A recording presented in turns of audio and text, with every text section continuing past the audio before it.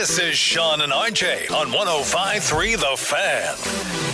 Good morning, Metroplex. We made it to a Friday. From Indianapolis. It's our NFL Combine coverage on your official home of the Dallas Cowboys and Texas Rangers. 105.3 The Fan. I'm Sean Sharif alongside RJ Choppy. We got Cowboys insider Bobby Belt. And from the G-Bag Nation, helping us out all week long, the great Brian Broaddus, brought to you by Yorgi Pet Care Connectors, East Dallas Diesel, Best Buy Windows and Siding, and the On-Time Experts. Are you sad it's the last day, Brian? I'm a little disappointed. When I was working in the scouting world, all right. we carried this thing. I have a Super Bowl ring, by the way. No way. Yeah, I'm a Super Bowl In the champ. NFL? You got it? I got it on right now, Choppy. Yeah, Super Bowl ring. Wow. You know what? Scholarship athlete at LSU. Got all my education. Yeah. You know Yeah. what? That ring holds up well over time, though. You know, Yeah, some rings, they're like, yeah. oh, that's piddly. That looks like a high school. That thing looks badass. But you know what they started doing after '96? They started making them too big. mammoth. Yeah. Too big. And I kind of missed the mammoth ring. I like to have got the mammoth ring. Really? Yeah. That's pretty big. That's pretty sizable. Yeah, you notice it. But yeah, it. That But seems like a good sign. Have you ever lost that for any period of time? No. Not I don't like wear. I misplaced it don't. for I a day? don't wear. I don't wear it that much. Do you have like a case that it sits Yeah, in? it sits in. It has a box at home. It sits in. But yeah, I am sad because when I was in the scouting world, this thing used to go to Monday. So this was a a full week of activity and stuff like that, and to go home on a Friday. And I understand we I've got responsibilities for baseball coming next week, and that's cool. But yeah, it's kind of, this thing's now getting cranked up. We had workouts on the field yesterday. We'll have some more today. The NFL Network does a really great job of covering the combine for us. So, but the part of it that's sad is that again, the John Snyders who you saw you hadn't seen in 5 years. Yeah. And you don't get to bump into the guys and gals like that around the country But that are working for these teams. Returning has met expectations for you? It has been different. It's been different. And I go all the way back again to when only 7 guys covered this thing. 7 media members. And now you kind of walk through and you're bumping into people and you're like, wow, I never believed it to be this big. But the expectations, I think every year I think the NFL does a really nice job of making coaches, general managers, everybody available. And you guys do a great job at hustling at night.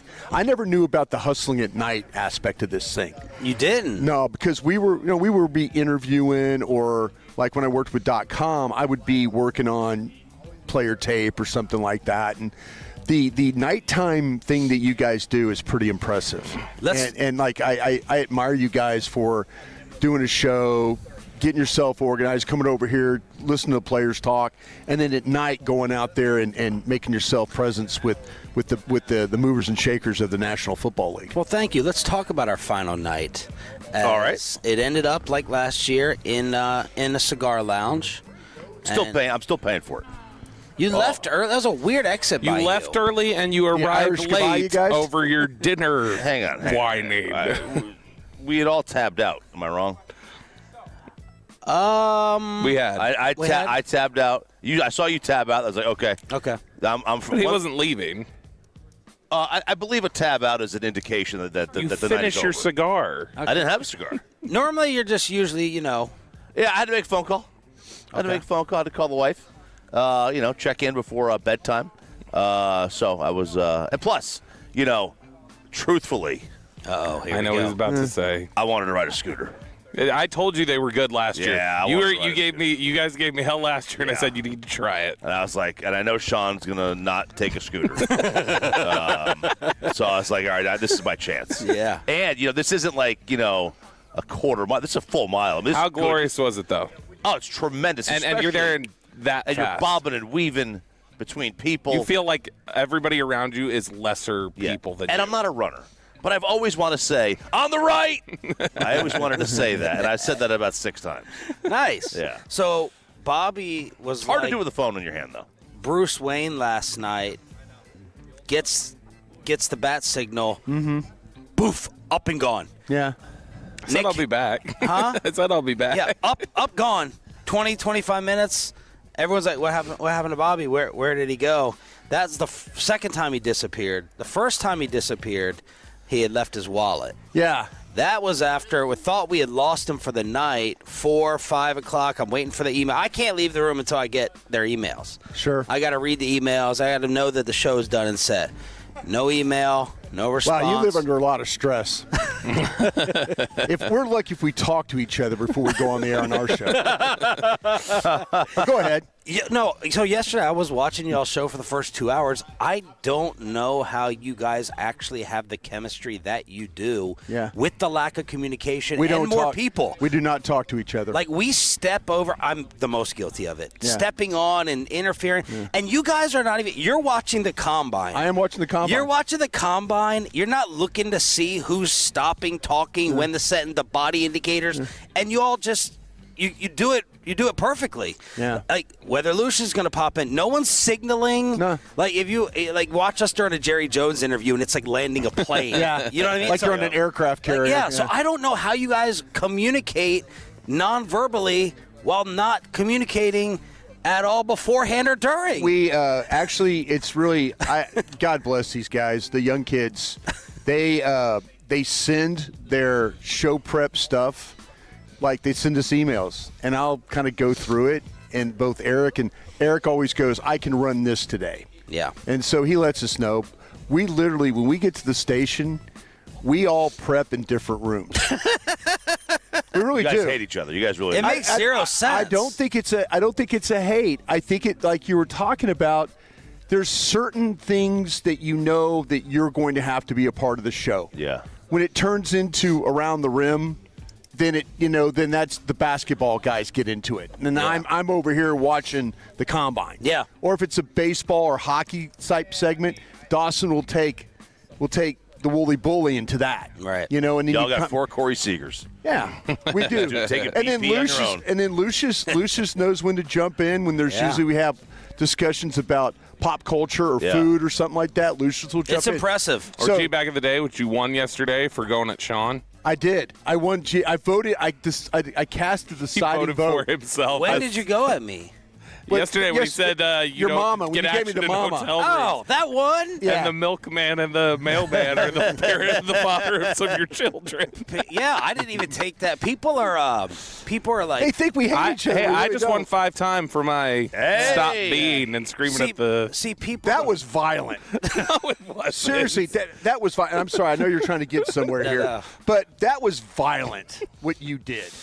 That was Mike Bassett. Words violent. can never was- be violence, Brian. Yeah, well, No, people think that was violent. People to think the Tolos. think that we're unleashing some type of different Broaddus here in the morning, but Nah. I don't think so. Nah. I mean, I was listening to you yesterday. You were having fun with the guy from PFF. You were whispering. You think that he hates your guys. Oh, He's the big walking tall by guy you. hates me. I can never figure these guys out. Is it Palazzo? Who's got Palazzo- the Ronnie Cycli? Palazzo's the tall guy. Who looks He's- like Ronnie Cycli?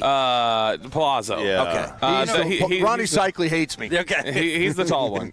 I cannot stand the other one, Sam Monson. That dude is a He hates me too. bad. So that was last night. Anything else to add to it before we move on? What'd you learn last night? That's a good question. I don't know stuff. I mean, it's a. What did you learn that you could actually talk about? Better question. I think that. I think. Did you learn anything about Pickens? Jesse Holly's going to say it on his show today. Yeah, might as well beat him to the punch. Yeah, I think we're in for a long off season. Okay, That's what I think. that's newsworthy right there.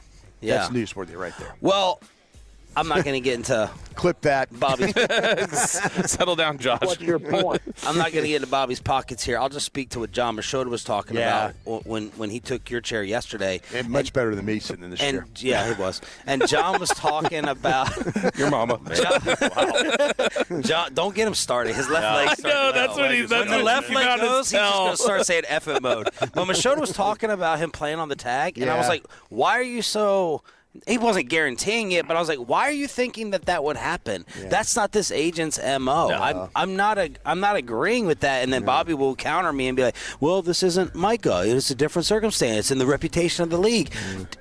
I don't think any of that freaking matters. I don't think it matters. Now, I don't know whether he would actually sit out the games, But what, you can sit out 8 of them? Mm-hmm. You can sit out and still get paid? You show up week 8, week 9? As long as he puts his name on that contract, he's due $28 million. Yeah. What indicator is there? This guy has not lost doing it this way. No. Like Mulligeta does it this way, and he wins, and he dunks on you. Yeah. So why would he do it any differently? Jory Epstein, by the way, who we all like. She's very talented and knows a lot of what's going on. Yahoo Sports came out with Cowboys plan to tag Pickens today. Okay. Micah Parsons negotiations may hint at next step. So that's Jory, who's got some Cowboy hookups. Broaddus, what jumped? Oh, let's talk about your hallway. Yeah. The magic hallway that Broaddus told you to go stand in. So I had a buddy I went to high school with who's out here, and I met up with him just outside. Does he have a Super Bowl ring? He might soon. How long has he moved to Giants? I don't think he does. I don't know who he's with. I don't know who he's with. He just see, now you know how it feels when you were trying to do to Archer the other day. Broaddus detonated everyone's spots here. I'm glad I have no connections and no sources to out. It could be with. You said you talked to the guy at the Giants. I didn't say that. He said the guy. He said he knows a scout. He didn't say what team. I thought yesterday he said he off the air he did. He did say it. You're technically right. He just said it off the air, off the record. I like it. The Giants are in New Jersey. Where's he from? He's from New Jersey. I mean, the Jets are there too. Who wants to talk to a Jet scout? Well, Brian. Go ahead. What's your Giant scout tell you, John? So I was talking to a scout in the league. Yeah, kid, only you stereotyping chopping. One of 31. Yeah. Who's the other Paisan scout? Who else? Sorry about that, John. Go ahead. No, you're good. I'll never hear from him again. So we're out there talking about an hour, and as soon as we're done, I walk down that hallway. Yeah. Okay, and then I run into Shotty signing some autographs. Oh, okay, Shotty. Yeah, Shotty. And then is he a source? Here comes Saleh every Friday. And Bob Saleh. Yeah, Bob. He's not as big as I expected him to be. Oh, Bob Saleh's a good-looking dude. Like, did you hear him say that his wife is getting him at night when he's asleep?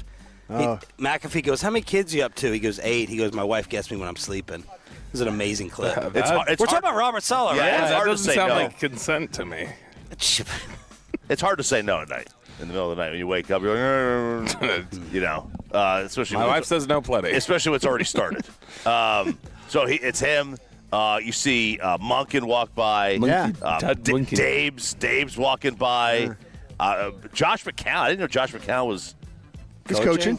Yeah, I'd forgotten about that because I know he was trying to get like an OC job. Minnesota, I think. He was in a head coaching spot. I mean, it just the gaggle of people walking by in that hallway. You're at the right spot if you want to talk to people from the Giants. And then all the media gathering around. Let's meet at the Sparrow later. Yeah, that's our place. There's got to be one in the airport, right? I don't know. I don't think so. Overpriced. Yeah.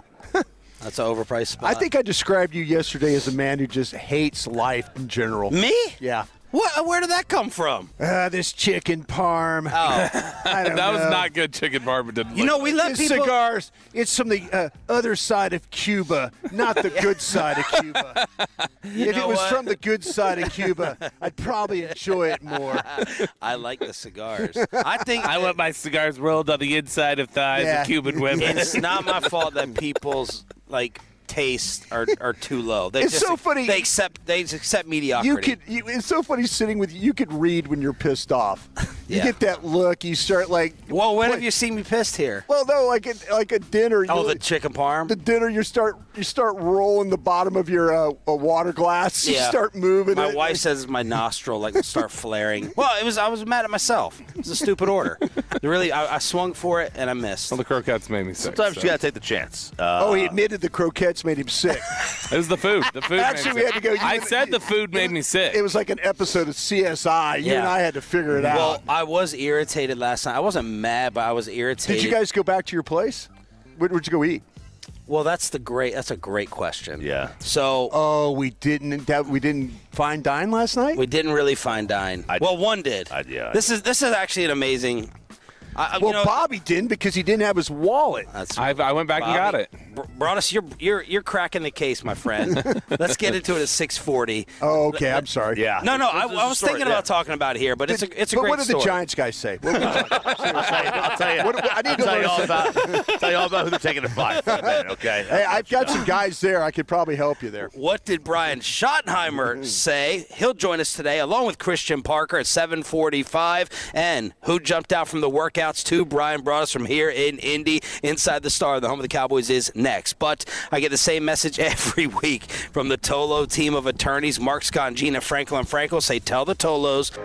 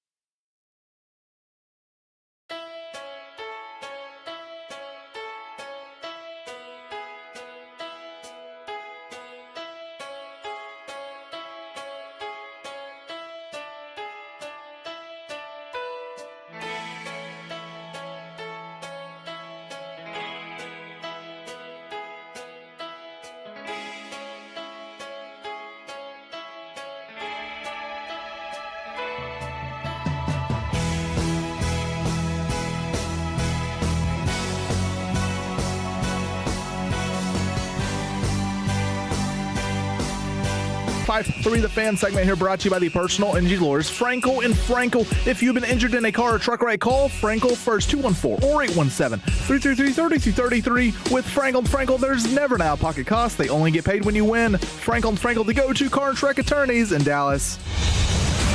From news and notes to the coaches and players for America's team, let us go inside the stars on 105.3 The Fan.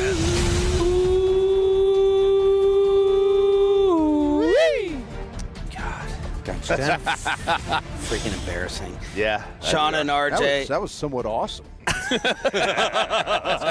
You're a fan of chaos, Brian Broaddus. I do like chaos. chaos. I do like chaos. We are live at the Combine in Indianapolis. Can you hold that sheet up on the fan cam? Or is that proprietary information? No, I just was making notes while I was doing my show yesterday. I was just watching. Is that the guys running and working out? Yeah, I just put down the notes about the things I saw them doing. So does Sonny Styles have ridiculous things scribbled next to him? No, basically 6'5", 244, 449, 447, verified like 448. Yeah, that's pretty ridiculous to me. That was, and he ran smooth too. It was a very smooth. He's it's really not surprising. They called it gate. Yeah, Gate. but the vertical jump. I was going to say 43 and a half vertical at that size is still surprising, no matter how explosive he looks. That's ridiculous. Why didn't no one was like, go up front? Like, anyone trying to pick apart at him being too tall for a linebacker and leverage and getting down and all that versus it's funny. Go play DN. Yeah, it's funny you say that because there's things that you can look at him playing as that off-ball linebacker. Yeah. And I studied him really, really early in the process. And I was like, yeah, cool. This guy's I mean, if I could, this kid was recruited as a safety and he became a linebacker in 2024. So he hasn't played linebacker very long. And, his dad, I scouted his dad. But he's the notes, very good athlete to the position, really good job at being in the right place, right time as a player, where you see him out of position in the defense, really good with communication, how he works with others. You can see the way he does it pre-snap. For a guy, that's kind of a little bit of your safety background. Where on the crossing routes, where the threats are coming from, where to carry routes. Yeah, impressive speed for the size to close on the ball. These are things you saw, sideline to sideline. Plays down in space, physical player. I mean, these are all things that you see on tape. But there's some things where early in the season he wasn't as good getting off blocks. This was, you watched him play. By the time they got to the game that was played here in Indianapolis against Indiana, he was doing a much better job of playing with his hands. And maybe that's because of, again, being a former safety player and then having to kind of learn the nuances of the game. Was that a Saban thing, moving safety as a linebacker? That happened with Urlacher 25 years ago. Yeah, he was New Mexico, and I remember. Yeah, it's a good question because I don't have a good answer for you on that one. That's the thing. There's some guys I watched work out yesterday that were linebackers that I felt like need to be that safety, that nickel role we're all kind of talking about. I know when we get Coach Parker here, there's going to be some questions. Remember last year it was the buzzwords were pin and pull and all that. We were talking about offensive line play. Well, now with Christian Parker, we're going to be talking about nickel hybrid linebackers, that kind of stuff. But, yeah, this guy, when you watched him on tape, you should not be surprised of how well he worked out yesterday. Yeah, you should. The way he moved and all that, the tape told you. I watched the Texas game, watched the Penn State game. Just watch this kid play. That part of it's not surprising to me. Bobby, who else were the winners and losers that jumped out? I'll tell you what, the losers were just guys who were because of what God measured them at, which is Cassius Howell and Ruben Bain. Both of them coming in with arms that were under 31 inches, which is... The Bain arms have taken over here as a story. Dane Brugler said it yesterday. I'll take the kid at 12. Just let him come down the board. Just let me hand in the card. Kuiper's talking like he could go between 15 and 20. Yeah. You'll be able to get him in the third round now. Listen. There's this kid. If you if you watch him play, how many times, by the way, do we see offensive tackles or blockers fully extend on defensive players? How many times have you watched a guy and go, wow, he's really full extension on that guy. If a guy, a tackle or blocker's full extension on the guy, you know what he's probably? He's probably over his feet. He's probably off balance. He's probably leaning too far. You know, So you've never cared about arm length? I do not care about arm length when I watched a kid for 17 weeks defeat blocker after blocker after blocker. Yeah. When you get to a point where you have maybe a deficiency, you have to figure out ways. What's the one way you can keep somebody from using their long arms on you? Tell me about it. You got one? Anybody got a thought? How you can Speed, keep them? outside, run around them. There you go. Speed. How about slap their hands? How about push their hands? Yeah. How about dip underneath them? How about as they're trying to get their hands on you, you dip and get underneath, and now they're leaning off balance, and you take advantage of the weight transfer. He does all that. This kid does all that. Yeah. You know, him, Hal, these guys that might have a deficiency physically make up for it for something else.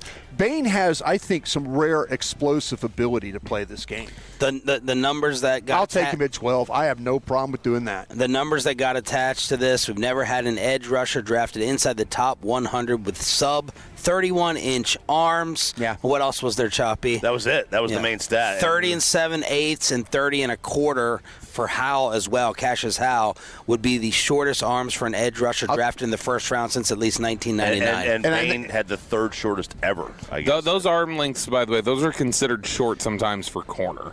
Like Okay. that is Let me very throw small. another thing at you. And Bobby, you're a historian of the combine. Mm-hmm. Last year, he says he is. Last year, they ran a stat. Check Dane Brugler's, and I think I have this right. 48 players at the combine that were measured, and then went to their pro day. 43 players out of the 48 had longer arms. Yeah. That's Longer than what? Longer than measured here at the combine. Oh. That is generally thought to be. Oh, I'll put this tape measure some home cooking though, like a little bit high. It's like you measuring the 40-yard dash at 38 yards. 43 of 48. Huh? 43 of 48 were changed. I know. 43 of 48. But Brian, let's I've sat there. It's like when you go, I'm clocking you at 38 yards. I sat there and watched the guy from the San Diego Chargers F up everybody's hand measurements. Yeah, I'm like, I watched him. I go, the guy's not doing it right. Do either of those players look like they have great length though? Do either one of those players make explosive plays? I don't have a problem with. I'm just saying, like, Well, Bobby, they're good. They're it's good. not like if this was a kid that was playing, and no offense to Montana Tech or Utah College for Teachers or whatever. Brian is anti-teacher. If we're doing that, I just watched that kid for 17 weeks play at a really high level. He's good. It's just there's definitely questions about his body type is different. His length Which is I have not great. heard anybody talk about this body type until we got to this place and measured his arms. Brian. Bobby. I'll bet you Brian, we all have look, longer arms. the body. Okay, look. Be quiet, real quick. Have you guys talked about this player at any time in your shows? yes. As a player? Yes. Without talking about arm length? Getting Yes. loud, boys. Okay. We just called him a monster. This has never come up. Yeah, Thank you. This has never come up. we've talked about him. But I can maybe save future arguing, even though I think it's great radio. Would you take him at 12, Bobby? No, I'm not as big a fan of Bain. Would you take him at 20? Yes. Okay. I would take him in the first round. I just wouldn't take him at 12. So are the arms a thing for you? No. You can use length differently. Okay. Like See, he's there are agreeing ways with you. there are ways to manipulate. Oh, he things. was about to until I went after him. No, because you're still wrong about the body type. People have talked about his body type. He is an oddly shaped I thought he was Brandon Graham. Brandon Graham was talked about as an oddly shaped edge rusher. But played a million years. Okay, but here's the thing, Brian. When we've looked at in the course of the history of the way we talk about measurements, is that Brian, don't get worked up. Look, when we talk about measurements, Emmanuel Forbes. You liked Emmanuel Forbes, right? And the league kept saying we've never seen anybody that looks like this at the position, and that's terrifying. The corner at 163 pounds is different. This is still somebody they've never seen this body type. Do you They've think never there's a seen problem it. that Burrow had small hands? I'll tell you one thing. I learned this being around. Or Goff? I learned this about, it's funny, the golf thing. We were standing at the combine, and Kavanaugh, like somebody was asking Goff about his small hands, and Kavanaugh was standing right there, and He goes, my hands aren't small. And then you hear Jeff going, tell him your hands aren't small. Tell him your hands aren't small. Like Jeff was kind of egging him on. He got to 9, though, Burrow. He did get to 9. Let me tell you what, man. Joe Burrow playing in cold weather is just fine. Usually your cold weather quarterbacks, you want to, you were talking about the hand measurements. I think you were asking Will about that yesterday or something. I did. Look, I'm with you. I'm with you, Broaddus. I'd be doing backflips if he fell. This team has no pass rushers. Yep. I mean, I say that in respect to Donovan Ezeraku. Yeah. I say that as a pure pass rusher. They have nobody that could get guys on the ground. As a pure pass rusher, I like Howell better than I like Bain. No, I can't go there. I like Howell, and I'll tell you this though, I think that I wouldn't be surprised if they took Howell. I've said this before. I think this not at 12, right? But at 20. At 20. At 20, I think they absolutely could. Yeah, I think they would. All right, so that was Bain. That was good debate, fellas. My arms are in shorts. What? That was awful. Oh, that was your Bain impersonation. That was pretty bad. Your boy, Jermod McCoy, continues to have everyone scratching their head around here. The cornerback, Tennessee, says fully healed from the knee injury and expects to perform full slate of the pro day. We're going to wait for the pro day. We're going to wait for the pro day. He's not going to do anything here. He's going to give himself an extra, what? About 3 weeks, yeah. About 3 weeks, 2 weeks before to heal. Understandable, fine, or worry? It's grass versus turf. Too. If your situation is well, you're going to work out the indoor facility there in Tennessee. You're going to work out. Yeah, it's true. They're going to work out. They're not going to unless the scouts request that he runs on the field at Neyland Stadium. I don't think he's going to do that. But me personally, if I had no time on him or not seen him worked out, I would worry. That scared you away from Will Johnson. Will Johnson, yeah. And he fell all the way to the second round. Thank you. And by the way, Bain. Wow, how long did? Oh wait, we're 7:33, 6:33. You're making sense now. Bain did say no teams have brought up my arm length in meetings, and people are like, "Dude, you didn't get a." Because they know they're going to measure him again, and it's not going to be. What's brought up my arms? People, I heard Jesse Holly talking about this. Jesse goes, "You couldn't have gotten a haircut, man. You couldn't have got a shape up coming out here. Like, you're in front of the entire world." And Bain is like, "I have zero hobbies. I don't care about anything else. All I care about is football." Oh, that's good. That's the way to project it. I think I'm looking at him and believing it. I'm believing it, though. Sean would have gone, "Your mama." No, show up without a haircut. Not to Bain, he wouldn't. Solid move. Although he could duck Bain's reach. You could tell when you go to Radio Row at the Super Bowl, the guys who are just the looking sharp. The guys who look good versus just the radio guys who are just kind of the schlubs that just roll in there. They have nothing other than radio. I mean, we're the schlubs, though. Right, but we still get a haircut. Right. Beforehand, right? Right. We still get a I'm not surprised this is fade. Jesse's criticism, though. Jesse always comes in looking like super clean and lined up. And Jesse smells so good. You love the smell of men. I told Coach. I told Lunda Wells that. Yeah, you're like, "Coach, you smell fantastic." Yeah, I told Roger Staubach he was very uncomfortable with it, but I can tell the cologne. I'm like, I hope my cologne smells that good to other people as it's smelling to me. But I told Coach, I just smell cigar smoke. Choppy's on a Cal Ripken streak. When's the last time you did a show without a hat on? He won't go to. When's the last time he had a steak dinner, a restaurant? Go into the steakhouses with these guys with hats. Sarah. That is kind of strange. Basically, I got with Sarah because she says you're pretty ugly without a hat on. Really? I can't remember the last. I don't think I've ever seen. I think he goes to sleep with a hat on. She makes me wear a hat in the house. She said, "Can you wear a hat when we have?" Shut up. She asked me to. RJ, I want you to look me straight in the face, and I can tell by your lips when you lie. Have you ever had sex with a hat on? Absolutely. Yeah. 1,000%. Yeah, but what about on your head? That's a good one. We're live in Indy at the Combine. What a shame this is going to come to an end. Hopefully you've been enjoying it. We're here till 10. We got Christian Parker at 7:45, Brian Schottenheimer at 9:15. What did Brian Schottenheimer say about his football team? And we need Broaddus to decide who was right and wrong about our dinner last night next on The Fan. But we're always...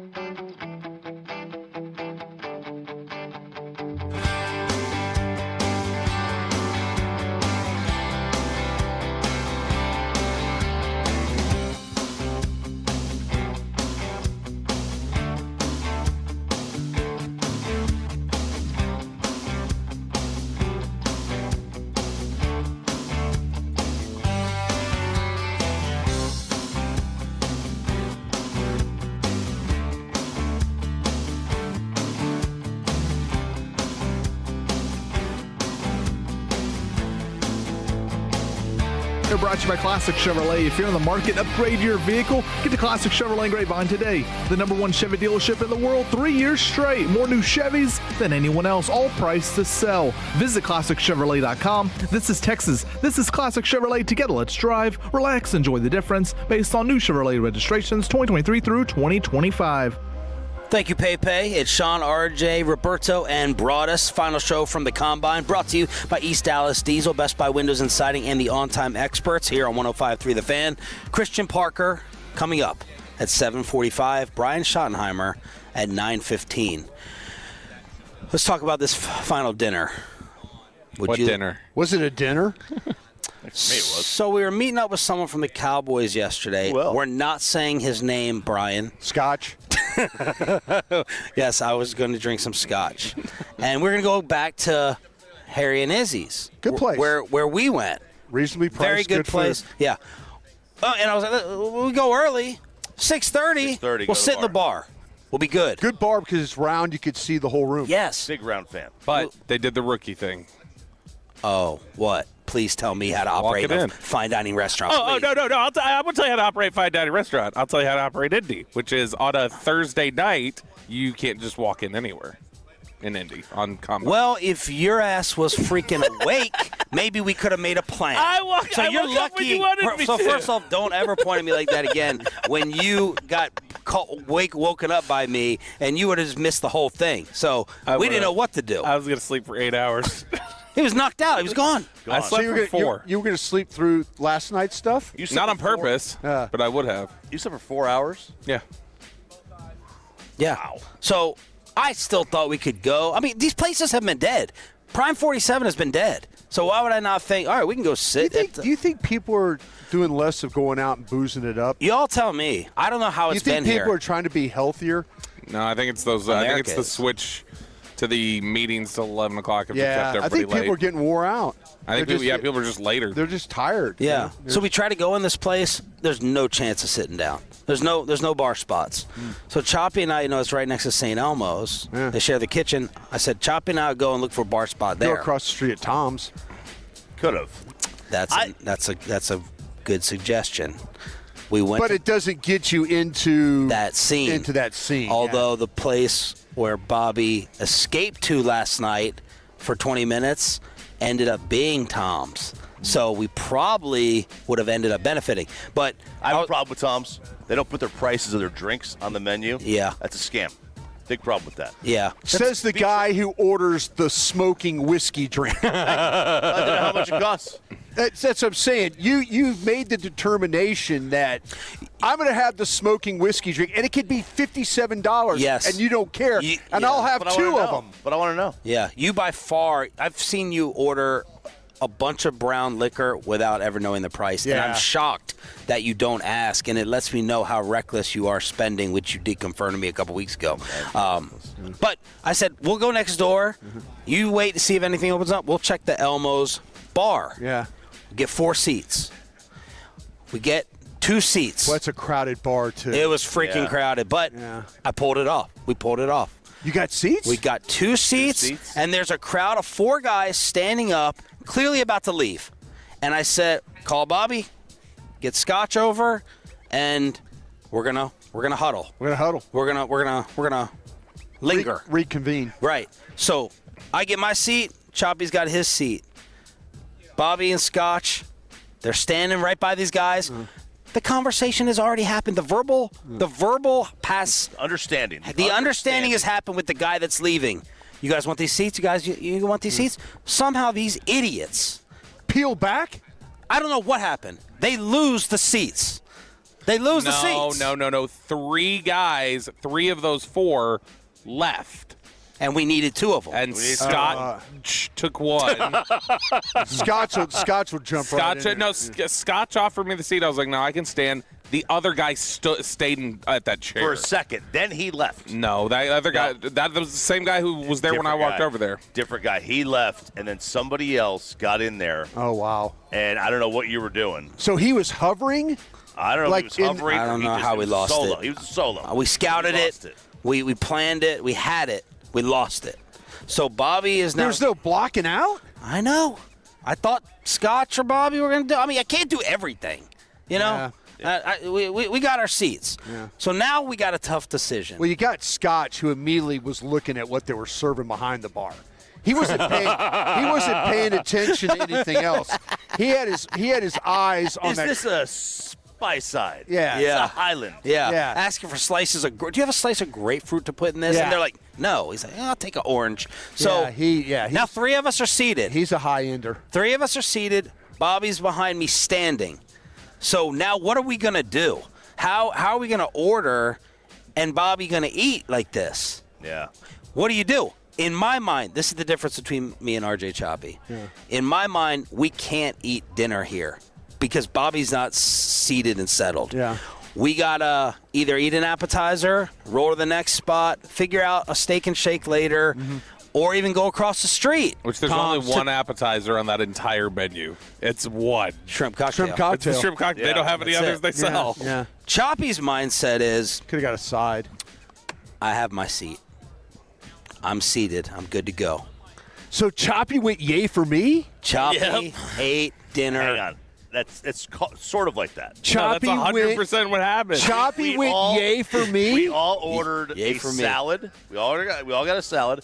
Bobby had a salad standing up? Bobby left to go back to get his wallet, which during that time we took the opportunity to eat an appetizer. Let's go back. How does a man walk out of a hotel room without his wallet? That's an amazing. How do you go anywhere in life without your wallet and your cell phone? I have this. It's like I have Roy again on the show.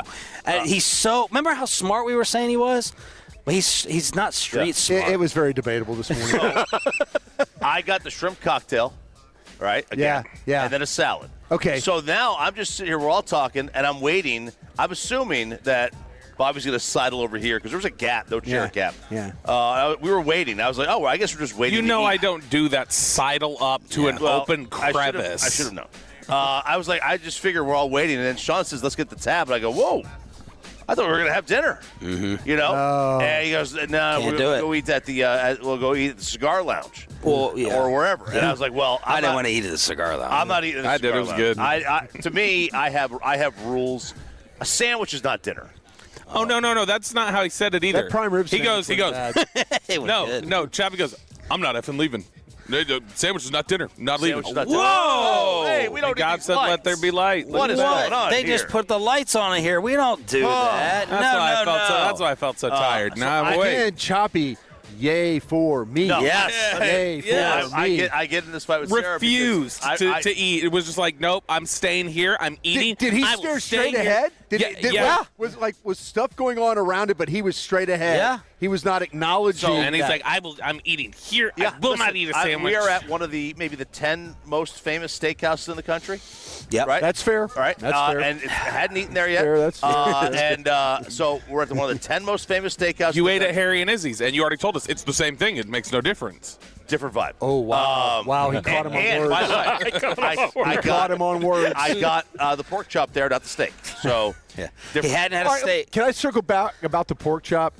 Did the lady talk you into a bad order on the pork chop? No, it was good. She talked him into a bad temperature. That's what I was saying, though, the temperature. People don't know you can have medium rare pork. People don't know you can have pink. I had ordered a medium meat. rare, and she said medium. Yeah. She and said, I was like, whatever, fine. Yeah. It should have been medium rare. You can go medium. But were you happy with her? It was fine. Yeah, it was okay. fine. Fine's not happy. You know, looked a little DRY. I knew that I was not eating. I was not going to have any actual meal for minimum 2 hours, and then it's too late to eat. Okay. That's after 10 o'clock, and I'm not doing. When I'm Joe Atlas? When I'm on the road, when I'm on the road, I'm not Mr. Olympia? I'm not doing a grab and go.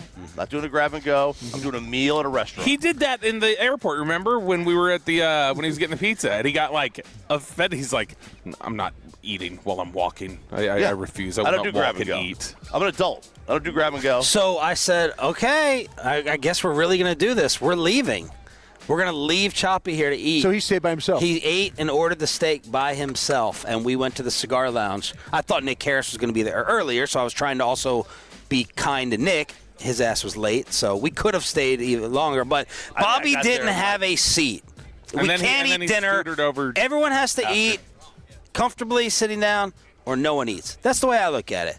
But Choppy, he decided. And then you know what Choppy, really honestly, I admire what you did. I mean, look, I didn't choose to leave. I admire what you did. I was ready to eat. The dinner was being served. You had the wedge. The wedge right I got there. the wedge. I got the Caesar. He got the Caesar, yeah. Oh. I got the wedge. But I said, no, Bobby's got to have a seat, and this can't work. The fact that Bobby forgot his wallet again means he gets no What do you seat. mean again? Ooh. I'm reminding that I'm going back that you did No, forget I your was wallet. going to say, yeah, I just did the well. Okay, let me ask you this. So what would you have done? Who do I need to blame for the lack of a box out?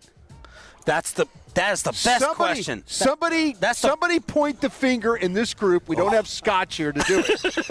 But somebody in this group point the finger at the person or the people who were involved in the lack of a box out. Yeah. God, that is the greatest. So there was visual sight that we were going to get these seats. Yeah, I had no doubt. No doubt. I But had just no some doubt. poor execution. Poor execution. Poor. Point the finger at the lack of a box out. I honestly don't know because I was so settled. I was like, I've done the job. We're good. Yeah. And I didn't even really keep looking. I thought Scotch was there. I don't know if Bobby really made an effort. Bobby's very uncomfortable in those things. He doesn't want to say. He's not going to make the lunge. So I think Bobby's lack of aggression. There needs to be a tap on the shoulder. I was not there. That was when I had walked across the street. And when I came back 2 seconds later, it was taken out. so Bobby sounds like he's not part of the box out. At that moment, I wasn't. The Ralph- only other Ralph person on that chair, James the only went- other person on that chair would have been Scott. Ralph James went individual. He was by himself. he was looking at the ISO. he was looking at the steak menu. You weren't paying attention. I was all the way on the left. It's I was the Scott- farthest Yeah, away. Scott was next to Honestly, him. you had no chance for a box out. Yeah, no chance. There was too much. There was too much. It was like, a poorly designed play. Now, really poorly designed play. Other than for Do Choppy. you see? Do you see? I don't even know why I look out for Bobby on these incidents. You see what I get? Yeah. Do you see what I get? I should have been selfish about it. And then you know what infuriated me the most? I wasn't even mad. Bobby got mad at you because you didn't have a seat. I didn't get mad at all. No. you didn't even eat dinner. No, I'll tell you what ticked me off the most. Choppy shows up off the scooter. I said, "What steak did you get?" He goes, "I got the flank steak." I said, "Oh, that's very rare. Like it's a very no pun rare- intended, rare cut. Rare." Yeah. I said, "How was it?" He goes, "Not that great." I said, "What was wrong with it?" He said, "Tasted too much like steak." Yeah, that's I such wanted a to take my stupid- cigar and stab him And what did I tell you? burn his thorax or Here, whatever. His Lorax? Yeah. That's a thorax. character. It had that. Someone said he looked like the Lorax the other day, that jumpsuit. Your I wanted your to dad's a doctor. I Right? want I wanted to burn a hole in his Wait, neck. wait, He what goes, it tasted too much like steak. What did I tell you? What did I tell you? Son of a What did I tell you biscuit. before I came back in? I said when he walks in, Freaking. I said don't even ask him about what he ate because Yeah. he's going to be annoying about it. Yeah. Don't even ask him. I'll tell you, you know how sometimes you get a fried chicken and it tastes too fried? He said the too fried taste. This had I could taste the grill marks, okay? Oh, All right, my God, that's what you want. No, I don't want on that cut you I want do. the seasoning. I want to taste what they put on it. Oh. All right, it tasted like they just took a piece of meat out of the fridge, threw it on a grill, didn't touch it, didn't marinate, nothing. I'm All right? amazed. It tastes Too much like steak. I'm amazed at just the execution of the plan and how Eight- poorly It it was was. freaking don't poor. want- It was like Mike McCarthy at the end of a game. I don't 817 wanna did. taste So it. Let me ask you this. Hold on. 817 said Eberflus dropped the play for the chairs. I don't. All right. Who, real quick, I know. Yeah. What's role did Scotch have in block out? I thought Scotch was the most aggressive. He got a chair. He sat. So three of us are sat. But he didn't turn and make sure everybody else had chairs? I don't know, man. I I don't know Choppy didn't. Yeah, I kept looking. What Brian Schottenheimer said about your Dallas Cowboys. You're going to want to hear this next from Indy right here on The Fan.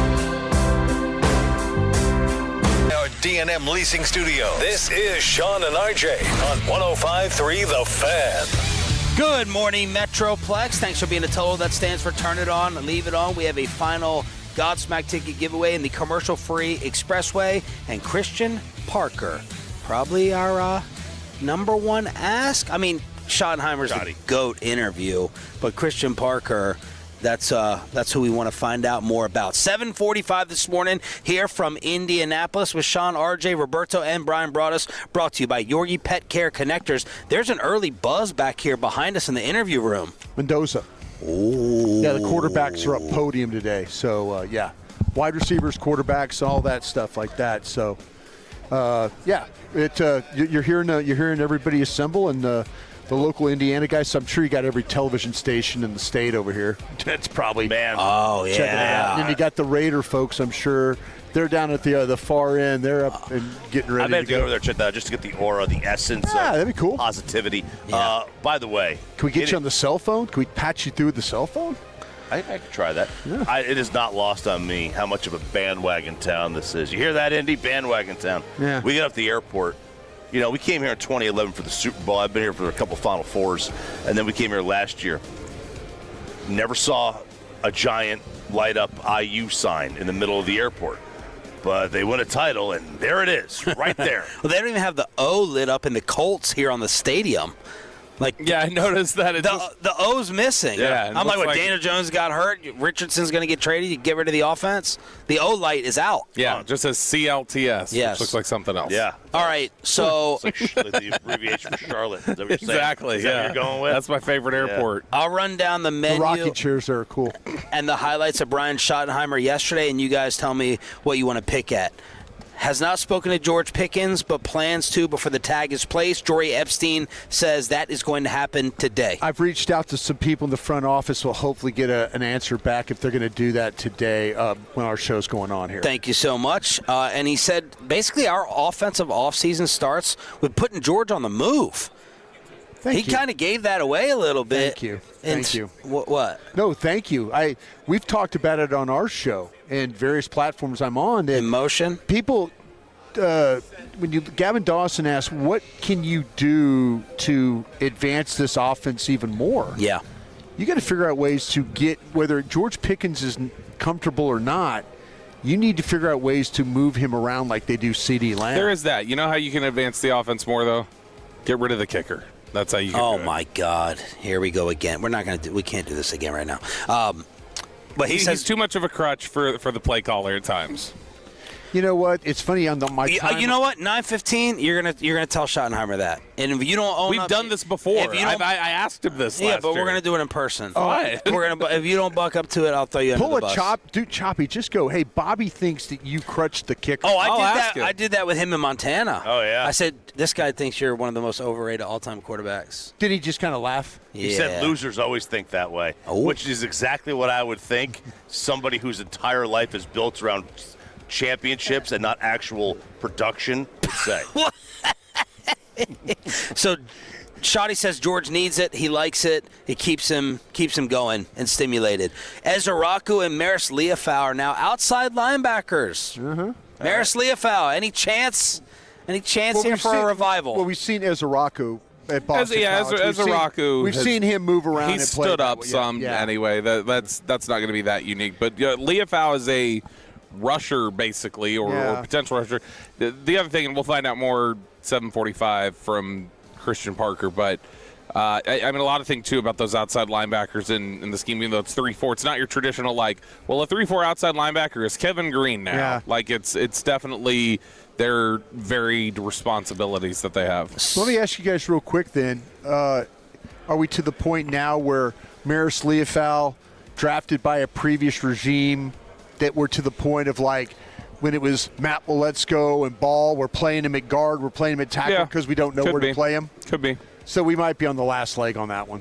Savone Revel is finally healthy. Yeah. They're comfortable with the current state of the running back room, but they want to use Hunter Lipke more.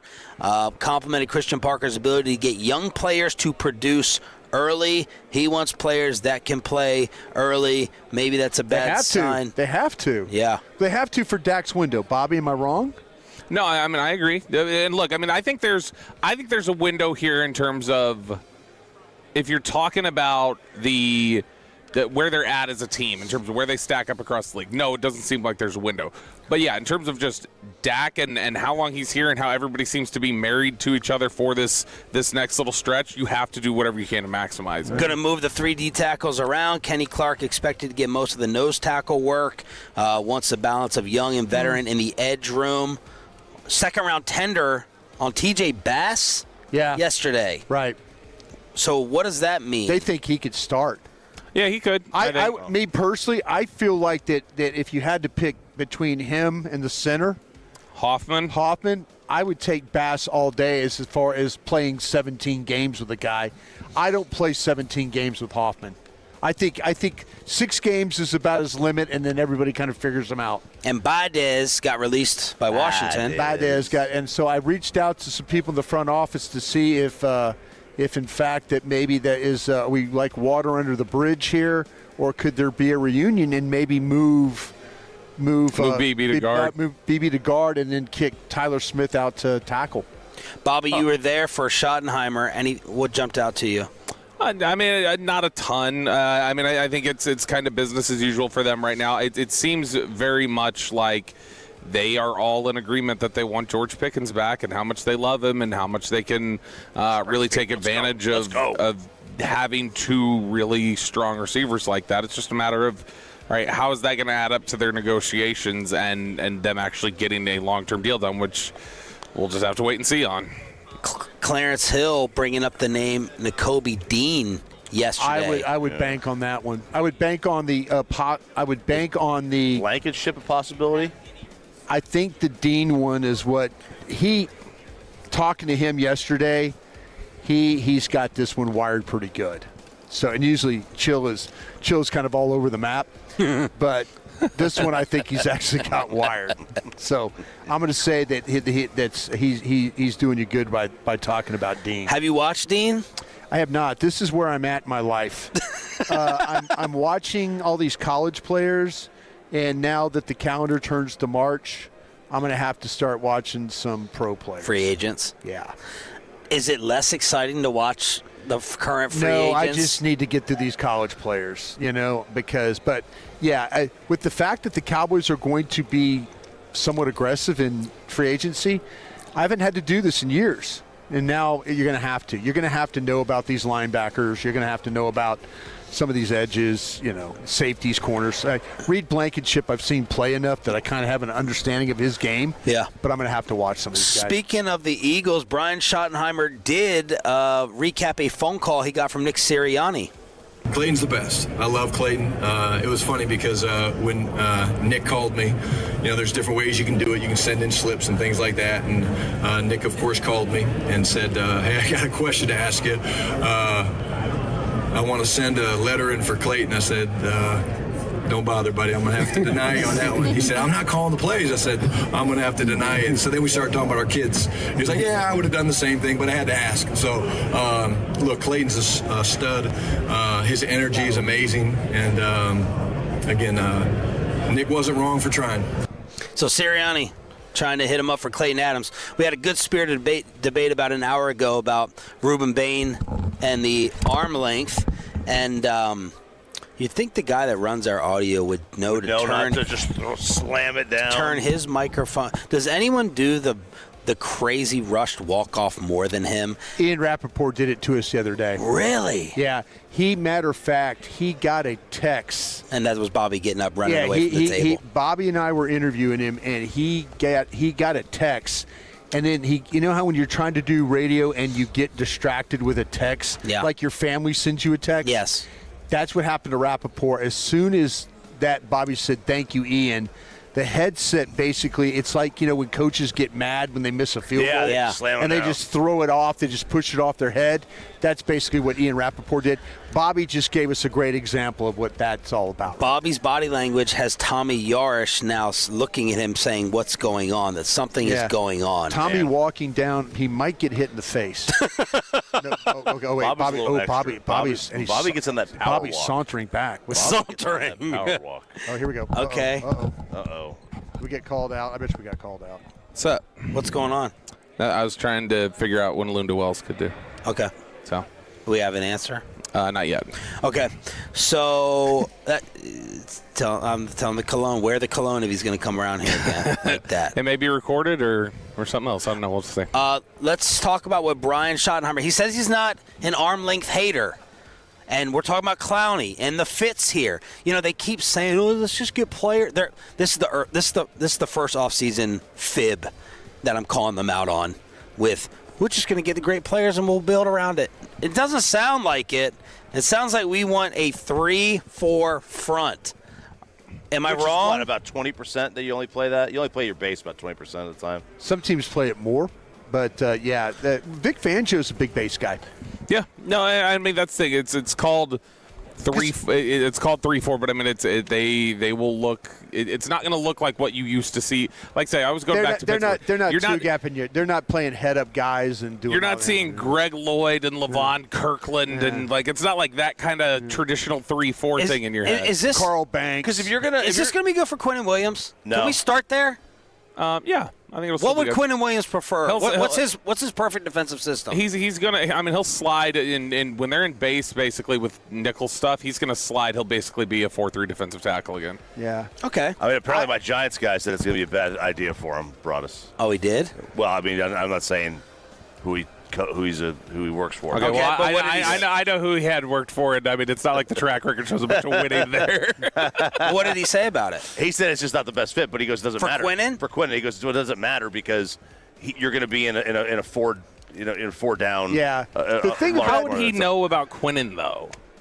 I mean, Like he's no expert. it's an NFL. I mean, He's Italian. Yeah. No. Oh.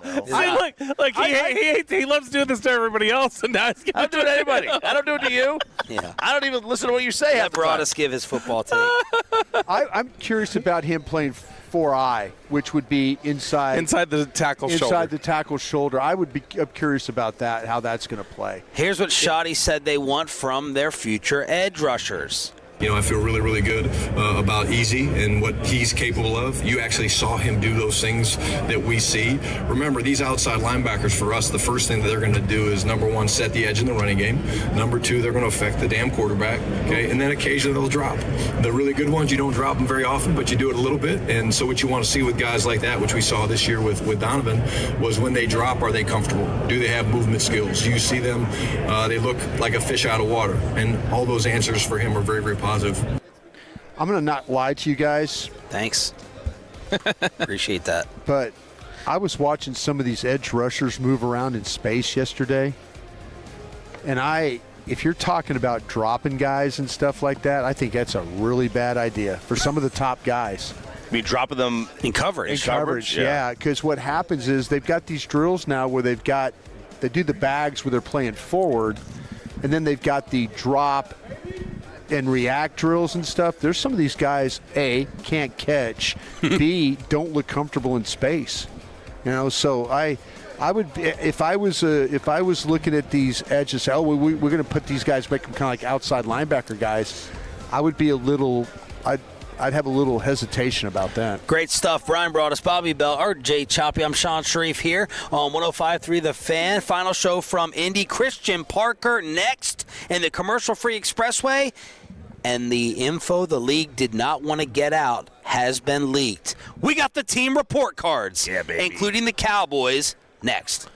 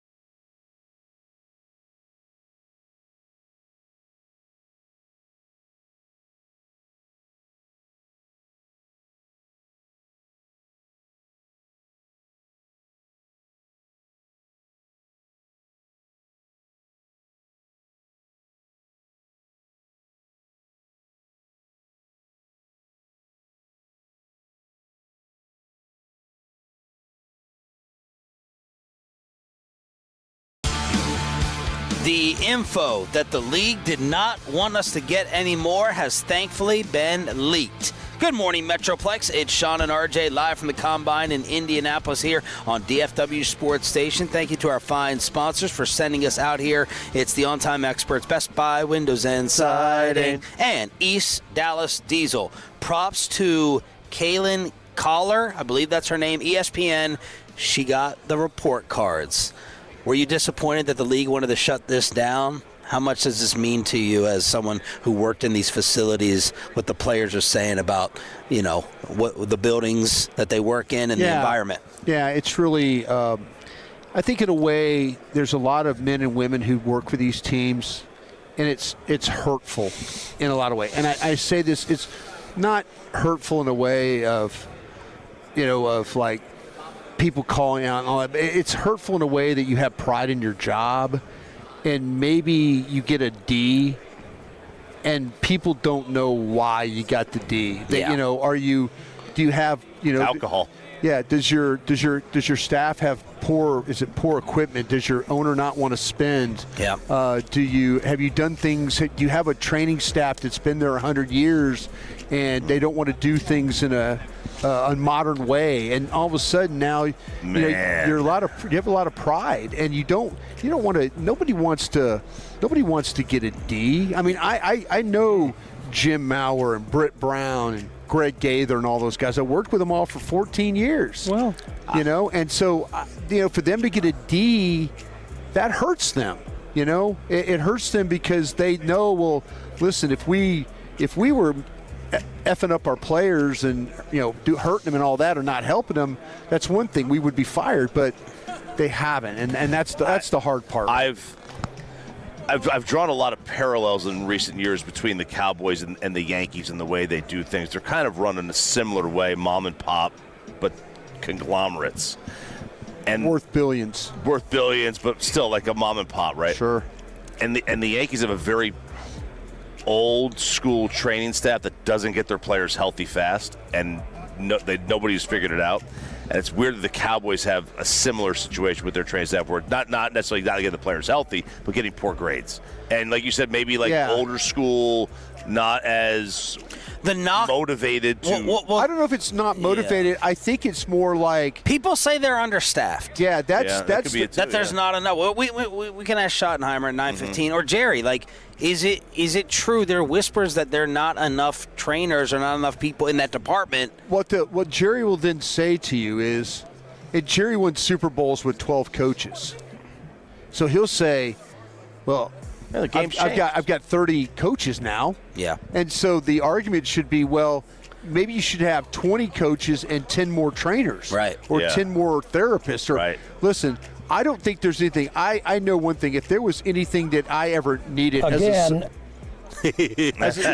got scared. He thought Jerry was on the hotline. No, I didn't know. I didn't want to talk over a drop is what I didn't know. But talking over us is fine. Yeah. So I just, to me, I kind of understand why, you know, that if it's because, listen, everything at the Star is modern. Yeah. The facility is modern.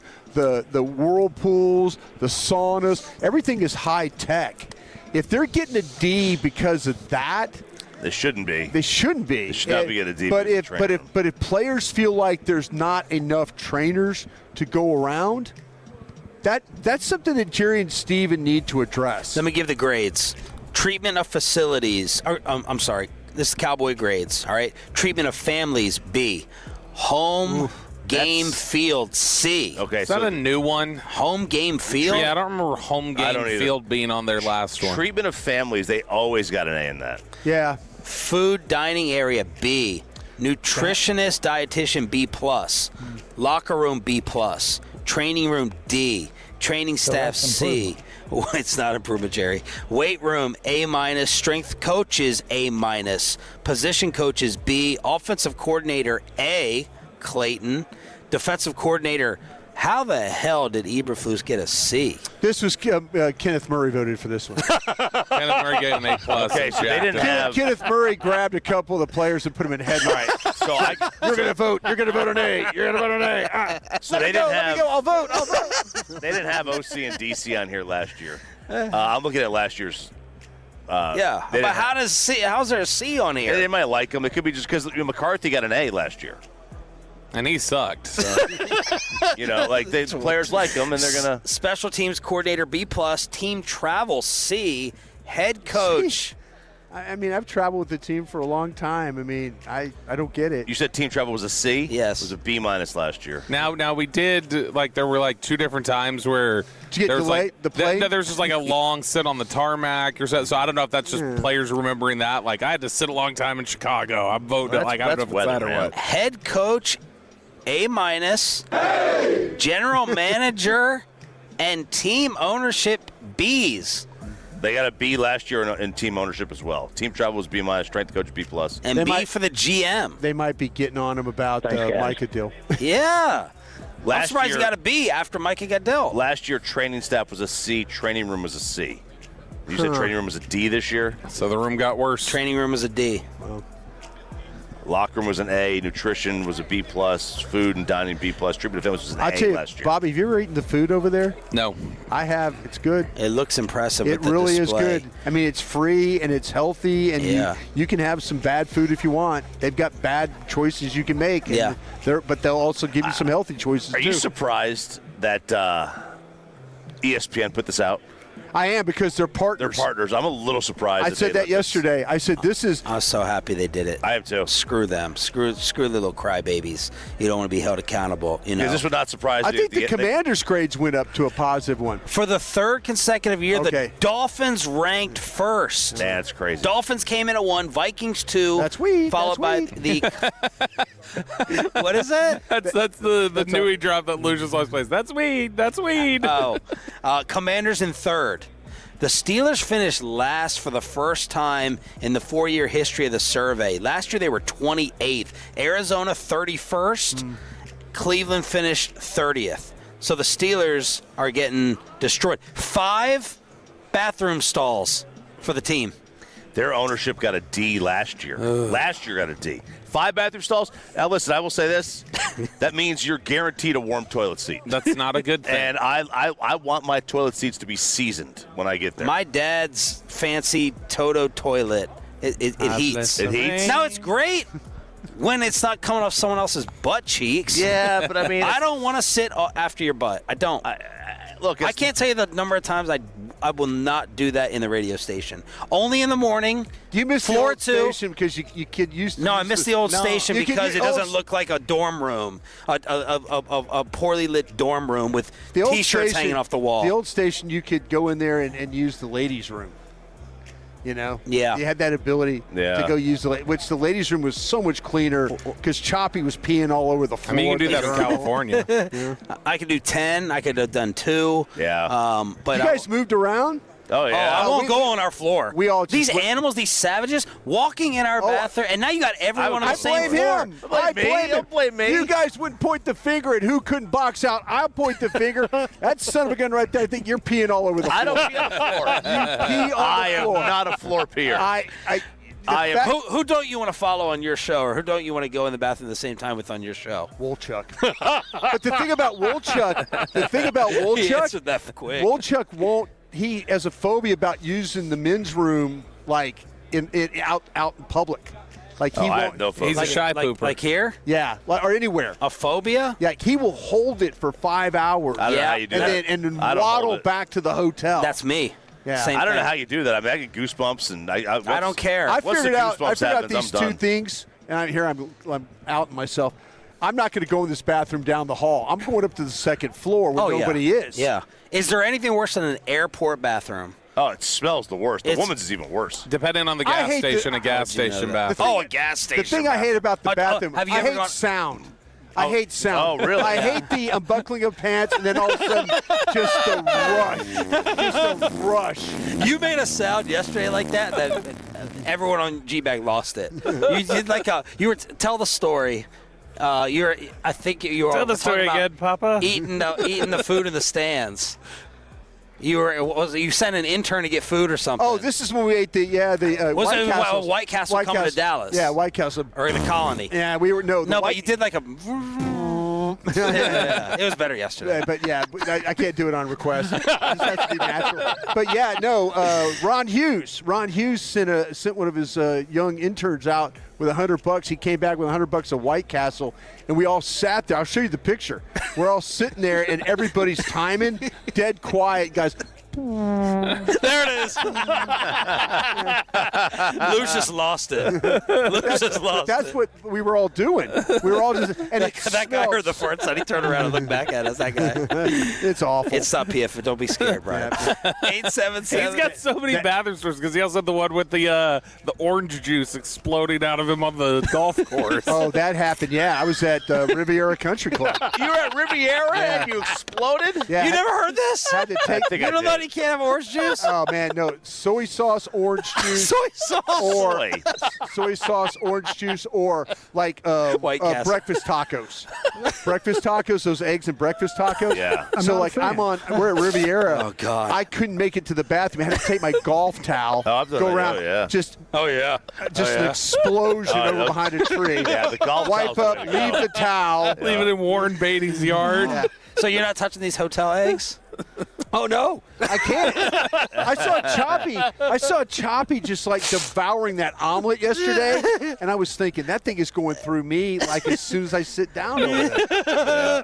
Soy sauce. You got a poke bowl the other day. Yeah, but I don't have the soy sauce. Not even low sodium.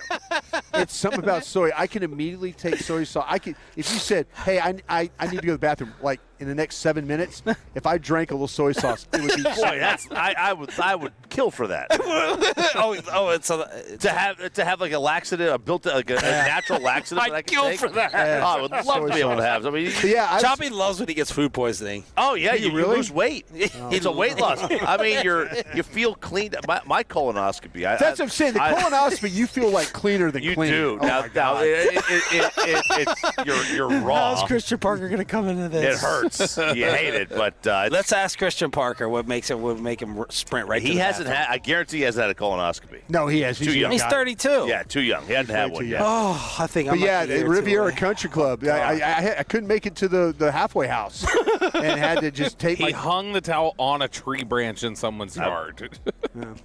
Dang. You gotta do that. You gotta hang it. Why did did. you hang it? That's Well, I'm lucky. I'm lucky I didn't have to put on my rain pants. I had an accident, wipe, and then put on my rain pants Oh, to play God. the round. I'll tell you, that's why you God. gotta always wear dark pants just in case. I'm crying. All right, so the NFL report cards released. Top three, Miami, third straight year, and you can't win with it. Minnesota, Commanders, bottom three, Browns, Cardinals, Steelers. There we go. All right. Wow. Other league news. The Colts are giving Anthony Richardson permission to seek a trade. Minnesota's being tied to this immediately. Where were you on Richardson? I was not as high on Richardson because I didn't like it. Reminded me very much of a Mitch Trubisky and didn't play a lot of games. I'm like the play a lot of games quarterback guy. It's a bad sign usually. Like if they didn't start a lot of games, it has historically been a pretty reliable indicator that the quarterback struggles. What is Minnesota doing with McCarthy? Why are they whoring themselves out to every quarterback possibility? I talked to somebody with the Vikings about this. Well, look at that. I'll admit it. Yeah, I talked to somebody. I talked to somebody at the Vikings about this, and like this, the thing with McCarthy, the head coach was a big proponent of getting him there. Like this wasn't something they got rid of the general manager. Yeah. But this was a big push from the head coach. So this is a little surprising. Is this him giving up on JJ? I don't know. It looks like here comes our defensive coordinator. I don't know. Yeah, I'm going to see if he's going to do us first or he'll do DallasCowboys.com. Let's see if first. Scotch will move him to the other side because we're about to go to break, right? Oh, you're just tattling again, aren't No, you? we're at our expressway. Oh, we're in Expressway. This is Oh, Expressway. well, sit that thing down. I mean, you've been here freaking 2 days. You don't know what the... Yeah, turn around. Scotch is asking you a question. Oh. What's up? We're good. We're good. Let's do it. Right now, baby. Let's go. Y'all, hop on the fan cam, Twitch and YouTube, as we are going to be welcomed by the main man, the one everybody wants to hear from. He is the new... You smell that? No. You don't smell the cologne? I haven't smelled that. It smells different. Oh, there. I'm starting to smell something now. Oh, yeah. Yeah. It smells good. He's sitting down with us right now here on 105 through the fan. Brian Broaddus is very embarrassed. Let me smell you. Come here. He's got great cologne. You know what? It's kind of. I think it's lotion. I think it's more lotion and not cologne. Christian Parker. No, I'm not a scented lotion guy. I'm a cologne guy. Yeah. You know what that is? See, you missed it. You missed it. That's got a hint of Mandalay Bay Casino. Smells good. I like it. Good morning, Coach. How y'all doing? We're doing well. Good. Thank you for sitting down with us. Bobby said, everyone's trying to go out and about and social scene, and he was at a place the other night, and he said, when you walked in the room, you had the aura. And the room was looking at Christian Parker. Bobby, did you feel it? He just commands it. Everybody knows Christian Parker, it looks like. They're like, oh, CP, they're all dapping him up. It's very, very popular man around town. Yeah, kind of got to lay low a little bit right now this week. It's been a lot. But, it's good to see everybody. It's really the only time you get to see everybody around the league in one location. So it's been cool. I got Cowboy fans very angry at me on night one. I want to see if you support this move. I took a selfie with Big Dom, and I posted it, and it backfired. Yeah, that's my guy. What does he do? He does it all. He does it all. Yeah, See, to me, he was like the white whale around here. I want to interview him. I don't care about besides you. I don't care about anyone else. I want to hear Big Dom's voice. I want to know what he does, because he's like the fixer. He's like a mythical character to me. What does he do? Literally everything. From helping players in the building to out of the building to families. He's security, escorts. Like, you call him at 2 in the morning, 3 in the morning, 1 in the afternoon. Like, he's available. Great dude. He really wants to lay low key. He doesn't like being out too much, but he's the best I've been around in terms of just managing everything for the organization. Does he have like an endless supply of Fila suits? Is that Fila? Well, he mixes them up. So I've seen Puma, I've seen Fila, I've seen Nike, I've seen the team issue, because you still got to wear the logo when you're at work. So he has a couple different ones. People used to joke about, because I wear a lot of tracksuits too. So I don't wear Fila. I'm a little too young for that, but I did back in the day. I understand. As an older guy, I understand what he's saying. Let's see your shoes today. This is low 11s Concords. Okay. So. How many shoes do you have? This is what Shotty said. You got the shoe game. Yeah, it's close to 400. Yeah. 400 pairs of shoes? Close to 400. Yeah. Gosh. That's my thing. If it wasn't for football, I'd probably be doing something with kicks. So how many? You don't know Nico, do you? Nico Harrison? No. Okay, no. good. I know his affiliation with Kobe, though. Yes. Did you see the Kobe story the other day, the Mamba story? I did not. I saw it. Something popped up on YouTube about it, but I didn't watch it. I know the story, though, the origin of it, with Michael Jordan turning it down, and then it kind of pivoted. Oh, you knew that? Yeah, I'd never heard that. So the Black Mamba campaign was for MJ. So even my guy Kobe copied that. Oh. He couldn't even have that as it was built for Michael. Michael has my level of fear of snakes. Right. About his steez. So it was before Air Jordan. They were going to call him the Mamba. No. He was. This is bad. I think it might have been 2002 or something like that.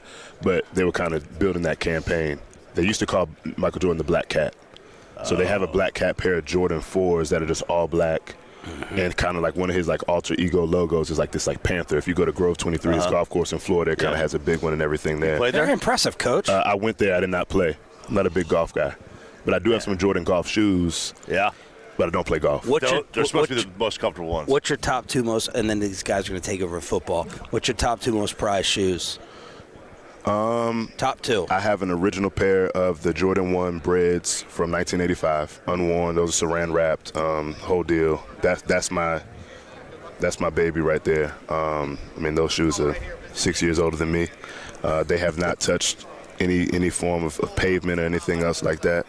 I would say second are probably the Yeezy Red Octobers. I was able to get those back in the day. I haven't worn them. I almost wore them for the Super Bowl parade when we won in 24 when I was in Philadelphia. Yeah, but talk about I decided against that. So when will you wear those? Because you have 400 pairs. When will you wear those again? Are they? Oh, good question. It just depends. Like certain shoes, I'll go years without wearing. I'll randomly think about them. I'll pop those out. Some kind of stay in like a little bit of rotation. But do they have to match? Choppy. No, I think because you wear a lot of neutral colors anyways. Like all black. Something like that. So you just wanted to be, now you don't want to be going crazy, having stuff clashing. Yeah. You know what I mean? But a lot of stuff is more neutral. You can do that. Coach, Will McClay sat down with us and said the term has stuck in his head in interacting with you early on. What does brain works mean? I mean, I think you just see that in the player. You know, when their brain works, you just see them progressing through things, eye discipline, communication. During the down, you see those wheels turning almost, but it's not slowing them down. So when you say somebody's brain works, you can just watch the tape and know that they're a very cerebral player with instincts. You know, when you say that term, you think about somebody who's a good mental processor. Who's somebody that over the time that you've coached guys since you've been in the league that you say, that's an example of, like, I like guys who play like he does or who process and read like he does? Yeah, I would say when I was in Green Bay, Tramon Williams was probably the first one I was around in the DB room. You know, he was so experienced. So we had him at nickel, and Tramon had seen every route concept in the world by then. So when two went out, he knew one was going quick. When three blocked, he knew the route was going 12 plus. Like a lot of those different intricacies of route detail, some of them I learned from him when I was actually in Green Bay as quality control. And then I would say at corner, Pat Surtain, just it's like things move in slow motion for him when he starts seeing things develop. He's never in a hurry, but you can tell that the wheels are turning. And Justin Simmons and Kareem Jackson, both of them at safety, just had a really good feel for that, especially a good feel off of each other. Their chemistry was significant. And then, to Philly the past 2 years, Cooper DeJean's probably the fastest processor I've coached. Once something happens, his feet and his brain are connected. He can just react and go get it, and his confidence is precise. He just knows what he's looking at. So you can tell him something Tuesday during the week or whatever, he goes and finds it. So what about Nakobe Dean? Oh, Nakobe Dean, he's a very quick processor as well. He does a lot of work in the film room during the week, so those things trigger fast for him too. When you start to, we're trying to kind of pin down your scheme or what you're going to do. What if you were to just explain it in like layman's terms to like our audience? How would you describe what you're trying to do in a way that's going to pertain with the players they currently have on the roster? Well, I think by structure, you're in a 3-4 structure in base with 4 defensive backs, but typically you're in nickel, right? So it's 4-2-5 essentially. Okay. Up front, you want to be in more of an attack and react style. So what I mean by that is the attack front is kind of known as you're flying up the field, everybody's hot in the gap, single gap fits on the second and third level. So you can create disruption, but sometimes you create vertical seams, in my opinion. Okay. So we're more of the create knockback up front, resetting the line of scrimmage, but squeezing blocks at the point of attack. So guys have to be able to play with their hands, their feet, and their eyes, essentially, to do that. So is that so when you're looking at, say, your front seven, you're talking about playing, and you're playing attack, do you play, is it downhill with your linebackers, or are they more of a? Well, they have to play more downhill than flow stack and tracking the ball. I think when you can play the attack front on the D-line perspective, you can go with quicker, faster guys. They don't have to grind blocks as much. They don't have to hold double teams because they're jetting up the field. Right. Which means that your linebackers, there still is an element because they have to play, play action pass. Usually those fronts are associated with true spot drop zone coverage. Okay. You think about like San Francisco, for example, the things that Fred Warner does in space and things like that. But when you do it that way, sometimes with certain run schemes and certain things like that, I just feel like there's a space. So if somebody gets kicked out, then things can wind back. And you have to, like, the resources, those teams that are really good in that front, you look on the front seven, it's like 3-4 first rounders. Sure. Like, you got to pay to play for that. Sure. And so, like, people I've heard describe and I might be wrong about this, but I want to ask you, and I appreciate your response. You play like a gap and a half. Yeah. So can you explain when they start to talk about gap and a half to you, what does that mean? So you want to have an attacking mindset in your primary gap. So you want to create knockback in that primary gap, but you're not just finishing up. You just that's your primary. When the ball shows up in another location, then you have a secondary gap. Right. So it's primary, secondary, and typically the secondary gap is shared with somebody else's secondary gap. Right, so if I'm an A-gap player and I'm going into the opposite A, then the linebacker's probably a B-gap player that's falling into that A-gap as well. So then that's when you're able to kind of eliminate that space and converge on the football, but you're playing it with your hands. At the second level, obviously, that's those guys being able to work lateral and then punch a hole in the front there. But up front, you want guys to be aggressive because you have to convert to pass rush and everything like that. So when you think about, like, this is when I was in Green Bay with KC, he was the best nose in football, in my opinion, at doing this style because he plays with good length and he has a good anchor. Quentin Williams, this is how he played at Alabama. This is what Saban does in the mint front and everything else with that.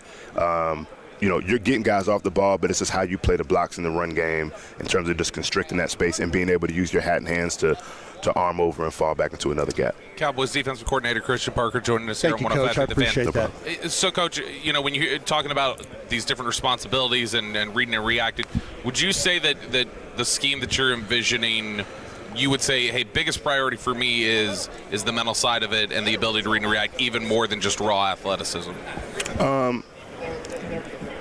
Yes and no. I mean, I still think that you want a lot of athletic, fast guys because there are going to be times where there's space and you have to eliminate it.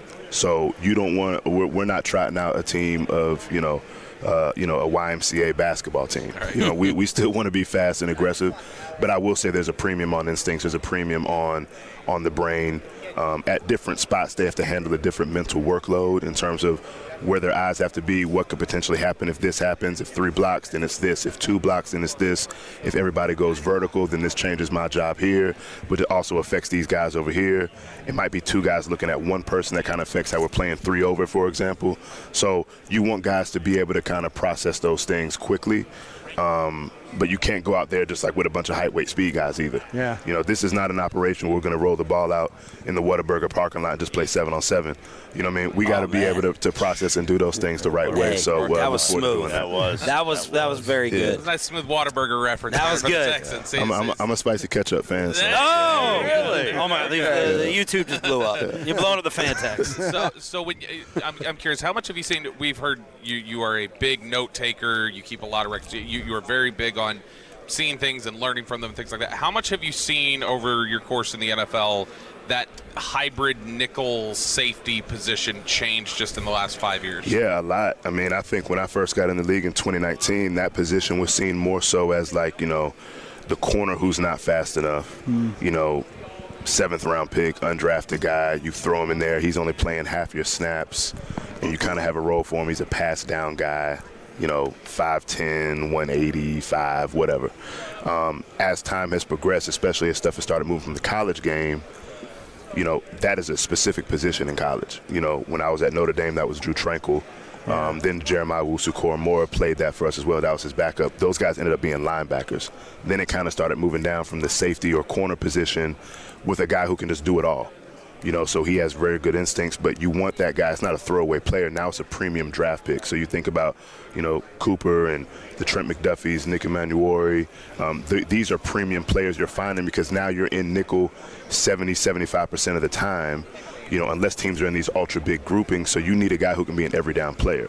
So you kind of have a 12th starter in a sense in terms of, how you assess that player and what it looks like because he's on the field an awful lot. And he has to be able to play the run, play the pass. He eliminates the RPO screen game. He has to be able to do all of those things. So it's a Swiss Army knife. When and I know you kind of hit the ground running here. You get hired, you come in, you study your team, you kind of know what you have. As you look at some of these, and I'm not going to ask you to name names for these current players or anything like that, but are there players in this draft that fit exactly what, in your mind's eye, that fit exactly what you want to do to get this defense going again? Absolutely. I think that, it starts off with the film process. Right. Then you spend more time with them here, going to pro days, bringing them in on the 30 visits and figuring out the brain, right? We talked about that. And you don't want to get a finished product. You just want to know what the aptitude is like to see what that can look like. You don't want a lot of guys that are just running around in the dark just because they're, fast. You want guys who can think the game, and usually you can just tell how knowledgeable they are about their scheme. And then you just want to check the retention and kind of seeing how they explain those things. You just want to know what you're working with. And as long as the guy's is not like a complete throwaway, then you can build on whatever he's at that current moment. Has a kid ever blown you away on a board? Yeah. Where you just sat back and you go, this kid gets it? Yeah, there have definitely been a couple over the course of my career, right. Where it's like, wow. A lot of times those are guys who have been in the same defense for, 4 years in college. Sure. They've installed it to the freshmen 3 or 4 times and stuff like that too. But, there have definitely been a couple over the course of the career where it's like, wow, that was impressive. But it doesn't surprise you usually because you see that type of player on tape already. Sure. So you're just hoping the fact that it's connected in that regard, and it usually is. Well, how long does it take when you're watching? It could be a college player or somebody when you come here and you're watching the players that are currently on the team. How long does it take for you to watch them and say, okay, that guy doesn't fit what we're looking to do, or he does? Yeah, I think it probably takes longer because I'm more of the mindset that you want to figure out what a guy does well first before you figure out what he can't do. So I'm watching, trying to find the intriguing traits. And then the more you watch it, then you're like, okay, this isn't really a fit. You know, he's a too linear, or up front he's too small at this spot, doesn't use his hands, or his arms are too short. You know what I'm saying? Whatever the case might be. Now, there's always a place to take a certain player. But when you're talking, you know, first, second, third round, there's certain things that you're targeting at certain spots. Coach, I always want to ask you this about coaching the coaches. You know, and you brought in a unique group of coaches, the process you went to. And can you kind of talk about what you were envisioning with your staff, and as with the teachers or communicators, what were you looking for as you were doing this, and talk about how you coach your coaches? Yeah, I think what we were looking for was the best teachers, you know, first and foremost, guys that were experts in their area of expertise.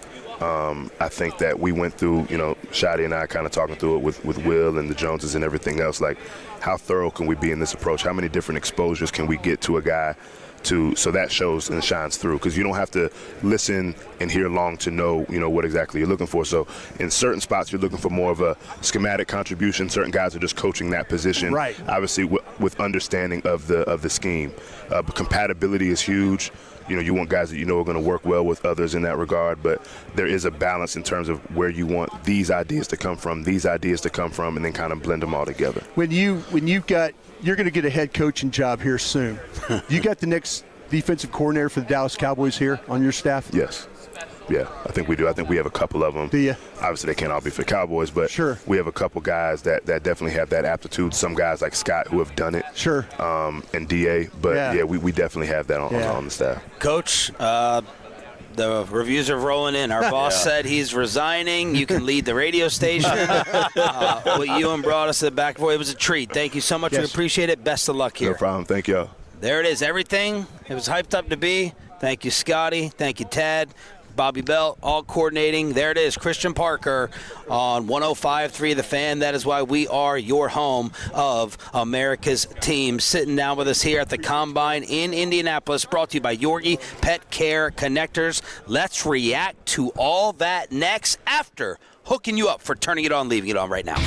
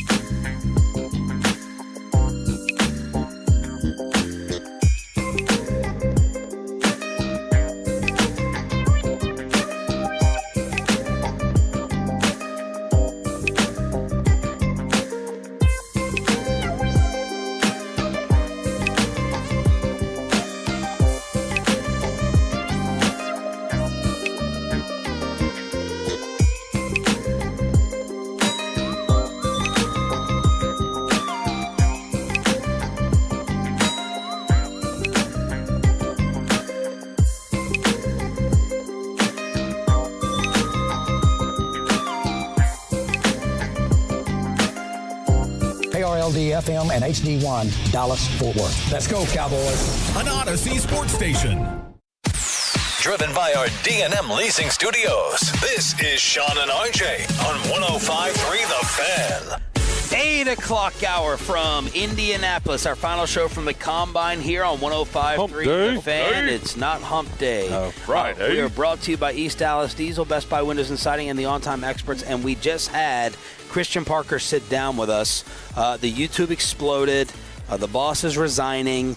Tolo Jason Newman, holy F, that's the most intelligent cerebral Jason's talk good dude. about football I've ever heard. I'm buying all of the stock. That is one intelligent man. What happened when Broaddus and him locked in there? I had an out-of-body experience because I don't know what the hell you were talking about, but that was like, it reminded me growing up of when my dad would get an EKG. Yeah. And he just is talking another language with a physician, and I'm just listening to all these different terms and two people locked into each other. Broaddus, That's a bad EKG. in my opinion, that was fantastic. That was thank you for that was, letting me- thank that you was for football artistry right there. No, thank you and for then letting me be a part of that. Bobby setting it up. Bobby, Yeah, Bobby, getting the great questions job. into it. Choppy and I are just worried about the shoes. Yeah. But I thought what happened in that back and forth, it was like, all right, everyone sit back and let them go to work. I just was I was really appreciative that he explained what he's going to try and do with this defense. Explain that to us. Translate it. Well, well, like I said, it's seriously, it's worth going back and just listen because he explained it in a way that the way he's going to try and play his front. And usually when you think about 3-4 defense, you think about a nose and the ends, and they play head up and they two gap and all that. And he's talking about the gap and a half and how they play the run that way. Yeah. The things too. Because this is what I'm thinking about on Madden. Yeah. Okay. Yeah. That's it. That's my 3-4 in my mind. Yeah. But that's the thing that you have to with him. His 3-4 is attacking. Because I had heard that maybe that his 3-4, the way he was going to play it, that his linebackers were going to play a little slower. And I mean slower of like reading it and then reacting. He's saying, no, we play it downhill is what we do. So, yeah, like I said, the gap and a half stuff, you're responsible. A two-gap situation is inside-outside. The way he plays it is you got a gap, but you have to have the ability to take that A gap and throw that guy if it goes backside A gap. So maybe you have the front side, play side, throw your guy if it comes the ball goes back. You have to throw your guy and be there. But he's got other players that account for the gap. So you've got the gap. You've got the front side yours, but the backside one, you're helper. You're a helper guy. So that's the way he's going to play the run. Yeah, he's two gapping as in like but he's using in that he's got two players that help with the gap. He's got two players instead of one player playing two gaps. He's got two players for one gap. Yeah, because the gaps are whenever you hear a gap, that's the spaces between the offensive linemen. Yeah. So the A gap is between it's over both shoulders of the center. So between the center and the guard, and then the B gap is going to be between the guard and the tackle, and then you get the C gap outside the tackles. Yeah, and that's a very good explanation of that. Confirmation, yes, from Jory Epstein. In the front office, somebody said yes, they think that they're going to do the George Pickens tag today. Thank you. That'll be good. We can get that locked in. But if you've got the gap responsibility, so in 3-4, the reason why a lot of times better if they actually just gave him the extension. That would be, but that would require negotiation. So they would. So when you talk about a 3-4, a lot of times the 4-3 they line up and they are kind of like off center. They're not lined up directly head up on the offensive lineman. In 3-4, people usually think of it as being head up. So the nose tackle, the defense tackle is right in front of the center. And so a two gap, because he's got to like hold here and he's got to go, okay, inside, outside. I've got both A gaps. Yeah. What am I doing here? Whereas, if you're kind of like aligned a certain way in the 4-3, then you could go up. You've got the gap. This is mine. This is mine. This is where I go up. But that's the thing is that when they're nickel, they are going to be a little bit more, like he just said there. They're going to look more like a forward. If down you're line. Listening anywhere else, you're just depriving yourself of football knowledge and information, getting it right there from Broaddus and Bobby. Bobby, what else jumped out to you from Christian Parker's interview? I mean, first the shoe nickel's game, important. Fantastic. Yeah, the shoe game's Shoe game's fantastic. nickel. No, but the nickel being ridiculously important because that's something that we keep talking about is how the nickel has changed. And like he said, that used to be the orphan spot where you would just put somebody You're who's not like, good enough. All right, we're going to make you a hybrid nickel safety because we don't really know what to do with you, but we kind of like you. And now it has become just a big, huge, important schematic spot for them. He said where it's like you almost have a 12th starter. You've got 11 guys on the field typically, but like that nickel safety hybrid is like a new starter. And it's a lot of times the most important spot on the defense. And that's why everybody keeps talking about Caleb Downs, is because Caleb Downs is that guy. And, you know, whether it be communication or playing at the line of scrimmage or playing in coverage or doing whatever else, when Daniel Jeremiah talks about how it's tough to evaluate Downs, it is because you can't know all of the things that go into his responsibilities. And so you're kind of just having to guess. But I thought it was important yesterday what Dane said, where he said Matt Patricia told him that, and Matt Patricia, who is Mr. Pencil in the ear rocket scientist guy, and it has been difficult for people because he rides them so hard whenever they fail on his scheme that he just felt like he could throw everything at Caleb Downs, just like, all right, you're in charge. Take this entire complex scheme and you run it. And Choppy, you heard the same thing yesterday from smart. An area. Yeah, an area. A region. Just a who was it, like, Brian? One of the more I think it was a guy from the Buccaneers. one of the more intelligent players that like he's ever seen. He's ever looked at. If Downs goes within the top 5 picks, he'll be the first player to accomplish that since Eric Berry, 5th overall in 2010. Since 2000, just 6 defensive backs have been taken within that range. It's not common, and safeties have typically fallen because of the league trying to figure out how to use them like that. And now they're starting to figure it out, and so it may just be bad timing because this may be the year where somebody gets scooped up. Who do you think is Christian Parker's dream selection at 12? Caleb Downs. That's what I think. Yeah. You know, listen to him talk about the scheme. That sounds like Caleb Downs. I mean, he's not going to tell you what the name. You know, he would rattle off a bunch of names, and that's why I asked him that. Does he have somebody here that he feels like? And that's, to me, that's encouraging. That, I mean, he was pretty good. Said, you know, he could be lying about it, but I don't think he is. I think he sees some of these guys, these linebackers, these edges. We'll see with the DBs when they go rolling in their workouts. We'll see how that plays out. You'll be able to tell.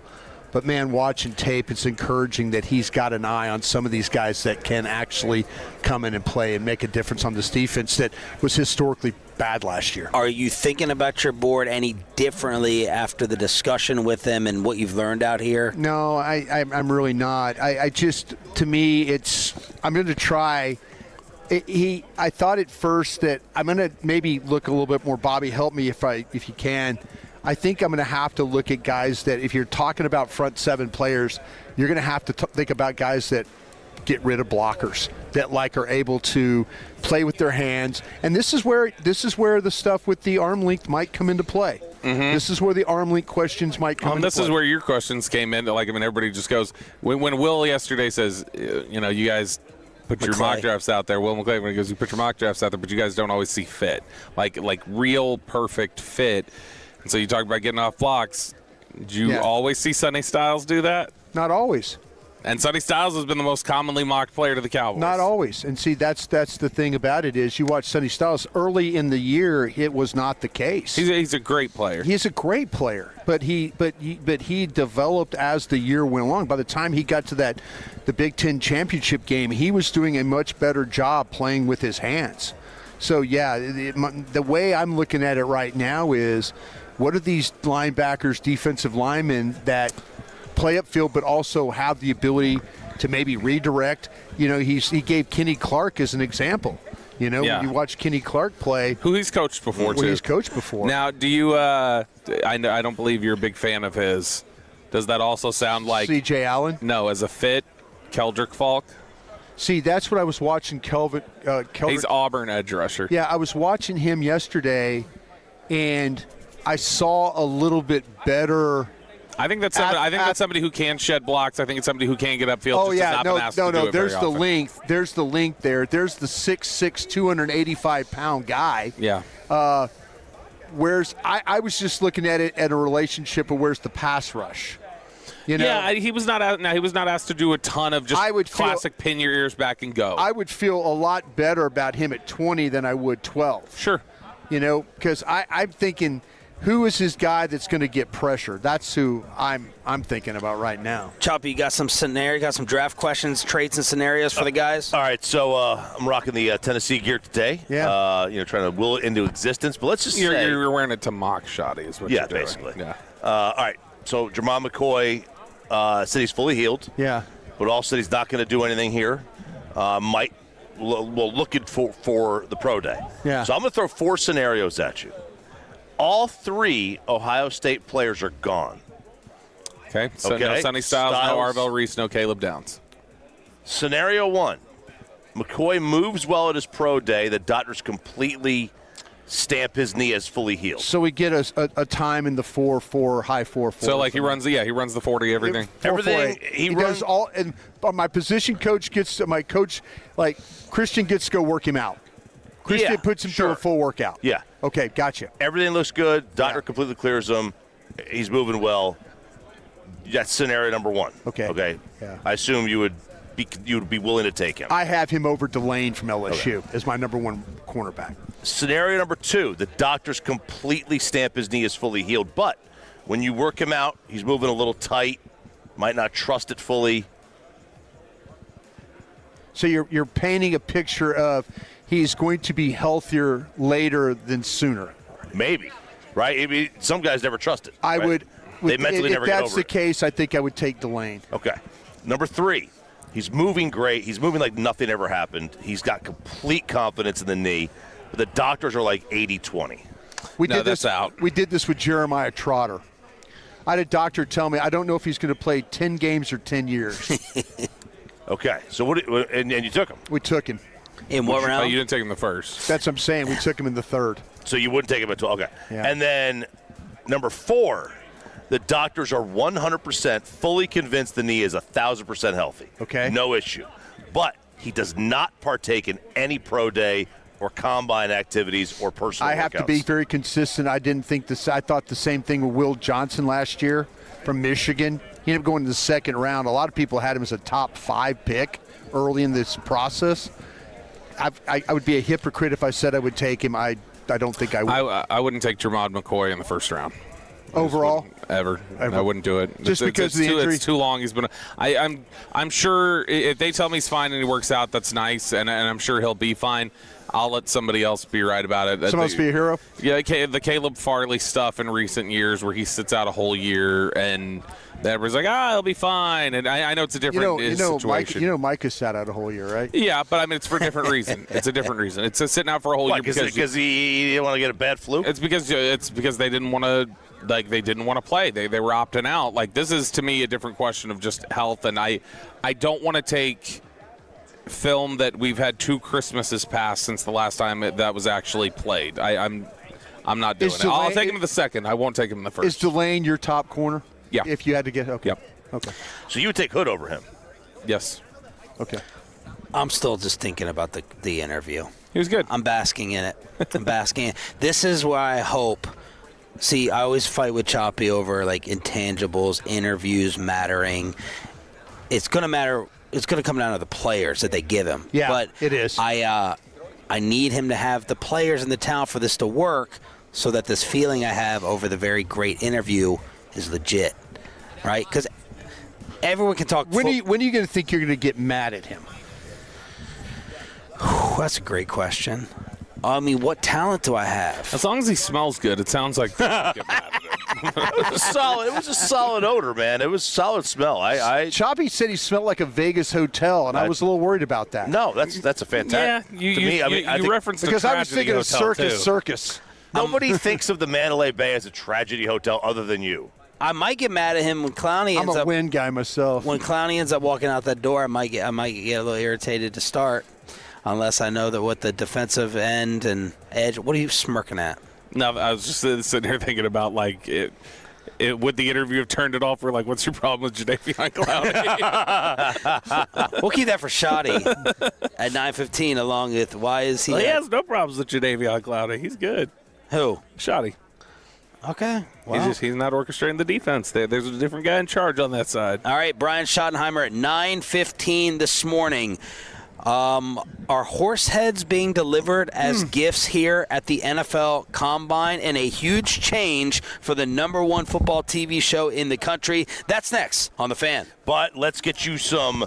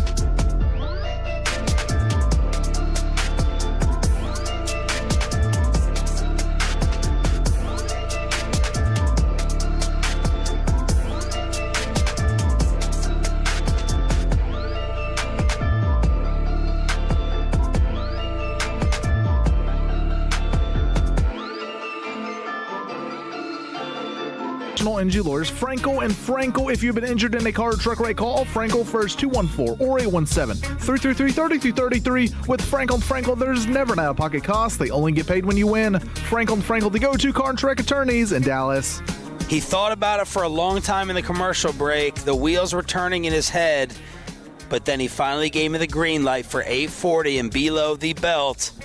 What we're learning about George Pickens. GP. Bobby gonna drop it after last night. He disappeared from the cigar lounge. He got up, bat phone, disappearance, Bruce Wayne.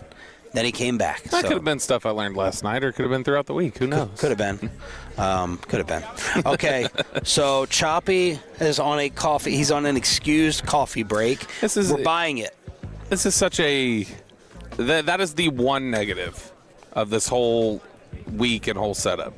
Is the placement of the coffee and the media room is irrational. It's like it makes no sense. It's by far the farthest. I just don't. I mean, San Fran was not fun. No, and what was it? That was not a fun walk. Was it Vegas, the one where we had to go down an escalator and around a room and I don't understand. It's brutal and the fact that I'm not kidding. We talked about it the other day. It was 10 minutes, however long it is. This is you walk out of the convention center, around a corner, up an escalator, around a corner, down a corridor, around a corner, into the farthest door, to the back of the room, and then you've got to go back out that same way and then come back down. It's just it is a good. Yeah. Would you guess it's a? It took us 14 minutes. Is it an exaggeration to say the full walk to and from might be a mile? Yeah, that's an exaggeration. Half a mile? Yeah. Half a mile's probably right. Yeah.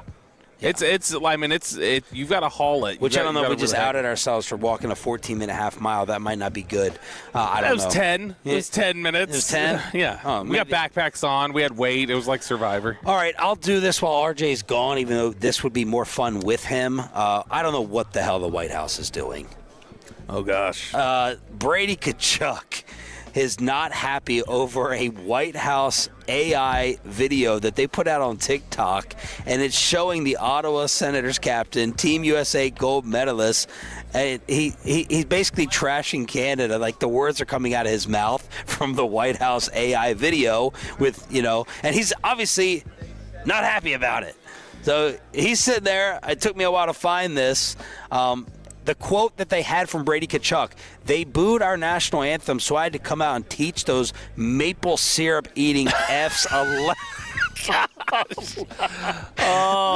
this coming out of his mouth. This has been. They're messing up this gold medal. What they did this with, they've done this AI thing before with Marcelo. What's his name? Hernandez. Ozuna? No, Marcelo Hernandez, the SNL comedian, where they did an AI video of him getting snatched off the set of SNL and getting deported or something. They are nuts. This is so stupid. I got to know who. Okay, look.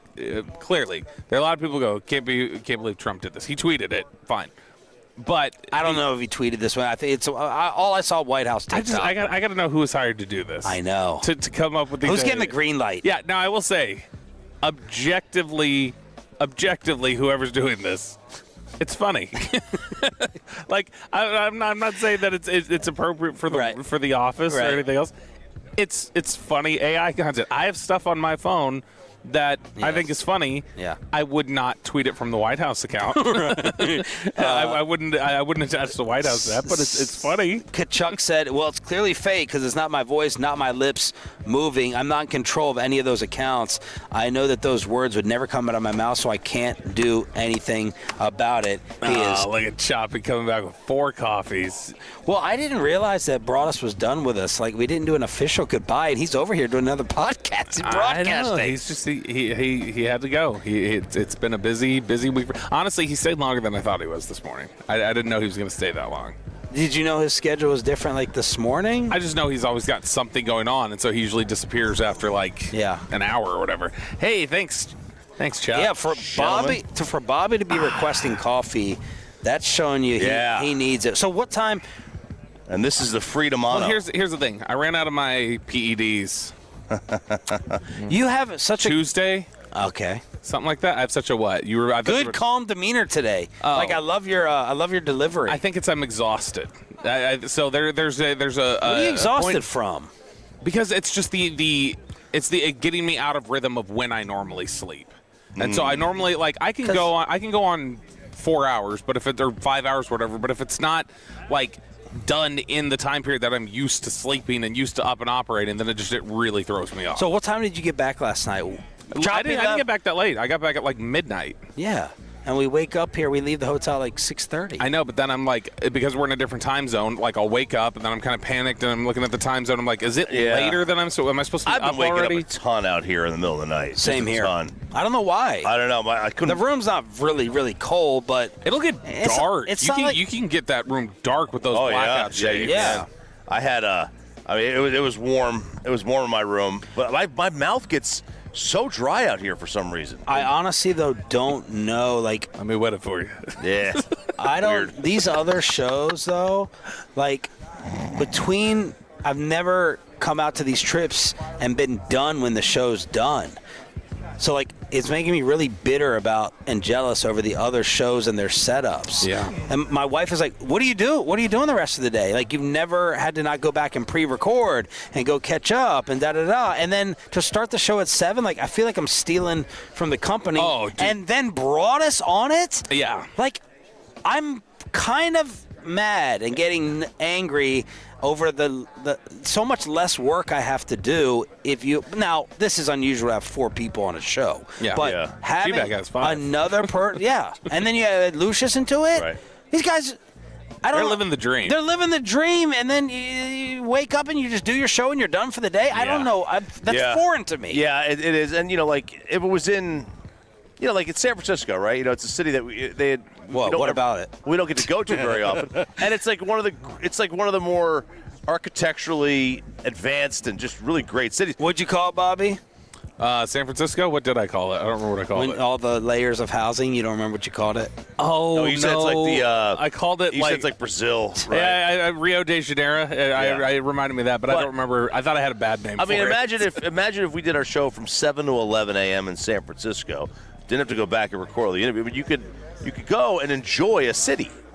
Right? Now, you can go and enjoy. Indianapolis not going to do that. So is this then a better trip than Super Bowl? It's not even I don't think close. so. I don't See, think that's why I know you say it's not even close. I know he thinks the Super Bowl blows it away. It's not even close. I would cancel all the Super Bowl.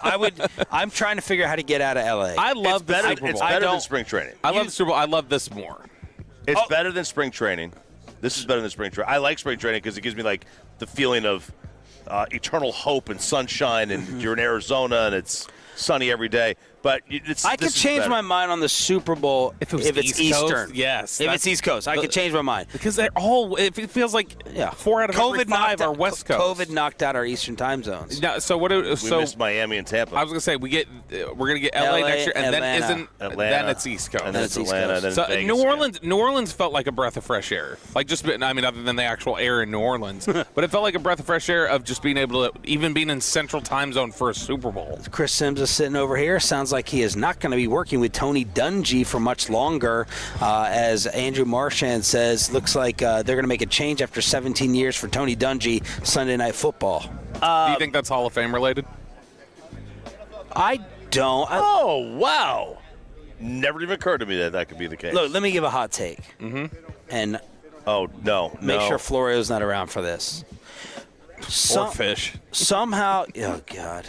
You know what? After I got, and I'm still pretty ticked off and disgusted with Mike Fisher, and I've been lighting him up with text messages because he's crying about our Florio interview and all that stuff.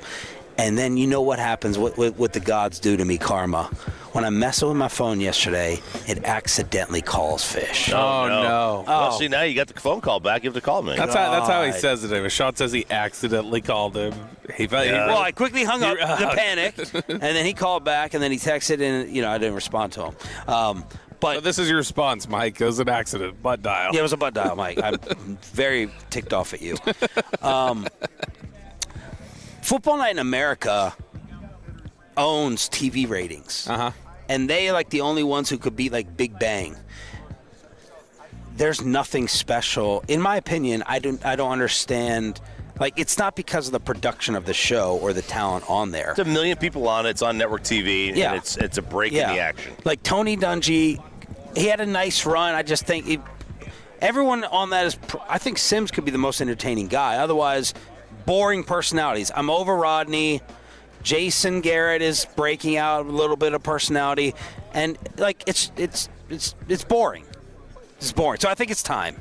I think it's time for some fresh blood, a little change. There's no talent. What I'm saying is there's no talent on that show that makes it the #1 television show in America. Yeah. I think it's all by circumstance, setup. The game, they get a great game. Always get a great and game. It's on always gonna NBC. Watch. That's it. I think you hit the nail on the head there. Tony is nothing that they're doing on that show is special. I'm not trying to insult. That's just the truth. Tony is. Except for Flores, in a lot of ways, a lot like in a lot of ways. Images. Yeah, in a lot of ways, him on TV. I've never had someone, by the way. I'm sorry, Choppy. Reject. You say all your hookups take gifts from you. I've never had someone reject me so much in trying to give them something as Mike Florio yesterday. Really? I tried to send him a bottle of wine at his dinner. Then I said, hey, I saw your awesome backyard setup. Let me send you some steaks. I wanted to send him some Wild Fork. He refused to take it. Why? 3 different ways he said no to me. Why? I don't know. Maybe he doesn't want me to have. I said, you know, want me to have your home address? No, I understand that. Is he doing the whole little like where he's like, I don't need to pay to get people drunk for information? No. He said a verbal thank you is all I need. I have more than enough stuff. I said, it's a flex. Okay. I said, come on, man, let me do it. He goes, it's fine. I appreciate. The last thing I want to think about after this week is more steak. This is. He rejected me 3 times. Wine and steak. Yeah, he doesn't want to. It's an old Italian thing. You don't want to be in somebody else's debt.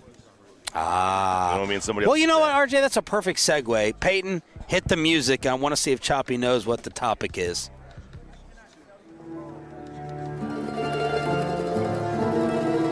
It's a little low in the return of the headset, but it's Godfather music. What do you think the story is, Choppy? Oh, I know what the story is. Go ahead, take it. Shedeur Sanders. Shedeur Sanders' new head coach is a guy by the name of Todd Monken. Todd Monken. Well, Shedeur Sanders apparently is a fan of a movie that I did not know that Shedeur Sanders would have seen. Or maybe he's not. Maybe he's not a fan of it at all. But Todd Monken tells the story of a gift from Shedeur Sanders. In fact, for my birthday, I got this package. I thought it was for my wife. It's like this package, and opens it up. It's like this porcelain, like horse head. And it's from Shedeur. He sent me a gift on my birthday. And I asked him, I said, what was the meaning? He said, well, I just really liked it. He said, I got myself one. I said, well, great.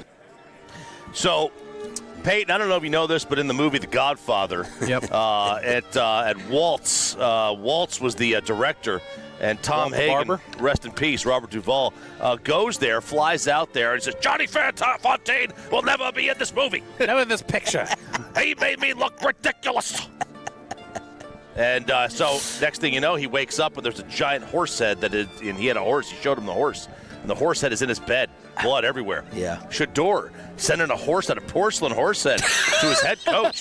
Like, this is a mob threat. Like, I'm sorry. This is an absolute mob threat. Is there any way, give me the percentage that Shedeur knows the reference. Peyton, did you know what this was? Nope, no idea. Dion knows. Dion certainly knows, right? Dion certainly has seen The Godfather. There's a chance that he's never seen The Godfather, doesn't know. LeBron's read it. LeBron has read, absolutely. So I would say I'm going to actually go higher. I'm going to say he's 60% he doesn't know. Okay, he's not making so why send a porcelain head? Because he's got weird taste. Or is there people collect weird? Is there just crap. something we don't know yet? Like, did Todd Monken say something like, or Todd Monken, did he say something like, time to let the horses loose or something? 1,000% chance the Cleveland FBI office is monitoring this. All right, I can't wait for this. We got Brian Schottenheimer at 9:15. Bobby tells us the very latest on George Pickens and Below the Belt next. After we get you over to Underdog Fantasy.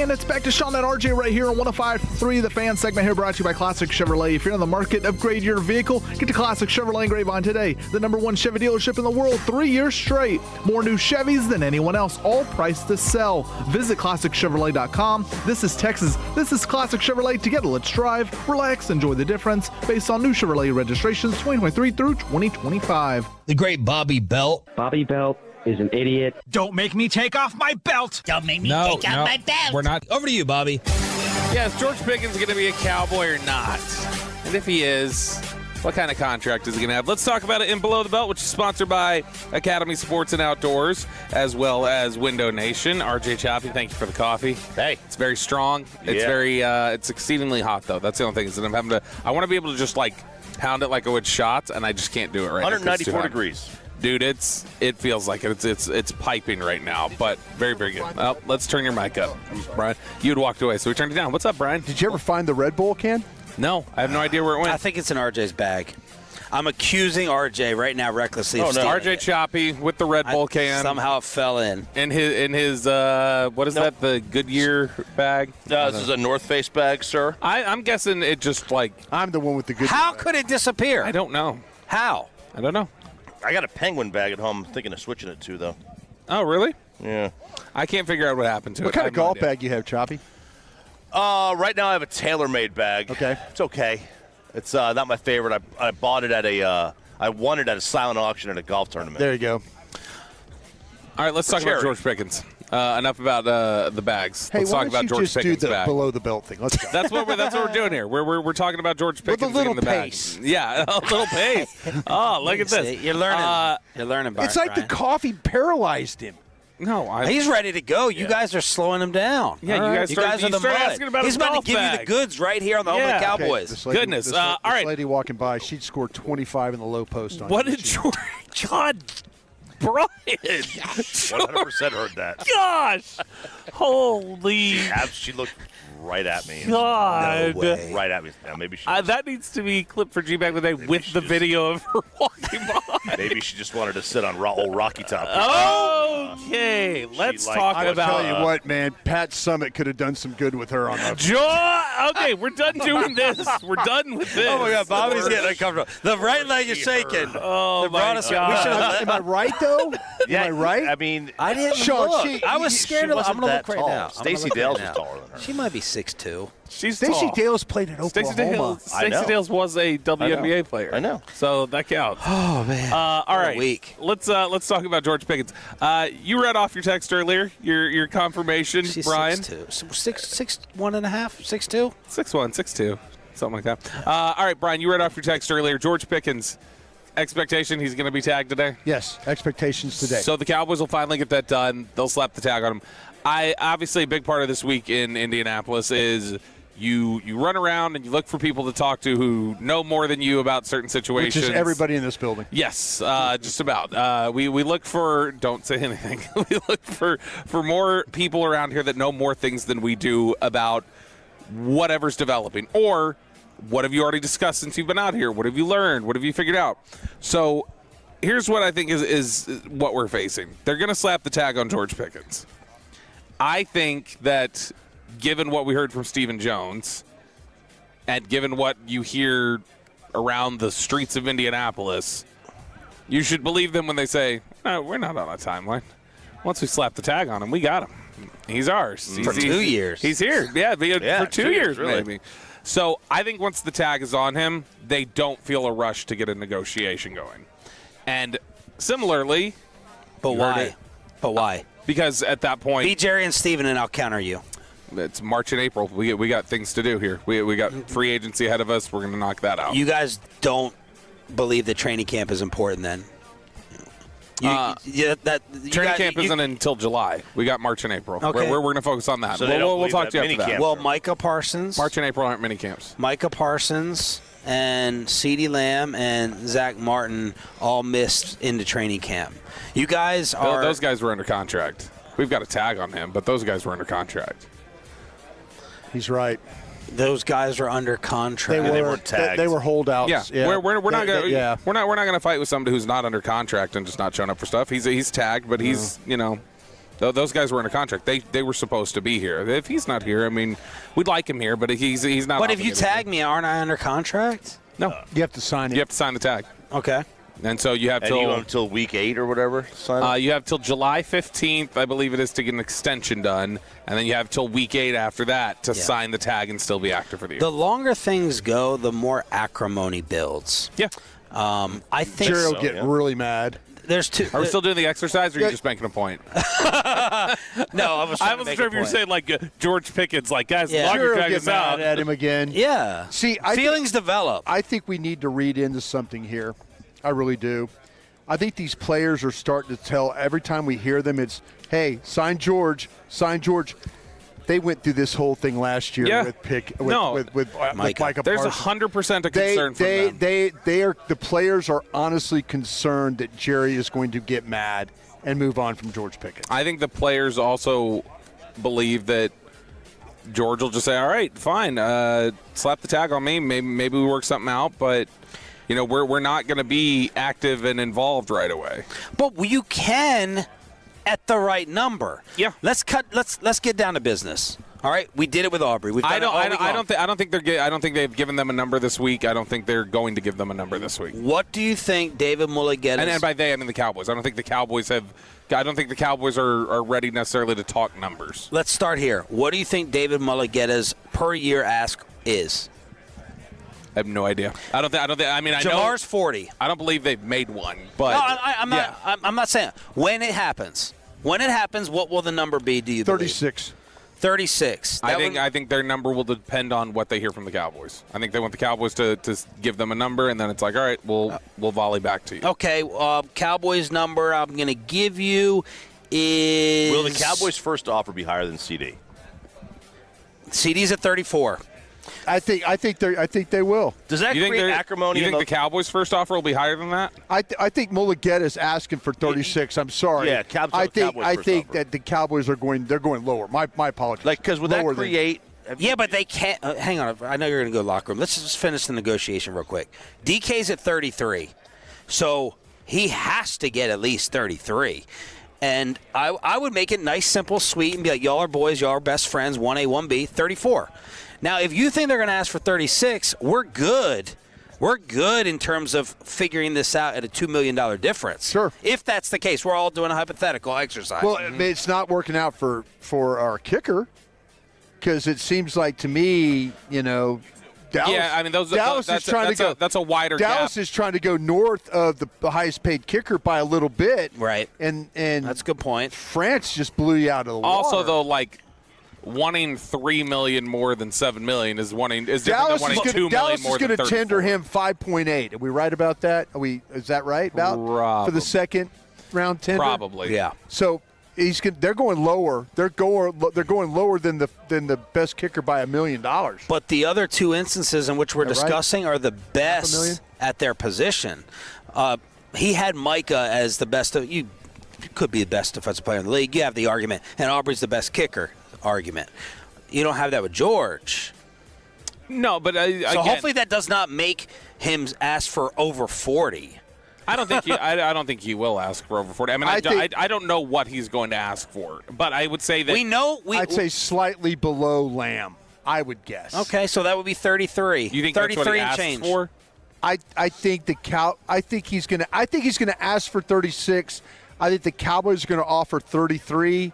And they're going to somewhere get in between that. I don't think they get a long-term deal done this year. That's. I'm just trying to. I'm going to predict they do. That's disappointing. I'm going to predict an extension gets done before camp. I don't think it should be this hard. If the Cowboys are willing to. I think he ultimately just agrees to sign the tag or he gets traded. So you think he'll play under the tag? I don't think he'll play under the tag. I don't. I think they'll have to be in a standoff for a little bit. But, I mean, I think that if he plays here, it will be on the tag. I don't think he plays here on a long-term extension. I'll tell you what, I just don't know. Why not? Because I don't know that the Cowboys are ready to Ready to get what? There. I don't know if the Cowboys are ready to get to the number that. I don't think they're ready to commit to the number that it would probably take to get it done. Because of his other stuff? Just because of the way that they've looked at. All right, you've had, we acquired you on we're kind of buying low. We're going to come in here. We're going to try it. We're going to pay a little bit of a premium. We want you to be here. But I think that they routinely throughout their negotiation history, they just kind of go, well, show us again. Show us again. That's the way they approach things typically. Even for Dak, DeMarcus Lawrence, Amari Cooper, guys like that, they will sit there and make them wait. The only ones they really get ahead of, like really ahead of on the big-time deals, have been Zeke in recent years. They're the guys that get deals off of. They get that cut them breaks. People enter into marriages in less time than the Cowboys do decide whether they want to keep a player or not. Yeah. It's like, how hard is it? You just watch them for a year, wreck shop on the entire league. You saw a league, have some questions on which guy we need to focus on more. No, it wasn't the questions. They went after George Pickens is what they did. So the league told you this. No, I have a question about the personality. My dream scenario would be tagging him playing the whole year, and then waiting to see the second year of good behavior. That's me. Now, I've gotten burned by that in the past while wanting to wait on Dak. I got burned. He balled out, had to pay more. I'm not ready. See, I think when the Cowboys pay, and someone was talking about this the other day, I can't remember who, I think they apply a leadership tax to some of these deals. And based upon what I've heard in these conversations, that's not coming along with this package if you get George here long term. And I'm fine with that. You don't have to be a leader. Yeah. George doesn't act and fake it like Micah did. I'll say it. And I got that confirmed to me yesterday. George isn't trying to be a poser of this is my locker room and I want to be the spotlight and I want to talk and I want to this. I wonder if the Cowboys expect that. Defense anyway. I'm running things here. You don't need him to be in charge. I got it. Yeah. Don't worry about it. And I don't know that they're expecting leadership, but I wonder if Jerry's like, if I'm going to give you this. I'll say this too. I know we've said I think his teammates really like him. I will say that the longer I've been out here and the more people I've talked to this week, he really genuinely has really good relationships with the guys in the locker. They really, really like him. I asked someone pretty important yesterday this question. I said, in the locker room, who would guys... Did he have a chair? Who would guys... It was Choppy's Bucks guy. Who would guys prefer... That guy's from the Chargers. Who would guys prefer as a teammate between Mike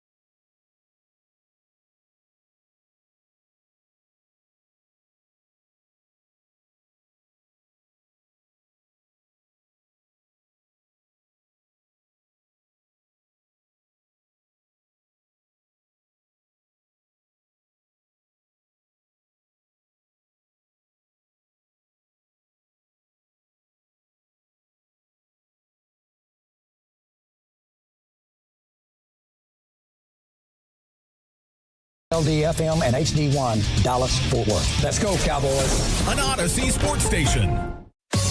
Driven by our D&M Leasing Studios, this is Shan and RJ on 105.3 The Fan. Ever met someone who is so extremely dumb that they don't know how stupid they actually are? There's been a whole lot of stupid said this week. You are made of stupid. Brian Schottenheimer coming up at 9:15. He has to because he threw his jacket down here at our radio table before walking off. Yeah, and made sure to say, don't go through my stuff, guys. Did he? Yeah, he did. He said, now don't be going through my bag trying to find out my draft stuff. He said that? Yeah, he said, he's like, I'm just going to leave it here. All right. So I'm sure the draft boards are in there is what we got to worry So about. So Shotty at 9:15 from here in Indianapolis with Sean and RJ. Let's get to worst take nominees. This is going to be a quick one. Yeah, we've got a little bit of a shortened worst take, so we're going to just go ahead and jump right in. First one that I'm going to nominate. Nominating Todd France. Oh, no. Todd France, you cannot go in there and say $10 million for Brandon Aubrey. He has shown himself to be a $10 million player. It's with the market at 6.5. At 6.5, you want to double it. That is like somebody going in right now for the quarterback and be like, well, the top of the market's 60. 110 for our guy? 110 a year? That's kind of like I think percentage-wise. I think it's percentage-wise, that's okay. But all right, let me ask you this: there's a $5 million difference between Chase and Jefferson. Is there a $5 million difference? Is there a what's the difference between Aubrey and relative to the second best kicker? It would be whatever the percentage. That percentage increase. would be $1.25 million or whatever. Is Aubrey farther away from the second best kicker than Chase and Jefferson? No. No. I don't think so. Do you think he's the best kicker in the league? No. Who is? Cam Little. Jacksonville? Cam Little or Fairbairn? He cost him the playoff game, right? Missed the field goal before halftime. I don't know. Little or Fairbairn. One of them. All right, so that's your nominee. Yeah, I'm saying, $10 million is ridiculous. Todd France, you're nominated. Don't scream at me like you have other reporters this week. Man, no, we can't say who. It's not our story, but don't scream at me like you're screaming at other people. I'm dying to say that. I'm dying to get that one out. Go ahead. All right, I got two of them here.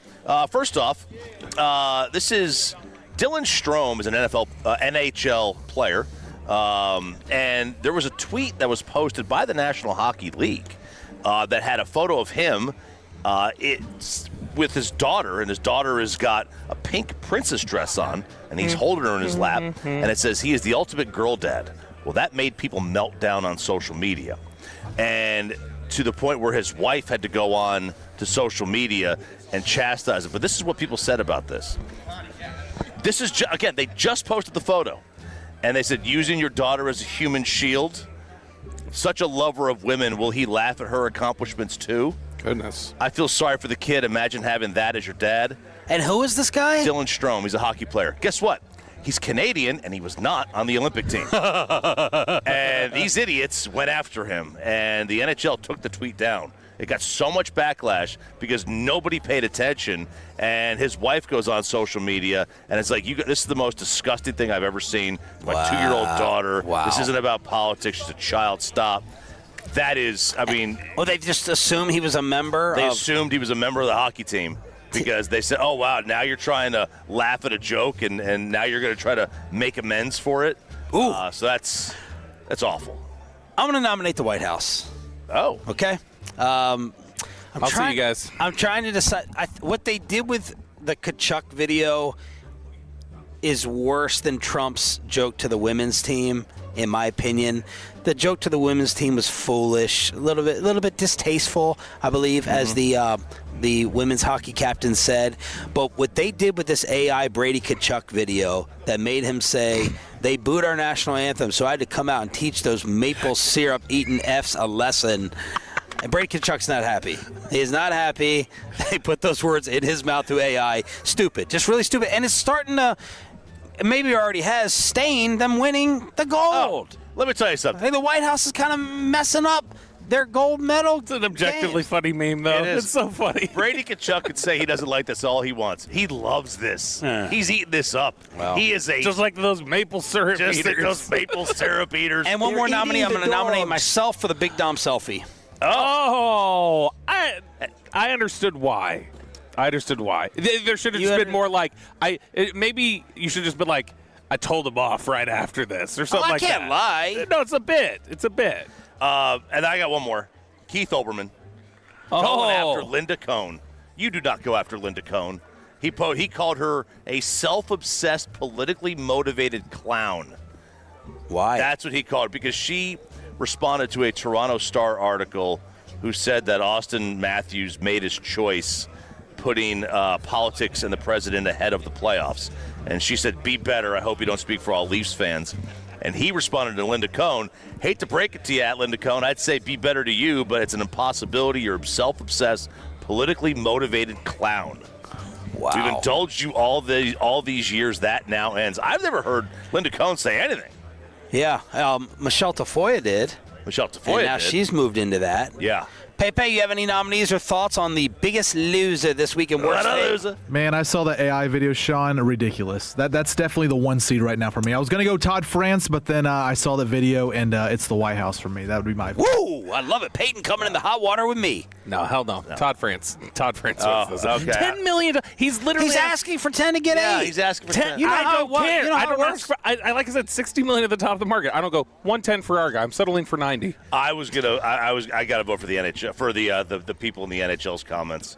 I mean, you can't go after somebody for having a picture and not even have the awareness to look up if they're on the team or not. That's pretty dumb. What if we? No, you know what? I'm gonna throw in a writing candidate because I just remembered the worst take I've ever heard. And since we're gridlocked, this may break the tie. This man last night saying his steak tasted too much like steak is one of the worst things I've ever heard. That's good. That is the one that people. He is Todd Archer, David Abruzzi from Cowboys PR. When we told them that quote, they looked like there's no way he said that. That's just me. That's the winner. Not having another word to use. That's the winner. Because I'm an idiot and I don't know what the word to use. Okay, what are you trying to say? It just, it had the smell of. You didn't like the charcoal. You didn't like the grill that they used, the smoke. The grilled smell. Because a lot of people don't like the smoke on a brisket. Some people don't want mesquite. Some people don't want a harsher wood. I don't like the. They want a milder. Yeah, this had. You didn't think it was too beefy. No. That's what your complaint sounded like. No, the outer. That the shrimp, this crab is too. No, yeah, I know what seafoody. you're talking about. The outer layer of the steak. Okay. Just had too much of a bite to it. Yeah. Okay. You know what I mean? I don't know how to explain it. It was the taste. It was the taste. The inside was great. It was cooked well. Just the outside, it had. Who's winning? The White House is not winning. I see that. We are getting 214 for the Big Dom right there. We're getting that from the fan text. And then, a lot of people are just not big fans of the steak take from Choppy. Okay. But there's not an outright winner? Loser? No, it's very balanced. That's why I think we should default to Choppy as the steak take. 877-881-1053 in order to hit us up here on Shan and RJ. We'll cross-talk with the KNC Masterpiece at 9:40. And Nick Harris reporting on the real hotspot breakfast place here in Indy. And he said it's legit. There was a ton of people in there, and he said that the French toast, whatever, was good. Brian Schottenheimer sits down with us next on 105.3 The Fan. But let's.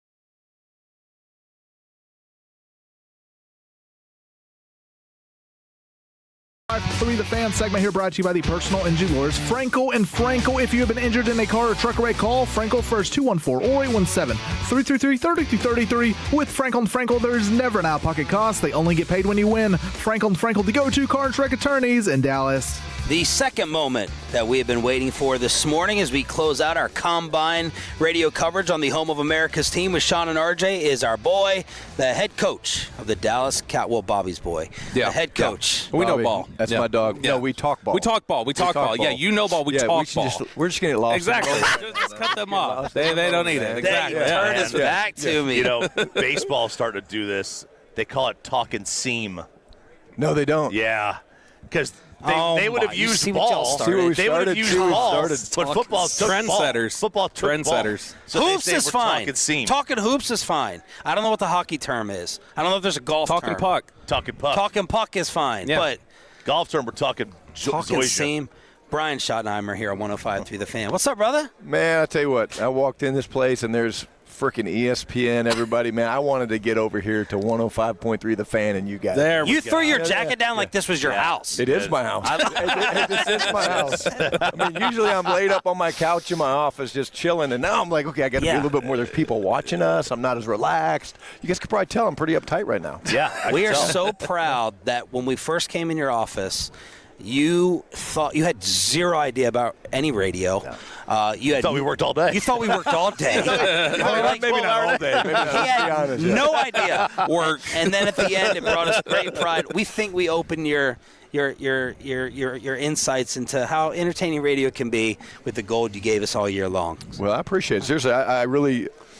I'm taking the credit. Well, you're taking the credit. Yeah, that's what he's doing. Yeah. I'm just saying, man, I really do look forward to it. You guys make it kind of easy. I mean, there's some weeks that are a little tougher, but, I actually look forward to Friday mornings with you guys. All right, so I got. And it's Friday morning again. I didn't even realize that. How about Yeah. you guys are so smart how you guys did this. We a know little that- different time slot, though. We knew the last possible opening with your sleep schedule. Yeah. We knew we weren't. Let me Here's check my sleep score. all the rest of your coaches who've blown us away this week. We got the impressive Clayton Adams, 6 o'clock. We got the mind-blowing Christian Parker this morning, 7 o'clock. But we know with old Shoddy, Hey, I got to snooze. Look at how beautiful I looked at you. Rested, ready to go for interviews. Now you know fans are going to be like, hey, he's sleeping in, not watching tape. He's not doing enough. He's not doing enough. Not on the grind of. Okay, so I got to ask you something. We showed Will McClay some tape yesterday, and I want to show you some tape. He was good. He gave some good review. He said generally we say about corners who are making plays at the line of scrimmage, that means that guy can't run. So he said that looks like a cover 2 corner to me. And so I'm curious, would you recommend Dak take on a 275-pound defensive lineman like exactly Chuck Wiley here? Yeah. So we got this here block. coming right back around. Oh, we get the freeze from him. Chuck Wiley, boom, right in the gut. Now the only problem is I went on the ground and he didn't. But you stopped him. He didn't make the play. You stopped him. That's a 3rd-round pick, Chuck Wiley. Now, would you recommend Dak throw himself into a 275 defensive lineman up 45 points? Young Dak. Young Dak. Not Dak today, but young Dak. Yeah. Yes. Feel the game a little bit. Yes, feel the game a little bit. And that was probably pretty late in the 4th quarter. Hey, because I was in the game. Let's be honest. If I was in the game, it was pretty late in the game, and we were up pretty big. You were coming off the field. They were all hyped. Yeah. They were hyped that you threw that block. And what you guys didn't see was a little elbow pad I had. I had a little tendonitis. Yeah. It was a hard you know what it was shell, from? right? Hey, it was from this, so. No, so get Spurrier's visor. That too. Extension. That too. Yeah. Give us an area or two, Coach, where you feel just way more comfortable this year than coming here last year as a rook. Yeah, man. I tell you what. Probably where I am with all the draft prospects. Last year it was like literally it was just crazy, man. From getting the job to hiring the staff on both sides of the ball, trying to get in contact with all the players and everything. I came here with a much better knowledge of the draft class. And now I think sitting through these meetings and interviews with these guys, which I love, by the way, I love this time. I'm leaving here when I leave here with a much better sense of this draft class and then how the puzzle might hopefully fit together for us in a great way in April. How do you weigh, because we've been talking defense all off season, right? Talking ball. But So how do you weigh, like, hey, we want to improve the defense, but we don't want to be complacent on offense and just assume that the offense is going to be as great as it was last year? Yeah, well, number one, we have to evolve. I said this to Clayton Adams the first week that we were actually leaving exit interviews and all that stuff. I said to Clayton, I said, hey, look, now you know the deal, right? I said, everyone's going to study us. We're one of the best in the world at what we did on offense, and everyone's going to study us. And so if we don't evolve and if we don't find ways of complementing things we were good at or taking out and adding things that maybe didn't fit and adding things that do fit, then, we'll be very average. And then we're not going to let that happen. And so with Clayton's mind and with the chance to go and look at the cut-ups and getting most of the pieces back, which is why Javonte was such a big get for us, right? Everything with GP, like, we should be able to hit the ground running when the guys come back in the spring. And but we will evolve, and there'll be new wrinkles that we can show people. When you get into the interview process with these prospects, what's like the go-to, obviously, player specific, you'll have different questions for different guys, but what's like the number one that you're like, I want to hear this from everybody, like, let me just throw this question out to you. What do you typically like to hear from prospects? Man, there's really not, the way I do it's different. So, when we're always installing something, so they come in the room, hey, high five, what's up, ba-boom, boom, they sit down, we start installing something to them because we want to be able to quiz them, because all these guys are very well trained right now, and literally we could be watching film together, we could be talking ball, and you could be like, hey, what's this formation? Oh, we call it vanilla.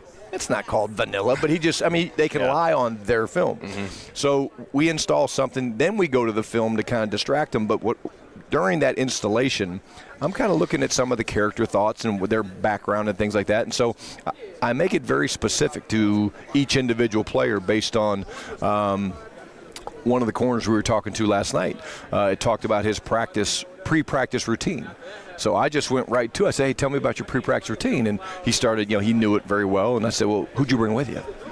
You doing by, well, yeah, I mean, it's just in a good way. But I was like, look, you got to be bringing people with you. You've got this great routine, then share it. And so I just try to do it very individualized. I think that's important. Where do you find when you are installing the play and you're working with them, where do you find guys coming out of college, this current crop of college players, are most like, okay, we're going to have to bring them along a little bit in this area. They're not as sharp on that area. This is something where there's still a gap from college to NFL learning. I do think that two things. One, fundamentals are always going to change. They're always going to be different. They're always going to be developed. College football, especially with the portal and guys moving and stuff, these guys aren't getting – they're great athletes, but the development of how important each individual step and hand gesture and things like that matters, I would say that's one. And then the other thing that shows up is situational football is so big in our league. I mean, 2-minute, 4-minute, end of half. And most of those guys, they've been maybe exposed to it, but not at the level that they have to be good at our league. When the game counts the most, it's the fourth quarter games on the line. Can you go and execute this at a high level with a guy like Dak who's all over it? Right. Can you tell the difference in the development of a player who's been in the same system for 3 years in college versus one that's jumped around then? I do. I think you can. And I get it. The NIL's the NIL. Oh, yeah. Man, I don't blame these kids. I mean, hey, I can go here and make $1 million, and I go over here for $1.5 million. Like, why wouldn't you do it? But I do think that there's something to that.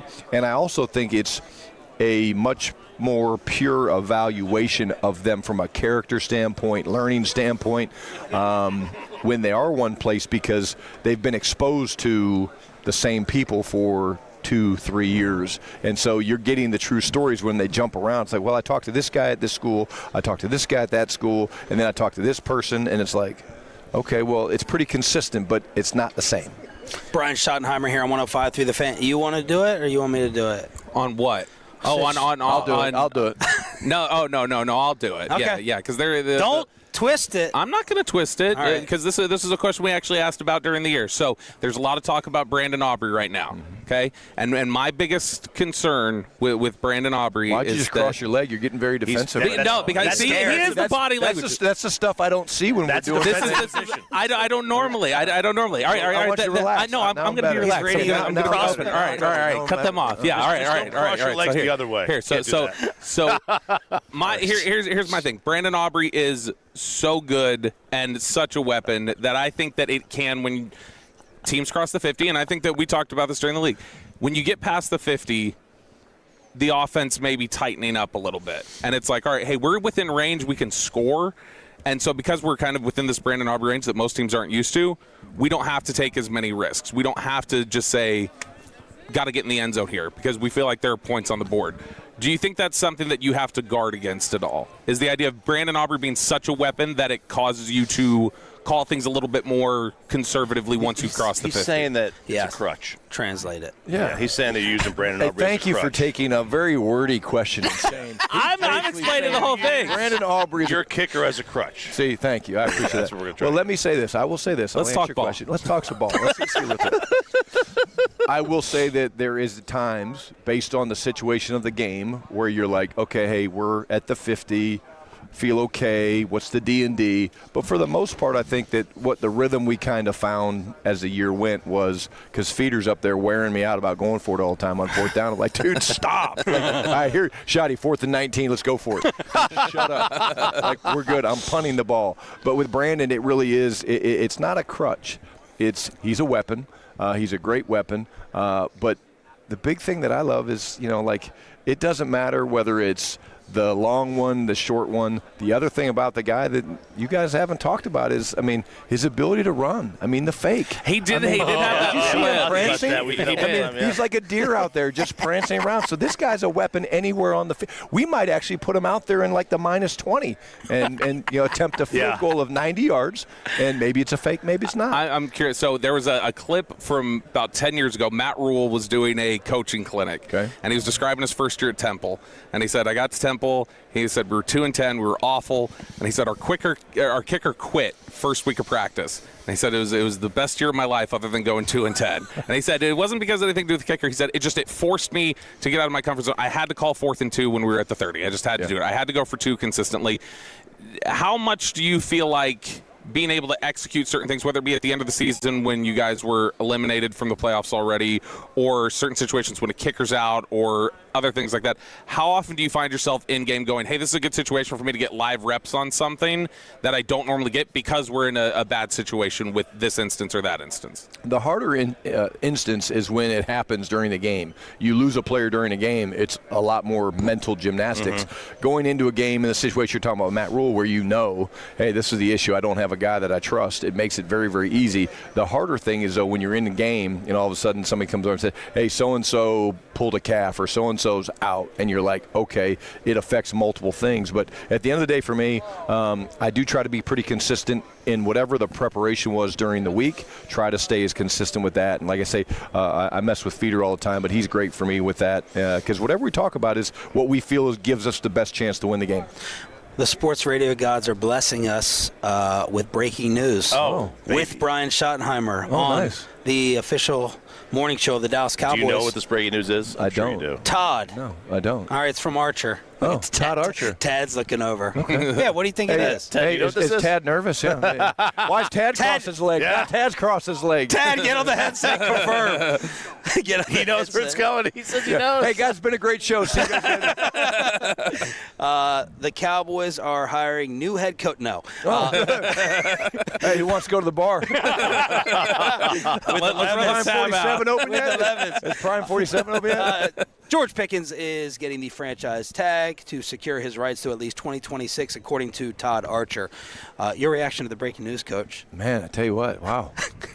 I got to call Todd, see if it's true. I'm just here for this for the first time. We had Clayton Adams on the other. By the way, your coordinators. Yeah, seriously, I don't know you guys want to talk to me, but how'd the guys do, both Clayton and Christian? They did good? Clayton, Christian, Will, they were all great. Broaddus is already. I didn't ask about Will. I didn't ask about Will. Christian smelled fantastic, too. And did he have on the glasses? Did he have on like the Cartier glasses? And your cologne is good, too. Yeah, I don't have it on right now. It must be just my natural aroma. Really? Yeah, Coach Wells?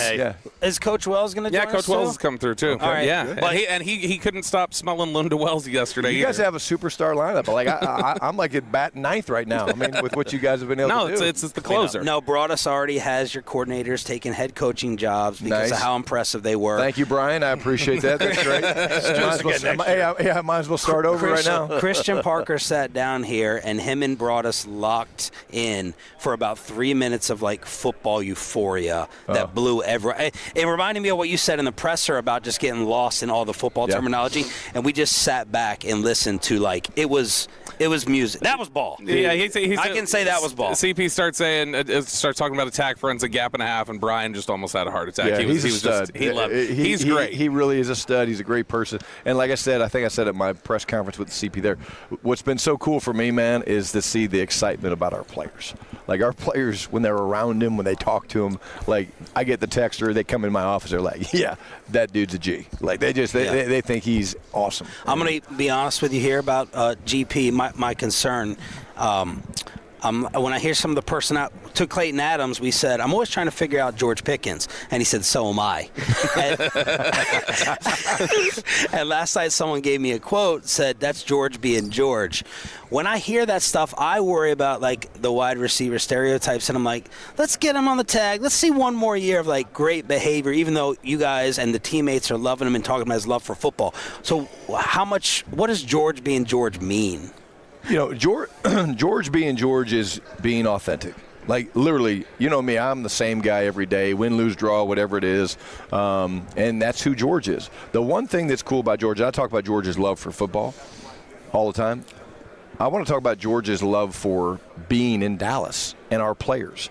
You go in that locker room, which I'm in there a lot, and they never let me play ping pong. Kind of pisses me off. I don't know why. I mean, I'm going to beat him in basketball. Exactly. I'm going to put my name somewhere, like, where's the sign-up sheet? But they're like, no, Shotty, get out of here. You're not playing. But, like, you watch George in our locker room, man, and, like, he is working the room, talking to everybody. And that's what people don't want to talk enough about that, man. Like, he loves it in Dallas. We love him.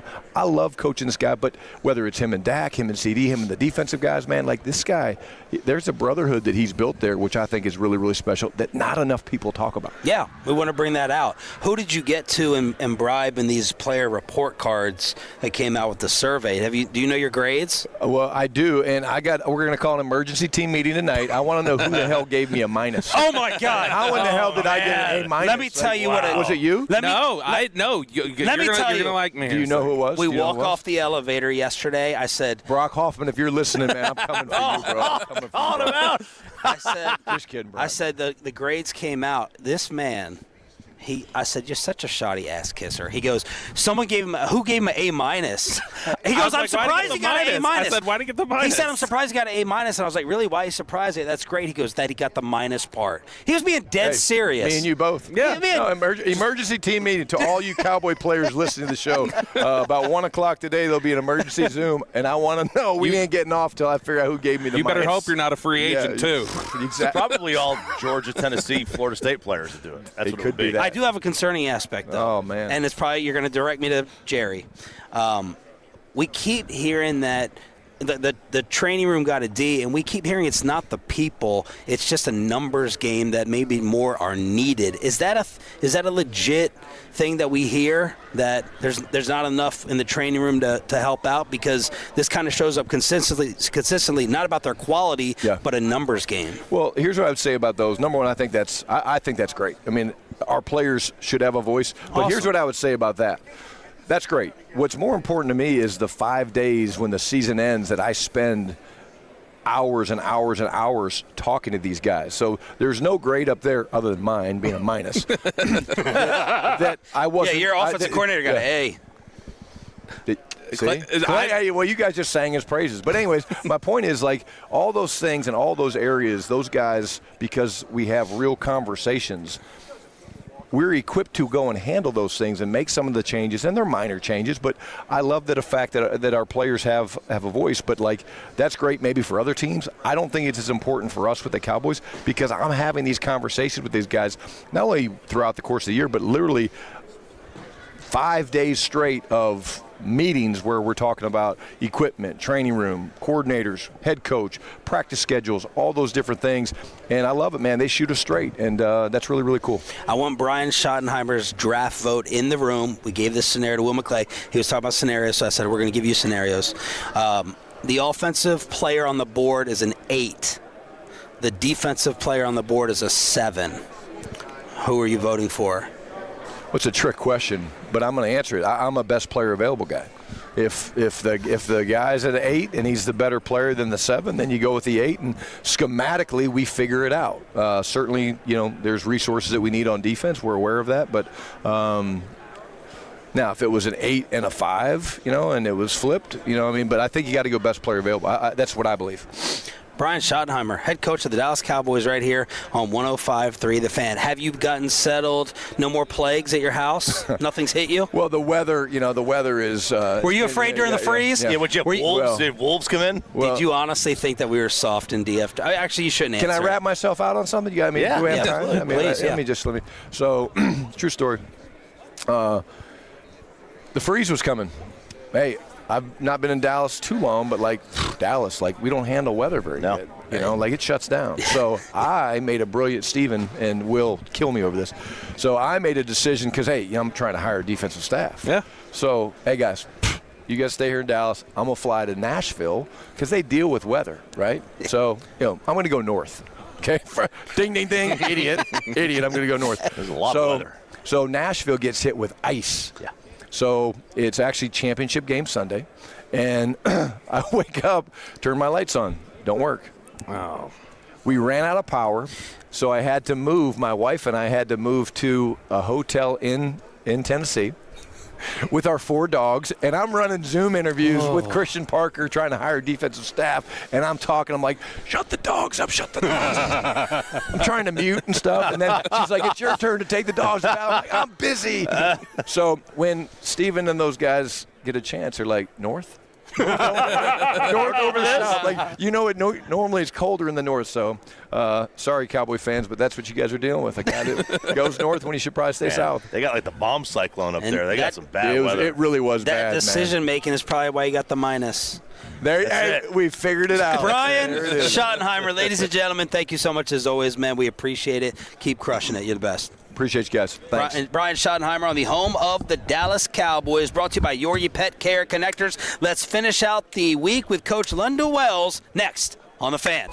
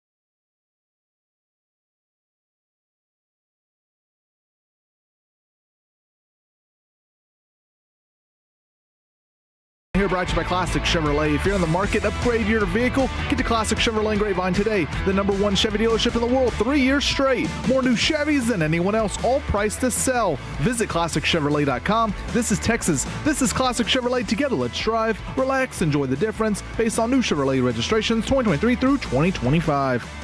We're going to finish up the show with another Cowboys guest, courtesy of Bobby Belt's Rolodex.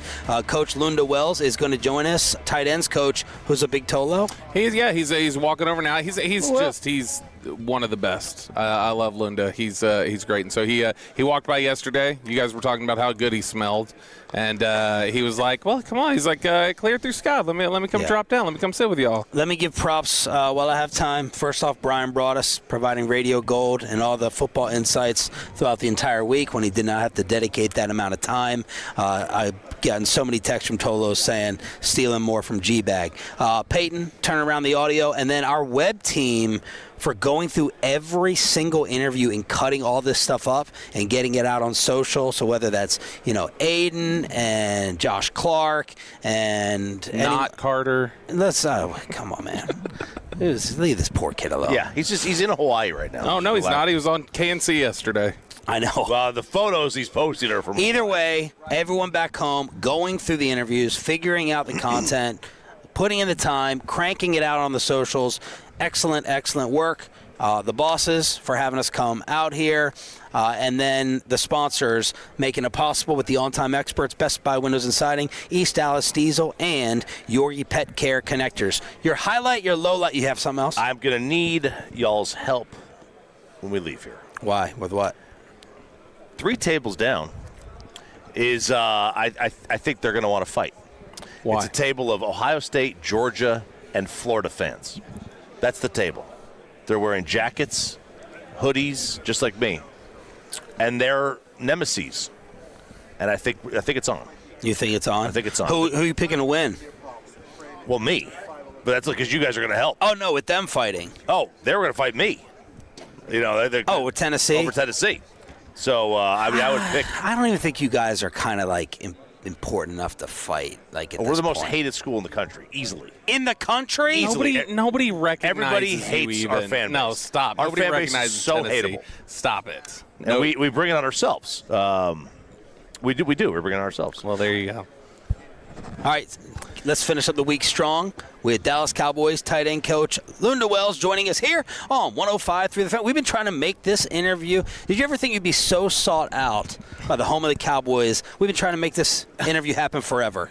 I don't know if I ever imagined being sought out, and I still don't think I'm sought out right now. you were very sought out during this process, though. You got an offensive coordinator request this offseason. You got to do the Shrine game, where you got to do the head coaching opportunity. How has this offseason been for you, just in terms of your own development and what you're doing with your career right now? I just look at it as just being extremely blessed to have opportunities to grow in the profession and be challenged to learn more. And so, the interviews, those things come about.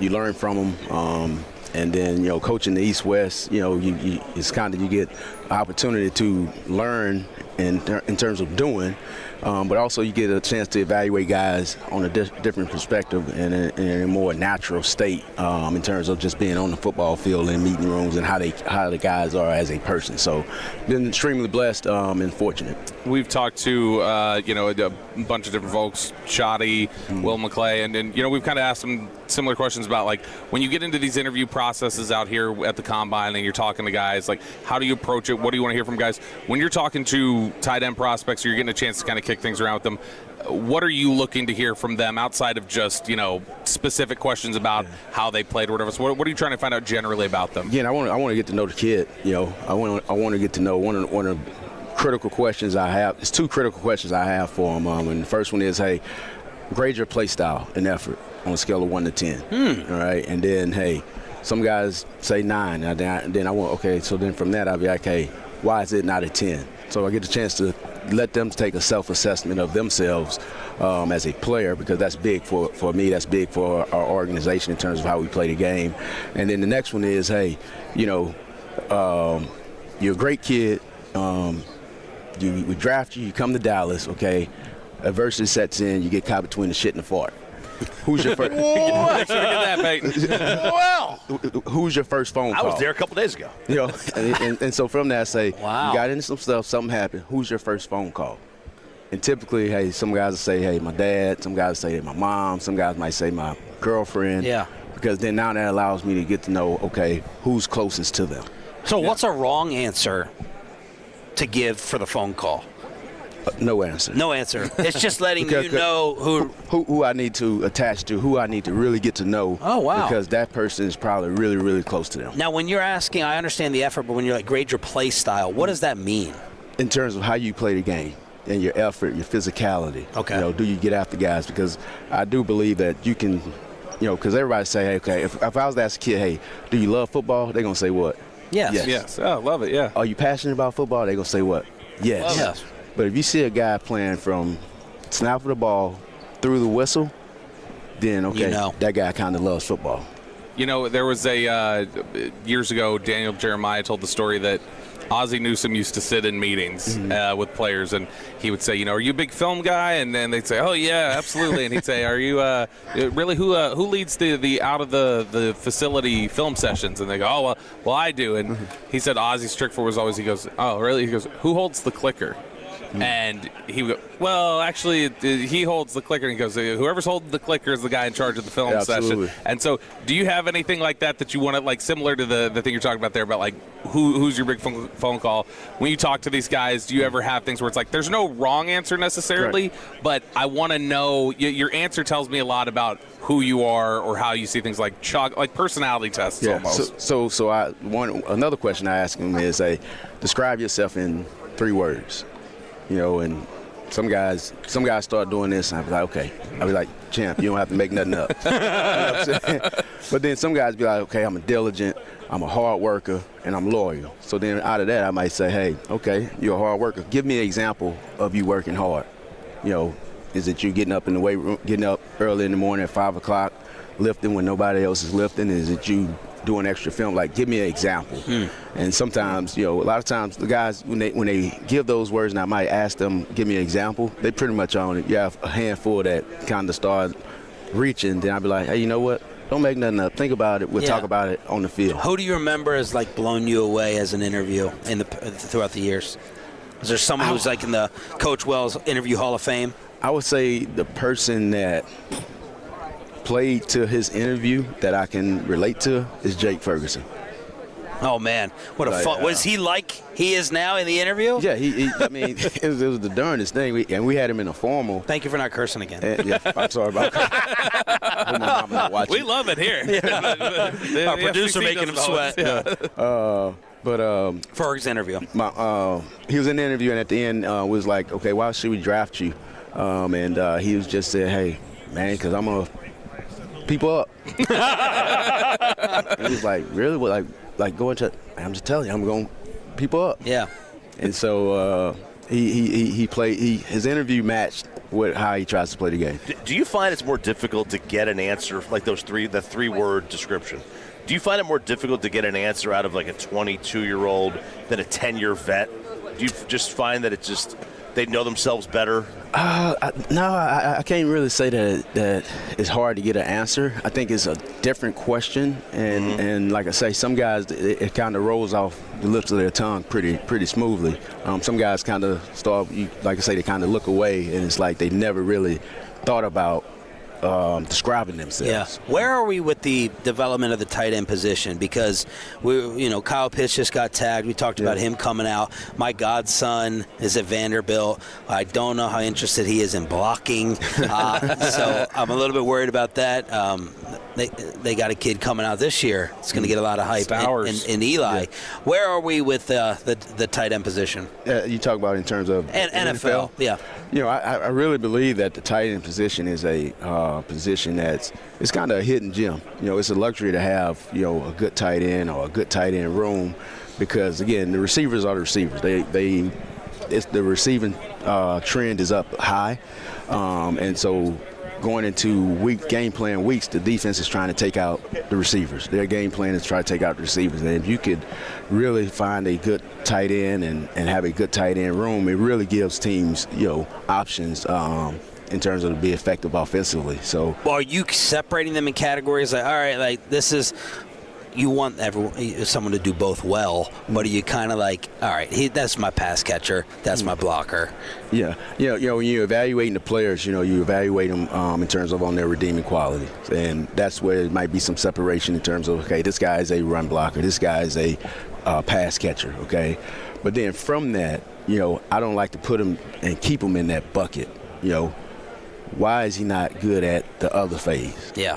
Because then, you want to be able to develop both. You want to be able to perfect his redeeming quality, but also attack his deficiency so that he can become a more complete player, which in return helps you as a coach. It helps the offense coordinator when he's designing and coming up with a different scheme. It helps him on game day where he don't have to work personnel based upon a guy being Are tight ends more or less complete these days? Are they more specialized as having an area of special, expertise? I would say coming out, they're probably utilized more as a specialty, depending on where they're coming from. And again, that's again, when you're in college, you're going to use the guy how you need to use him to win the game. Right. So, but that doesn't mean that he can't develop into every down tight end. Coach Lunda Wells with us here on 105 The Fan. During your time here, you guys really have not tapped into very many veteran outside tight ends. It's usually been just guys you've drafted and developed. Have you felt that as I guess an honor of sorts of just like, hey, they're entrusting me to develop this room consistently from guys who are young and just here they are? And has that been a benefit to you that you're consistently able to help guys find themselves rather than working with veterans who come in and maybe have their own ideas? I think it's pros and cons to both sides of it. Just a couple years ago, we probably had the youngest group in the National Football League. I mean, you had Jake Ferguson in year 3, and you had Schoonmaker in year 2, and you had Brevin Spanish Ford in year 1.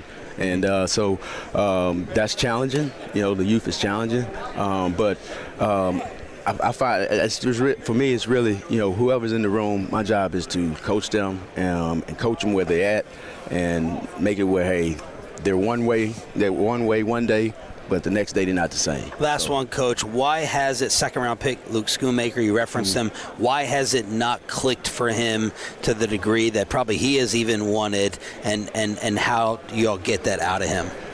And that's interesting you say, clicked. When I got into coaching tight ends, a veteran tight end coach who's coached really, he has a long history of coaching good tight ends.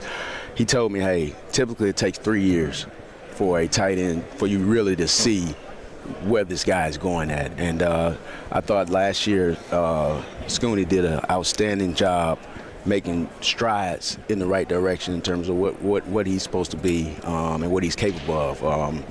He kept his cleats on the grass, stayed healthy, which that was the first thing, big thing for him. He showed his athleticism in terms of his vertical speed and his route running ability, and he improved on his grit and his physicality. So I'm excited about him going into year 4 in terms of where he's going to be at year 4. Coach, thank you so much for giving us a perfect way to finish up our entire week out here in Indy. Glad we were finally able to make it happen. Thank you. I appreciate y'all. Coach Lunda Wells right here on 105.3 The Fan. Thank you all for listening this week. The KNC Masterpiece is now.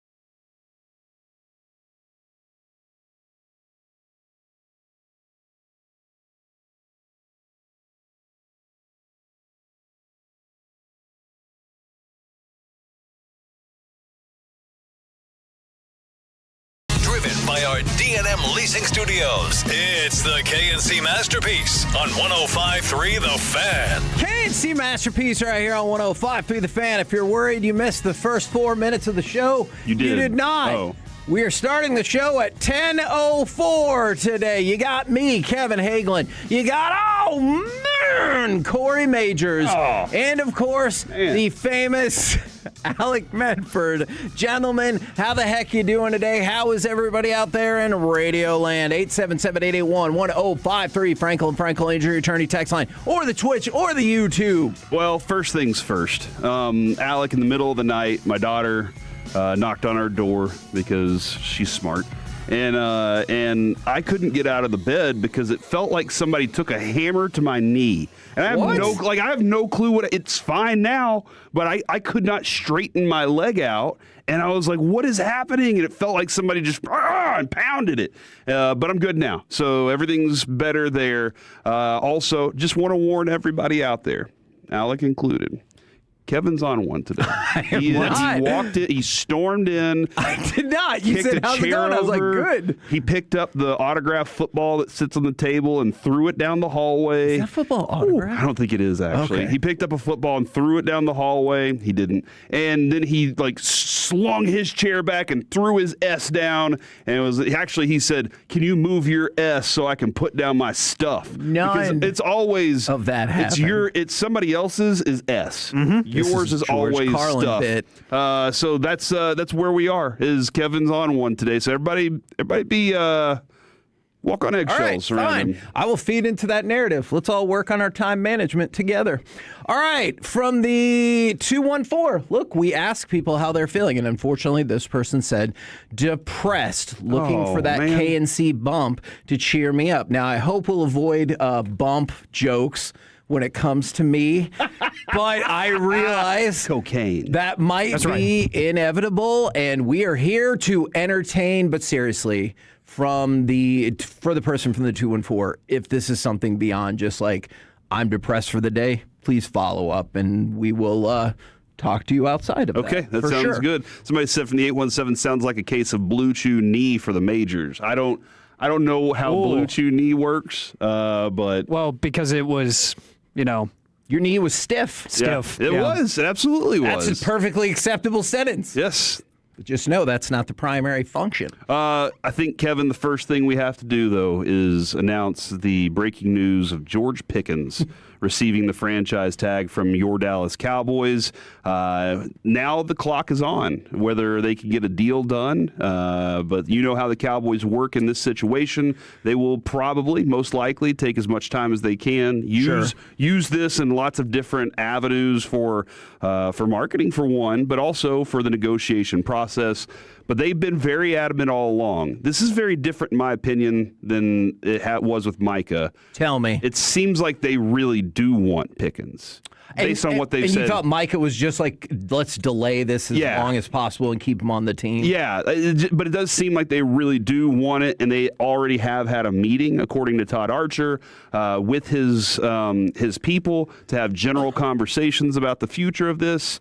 But that's where we are right now with the George Pickens news, which we did learn pretty much like 3 months ago that he was going to get the franchise tag. Fair enough. I will say, I think it was 2 days ago, Nick Harris said something that, he's a wealth of information, and I'm sure he's right about this, but I hated what he said because he goes, and then it becomes a scramble, and let's see if you can get it done before the July 15th deadline. No. The deadline is March the 9th. Mm-hmm. All right? Because that, I believe, that is when you can start the legal tampering period, March the 10th. Okay. Maybe it is March 9th. I'm sorry. March the 9th or March the 10th. It's the Ides of March. I will get this figured out. Hopefully it turns out better for us.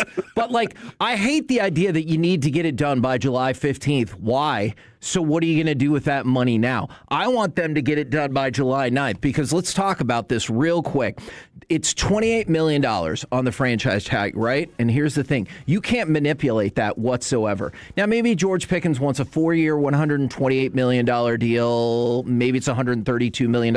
I don't know. But we've been kind of equating it to Terry McLaurin in terms of $32 million per year. And I know you might be like, oh, franchise tag is 28, not 32. That's better. But if you do a long-term deal, you can manipulate those numbers and I think get them down to like 17, maybe $18 million. So what's really happening, and sorry if I'm a broken record on this, but I believe this a lot, is if you get the long-term deal done for somebody that everyone's like, oh yeah, we want to have them here for a really, really long time and all that great, that's great. You can save $10 to $11 million on your salary cap by doing the long-term deal versus the franchise tag. And you could put it into action now. Not put it into action in July when you're like, put it into action for who? Put it into action now. Whether, you have people that you're nervous about Nakobe Dean, or whether it's somebody that, Devin Lloyd, maybe you're going to go and get. Like, put that money into action now if this is really somebody that you really want to keep. I realize it takes two sides to make that happen. And I don't know the insides of what the specific demands are right now. But I would love to see the Cowboys make a real push to get this done before March 9th. Okay, me too. And because, you just dropped all the names of people that I'm interested in that we could possibly sign. We're going to be going through those next week, as a matter of fact, Kevin. Yes. Some of the free agents that we're hoping to steal, snag, and have on this team that could be leaders, depth, whatever it is. I would like to sign starters if possible. Sign starters, draft starters. That would be a nice. Do not do this. I am going to do this. What are you doing right now? Look, fine. Do not. I'm going to do it. Tease me like that. Okay, we can make it happen. By the way, we'll probably skip. I would. Okay. Yeah, for Devin Lloyd, whatever it takes. Man. I don't know what that... I almost said cut off my arm, but then I was like, well, what? Hold on. If that actually happens, I don't want to have to cut my arm off. From the 940, again, I'm going to try not to be a broken record here, but somebody asked, are we really over the cap by $55 million right now? That's a fake number. Fake news. I'm not going to say Kevin that. Said. The way the Cowboys set up their contracts and flip the switches, we've talked about this numerous times, can easily have you $70 million under the cap, but we've gone over that in long form. I'm going to skip that rehash right now. And instead, you know what? Since we were going to talk about it, let's talk about it with Devin Lloyd right now. Estimates between 3 years, $48 and $60 million. Now, those estimates, whether they come from Pro Football Focus or Spotrac or wherever else, doesn't necessarily mean that has to be the way it's going to play out, though they were pretty spot on. Spotrac was with Javonte, said 3 for 22, and it ended up being 3 for 24. And Javonte is a great example of 3 for 24, $8 million per year, right? His cap hit for this upcoming season is $3.95 million. So that's a great example of how you can manipulate the salary cap to do your bidding. And I don't really care if it screws you over in the future because we don't win anything when we're not screwing over our salary cap. So why not try something different? That's exactly what the Cowboys should be saying to themselves. Agreed. Devin Lloyd has posted take this for what you will, Pro Football Focus overall grade of 75 each of the past 3 seasons. Culminating this past season, we had a career best 89.1 mark. That was second highest among all qualifying linebackers. He was second team All-Pro and shifting back to Pro Football Focus, the only linebacker to have an 80-plus grade as a run defender, pass rusher, and in coverage. Oh, what did he do in coverage, Kevin? He had 5 interceptions, right? Seems pretty good. That's for that position. That seems pretty damn good. Insane. So a 99 yards touchdown return. That's right.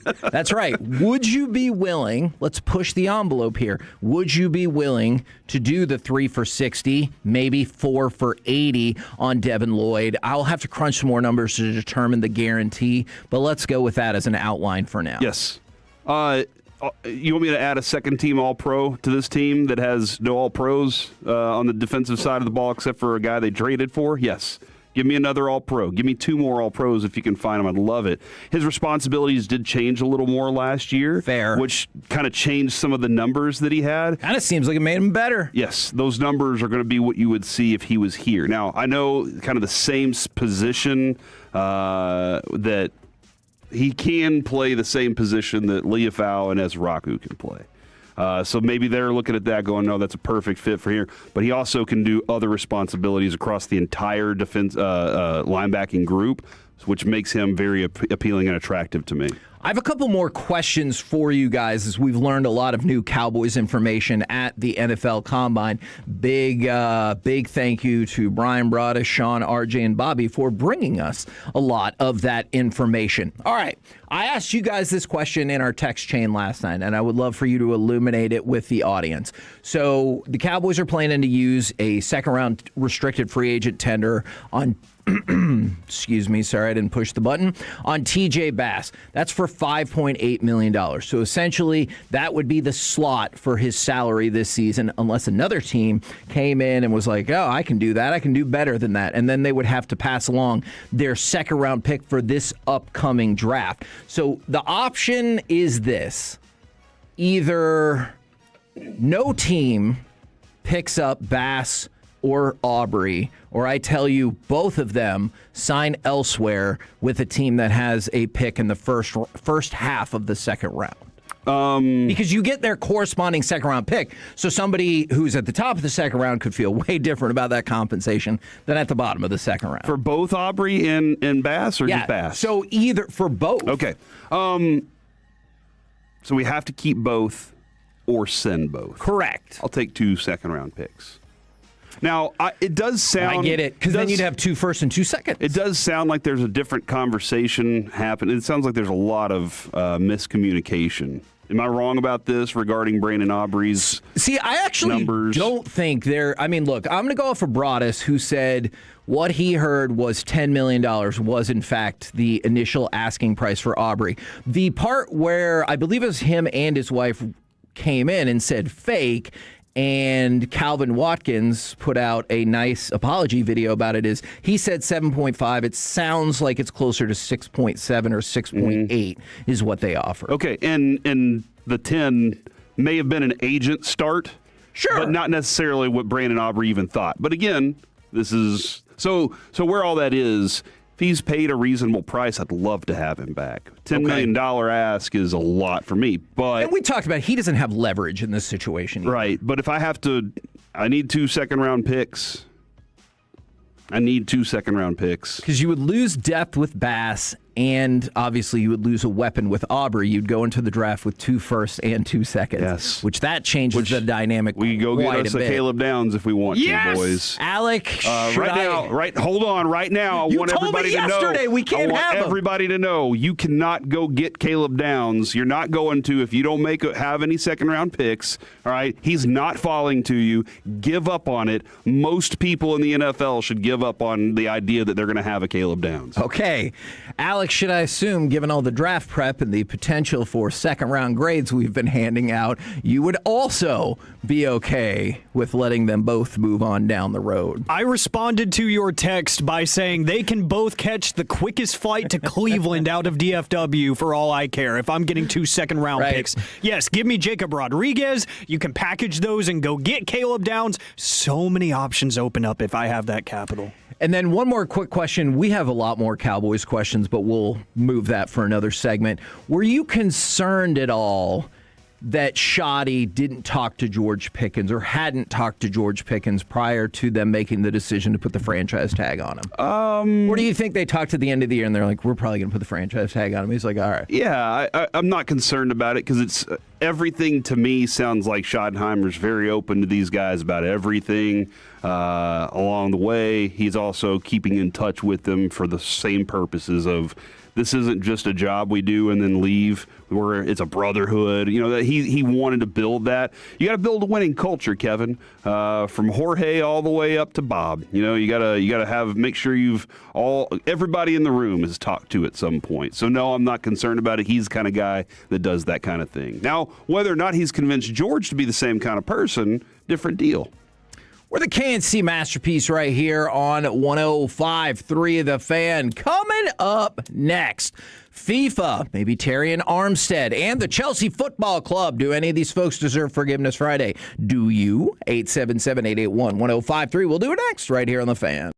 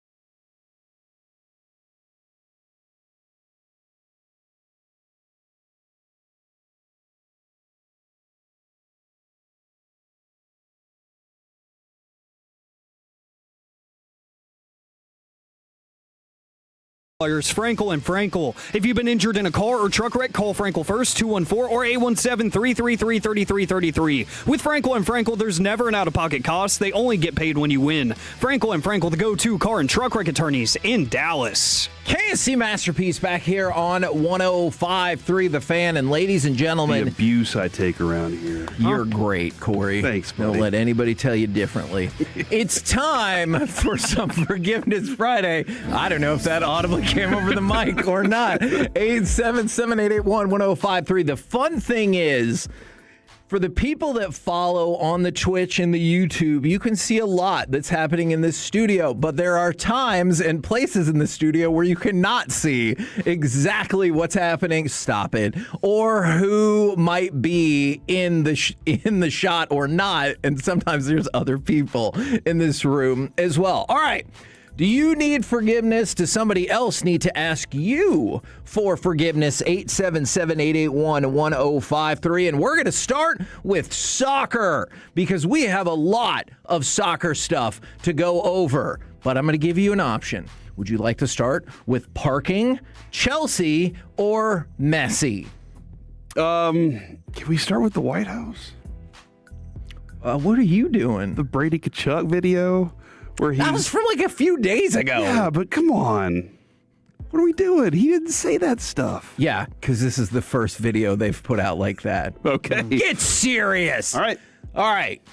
Messi. Lionel Messi. Was eventually slow motion tackled by some fans in Puerto Rico during a friendly. And look, several people got out on the field. They ran around, and eventually they kind of sort of made their way to Messi. One of them tried to hug him, but then another person came in, and then he like kind of slowly went down, and then he just got back up and walked away. Because I'm betting that happens to him a lot. Remember when he did his soccer camp, and that dude like sprinted out there like a psycho, and he was like, sign this for me! Yeah, I think what's so amazing, and you're talking about it, the amazing thing about that is how calm he is when it's happening. He really was. Ronaldo's kind of the same way. You see they're calm because they don't want to create a stir because security's on its way. Right. And so you just kind of want to keep that person calm in front of you for a minute until security gets there, and you don't want them to have to be tackled and wrestled out of the place. You want them to just say, hey, I had a great moment with my favorite player of all time.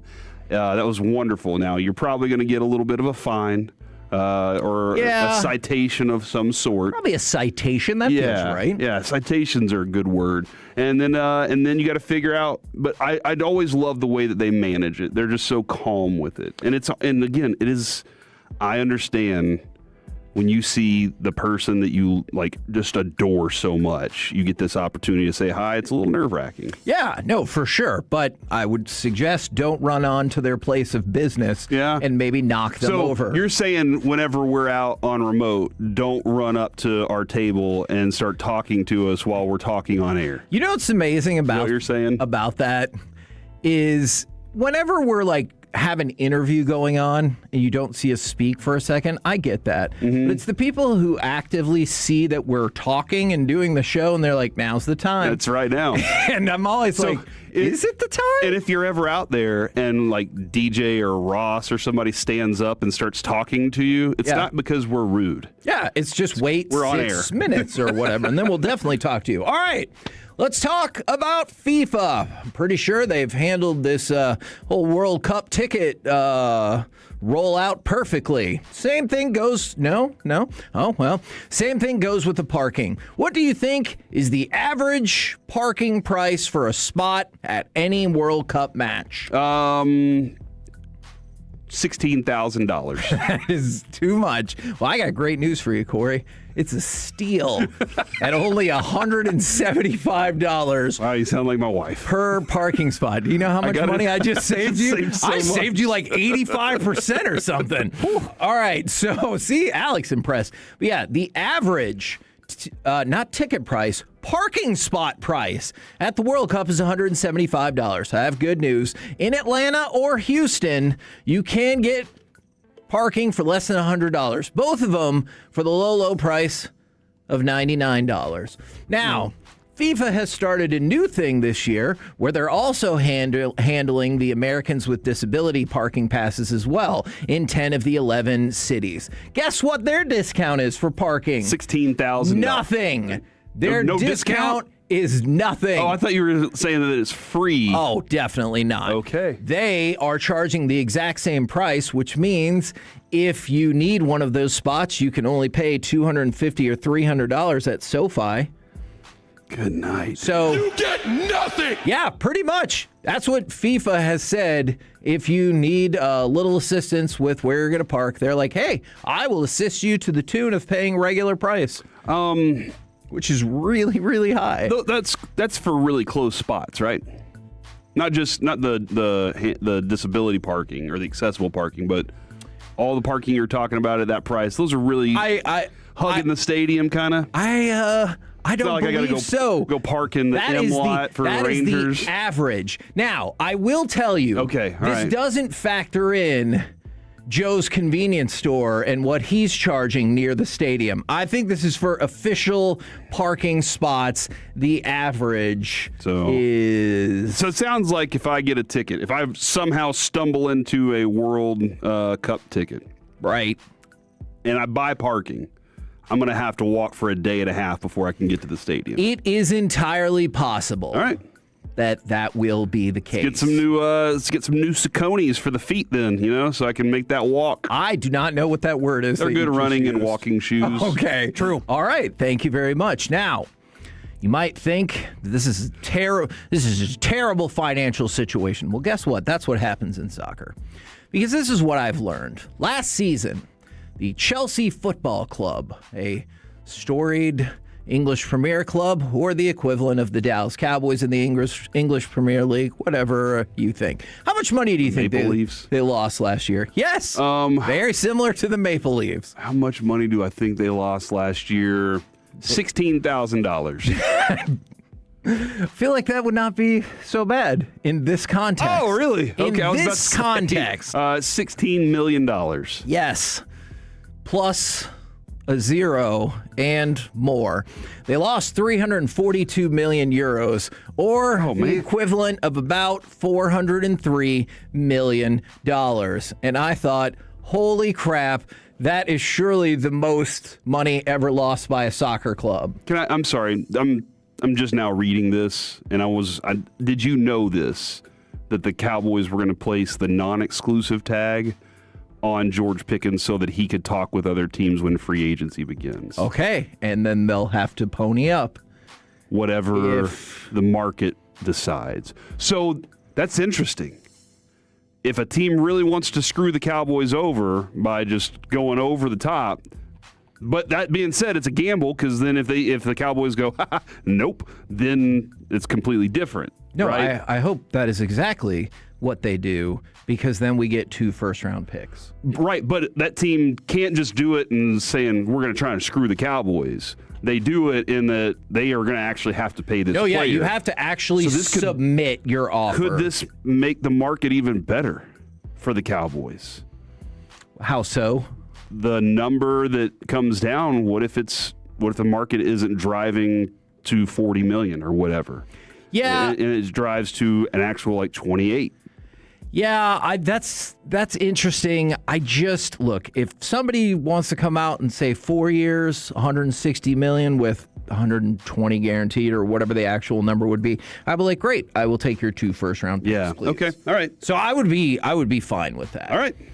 Back to Forgiveness Friday. Yeah, I mean, look. Is this smart by the Cowboys, is what I'm asking? Yeah. I think this is the best one. This is always the way to go. The only time I would think you wouldn't go in this direction would be with your quarterback, right?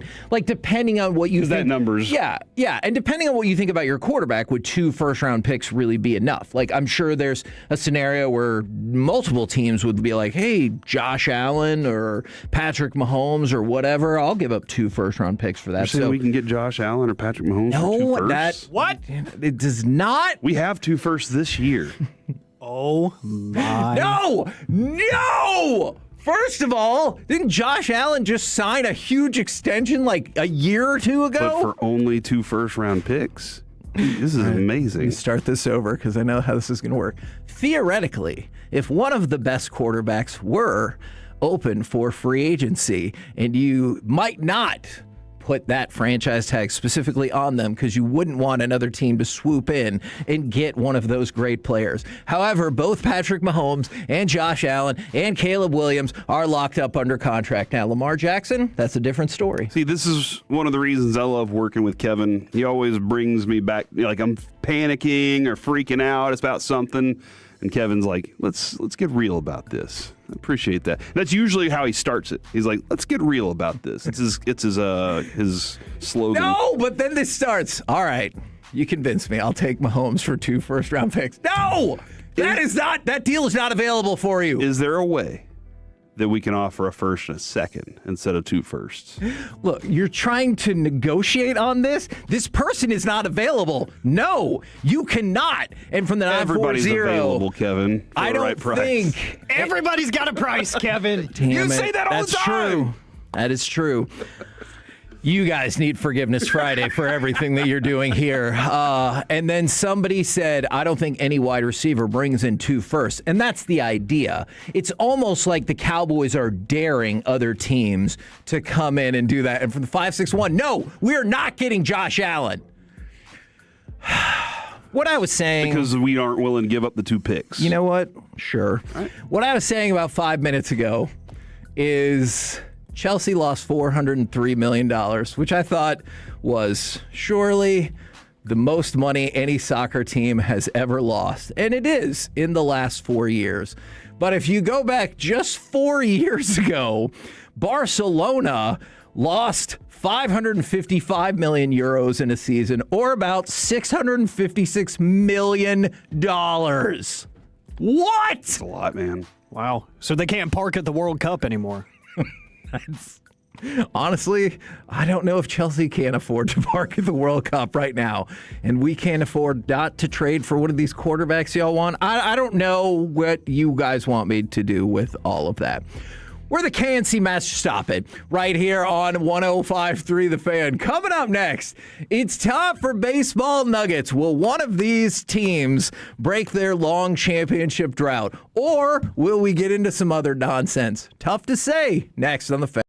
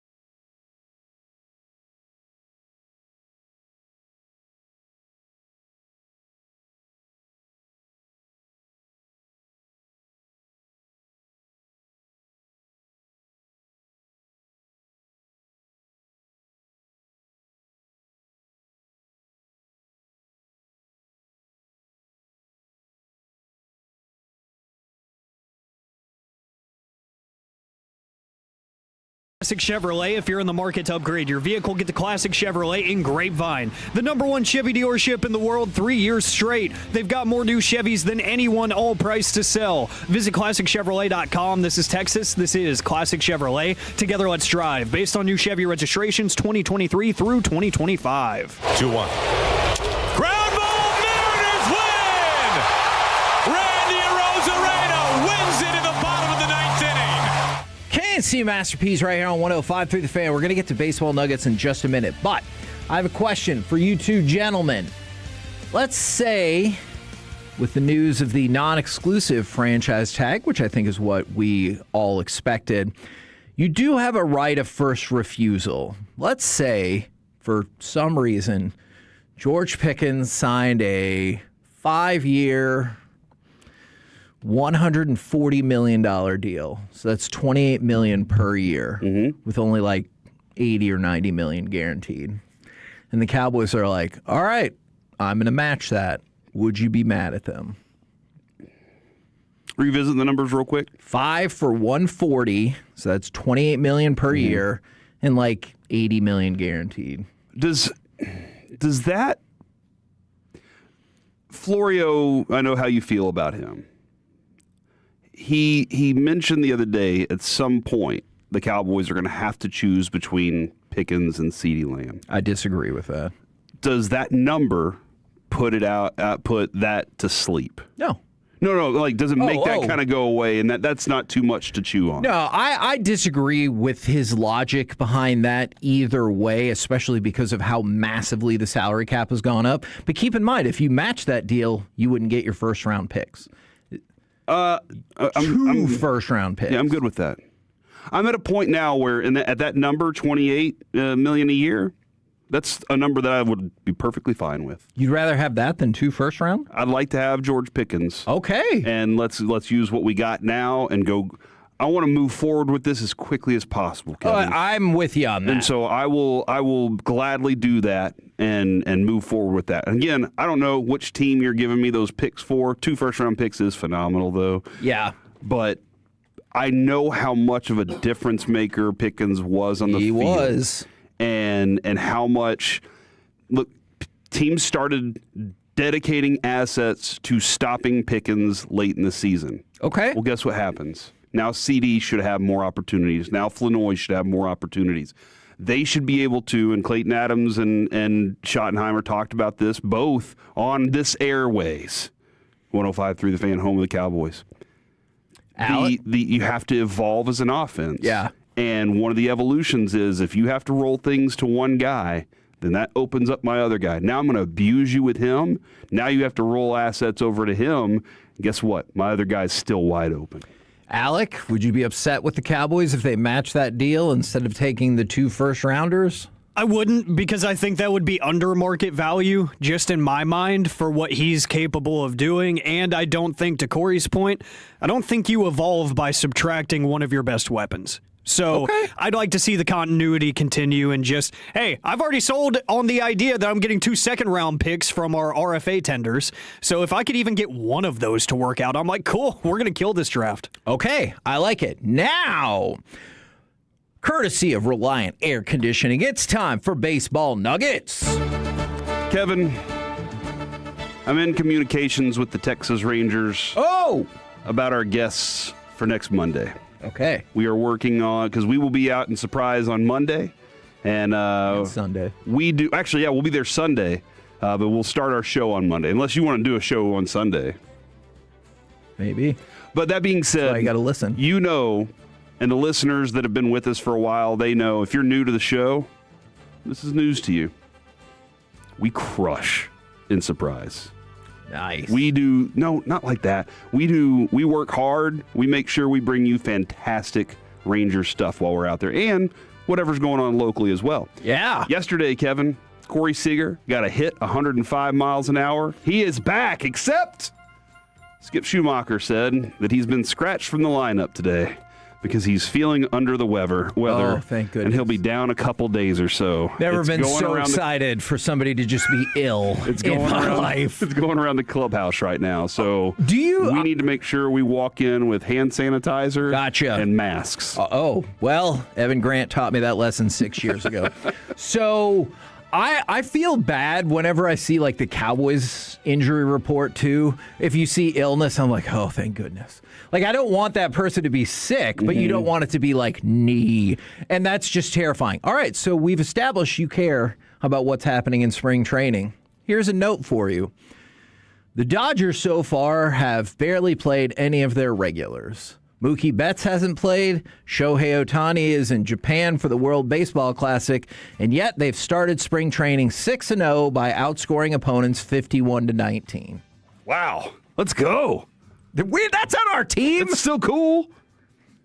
Like, is that not cool? No, because I want to win. And we're the last non-Dodgers team to win. That's right. Never World forget. Series. I will not. Always remember the Alamo. Stop whatever you're doing.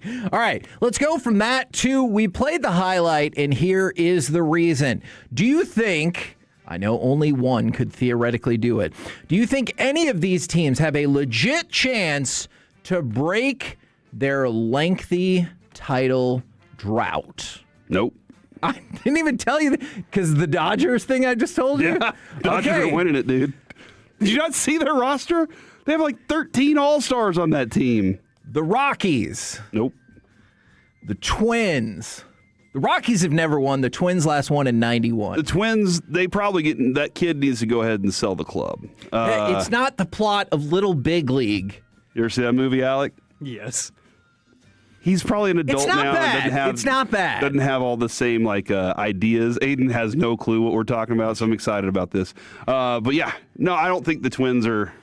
They're a team right now, Kevin, that they have some hot spells and people get excited about them, and then they just disappear. What about the Guardians or the Rays? Guardians are always interesting. Last time they won a title was 1948. The Rays, never. They've been close, though. Yeah, many times. With a bunch of nobodies. I'm going to say the Rays continue to be a bridesmaid. All right. The Guardians will have the most 1-0 losses in the playoffs. They play sometimes I'm like, what is happening? The Pirates, who last won in 1979. I'm saying, did I buy some Connor Griffin cards last night? Yes, I did. Is there a team? Oh, man. Because you wouldn't want me to snag them. I got it. No, they were like low level, just fun cards. Kevin, if there's one team that could cut down the Dodgers, it's the Pirates. Connor For Griffin, one game. Paul Skeens. Yeah, one game. Heck yeah. And if it's on a Wednesday, whoo! The Reds or the Padres? The Reds last won in 1990. The Padres, never. The Reds are exciting. And I think we were hoping for a more exciting season last season. The second half of L.A. De La Cruz disappointed for sure. And no for the Padres. Like that's come on. Right. What are we doing here? But they did all of the things, just like they do every year. The A's and the Orioles. The A's last won in 1989. The Orioles in 1983. Feels like we have a certain level of hype for the Orioles again and again and again. I want to update real quick. Josh Young still hamstring. Kyle Higashioka back. Okay. Should be out a couple days. And then Justin Foscue hamstring still a few days away. Sorry. Okay. Answer. You are listening. The A's and the Orioles. Do I even have to answer that question? Even the Orioles? It's the A's. Did you see the Orioles last year? How are they going to bounce back from that miserable season? They made some moves. Okay. All right. They should have been better. They should have been a lot better last year. The Brewers and the Tigers. The Brewers have never won. The Tigers last won in 1984. The Tigers, maybe. The Tigers are interesting depending on whether or not they decide to give a deal to Skubal. Because if they give a deal to Skubal, that could really inject some goodwill in that clubhouse, for one, for everybody, and for him. Okay. For the no. Okay.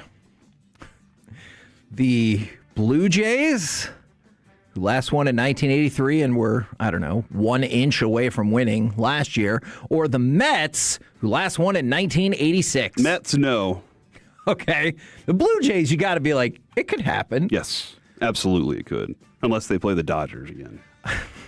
Or what about the Mariners, who have never won? Now, last year, I said I'll believe it when I see it, and they completed part of that process. But they could not carry it through into the playoffs, even though they won the division. The Mariners, could you see it? They have never won the World Series. So you're saying is you want to see the Mariners finish the story? Definitely not. Oh, okay. They are not my Cody Rhodes. All right. I don't think they can. I think they're loaded. I think they have a good team.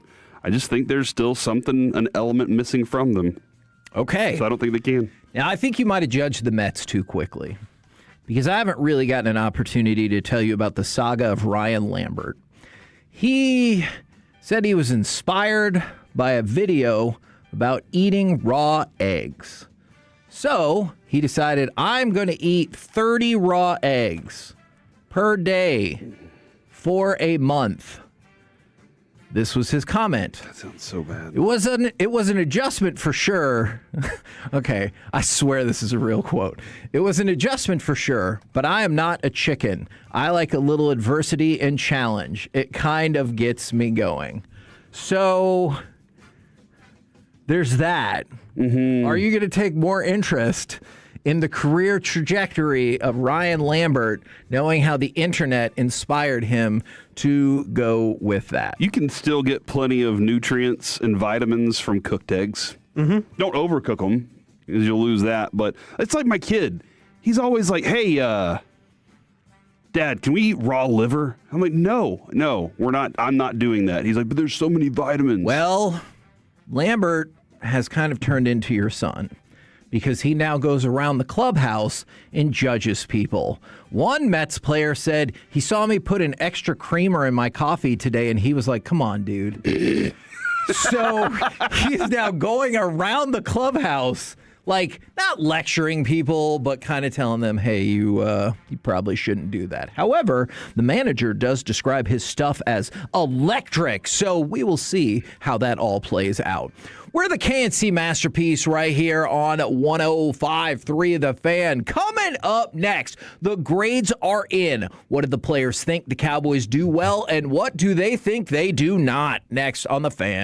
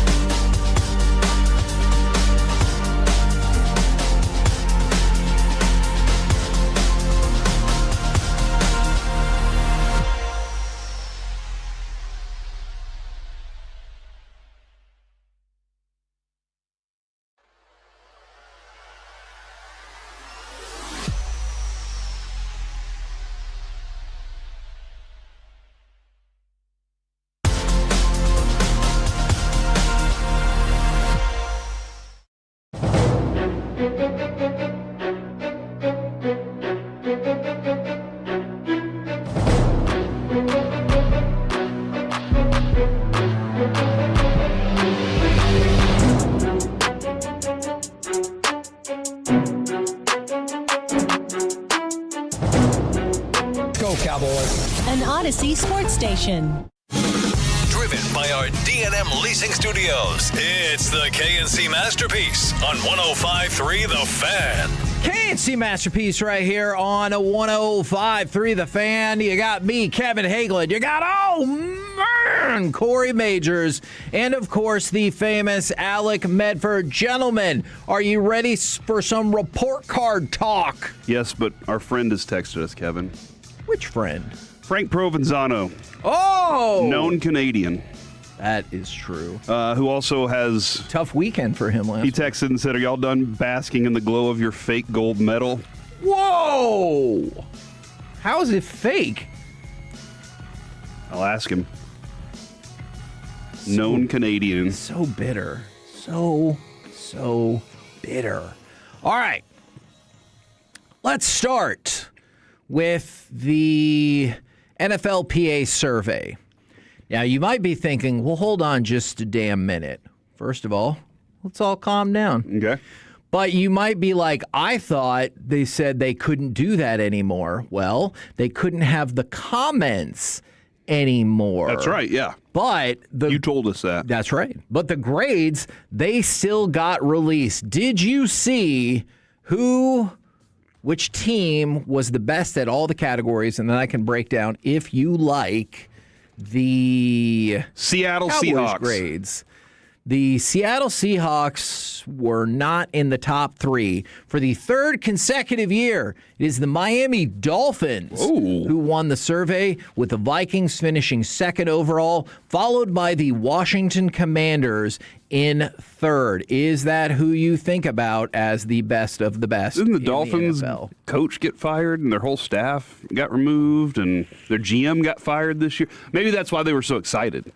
Maybe the players were like, this is actually awesome. They're making some good moves here. Oh, man. Okay. Interesting. I didn't really consider that. Now, for the Dallas Cowboys, do you want to know how they did? Would you like to know all of their grades? I would. Good, because if your answer was no, I was going to be like, oh, crap. They finished 10th out of 32. Now, as we go through this, I want you to notice, or I guess I'm curious, do you think we excel at the things that are less relevant? Okay. And not the things that are more relevant to the football itself? Treatment of families, A. Oh, that's nice. 4th place. Food and dining area, B+, 11th. Because you know why? They have to food and dine with the media. And who wants to answer questions while you're standing in line waiting for your You're probably not Jell-O allowed snack? to ask questions. Don't you think they have some sort of rule? Oh, I can't stand there and be like, what's up? I meant like football. Do you like orange or green Jell-O? But I would argue both of those are not relevant, particularly to football.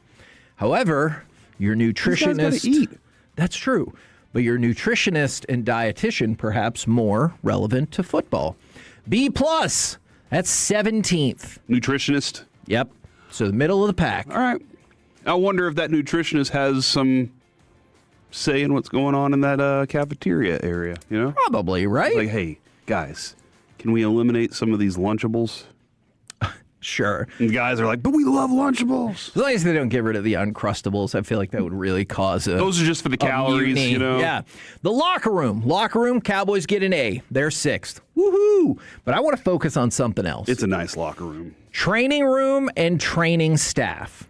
We would all agree, pretty darn important for football, right? Don't care about the training room. The staff on the other... And this goes back... I get you. That goes back to Parcells. He was, turning it down to 24 degrees, being like, you don't need to be in here. I want it uncomfortable. Do you think Parcells would work in today's NFL for a long time? If you gave him power. Okay. I mean, he... Very probably similar to Jimmy, where he has a small window that he can work within. Yeah. And if you want to win, then you get that opportunity. But if you're going to be lazy bum, then no. Okay. But both their training room and their training staff got a C. Staff's interesting. That puts them at 27th for training room, which I know you said not as important. But training staff, that puts them at 30th. I wonder why. Well, and wasn't, injury after injury after injury, and you're kind of concerned when it comes to your secondary players and how I feel like a lot of Cowboys fans are super concerned about our training staff. Yeah. And then when you see, and I think last year it was like, 80% of the players participated in this. When you see that, and you see that we got a grade of C, which is third to last in the entire NFL. I'm not kidding about this. Does that give you cause for concern? Because the fans are already concerned about how much it feels like our players get injured, and then the players themselves are like, I don't think our training staff is that good. Yeah, no, it is a little bit concerning for sure. Weight room and strength coaches. Important? Weight room, because of all the windows. I can see how that's strength coaches. I feel like they're all right.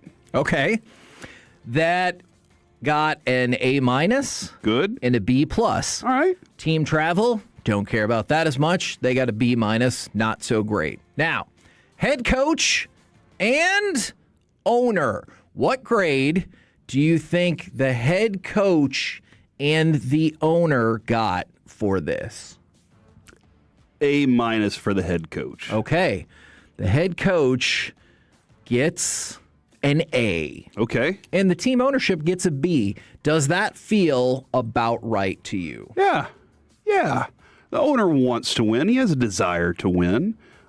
He pays a lot of money. I understand he gets in the way of a lot of things that would make things easier for other people.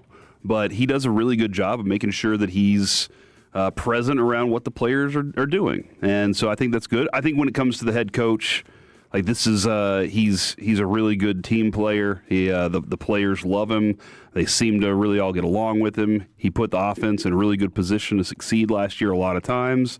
And he said, we got to go make some sweeping changes immediately on this defensive side of the ball. And he's pushed the front office to do so, and the front office got out of the way. So when you hear all of these grades, I know obviously the training staff stands out as being not good whatsoever. But the rest of it, do you feel pretty good about this? They finished 10th. They finished in the upper third. That feels fairly positive. Yeah, man. Yeah, the Cowboys that's a positive thing there for them. For sure. I like this. Okay. Anything else? Everybody should want to play here now. You know?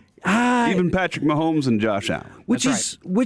No, we're not doing that again. Which is weird because don't you feel like the top three were the Dolphins, the Vikings, and the Commanders? I don't feel like I usually hear people clamoring to play for those franchises. Good point. The Dolphins, that's a very interesting approach that you got on them.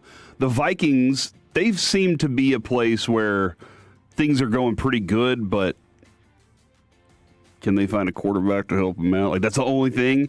And then the Commanders, I think that's an interesting thing because new ownership comes in and everybody's excited about this, right? Everybody's excited about what he's trying to do, and he's pushing for lots of new things and the new stadium that they're going to build. I think there's a lot of excitement boiling about that right now. Are there any other teams that you would want to know about in the survey?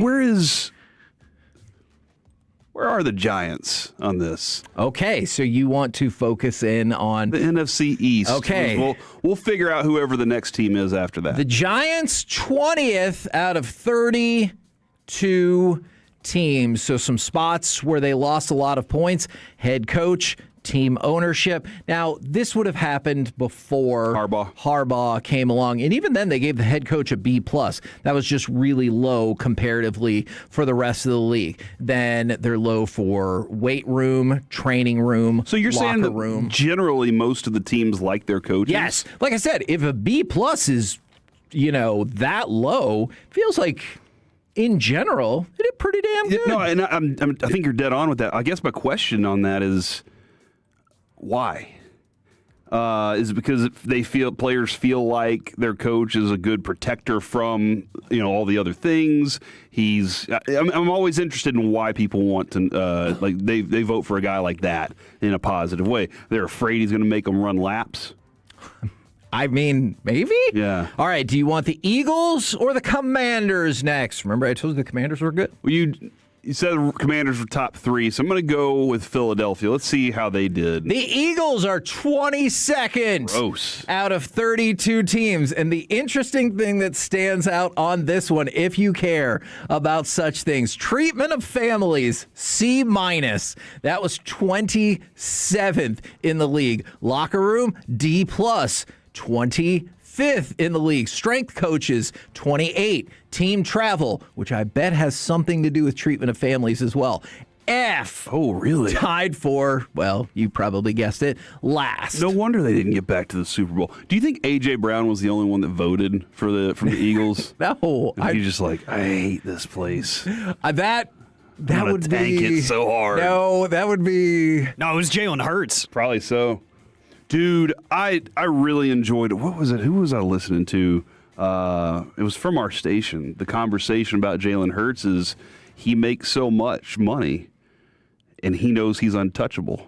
And he'll just go out and do whatever he wants on the offense, even though they draw it up a certain way. And nobody says anything to him about it because they know he's the quarterback. And so that's what the real problem in that locker room is. Now for the Commanders. They excelled in strength coaches, team travel. Head coach got an A+.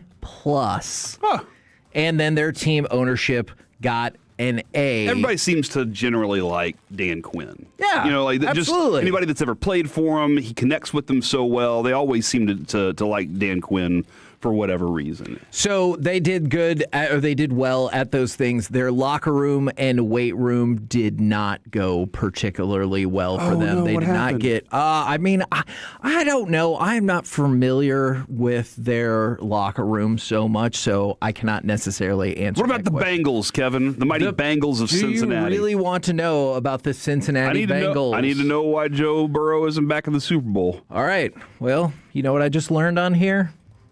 I did not realize that this grade was offerable. Treatment of families, F-. Okay. I swear that's what it says from the NFLPA's own website. F-.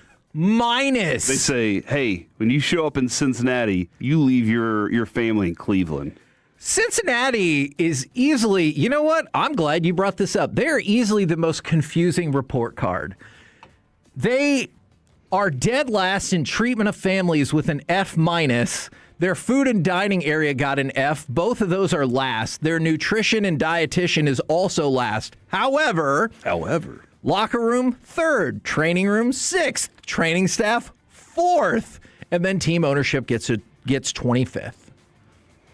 So the treatment of families kind of makes sense because remember the whole to-do with Boomer Esiason whenever they were doing that game to honor their Ring of Honor, and they're like, yeah, here's where you can book your own plane and get your own hotel room. We recommend you stay here. Yeah, send the PJ, bro. Yeah, like, set me up. Private jet. Yeah. I get what you're saying. Are you? Don't you feel a little silly that you questioned me wanting to go to the Bengals? I do. Did I know that was the case? Did you know no, that was the case? Oh, okay. I was about to be like, hey, good call then. But we know the Bengals over time. Like, we've observed them over time, and somehow we always hear they're able to do something with little. And that sounds pretty accurate right there. It is remarkable looking at some of these things, how many locker rooms did poorly. Arizona Cardinals, F-. Cleveland Browns, F-. Broncos, F. And then the Miami Dolphins and the Vikings both got an A+.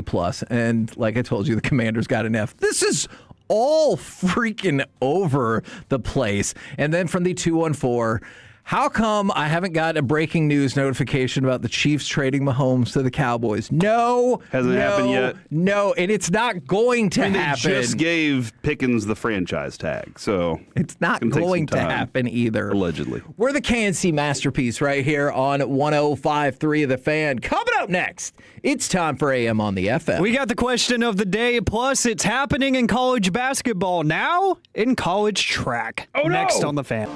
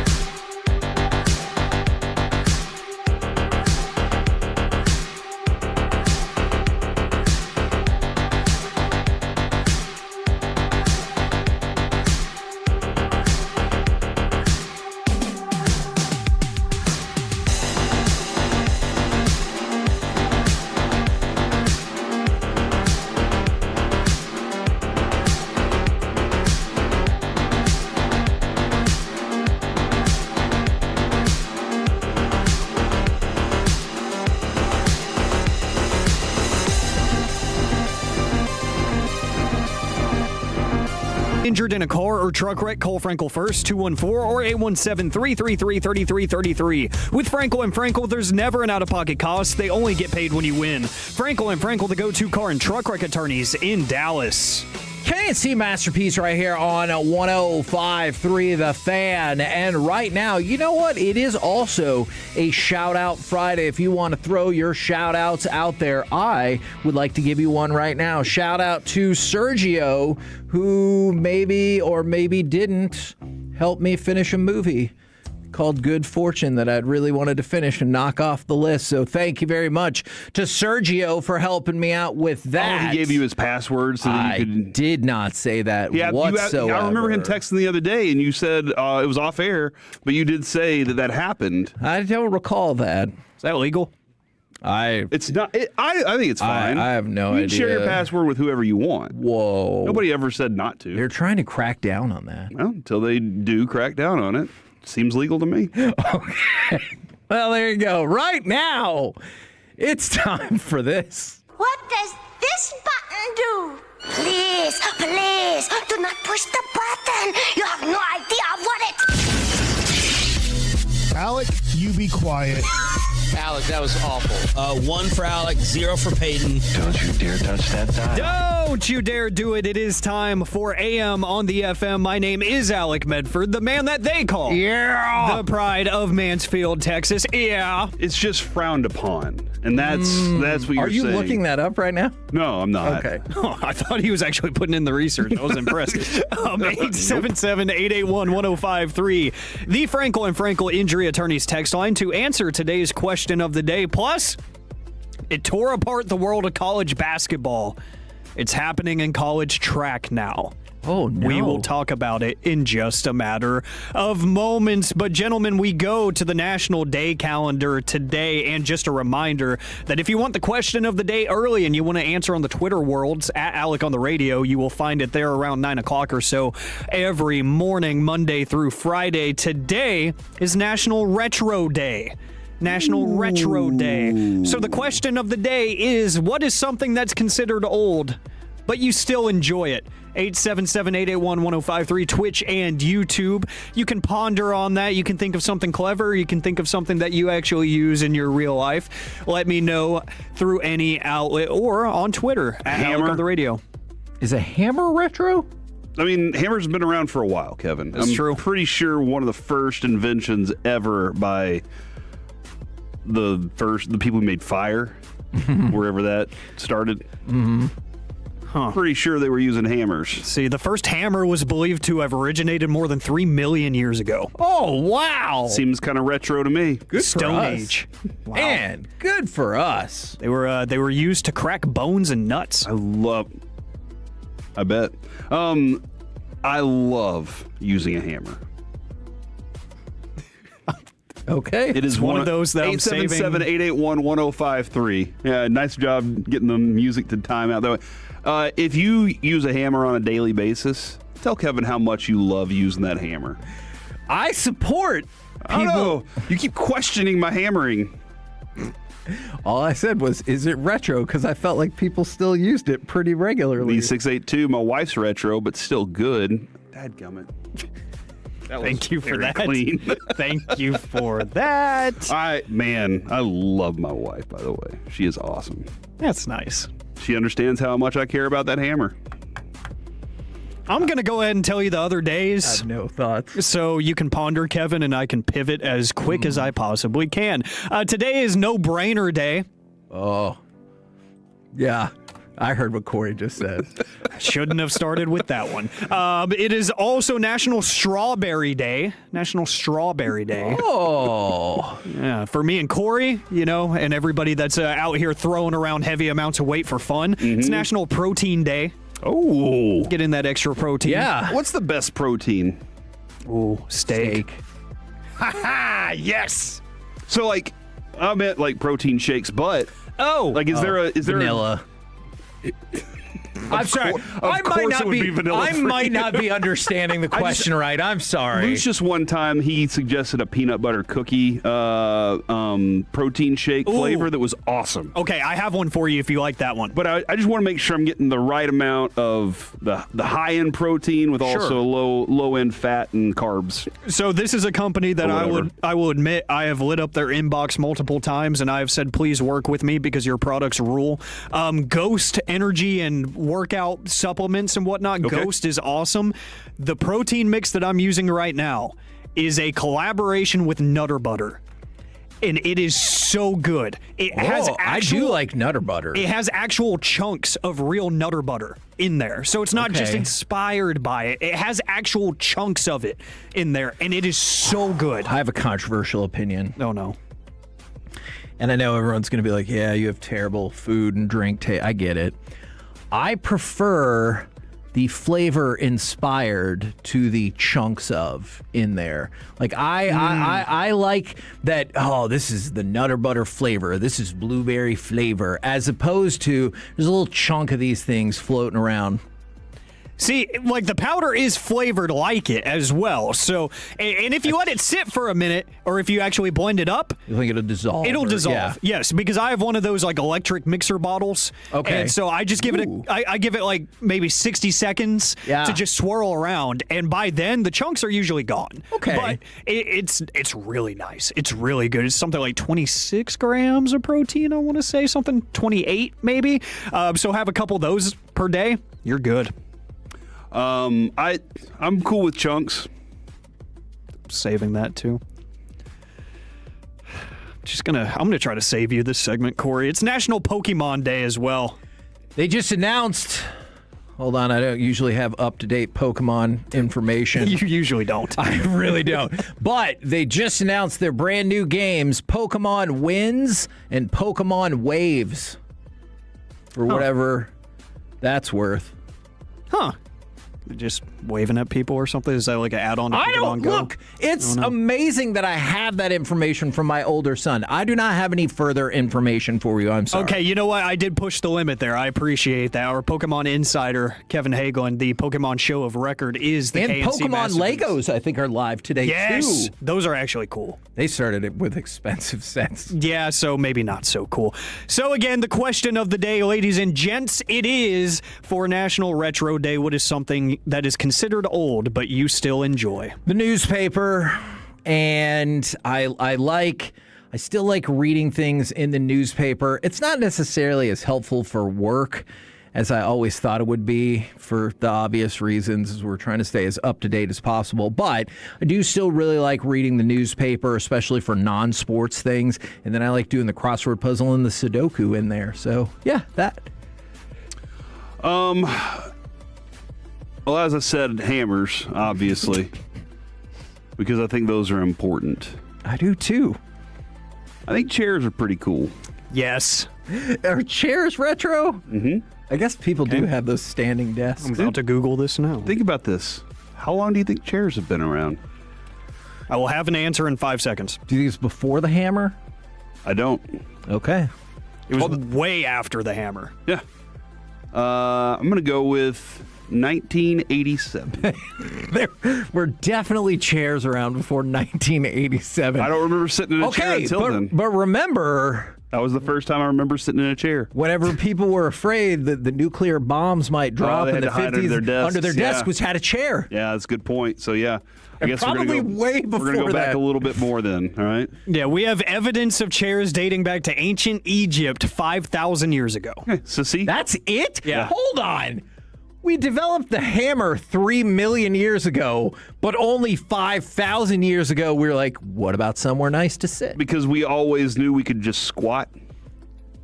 Ooh, like that's a right. catcher, we could get in a catcher's position. All right. Or we could just go sit on that rock over there. You know what? I got another question.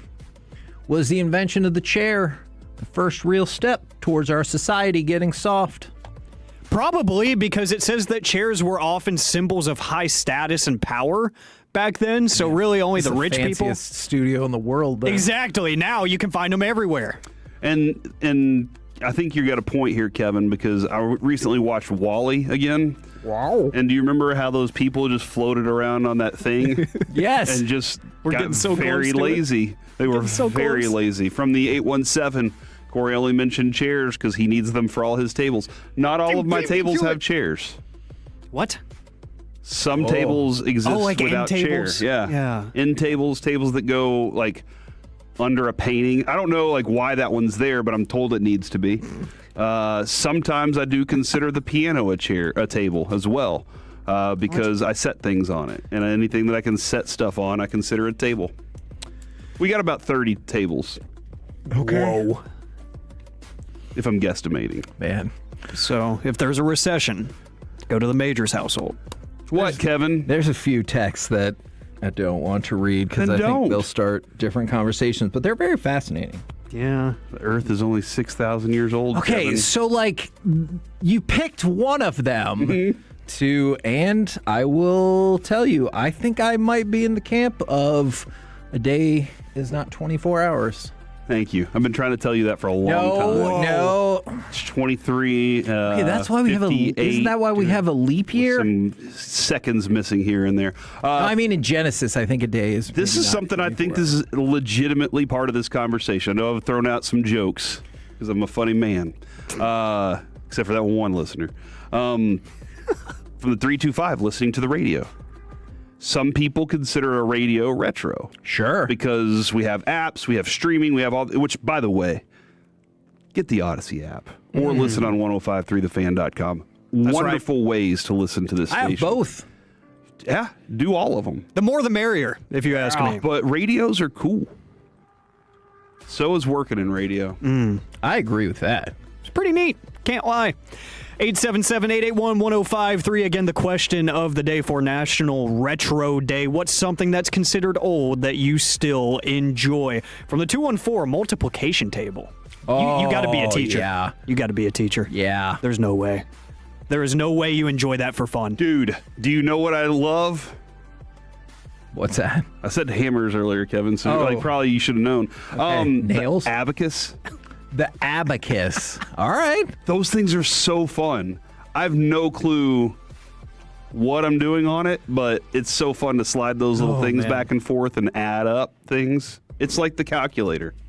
Oh, do you not know what an abacus is? Are you looking it up? No, I wanted to see when it was invented versus that's the a good chair. idea. That's a good I wanted idea. to kind of see Yeah. where I like that. where we were at with The all juxtaposition of an abacus and a chair. Yeah. That was my subject matter for today. I've hit my quota. It looks like the abacus was about 4,300 to 4,700 years ago. So, man, we were cranking out some hits.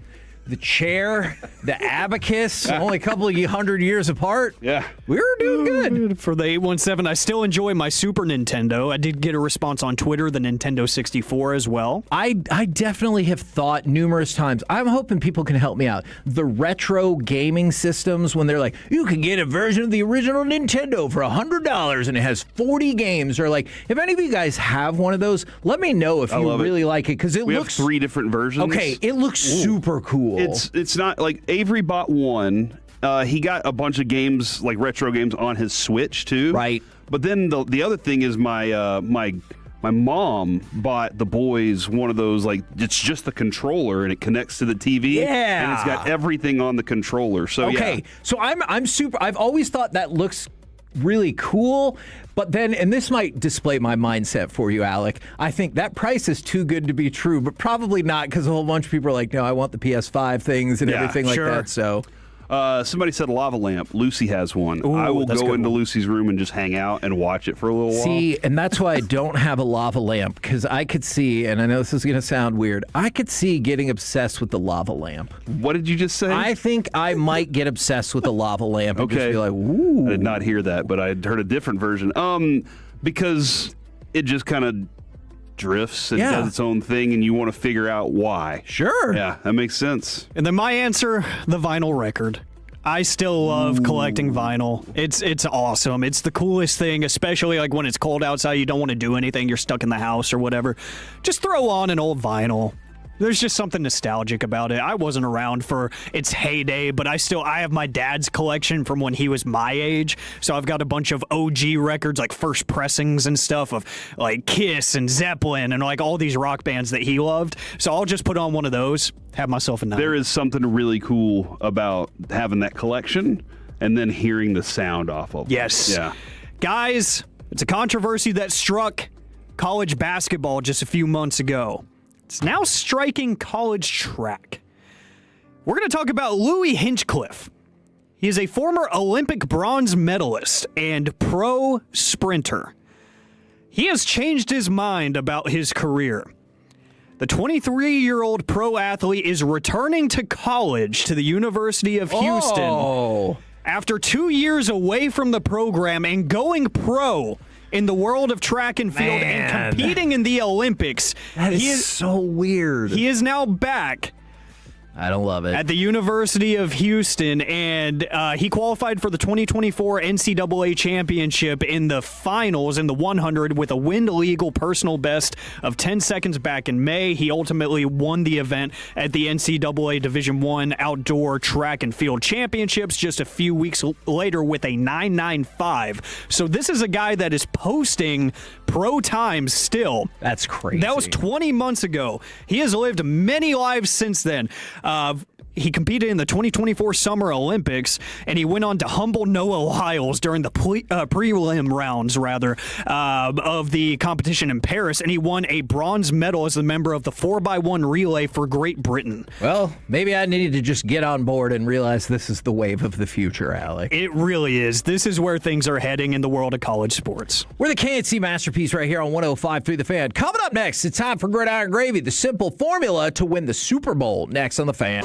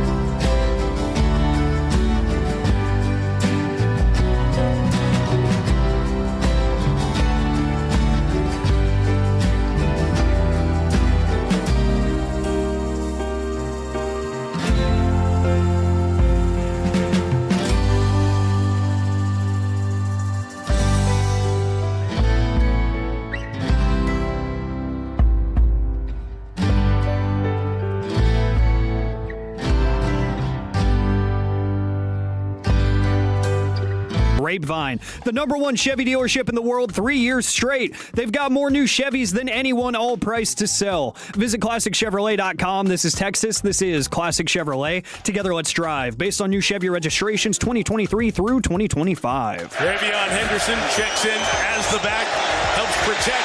May has to escape, and he cannot. Brought down for the sack. Derek Hall. KNC Masterpiece right here on 105.3 The Fan. Now, we got Gridiron Gravy in just a second, but we've got a couple of options. Now, what people don't know, or maybe you know, maybe you don't, we're doing an open house today. What, is it open? You should definitely know that. Okay. Is there food? Yes. What? But unfortunately, there's also booze. So if you guys could wait until 2 o'clock for that, that would be great. What about 1:30? Yeah, that feels fine. Ooh, Masterpiece of the Week? Yeah, drunk yes. That definitely feels fine. But like we have all sorts of our friends and clients coming through, and it's great because some just go ahead and like come on in, but then there's others that I don't think know us as well that then we're the zoo animals, right? They're just kind of staring through the window. And it's a weird... And they start knocking on the window, and they're dangling food in front of us. And oh, see? Well, that's how you got Corey's attention. Also the Cowboys cheerleaders. We have a couple of Cowboys cheerleaders. Yeah, I wouldn't still have to wait until the next break. But see, what they dangled in front of me to get my attention was 2026 Topps Baseball, because the good people from Waxed are up here, and obviously we've talked about the shop in Rowlett that is really close to my house, but they have shops everywhere, not only across Texas, but now across the globe. By the looks of this, Kevin, it looks like there is a Griffey and Henry Aaron rookie card in my pack. So because on the front is they got those two guys and Shohei and Aaron Judge. So I'm guessing, you know what, autograph rookies. Corey, you might be right. So I will sell you this pack for the low price of $100. If it has what you just said. Just $100? Yeah, it's a hell of a deal. Sounds like a deal to me. I probably have to cut you guys in on this deal as well. But remember, one of the things we talked about in this pack is they have that redemption card for the 52 Topps. That's right. Mickey Mantle. Right now, what say, powered by Men's Tea Clinic, we go around the entire NFL and dip into some gridiron gravy.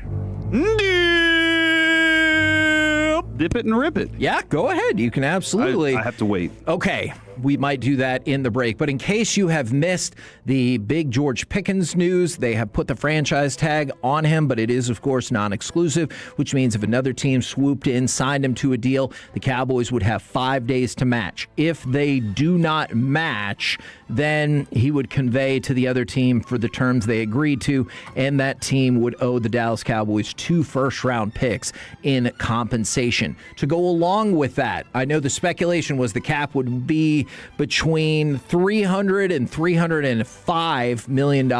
It has come in at $301.2 million. That's up $22 million from last year, and in the last 5 years, that means the cap has gone up $100 million per season. Dude, remember whenever Dr. Evil asked for $100 million and everybody laughed at him? Yes. And here we are now. The NFL is just throwing it out there. I mean, feels like they're doing pretty well. Yeah, they figured it out. I know Mark Cuban's calling for their downfall a while back. Feels like they've been able to weather that storm, so good for them. All right.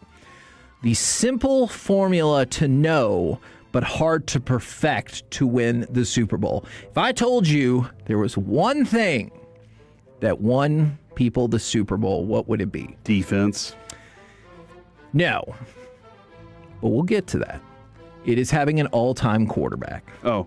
So Sam Darnold's an all-timer? I didn't say that's the only way. All right? On average. That is the leading way to win the Super Bowl, is to have a quarterback that either made the Hall of Fame or is clearly on the road to being in the Hall of Fame. And it seems like it's the reverse-engineered version of that, in that the Super Bowls helped propel them to the Hall of Fame, especially the study that we've done. I do not dispute that whatsoever. But, Corey, you mentioned defense, so I've got the metric for you. You need to have either an elite pass rusher individually or a really good pass rushing unit. So take a look at this. Since sacks became an official stat in 1982, there have been 44 Super Bowls. Of the teams that won, 28 were led by a quarterback who will be or already is in the Hall of Fame. Really? Now, 2 of those years, strike-shortened years, so who cares? The other 14 seasons, 9 of those 14 teams have had a player with at least 10 sacks in the regular season. And the other 5, all of them were in the top half of the NFL sack total. So look, whenever you talk about good quarterback play and defense, you can boil it down maybe even a little further to potentially elite quarterback play and a top guy that rushes the passer, or just overall unit that can get to the passer. Overall unit is what I'll take every time. Okay. With a really good pass rush, because we see how much it helps out your secondary. I mean, the Legion of Boom was because of what the guys were doing up front. They'll tell you just as much as well. But as we saw with Patrick Mahomes, an elite quarterback, none of his receivers could catch the damn ball against Tampa that year. Sure. And no matter what he did. They were harassing him again and again. Yeah. But so if you go back to 1982, when again the NFL finally got off their butts and counted sacks as an official stat, only 5 of the 44 teams have done so without a top-tier quarterback or pass rusher. And if you go to what you just said for having a good pass rushing unit across the board, no team since 1982 has won the Super Bowl without an above-average pass rush or star quarterback. 0. Okay. None of them. All right, now let's... So what's Dak? I think Dak would fall into that category, and before people get mad, you've talked about it. Sometimes you can reverse engineer these things. If Dak wins a Super Bowl, let's just say it happens next year, and I'm not saying it will. Somebody's going to text and be like, I know, drink the Kool-Aid. But let's say Dak won the Super Bowl right a couple of years after he finished second for MVP, and he's been a perpetual Pro Bowler. I think that changes the conversation on him. And so then I think that would fit. I absolutely agree. Let's go to the Combine, where Jacob Rodriguez reached a top speed of 18.43 miles per hour during the backpedal and react drill. That is the fastest by any... He ran backwards 18 miles an hour? Correct. That is the fastest by any linebacker in the last 4 years, and a mile per hour faster than Arvell Reese, who is the next closest. Okay, hold on. But what was Arvell? Do we have Arvell Reese's 40 time? I feel like it was pretty low. Jacob Rodriguez's best 40 was a 4.58, which means he's better in coverage because he's going to be backpedaling, right? I mean, they don't backpedal and react. Okay, so that's really impressive, man. That's very impressive, and that's part of what he's going to be asked to do. A lot of cornerbacks, they don't want them backpedaling as much as turning their hips, but this is important for a linebacker. And I think again, this is one of those, you watch what he's doing out there, then you go watch what he does on tape, and you're like, oh, okay, I get it. Arvell Reese was a 4.46 there you go. On the 40. But everyone pales in comparison to the athletic freak that is Sonny Styles. 43.5-inch vertical. That is the best for anybody since 2003 that was 6'4" or taller, and the best for anybody since 2003 that was 240 pounds or more. What was the first thing we noticed about the dude?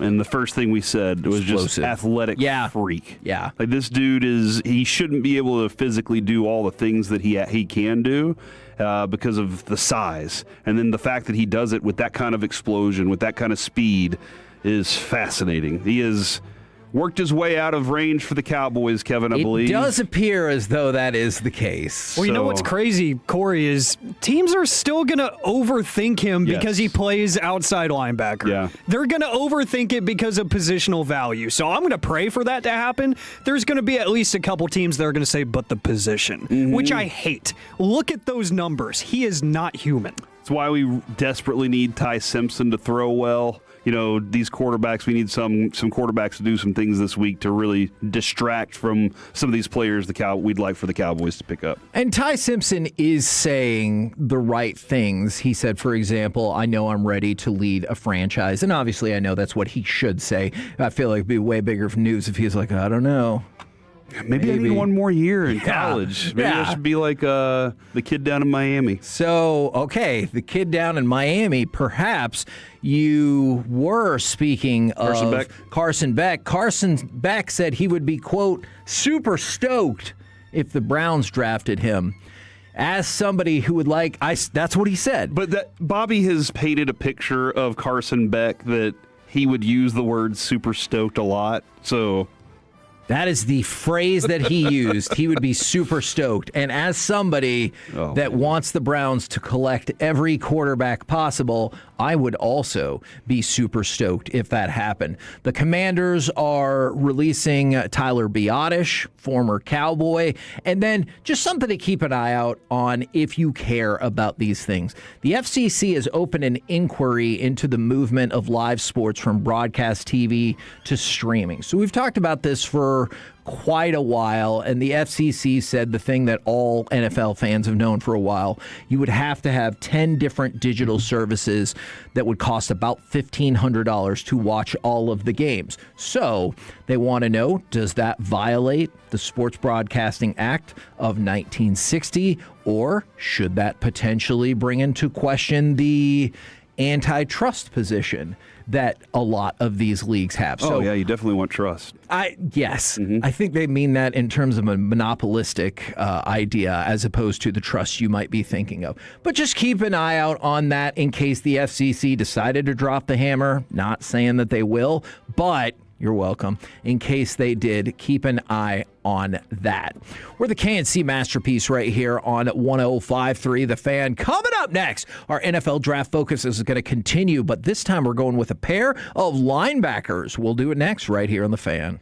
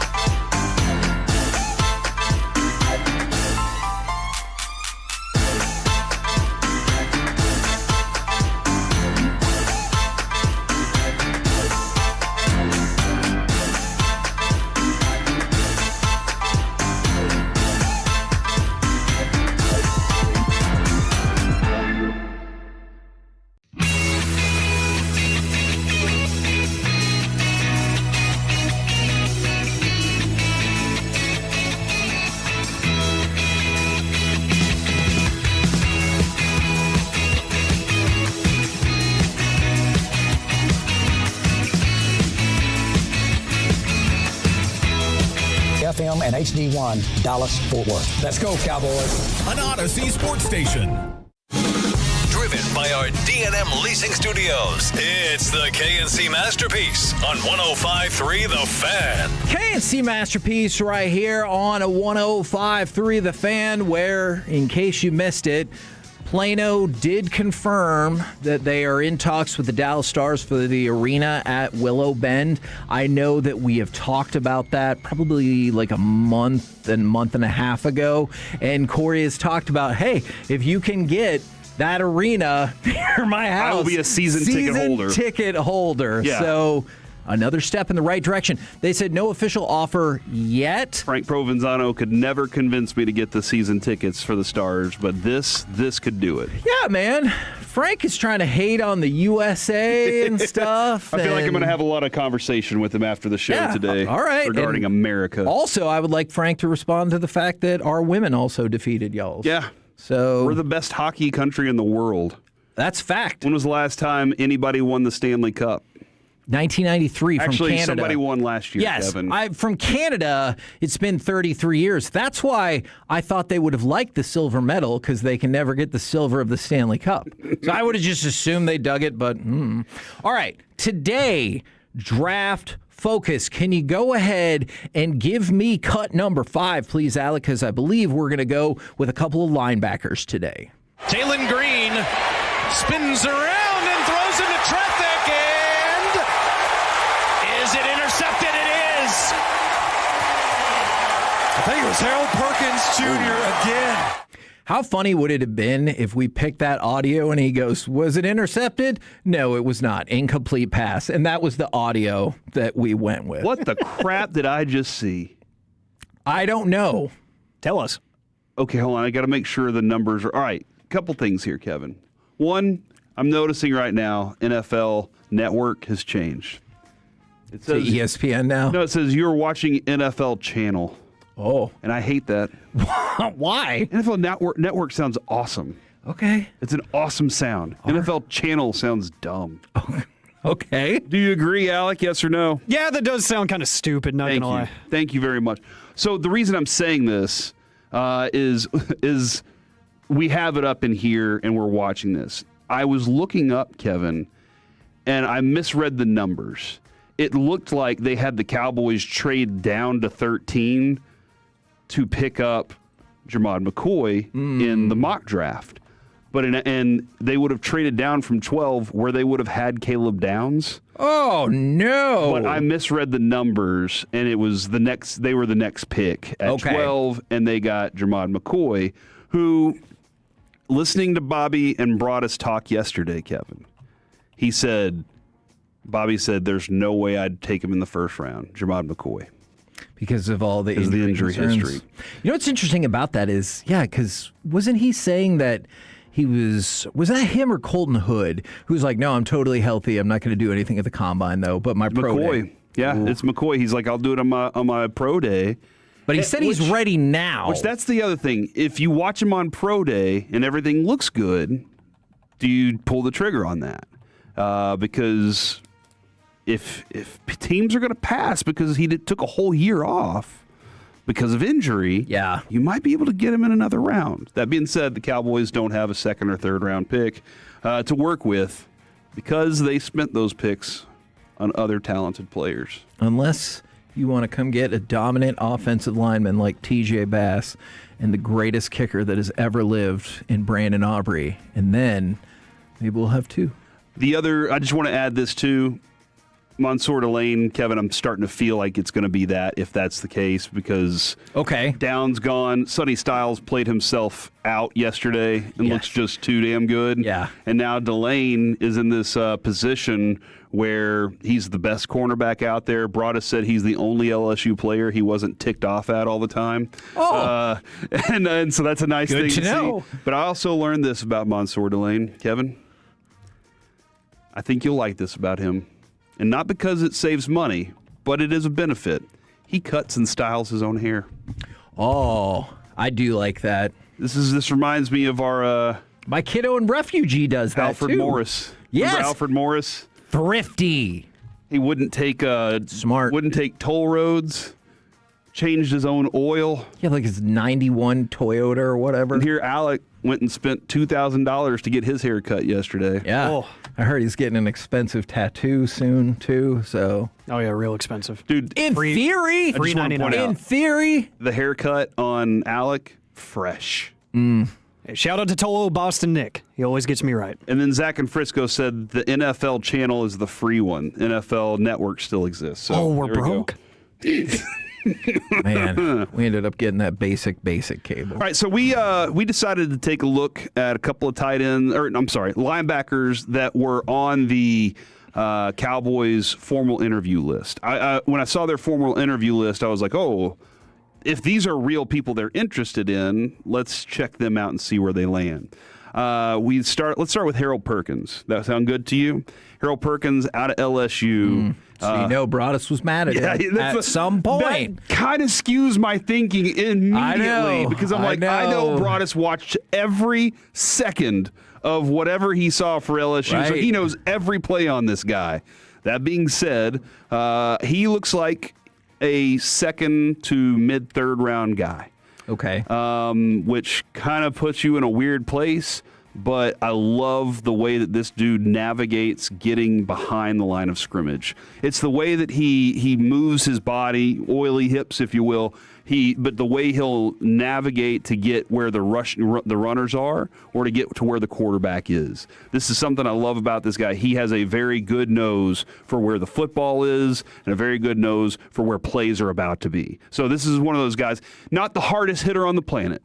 Great tackler. I really like his tackling. And I like the fact that this dude knows where the ball's about to go, and he gets to that area pretty quickly. And I feel like we've gone through a few different players where you're like, man, what a devastating tackler. And I'm not saying that's a bad thing whatsoever, but I don't hate the idea of having a nice little group of people where you're like, yes, they are fundamentally sound in their tackling ability. Maybe a little boring. And I'm like, yes, those people. Do you happen to have a number, a height, or weight that linebackers that you're like, I need this? Because he's 6'1", 223.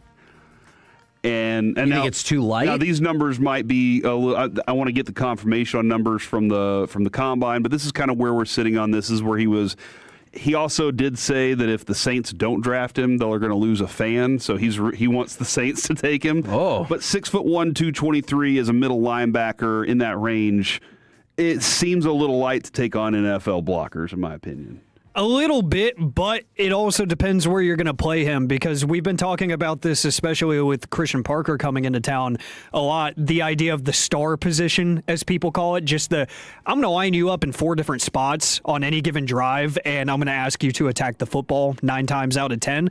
If you're going to play him there like LSU did a lot, I don't mind it. I'm not saying it's ideal, but I don't mind it. But if you are going to play him as a traditional linebacker, yeah, an inch or two taller and maybe a good 15 extra pounds would do a lot for him.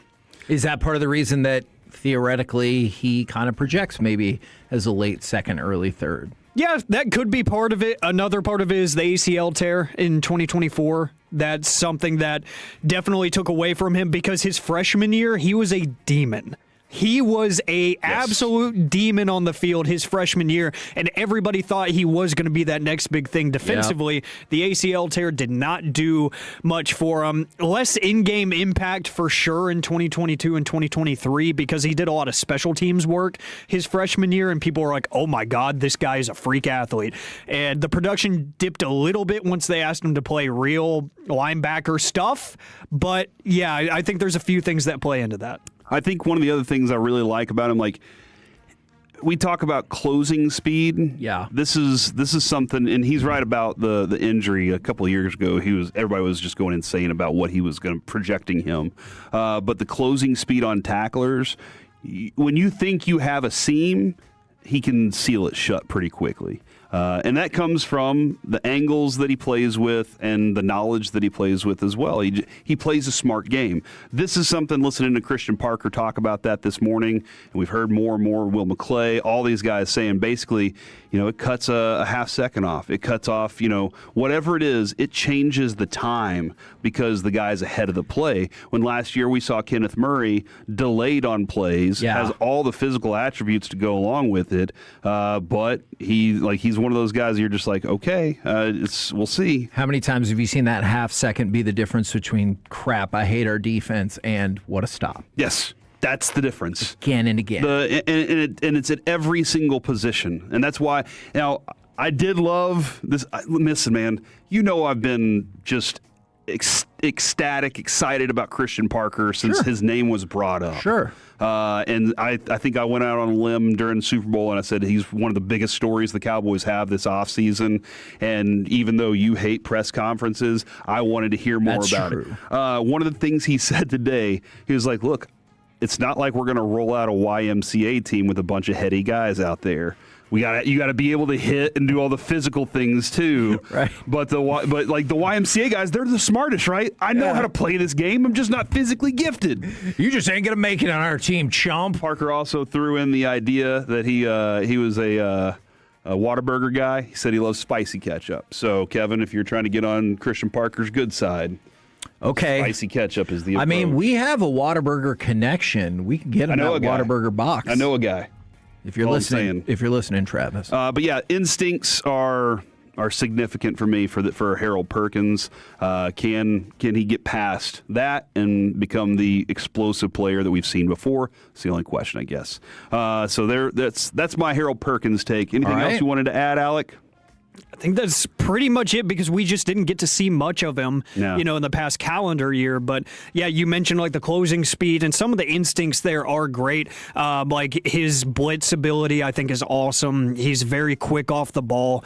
But he might be a little too linear in his pursuit sometimes to the football. Like he might just go in a straight line. He might not take the best angles, but when he does get the angle right, you're not going anywhere. So that's where the athleticism definitely comes into play. But yeah, overall, he's a fun project piece. He really is. He's got a lot to learn still, but I like what's there. But right now, we're, obviously with our first two picks, Broaddus said this the other day. I really like the way he said it. You're looking for a guy. You're not looking for why is this guy playing behind three other players. You're looking for guys on this team right now with most of these draft picks that can play immediately. Otherwise, you better be spending tons in this free agency period, getting the Nakobe Deans and Will Blankenships to fill those roles for you, if that's possible. Will Blankenship? Reed Blankenship. Gotcha. Yeah, I don't know. I'm just making sure there was another Blankenship I didn't need to go look up. I think I went to high school with a Will Blankenship, so that might be where I am right now. All right, so now we're going to go turn our attention to TCU product, who I saw play when he was at Cal against UNT. And I was like, who the hell is this guy?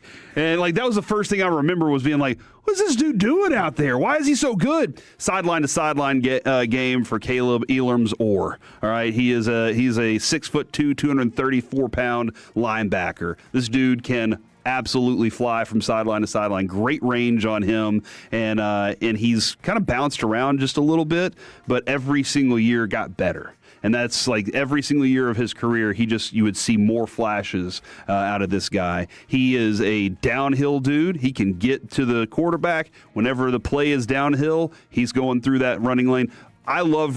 Josiah Trotter, for me, I just love the way that dude plays. This guy has a little more flash to his game than Trotter, but whenever that hole opens up, he's cutting through and he's making a play happen. And he's a really good blitzer and tackles like one of those. I think he tackles better than Perkins when I was watching him, and he also has some pretty legitimate ball skills that I think can come into play as well. Alec?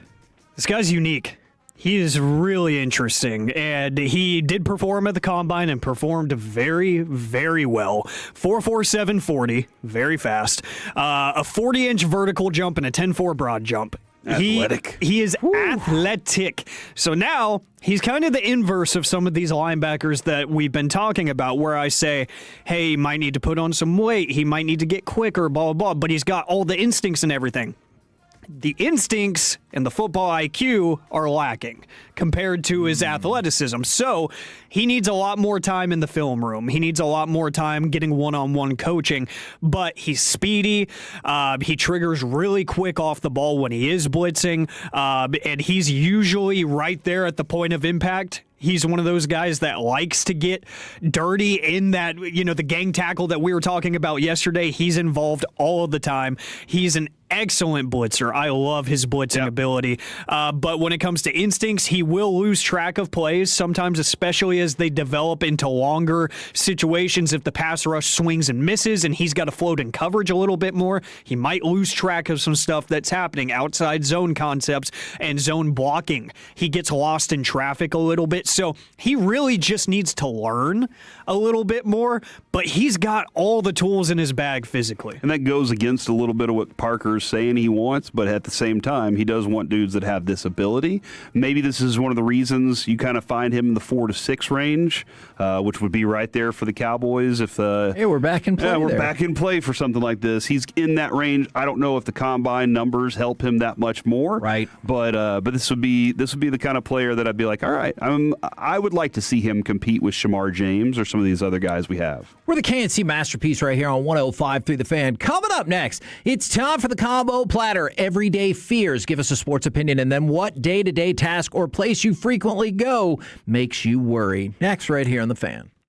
When your friends say, "Hey, did you hear?" you can proudly say, "I heard it on The Fan." Keeping you sports informed with some quality laughs along the way. Turn it on and leave it on. 105.3 The Fan, the Odyssey app, iHeartRadio app, and TuneIn app. A paint job cannot be financed, but Rhino Shield can. It's Gary with Rhino Shield of DFW. With our ceramic coating and 25-year transferable warranty, you'll never worry about cracking, chipping, or peeling paint again. Rhino Shield also helps insulate your home and can lower your energy bills. And with our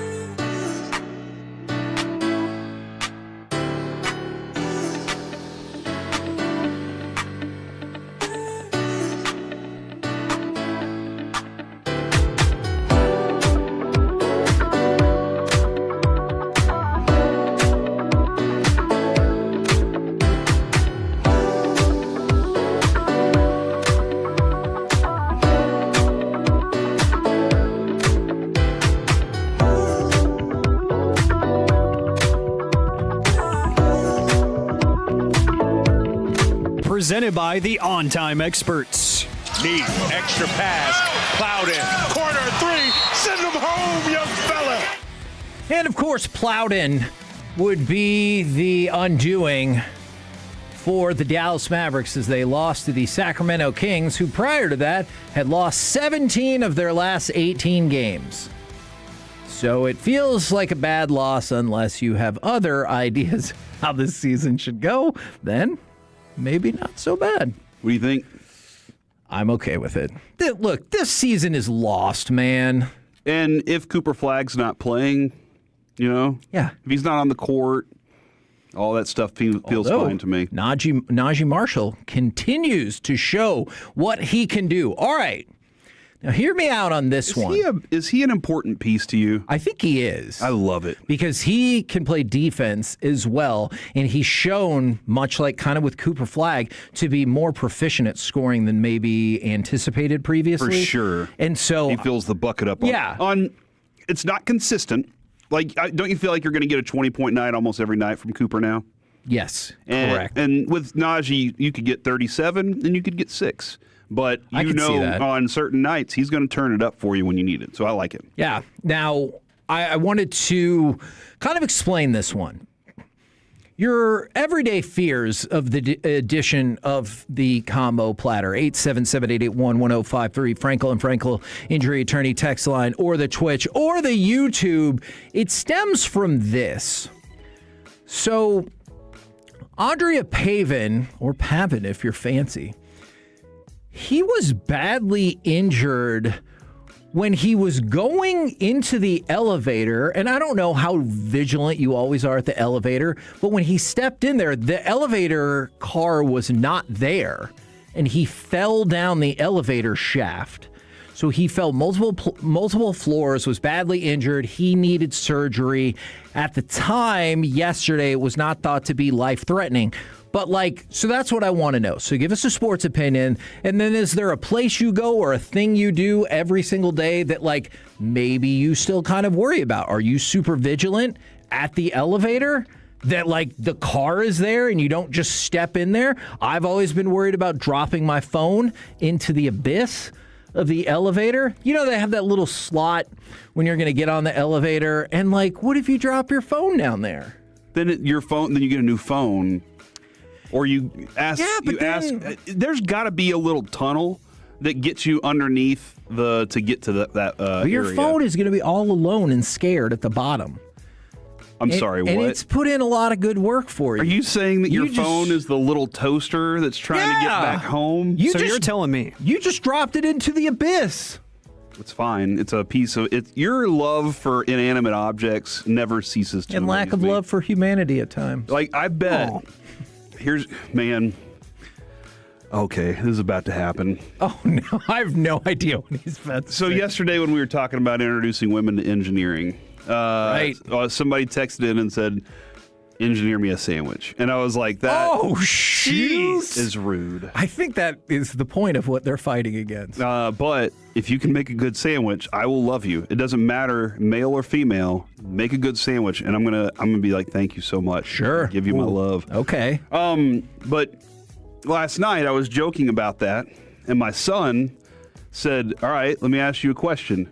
If you were gonna leave the house because of a fire, would you grab a sandwich or mom? And I was like, I think you know exactly what my answer is. And he goes, obviously it's the sandwich maker because they can make more sandwiches. Right. How are you going to have more sandwiches if you just take one sandwich? And I was like, this kid is genius and I love him. And Kevin, I sincerely think that you would run out of the house by getting your cards before you would get the sandwich maker. I'm having to do a lot of thinking when I leave today. A lot of thinking. Inanimate objects and Kevin. Now, I want to point out the first two I read, they get what I'm going for in this segment. From the 214, the Mavs will win 2 championships in the next 5 years. First of all, hell yeah. And also, they said air hockey. It stresses me out. I can't play it. I can't watch it. Just thinking about it makes me start to feel panicky. And then Man, that's a great answer. And then from the 682, the Rangers will sneak into a wild card, get healthy at the right time, and go on a run. And for them, it's driving on or under bridges. I have no idea if I can trust the people who built it.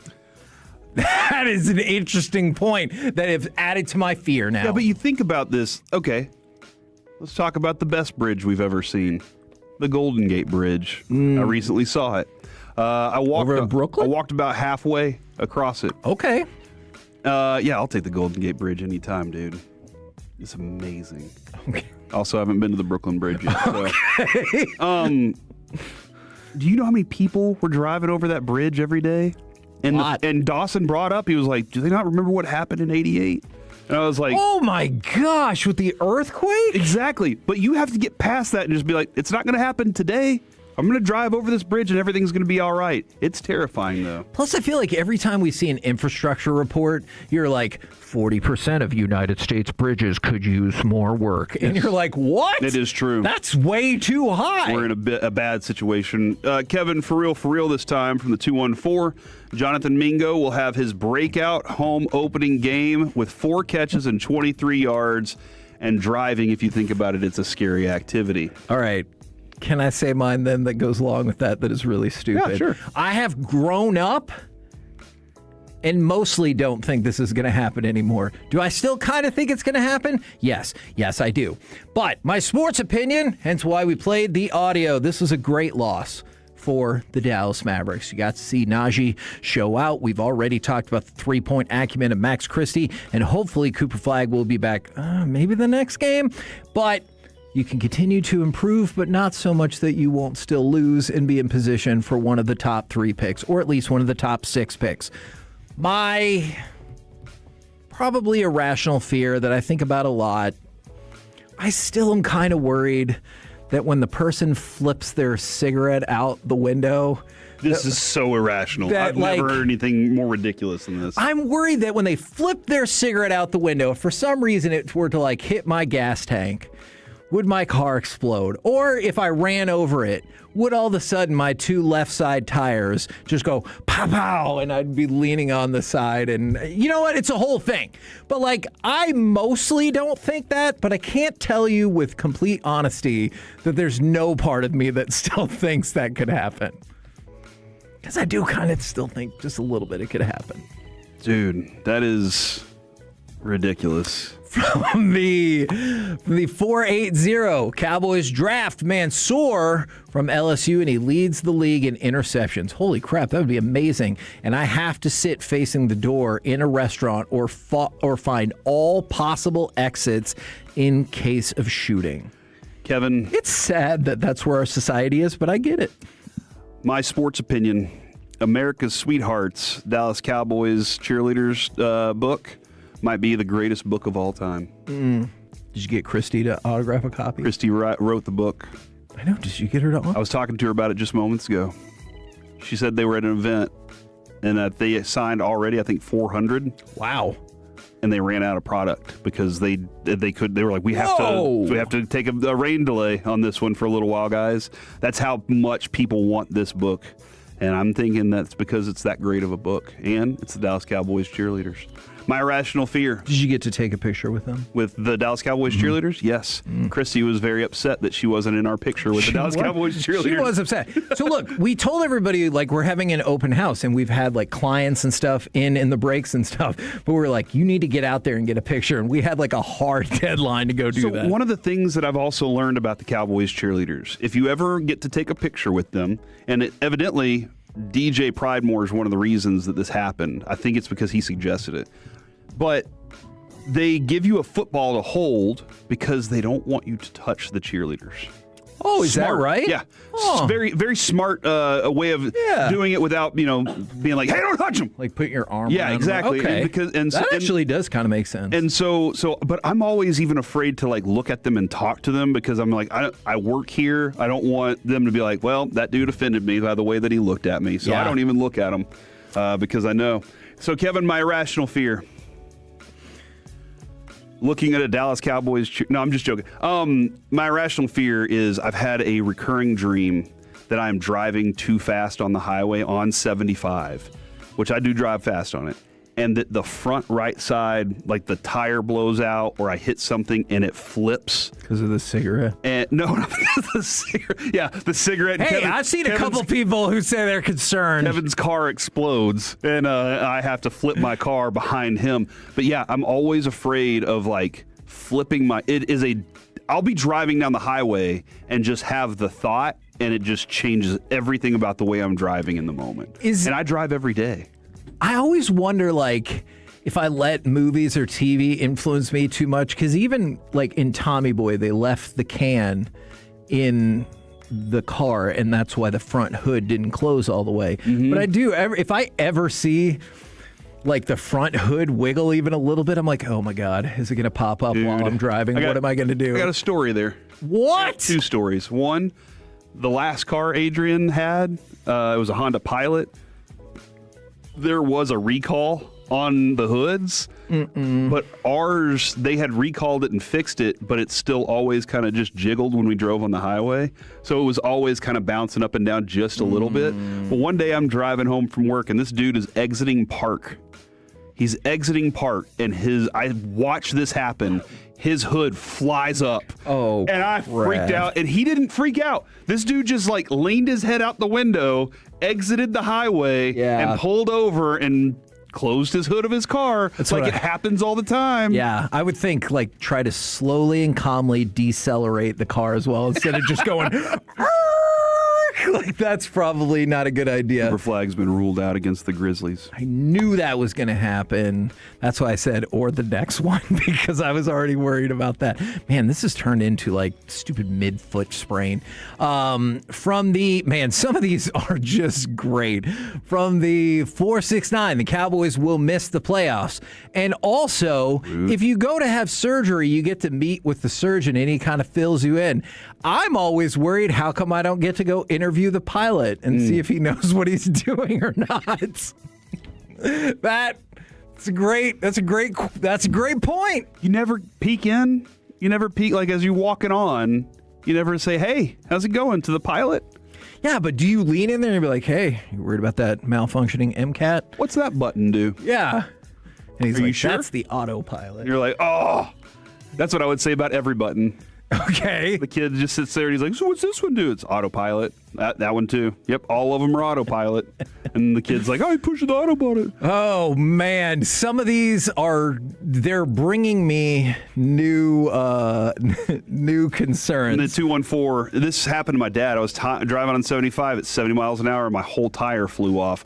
My dad was driving down one of the Mixmasters. And his tire, he looked over and his tire rolled by him. And he was like, what is that? And because of the way the car was balanced, he didn't feel it until all of a sudden, gunk, and then he went and had to chase his tire down. Man. He had to go run after his tire. And it's tough, depending on what kind of person you are, where you're at in life, where you're like, ha, look at that guy. Or you might be like, God, what a terrible day. I feel so bad for him. From the 817, Rangers secure a playoff spot in the final week of the season in quicksand. I think a lot about falling into quicksand. No. And also, no, you don't.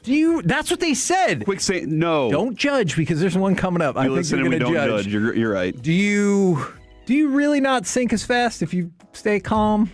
Or is that just a thing I've taken off a TV that has no basis in fact? All right. From the 940, it's sinkholes. Sinkholes terrify me. More so than it used to.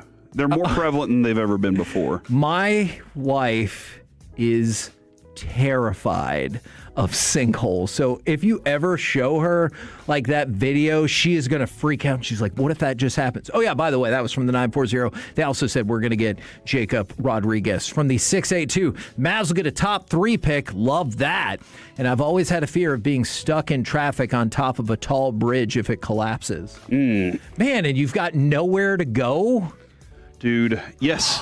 Yeah, just so like you're on top of it, the rest of the things collapse, and you're stuck up there, or your part collapses. No, your part collapses. Yeah, that's terrifying. I mean, at least just surf it down, you know? I mean, it would suck either way, but at least then, like, if you're not in the part that falls, hopefully you'll be like, well, this is an inconvenience. Dude, wouldn't you be terrified if you found out a stadium was built on a sinkhole? Yes. Is there? There might be. Well, I need to know that information from the 817. My sports opinion is the Dallas Cowboys will still be horrible next year, and my worry is driving by an airport that a plane is going to crash into me. I do feel like if you ever see a plane when you're driving, you at least look, and you just no scientific method to be like, oh, they're good. Yeah, everything's going to be fine. I'm sure we've all been like, ooh, it feels close. But based on what? Like, how have you made that determination? Remember, there was a stretch of time when Dawson claimed that there were lots of airplanes just hovering around. And he put those videos up, and there was like all kinds of arguments and stuff. I remember all. Oh, look, another hovering airplane, and you're like, no, it kind of looks like that though. All right, from the. Oh, man. And then there's some thoughts about what you do or do not go with when the cheerleaders are around. Okay, I appreciate that. They want to hold you accountable. Okay. Be nice and a gentleman. I try to be, but that's why I just look down at the floor until they say say cheese. Okay. But does that come off as too creepy? Probably. Okay. Or just not very memorable, which that's what I'm kind of going for. Do you want to go to Alec for his opinion? Yes. Okay. Alec, give me a sports opinion and then that kind of sort of irrational fear. Sports opinion, I think that the coaching staff for the Dallas Cowboys might be the coolest in the league. After the interviews that Shan and RJ had. It's been awesome. Because I love how you have the duality of man with Brian Schottenheimer, who is, just kind of relaxed, having fun, making jokes, talking ball with the boys.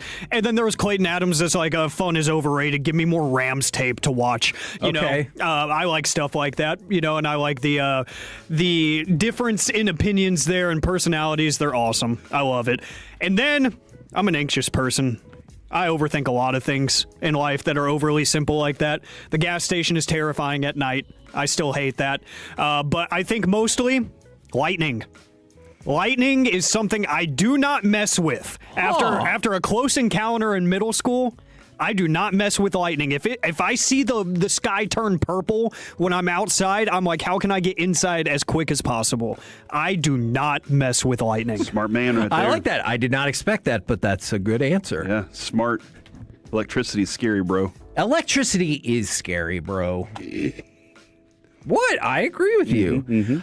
From the 817, the Cowboys make it to the second round of the playoffs, and I double and triple check after filling up my truck that I put the fuel thingy back in where it goes. That's what it says. The fuel thingy back in where it goes. I like that. Using thingy as a term is perfectly acceptable. Yeah. It makes me titter. You what? Laugh a little bit whenever somebody says thingy. What was that noise? What? I heard a noise in the background. What noise? I don't know what you're talking about. I heard a noise. What is that? I don't know what you're talking about. All right. But Kevin, it's time to go to the phone. I told you I heard a noise. We have Mike Bassick on the line with us right now, ladies and gentlemen. Mike, what's going on? What's up, guys? Kevin doesn't know what a titter is? No, he doesn't know what a titter is. You think a guy that has this broad of a vocabulary would know how to titter. It's Kevin, not. What did you make on your SAT? That's an SAT word. I swear I was waiting for you to say something about they're in the bra or whatever. I don't know what he's talking about. Nervous giggle. Yeah. Oh, nervous giggle. I really did not know that word. So you guys are smarter than me. Yeah. So what's up, Mike? Yeah, what do you want? You guys wanted me on. I did. You guys? I wanted Mike Bassick on the radio because we head out to Surprise next week, and I wanted to see how jealous he is. Yeah, how jealous are you, Mike? No, you guys should have a blast. Usually great weather. You just have to wake up a little bit earlier than normal, right? But it's a fun time, and when I'm always out there with you guys, I just wish that we could go to the backfields more, but it's during the show, right? So, A lot of times that's where a lot of the practice is going on, but it's during our show. Yeah. So we stare at a beautiful field with an air blower and birds. When are you going to be out there? I leave on March 12th. Rangers Sports Network is broadcasting games the 14th, 16th, 18th, 20th in Surprise. And then on the, if I have my dates right, 21st and 22nd, you play the exhibition games, which will be on Victory against the Royals. And then after that day game on the 22nd, we fly out to Philadelphia to start the year on the 24th. Nice. Yeah. How excited are you about the Brazil game for us? Yeah, they should beat them. They're ranked last. In fact, Kevin, some people should say they should wax them. Our friends. I do. I really thought you were going to say we should win a Brazilian to 1 or something like that. Oh, that's a good one too. Look at what we're doing here. Now, Mike, I don't think I really realized this until just a minute ago, but we went out to spring training a week earlier last year, and so this is the anniversary of your last show. Oh, my gosh. Yes. 1 year ago today is when you guys said you're done. Oh, please. You said that for a couple months. I'll do it. Mike, do you remember what happened 2 days before we said you were done, though? We were looking for bonsais. Yeah, he went shopping for way too much. That's what I remember is I went to a bonsai person and I asked him how much a bonsai was, and it was like $150 for like a little branch. And I was like, nah, we're not doing that. So we were sitting there and you see Mike just walk across this like rock field and then they're talking and then he just comes back with nothing. But 2 days before your final show, Mike, that was when we had the FC Dallas player on whose birthday was on Christmas, and then you ran out to Marcus Semien in the parking lot, and you're like, hey, Marcus, you got to hear this, man.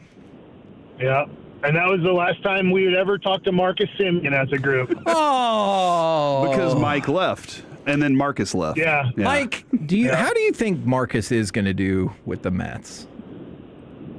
I know he's going to be a really good defensive second baseman. I'm interested to see how he hits, because the second half of 2024 and most of 2024, but we'll just lead to the second half of 2024 and then pretty much all of 2025, he had just kind of lost his offensive game. And then you just don't know. He has been a very healthy player, which means he plays a lot of games every year.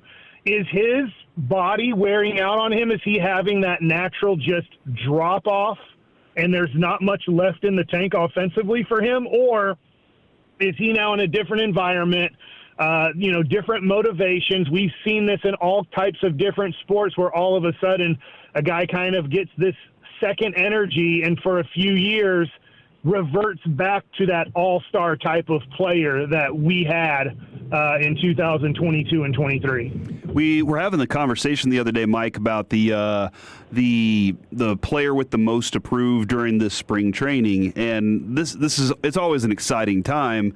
But for me, it's Evan Carter, health-wise, making sure he can get through his spring and then get into this season. I know there's a lot to prove during this season too, but for Evan Carter, I want to see him do that. I want to see him, prove that he can hit some left-handed pitching also, because I'd love to see that guy as our leadoff hitter at some point. Yeah, I like everything you're saying. I bet Nemo's probably the leadoff guy. Sure. Yes, yeah. But to your point, Evan Carter needs to make it through spring training healthy and ready to go. And then wherever Skip wants to put him in the lineup, put him in the lineup and let's go. For me, I like your answer, but for me, it will be, talking about Marcus Semien, replacing him offensively is not going to be hard. If you just do the same thing he did offensively, you'd probably be somewhat disappointed, right? You need better than that. But replacing him defensively is probably going to be really tough. He was still a great defensive second baseman. So I don't know who it is, Josh Smith, Ezekiel Duran, a couple other guys. Obviously, Freeman is, out until till AAA starts, and then we'll see where he goes as the season progresses. But to me, hey, how about second base defense during this spring training? Because last year, the only reason you were around 500 at the end of the year and then at the end of the year was pitching and defense, because the other part, offense, failed tremendously. So defensively and pitching-wise, if you can be very similar, it gives you a chance to win 90 games. You just have to have the offense be average or a little bit better than average. Can I throw out, and I know you've told us and we've talked about the why of not to always get so infatuated with the spring training stats, but for where you see you're struggling. No, I'm not worried about him. but for somebody like Kumar Rocker, who really does need to show that he gets that number 5 spot as a starter, man, he went out there yesterday and he was rough. Gave up 5 hits and 2 runs with just 1 strikeout. He also had a throwing error. It's okay to be concerned about the stats of guys who are fighting for a job, right? Yes, because that's how he or Jacob Latz is going to probably get that last spot. Now, that being said, you're still in February, but I would pay attention to Rocker and Latz and how they're doing, because that's one spot that's open. If Latz doesn't make it, he's in the pen. I think if Rocker doesn't make it, he's in AAA. But I would say that watch Rocker. I still believe in him, but he needs seasoning. He has to stay healthy. You just talked about Evan Carter. Rocker has to stay healthy to figure out who he is as a pitcher. He honestly doesn't know who he is yet, so he still struggles with, hey, what is your best secondary pitch? Because it kind of has different breaks, but it's like, oh, that sounds good in theory, but you need to know how it's going to break every time. Not today it's going to be slider-ish. The next time it's going to be curveball-ish. The next time it's going to be cutter-ish. Well, how in the world are you supposed to be consistent if you don't throw a secondary pitch consistently? It's just too tough in the major leagues, and he has all the talent in the world. He just hasn't been healthy enough to figure out who he is. Let's get into more about March 5th or 6th while you guys are there, and I've been told by Chris Young and Ross Finstermaker and other people, February, let's not judge too much on these guys trying to make a team, but once we get to March 24th is opening day, about that March 7th through March 21st, that's where they're going to really look at results of guys competing for spots. When it comes to Rocker, Mike, you got to see him a number of times last year. What would be your ideal version of Rocker this season? Well, that he would be a starter. I worry about him. People tell me, hey, what about closer? I get a lot of Ranger fans saying that. I'll tell you why I worry about him as closer or a late inning guy. One, he doesn't hold on runners well. So if a guy gets on first base to lead off an inning, that can happen. Can he keep him at first base and not let him get to second base for free in the first 2 pitches of the next hitter? That's kind of important as one of those late inning guys.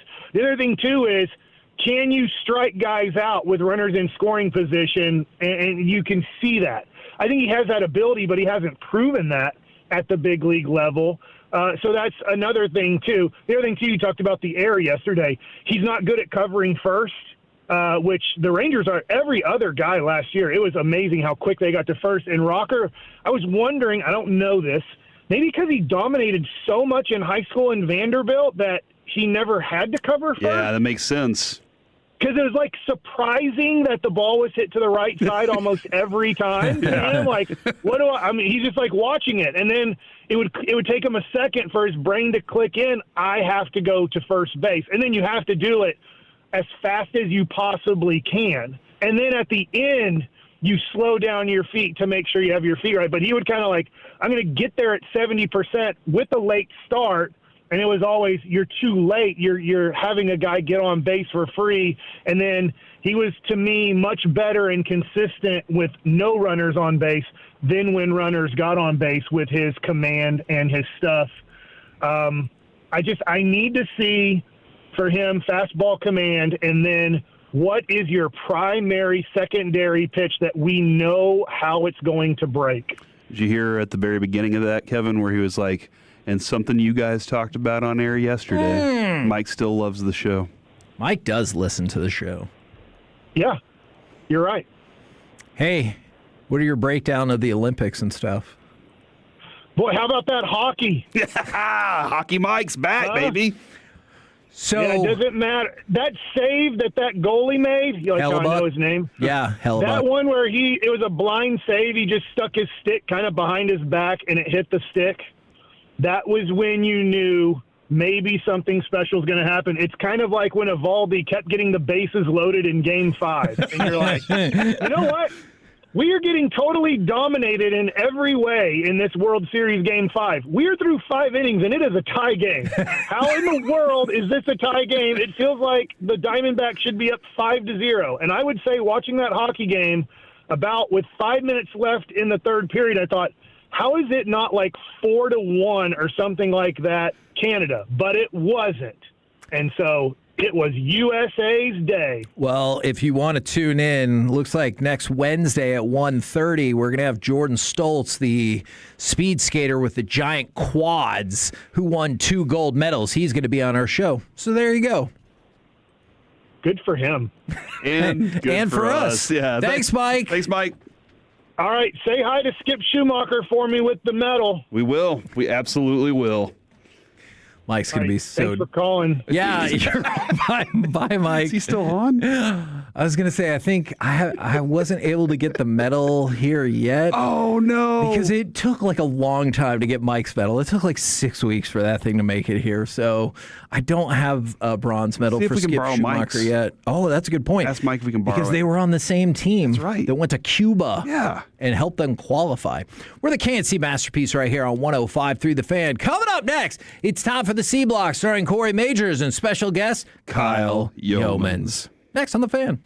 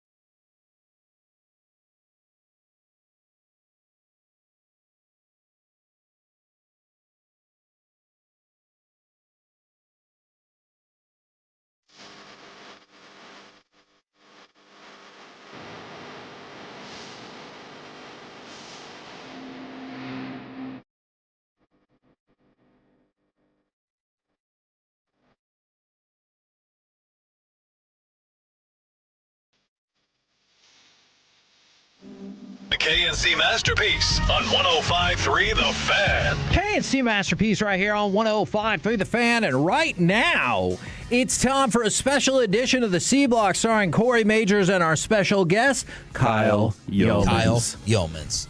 Kyle, how's it going, man? It's great, guys. That sounded like you were harmonizing on the drop that time. Dude, one of the things Kevin's always wanted to see inside of a barbershop is a quartet. That would be awesome. Maybe what we can start doing is practicing our Kyle Yeomans in harmony so that next time we can become a barbershop quartet. That sounds good to me.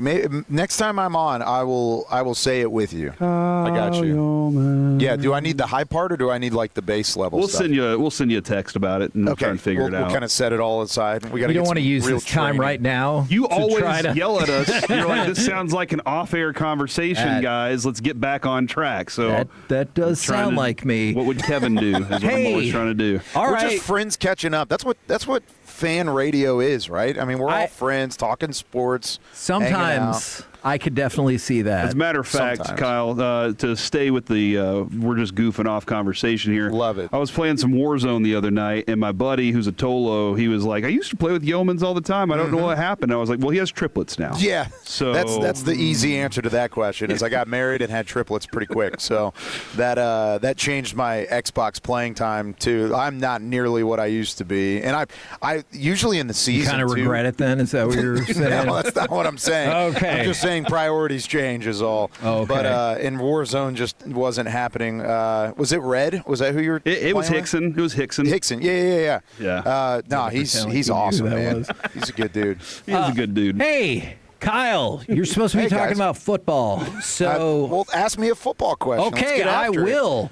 Isn't George Pickens the best? Don't you think another team, especially right now, should come and sign him away for, Two first-round picks. Yeah, whatever the hell they want to pay him, and we get 2 first-round picks out of that? Yeah, it's never happened, and I don't anticipate that happening here. I know. But the whole scenario it's really interesting because it just feels like, and we anticipated the tag, right? I mean, everybody here kind of talked about that, and it was going to be a franchise tag. Now, the non-exclusive side to it just feels like a negotiation tactic on the Cowboys side to not just create a little bit of leverage, but really just to make sure that the number is more accessible, right? Because that's the number one thing that I think is providing a gap between the Cowboys and the George Pickens representation is Pickens is looking at it saying, I was one of the best receivers in the NFL last year. I did it in the 1 year that I was in Dallas. This is why I should be valued at X. Where the Cowboys are looking at it and saying, yeah, you did, but part of why you had that success was being in Dallas. The league doesn't necessarily see you as this level of value in your own right. So allowing him to try and find the correct value of a league-wide representation by asking other teams and at least looking through some of these contracts, it really is an interesting chess move by Dallas to say, and it's not, I don't think it's a negative chess move. It's not an insult to anybody or what the numbers would possibly be, but I think it gives them a clearer picture of where the negotiations need to be compared to his in-house value and his league-wide value at the wide receiver position. And Kevin, it doesn't allow the Cowboys to outbid themselves. Yeah, that's also fair. And A-Rod. What are they, the Rangers? Yeah. Okay, so Kyle, I understand what the deadline dates are, but I've just been saying this all along. I realize the deadline to get the long-term deal done is July 15th. I feel this with every part of who I am. I think the deadline needs to be March 9th because if you're going to get a long-term deal done, potentially save $10-ish million, depending on what that long-term deal looks like. But I don't get that sense of urgency from the Cowboys at all. Do you? I don't know if it's a public sense of urgency, but they know that there's urgency in the negotiation side of things. And I know there's been a lot of talk this week for the Brandon Aubrey situation and some of these other contracts, and they get Javonte Williams done. But Pickens is the number one name that has been talked about among inside circles and outside circles, I think, with Dallas. So when you talk about a lack of urgency, I don't think I would put them in that fold. I tend to agree with you. I think if you get the deal done the right way, then it allows you to maneuver the cap situation to actually be aggressive the way that you want to be in free agency, or at least the way that they've insinuated that they want to be, where I think the secondary deadline is the draft. So that way you at least know going into night one of the draft, is wide receiver a question mark or is it not? Right. Is what's your draft capital going to look like, and what would you get in return if you do have to indeed move on from George Pickens? And I don't think that's exactly what they want to do. They want to sign him. They want to have the urgency to get it done. March 9th is that first deadline. The draft is the second one. I don't think anybody's looking at July 15th right now, and that's why I think there is a level of urgency among the front office to at least get some level of negotiation done sooner rather than later. This might sound like an odd question, but I've become very fascinated by it. Would you rather no other team comes around on TJ Bass and Brandon Aubrey, or would you rather both of them get picked off in exchange for those second-round picks? Oh, man. That's a great question. Thank you. And I think I've kind of gone back and forth on it, because a second-round pick for a guy like TJ Bass would be incredible value for Dallas. Incredible value. I mean, this is a guy that is a valuable offensive lineman just in the fact that he can play nearly every position on the offensive line, and he's capable enough of a guy that he could be a starter anywhere else in the league, depending on what their situations are too. So there's value in that. However, a second-round pick for a guy that you picked up as an undrafted free agent who's not necessarily a frontline starter for you either, I don't think you can be upset about that. Brandon Aubrey on the other side, I mean, he's been such a weapon, and it's so impressive what he's done in such a short amount of time in the NFL.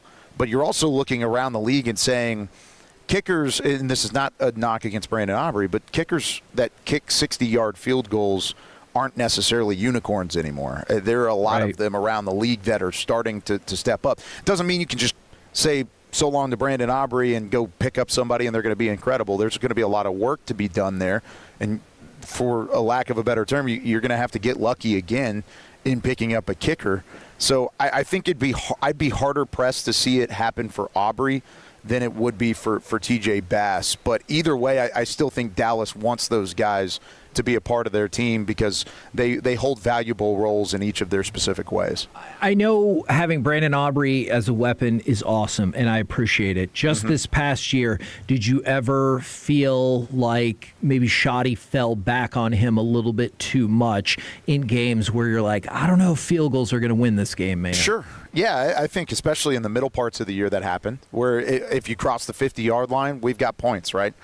And I think there were a couple times where he may even have admitted this. I can't remember if it was in conversation or if it was in a press conference setting, but I think he even admitted it, that the play calling element maybe took their foot off the gas a little in those situations because they would rather end up with points early in the game than either lose the field position battle or make a significant mistake and then come up empty in their own right. So I think they did fall back on that a little.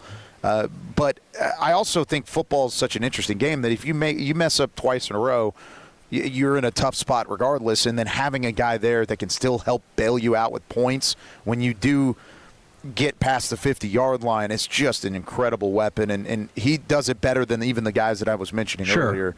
So it's going to continue to be that's going to be something that Schotty has to grow on from year one to year two as a play caller. Not relying on it, but still making sure that it's something in the arsenal. Christian Parker is just a fascinating person to, I think, all of us right now. And we still know so little about him, too, but we're all trying to learn and get as much as we can from him. And I got to hear him this morning with Shan and RJ and Bobby and Broaddus. That show just keeps getting bigger. But I got to listen to him a little bit. After hearing him talk as many times as you have so far and all the study you're doing with the draft, do you feel like you have a little better understanding of the type of players you need to hone in on?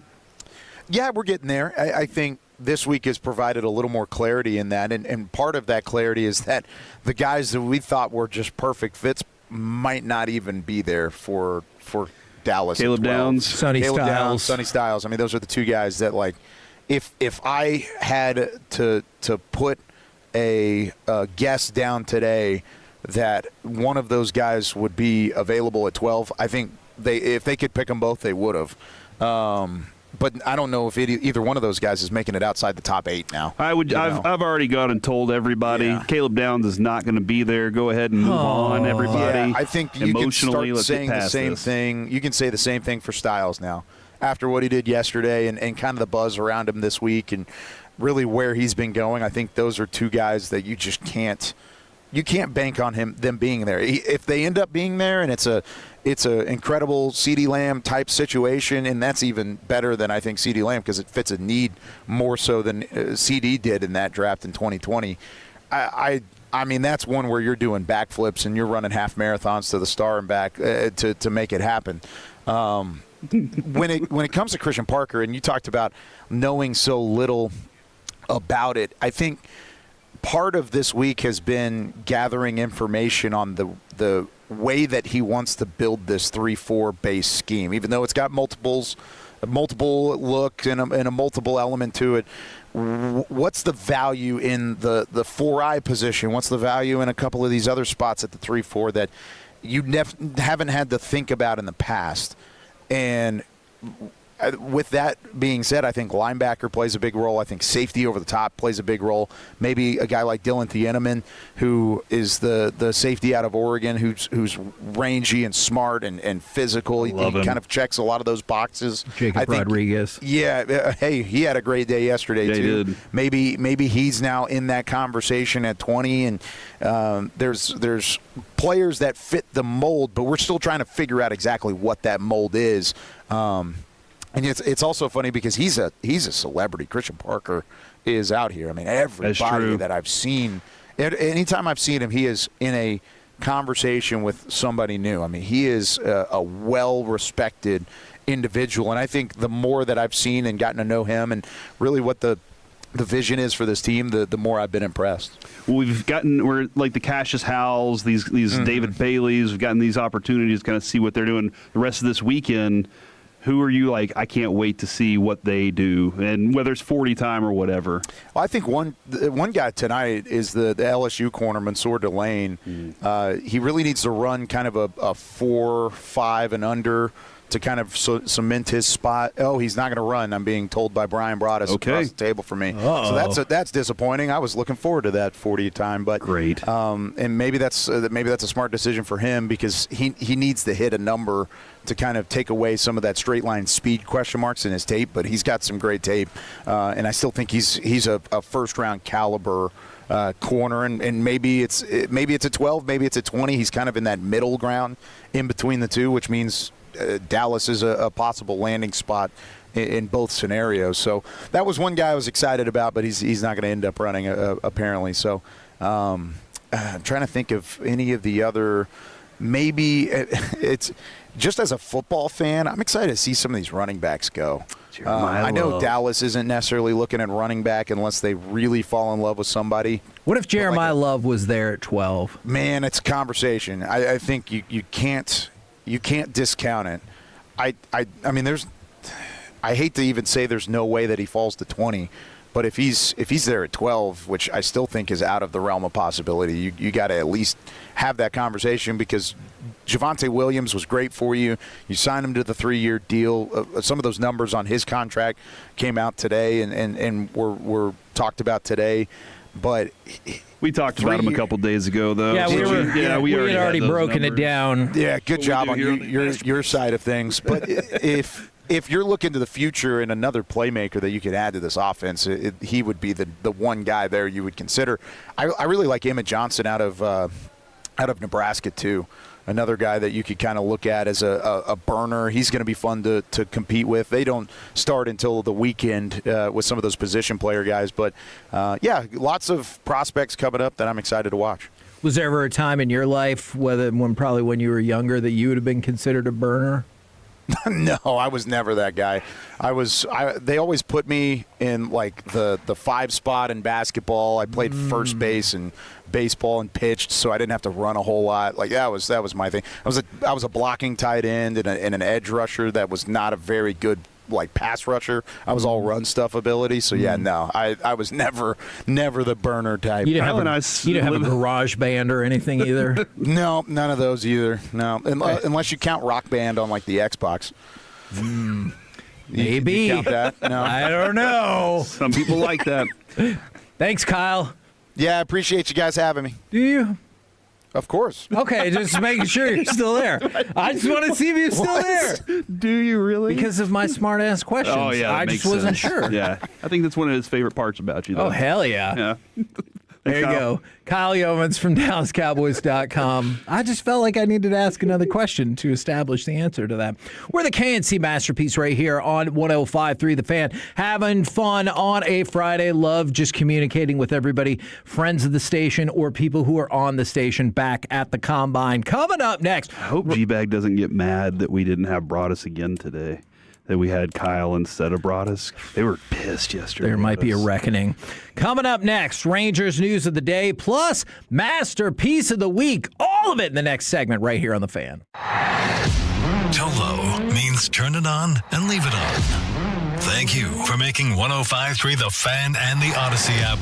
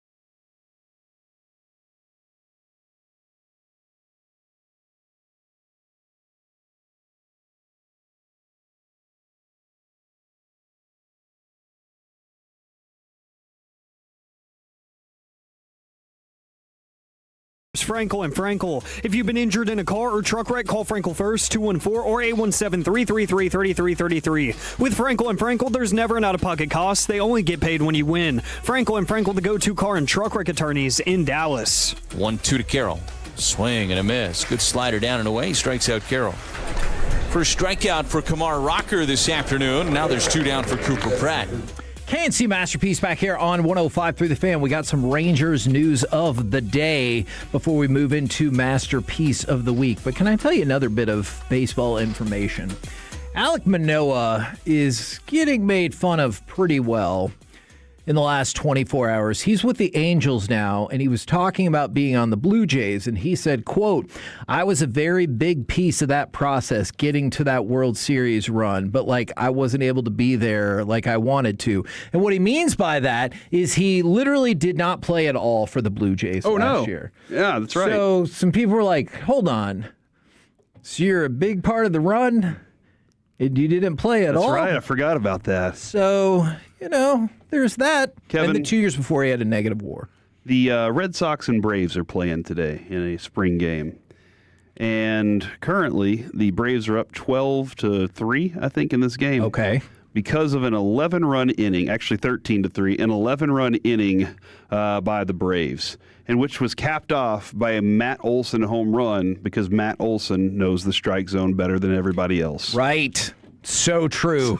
Man, that quote is going to live in my head forever about him getting the call on the ABS by 0.1 inches, and Paul Skeens going, oh, yeah, good for him. And Paul Guess I have to throw it a little bit lower. And Paul Skeens also was asked about representing the U.S. in the World Baseball Classic, and he said the most American thing. We have to go out there and establish our dominance because that's what we do. Hell yeah! The great Brad Sham and Christy Scales making funny faces at us. I love it. All right, so I got some Rangers notes for you, and we're going to focus a lot on pitching today. David Davaio, he pitched a scoreless inning in his Cactus League debut, so he did have some base runners, but was also able to draw a double play the other day. But I really want to focus in, and maybe we'll talk about this more next week as well. Carter Baumler, Skip Schumacher said this about him: the kid wants it. So it's the person they got in the Rule 5 draft in a roundabout way, and he's getting a lot of opportunity early in spring training. And one of the things that Schumacher said, because Baumler has yet to pitch above Double-A. And Schumacher goes, look, we're trying to get him in different pockets and not just Double-A hitters. That's why we try to get him in earlier in the game to make sure he's facing some guys with real names on their back. He punched out 2 guys, so I'm not sure you can do better than that. He is one of those names that has really impressed early, including one of the people he struck out was Ketel Marte. Yeah, a lot of the people I've talked to, Kevin, were very excited about his name whenever it popped up for the Rangers. Yes. And I love that Schumacher's doing that specifically. He's like, let me get him some early innings so that he's not pitching against chumps. That's not gonna earn him anything. That's not gonna create those. This is where you're trying to do everything you can to simulate reality in a real game, and those better hitters are gonna serve better moments that he would find whenever he would be in a regular season high leverage moment. So the Rangers haven't had a Rule 5 pick make the opening day roster in 5 years, and technically he wasn't a Rule 5 pick because the Pirates picked him up and then the Rangers traded for him that same day. But I still think that counts and that fits. So keep an eye out on him. We've already talked about Gavin Collier as well, because he's got a fastball that can hit 100 miles per hour. He's got a sweeper with a high spin rate. So a lot of the things that you're looking for in modern baseball. And Schumacher said those are the kind of pitches that will open your eyes. Kevin, I have a question. We've talked about Leiter a couple different times. Sure. I know you were talking about his changeup a lot this offseason. Did you know he's developed a cutter? Yeah, and so I heard early on, even the cutter is maybe not registering technically as a cutter yet for some people, but it is a work in progress. And look, you saw what the cut change was able to do for him. I think that was a huge part in his step forward last year. So if you can add another variation off of that, and you can just get a cutter going as well. The mastery of multiple pitches is going to get you to that third time through the lineup. Well, right? yeah, and yes, exactly. That's what I've been wanting. The 100%. command of his fastball, top of the line, most important thing because it sets up everything else. But I mean, go back and look at Cliff Lee, dude. He threw the freaking cutter all the time during that run to the World Series. You see so many pitchers be able to use it. So good luck to Jack Leiter and good luck to hitters against him this year. And then another Rangers pitching prospect. We've talked about Caden Scarborough. I believe Fangraphs might have him in their overall top 100. He was diagnosed with a melanoma after going through a routine scan in the offseason. He had surgery to have it removed earlier in February and then just got to Surprise. So they're going to regularly build him starting now, but it's always good when like something routine can catch something that could potentially be a bigger deal. We're the KNC Masterpiece right here on 105.3 The Fan, and right now it's time for Masterpiece of the Week. She said, list this. Gentlemen! Hey, buddy. What's up, guys? How's it going? Good. Did you get food and booze? No. Okay. I was told at 1:30 there would be booze. I do not see that, but I think it all got drank. Well, that's unfortunate. Oh. You know what is fortunate? Alec just sent me that moments ago, so I was letting you know. Okay. Are you concerned about the booze getting drank? No. I wanted to make sure that I read that to talk about the Cowboys and their importance with George Pickens. And that's the thing, like, really, really quick. I don't question that they want George Pickens back. What I question is they're going to stick him on a number that you can't manipulate. And that's what I hate terms of, because look, to me, it's $10 million. Is that going to give me another starter, maybe in the defensive backfield, maybe at linebacker, or two badass depth piece? But at this point, none of us are questioning or if we're going to have Pickens or not. It's just where the range is of what money you can use. I would be pretty shocked if they didn't bring George Pickens back. All right. Sorry, Alec. My bad, Alec. Yeah, your mic's off, My buddy. bad. It's time for Masterpiece of the Week. Going to revisit the wild, wacky, and oftentimes very concerning things said on this very program. We will lead off with somebody who is not here to defend himself, not here on the show, but he's also not in the state. His name is Brian Broaddus. And this might be the scariest one to play today, not going to lie. Bobby's going to pull it for me. Look, man, I've been listening this week. I do not want to piss Broaddus off. See, the I only think reason... that was an inappropriate drop that you played, and you are child. The only reason I did this is because as soon as it was said, you know who beamed over and gave me the head nod? Yes. It was me! It was Corey and Eric Chiafalo. So I felt an obligation to do my job. That was a beautiful line from Broaddus right there. I think it's a winner. Okay, now it's time to pick on y'all. And we actually have pretty even splits this week. You know this is going to happen every week. Why do you act like it's Because every week I hope it's going to be like that one or two times where Alex going, oh, we only got one from you, or I got nothing from you, Kevin. I always hope every time. See, and it happens pretty often, but we have 5 from Kevin and 4 from Corey. So it's pretty even. So since we have more of Kevin, we're going to hear from him. File this under the ironic category. I am going to drink copious amounts of beer. That's what I'm going to do in Arizona. Actually, I think like right after we're done with the show, we just step out there and take down all the brews. Right when you said that, I saw somebody take a drink right outside the window. That was for one of the U.S. Olympians. I feel like I should start with a beer. Oh, yeah. I remember one of the hockey players. I told you, you saw it too, I guess.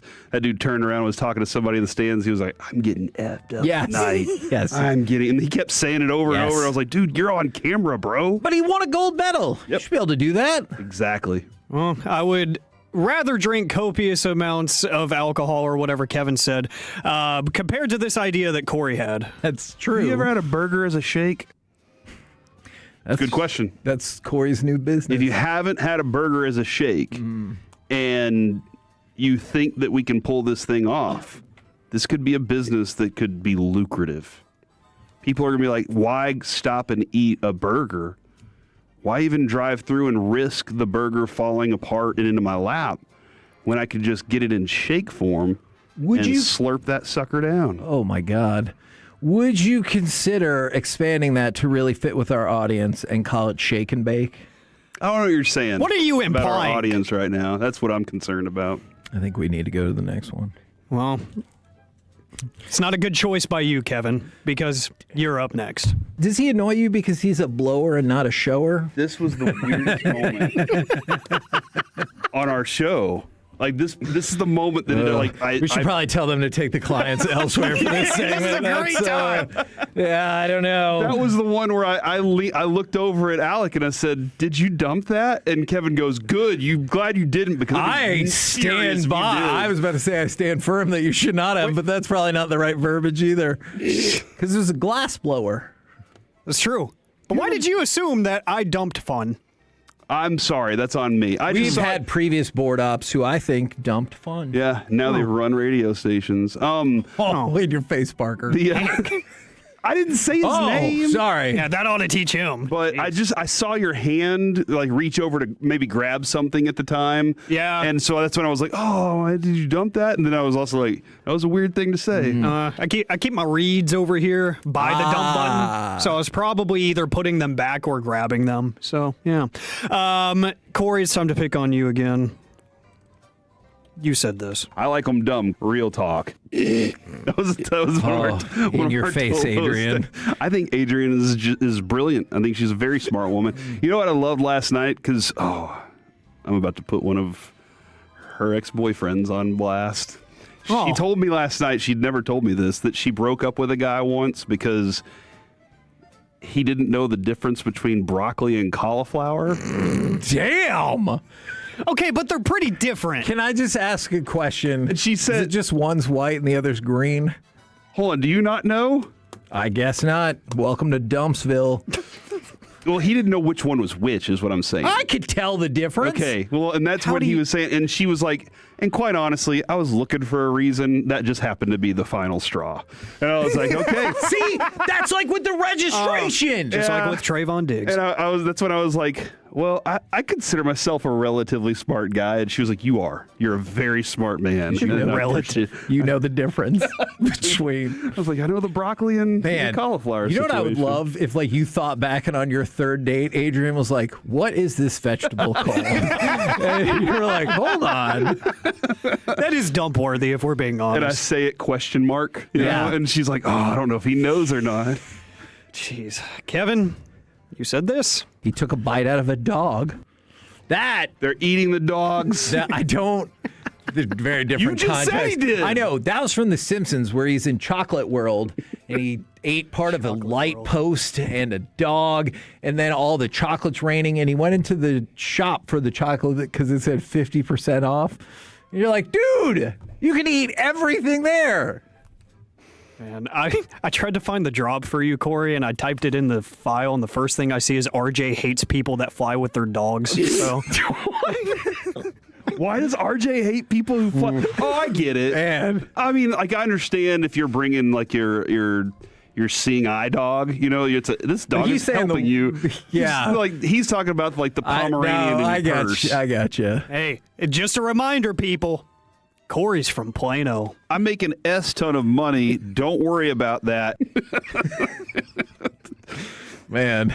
Why did I say that? Corey likes him dumb, and he makes a ton of money. That's why he doesn't have to worry about your intelligence level. Ooh, tough decisions. This goes hand in hand with the joke you made about eating the dogs, Corey. Kevin, you said this. Might be time for the Red Storm to be back. Wow. Kevin, you sounded very excited about that. You know, midterms are coming up here. No, that was about St. John's basketball. That was not about politics. Red Storm, huh? Let's see. I got two more. I thought it was a wave at one point. Now it's a storm. Feels like it's a warning for those next few days. Well, jeez. Corey has a PSA. That trick better be the best trick. Man, tricks are for because kids. He makes an ton of money. That's right. He had to deal with you. Yeah, I don't want any bad tricks. Ooh. No, that's what I'm saying. It's like if a football player has a trick, then it better I thought be. That was about the Olympics. Oh no, I think it was about football. Like if Oh, you're it gonna, was, yeah. If you're gonna do you can't just have a swim move. You got to have more. It goes along with it. You can't just have a bull rush. That's right. I called somebody a one-trick pony, and that's when you said that. But then to end off with a bang, Kevin said this. I feel like eggplant mail might pull you into a different kind of scheme. Like what? A sex one. Because usually I'll back down when confronted. That is true. But there've been on many the air, times. not in real life. There've been many times where Kevin's like, you know what? Fine. That was one of them. Say it. That was one of them. Yeah, that was when the scammer hit me up at so-and-so88@onionmail.com. And I was like, come on, man. I don't know. Did we give Onion Mail a lot of? We probably did. We really did. Yeah. I'm conflicted because I learned a lot more about Corey's checklist. I'm going to go with Corey makes an S ton of money as my favorite. I make an S ton of money. Don't worry about that. I like that one. I really do. But Kevin talking about the dog just really has my mind. He took a bite out of a dog. That inflection at the very end doesn't help. It doesn't help. You guys have put me in such an odd position here because I love all of these. This was such a strong week, but I'm going to leave it up to the people. I'm going to pick something y'all didn't, and I'm going to say that Kevin's confidence here. I feel like eggplant mail might pull you into a different kind of scheme. Like what? A sex one. A sex one. That you feels can vote right now. Like a Lifetime movie, right? The Sex Scheme. We're the KNC Masterpiece right here on 105 through the Fan. Bob was smart to take the clients away during that segment. That was a good idea, Bob. Coming up next, we chit-chat with the fellas from the G-Bag Nation right here on 105 through the Fan. Coming up Monday morning on Shan and RJ.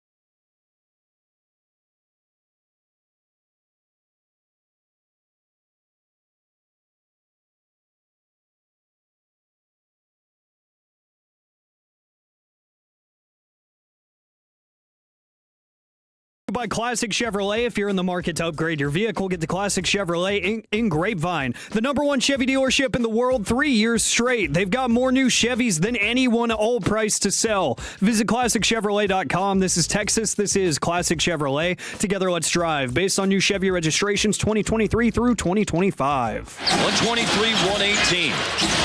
Sacramento in front. It's 4-27 on the road this year. Williams hit by Clifford. Finishes through contact.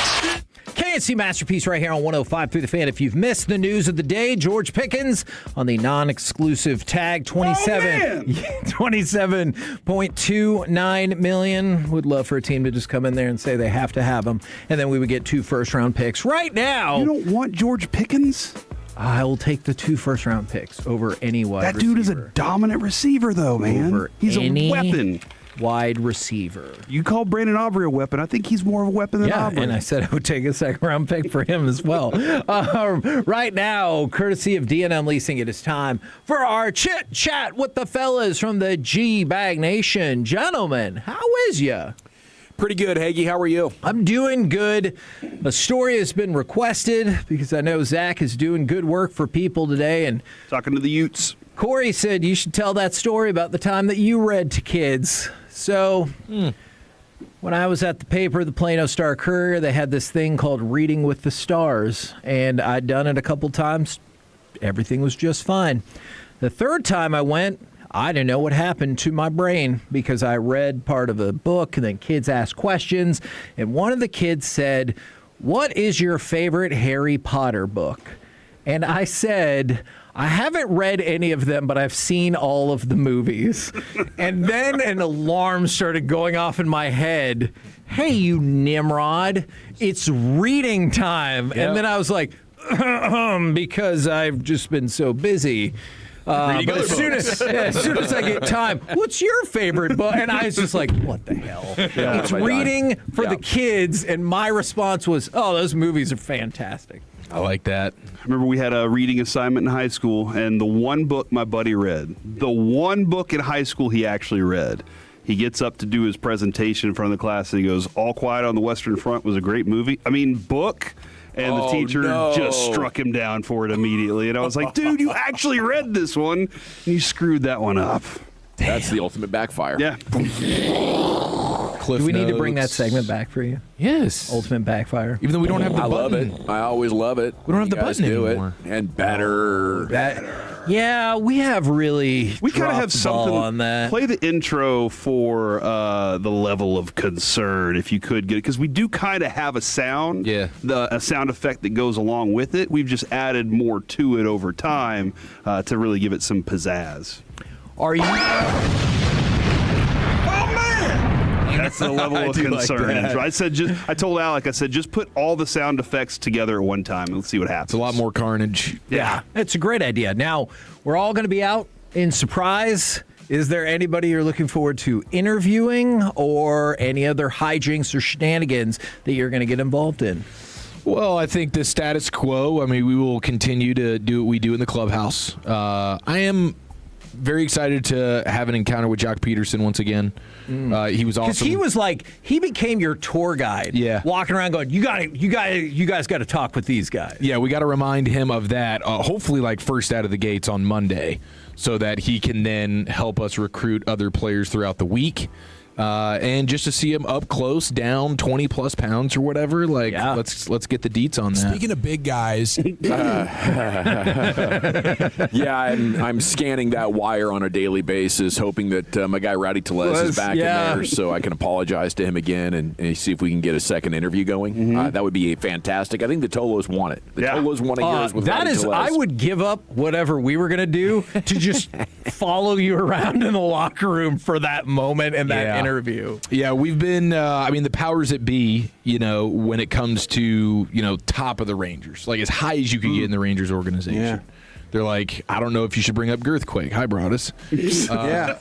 And what else have they brought up? They brought up a couple of other things, and I was like, no, I think we have to find a way to work it in. Okay. So even if Rowdy's not there, we got to find a way to hopefully not prove that it was us, just get their thoughts generically, those guys that did that. Yeah.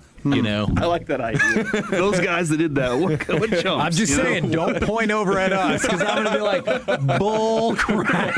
I kind of like the idea maybe on Friday as a good send-off. By the way, it was those guys. Please. I like the idea, like everybody we do the in-clubhouse interviews with, they just walk up behind them and they go, "Can you believe what these guys did last year?" Like, I know they just interviewed you. It was probably a nice interview, but last year, good God. Of course, we're looking forward to Mackenzie Gore, and the acquisition of a borderline ace. It's probably top of mind for me right now. Dawson's corny as hell. Can't wait to watch him. I like that. I'm kind of looking forward to Heggie touching everything on the sampler platter at dinner. Myself.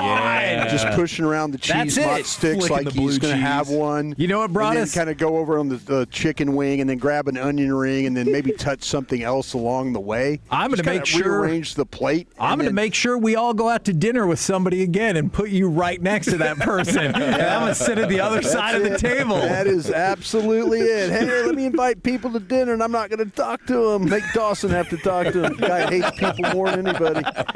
Yeah. I love it. Dawson's a good conversationalist, though. He will. He'll sit there and ask questions. Heggie made him have to do something he was uncomfortable with. So you like baseball, huh? There were 2 or 3 times where I was like, wow, I'm going to have to answer another question here. Better start paying attention to what she's saying. Of course, our guy CY and the wonderful job he did putting this thing together. Here we go. With constrained spending. And that Ray took away his checkbook. Yeah. He's still making a contender. Right. Adding Mackenzie Gore under those kind of circumstances. You tell him, Dawson. Yeah. I'm looking forward to our annual lighter conversation. We always seem to be able to catch up with him. Yeah, So I do. I'm really excited to talk to him again. Absolutely. It's going to be a fun time. I'm going to try and see if Jacob deGrom will interview with us. Every year we get shot down.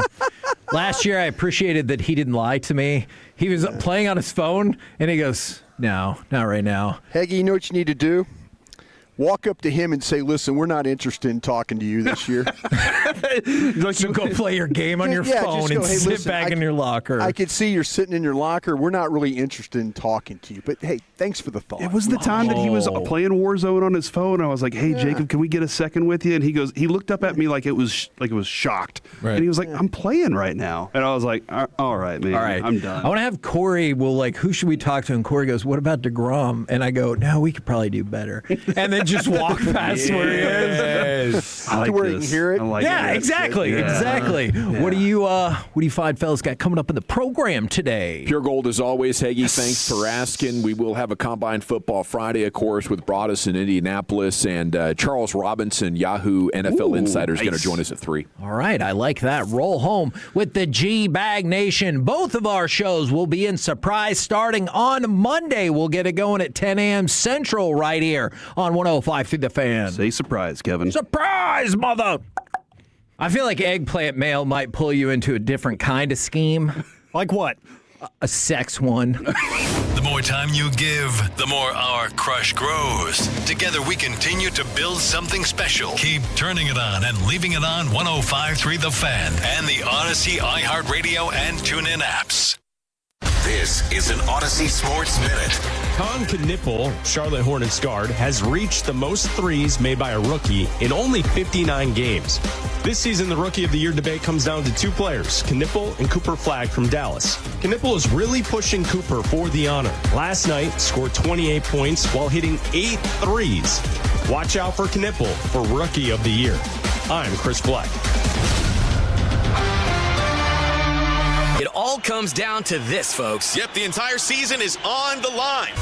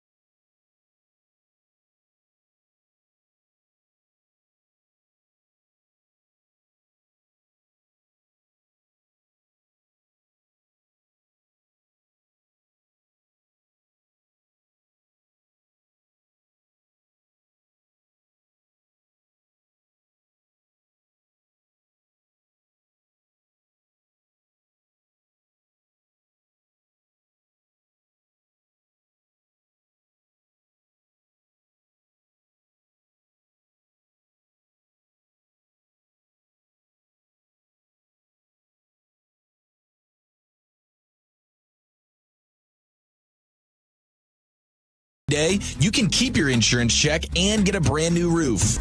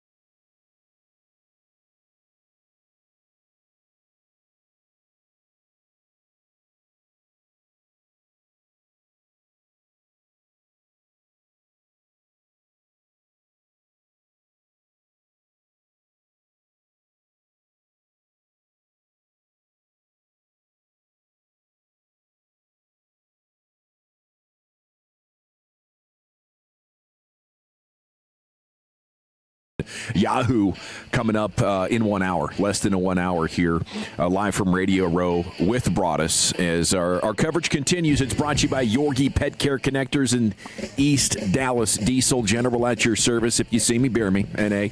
Broaddus is in Indianapolis on Combine Radio Row as we speak. Lucius Alexander in the Pimp Cup here, Master Control 75 and 635, fixing to go 5 flawless like it's nothing. And Eric Chiafalo is here along with you. We are the G-Bag Nation on 105.3 The Fan. Little bit of a curveball, guys. George Pickens getting the non-exclusive tag. We'll talk about that. Stephen Jones says GP was on cloud 9 after talking with Jerry Jones yesterday. Just excited that he's going to continue to be a Cowboy. That's so funny to me. Isn't that not hilarious, Broaddus? Just Tank Lawrence in there, huh? Yeah, just so happy to visit. I wonder if Jerry asked me, like, listen, you want to negotiate this deal now, just you and I? See if we can knock this thing out? I bet he did. Man. We don't have to get these agents involved. You know, he works for you. Yeah. Why we don't need your guy here. Come on, you and I can hammer this thing out. Let's do it. 3 and 150 sound about right to you, GP? Do you think if you asked George Pickens, he would say he's on cloud 9? I can't gauge it. As Clayton Adams said yesterday, everybody's trying to get a better understanding of who George Pickens is and what makes it tick. I can't rule it out that he's not like this. Is perfect. 1 year. I guess it's 27.2 guaranteed now that the cap numbers have come out. Sure. Everything's going perfect. I'm about to make about 15 times what I've ever made for a season of football in my life. So, well, the hope then, if that's the case, then you hope that George Pickens has control over his situation. That he's the one telling David Mulugeta, hey, listen, I want to be here. We're going to try and get this thing negotiated, but if we don't, I'm going to sign this thing and I'm going to go play. Okay? I'm making about, $24 more million than I made last year at this time. So, we'll work on it. But he's got to be the one that's telling David Mulugeta what to do. And that's one of the things that Jerry had a problem with Micah Parsons on, and that whole thing was, hey, who does he work for you or you work for him? Mm-hmm. That's the issues that you're dealing with right now. But hopefully they can get something done. But like I said, if GP's happy with with the tag right now and all that, good for him, because like I say, $24 million more than what he would have had last year. 817 says it's very funny to y'all. It's psychological torture for me. That is the Franklin Frankel injury attorney text line. What do you think at 877-881-1053? I would call it an annoyance, but I have faith it'll ultimately get done. I'd be shocked if George Pickens ends up on another team. It is the non-exclusive tag, so that adds a little bit of a wrinkle to it. But nobody's going to come in and give George Pickens the contract he wants and give the Cowboys 2 1s to get him. Well, are they? You can. They can give him the contract, but you can negotiate the picks. You don't automatically have to take. If they could say, "Hey, listen, we'll do this deal. We'll sign him and all that, but how about we do this for a 1 and a 3." Not 2 first. Yeah, you don't. It doesn't automatically have to be 2 first-round picks. You can negotiate the picks. Yeah, appreciate that. So yeah. So what do you think the Cowboys are interested in that at all, or do you think they just did the non-exclusive tag because it's like $1 million less? Well, saves them $750K, I think. Yeah, it does. It saves them about it does save them about $1 million less. But I think that the plan all along, this thing was going to be. If they wanted the right to refuse, but they also wanted the ability to get the first-round pick. Now, the 2 first-round picks that's pretty extreme. I mean, they put those in place to try and keep people like say, hey, listen, if you're serious, this is how you're going to do it. But the Cowboys could say, well, okay, we don't want to match, and we'll take a 1. If you're going to do it, we'll take a 1. You're trying to kind of discourage teams from doing it, but maybe you could call, like I say, other teams want to do it, and they'll call and say, hey, listen, we're going to sign this guy, and we'll give you a 1 and a 3. We'll give you a 1 and a 2. We'll give you a 1 and player. That's just it's part of if I was really interested in the player on another team, I would call the Cowboys and said, listen, I'm not going to give you 2 1s. But I'd be interested if you want to do this for our pick this year.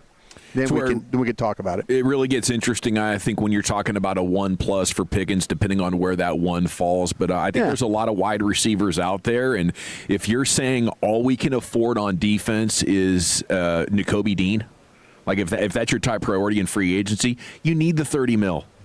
Like let's be honest about team building, and I love George Pickens. I think it puts your offensive identity at risk, but you can play good enough offense. If Nakobe Dean and 2 first-round picks is how you're planning on fixing your defense, don't bring back George Pickens is what I would say. Yeah, I mean, I think this is the worst-case scenario is that he actually plays on the tag. Like that from a business standpoint, like that's the nightmare. Like you'd rather get either a long-term deal done or trade him and get some assets for him that help your team immediately and allow you to have a lot more freedom in free agency. The problem is if you're going to wait this thing out and do we get to training camp now, free agency's already done.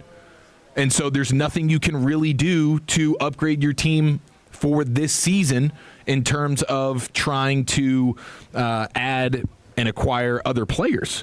So like you want to know, like that's the thing that's frustrating is they got no problem just dragging this thing out. And so, so they don't know, okay, is he going to account for $27 million cap hit this year, or are we going to get a long-term deal with him? And so now you don't know what the deal is. And so as free agency is going on, you're not really exactly sure how much money you do have to spend. Yeah, Todd Archer added that the talks were more general in nature than in depth, and I think that's exactly to your point. Like they've offered what they want to offer, they know what they think's a fair deal, and if you don't want to accept that, then they're just like, hey, how's it going? You know, is there anything new? Are you willing to accept that deal? Oh, no, okay, well, I guess we'll see you in the summer. Yeah, and hopefully now that it's the non-exclusive and other teams can get involved here, like hopefully you got to think Mulligette's going to be shopping that thing around big time. Yeah. So let's get a couple of teams going here, and hopefully one way or another, like we're either going to get a deal done ourselves or another team's going to come in and the Cowboys and that team can work out some assets in terms of trade compensation, and let's get this thing hammered away before free agency and the draft's over. Absolutely. 817 says, what a huge difference from a player that's under contract not wanting to play while under contract to a player that's thrilled to play for a similar amount of money that's not under contract. Sounds like GP is the kind of guy that you want. And that's why I referred to Tank Lawrence. When he got the tag maybe 10 years or so ago, he was excited that he was getting around $20 million for one season of football and figured, well, I'll just come back around and negotiate a new contract next year. So when it comes to total guarantee, I'm betting on myself that in 12 months I'll be in position. Now, at that time, the Cowboys promised they wouldn't tag him again. The next year, they were getting ready to tag him again, and Tank Lawrence agent had to mother bleep Stephen Jones at this very combine, in a legendary showdown. And ultimately, Tank did get his contract before the second tag became a factor. But if you have the approach to it of I can wait and I just want to extract the maximum amount of value from this situation, like getting tagged and then adding all the guaranteed money next year when the salary cap goes up. Like, this is your path to more overall money, and I just don't think, like, George Pickens is such an interesting guy. I don't know what's going on up there, but I don't think he's, like, focused and worried and obsessing about the details of this contract like some players can fall into the trap of. I agree with you. The thing is you have the biggest shark in the business as your agent. Oh, yeah. So clearly there's a part of you or somebody around you is encouraging you to, hey, even though you might think the $27 million's awesome, and in a lot of ways that could work with you or for you in a big way financially. If you crush again this year, you just made $27 million. Now you're back to the open market. Everything goes up. That can work. You see it work with Dak. You see it work with quarterbacks, Kirk Cousins, guys like that, where, hey, you stayed healthy. But the business side, and Mulligette is saying, like, you want the long term, you want that guaranteed security of the ultimate fatty boom bah, and you don't want to risk the idea of, hey, George Pickens with an ACL all of a sudden looks different in free agency next year. Yeah, so that's a great point. Like, he probably is, just like most of us would be. Like, you kidding me? You're going to give me $27 million, and I just got paid like however much small. Like, what was he getting? Like $3 million. $3 million? Like, I just played for $3 million. You tell me I'm going to be playing for $27 million? Yeah, that sounds amazing. Businessman Mulligette is going to break it down for you and say, here's why that's not the smart play. And if you hire Mulligette, clearly it's just like Micah last year. It's that's a great point. You hired the shark. Yep. Two big wild cards in here: Mulligette and the fact that the Cowboys traded Micah last year. Yep. Just enough to keep you anxiously refreshing your social media. I think the players every player that's been asked about signing George Pickens, we've heard, Dak and Williams, we've heard guys come out and say, "Man, sign GP." You know why they're saying that? Because they know damn good and well Jerry could get mad and get rid of him. Mm-hmm. They're trying to put a little pressure on the front office to, like, listen, we need this guy. Don't get mad at him. You got mad at Micah, and we didn't play very well. Don't get mad at this guy. Give him a contract. Well, it was a hell of an interview this morning once again, two of them with Christian Parker and Schotty. So congrats on that. Some fantastic questions, Brian. We learned a lot from Christian Parker, didn't we? We sure did. And I encourage folks, if you haven't heard the interview, I think it's up on our website. I know we're pushing it out and stuff like that. I hope that people would go back and listen to it. I think maybe later on today, Dawson, you're going to play some of it yourself. Yeah, a couple times. Yeah, so a couple times. But it was really nice to get to meet him. boy, he's really a bright guy. I mean, I could see why everybody raves about this guy. But I just thought, man, can you explain this to me in layman's terms? What you're trying to do. And I thanked him afterwards. I said, listen, I appreciate the education. I think our fans got some education, too, what you're trying to do here. So it helps me when we start looking at these football players, which we already have. Maybe some of the ideas will give us some ideas of some of the guys that they really, really might be looking at themselves. It's awesome how charismatic and dialed and energized all these guys are, and they have these great explanations that are just at the tip of their tongue. You can tell they've thought about it a lot, but just the processing power to be able to synthesize all that and put it in layman's terms at the drop of a hat. Just really impressed there with Christian Parker this morning. And, yeah, we'll have highlights of that coming up at 4:20 and at 6 o'clock. He did say when he was with Green Bay, Kenny Clark was the best nose tackle in football. So there is another vote for Kenny Clark being your nose as far as takeaways from that. Big loss for the Mavs last night. They get blown out by the Kings despite Najee Marshall's best efforts. Marshall had 36. Might be he has been maybe my favorite non-star Maverick. Just everything about Najee Marshall's game is a lot of fun, and not a traditional point guard, but he can do a lot of that stuff. They're back at it tonight, hosting the Grizzlies. Huge game for the draft lottery. They're tied for the 7th spot, basically, both with 21 wins right now. And we're still waiting to see Cooper Flagg's return.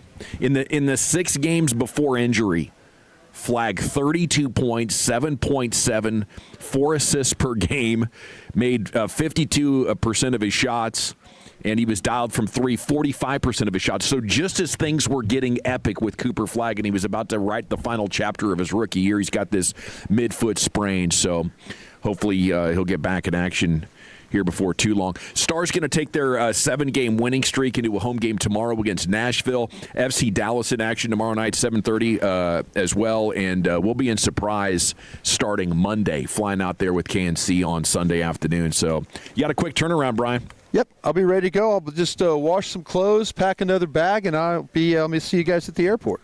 Right on. So we're going to get Brad Sham on? Were you saying Brad and Christy are in the building? Yeah, Brad and Christy are in the building, man. We can chop it up with them. They're ready to rock and roll. Okay, we'll talk Cowboys football with Brad and Christy coming up next here. It's the G-Bag Nation on 105.3 The Fan. The more time you give, the more our crush grows. Together we continue to build something special. Keep turning it on and leaving it on 105.3 The Fan and the Odyssey, iHeartRadio, and TuneIn apps. The football season might be over, but the fun never stops on Prize Picks. It's super simple to play. You're just going to pick more or less on 2 to 6 player stat projections, and if you get your picks right, you could cash in. Pick from all your favorite sports, anything from basketball, baseball, hockey, UFC, soccer, college hoops, tennis, golf, esports, and more. It's the best, so you want to go more or less on Cooper Flagg, points, rebounds, assists, yes please, cha-ching. You want to go more or less on your favorite Stars player, Rope Hint, shots on goal, Jake Ottinger saves. Yeah, you can do that, and baseball season right around the corner. You want to go more or less on strikeouts, total hits, all of that available for you on Prize Picks and Tolos. You know I got the hookup. Download that Prize Picks app now. Use the promo code TOLO. That's TOLO. You're going to get $50 in lineups after you play your first $5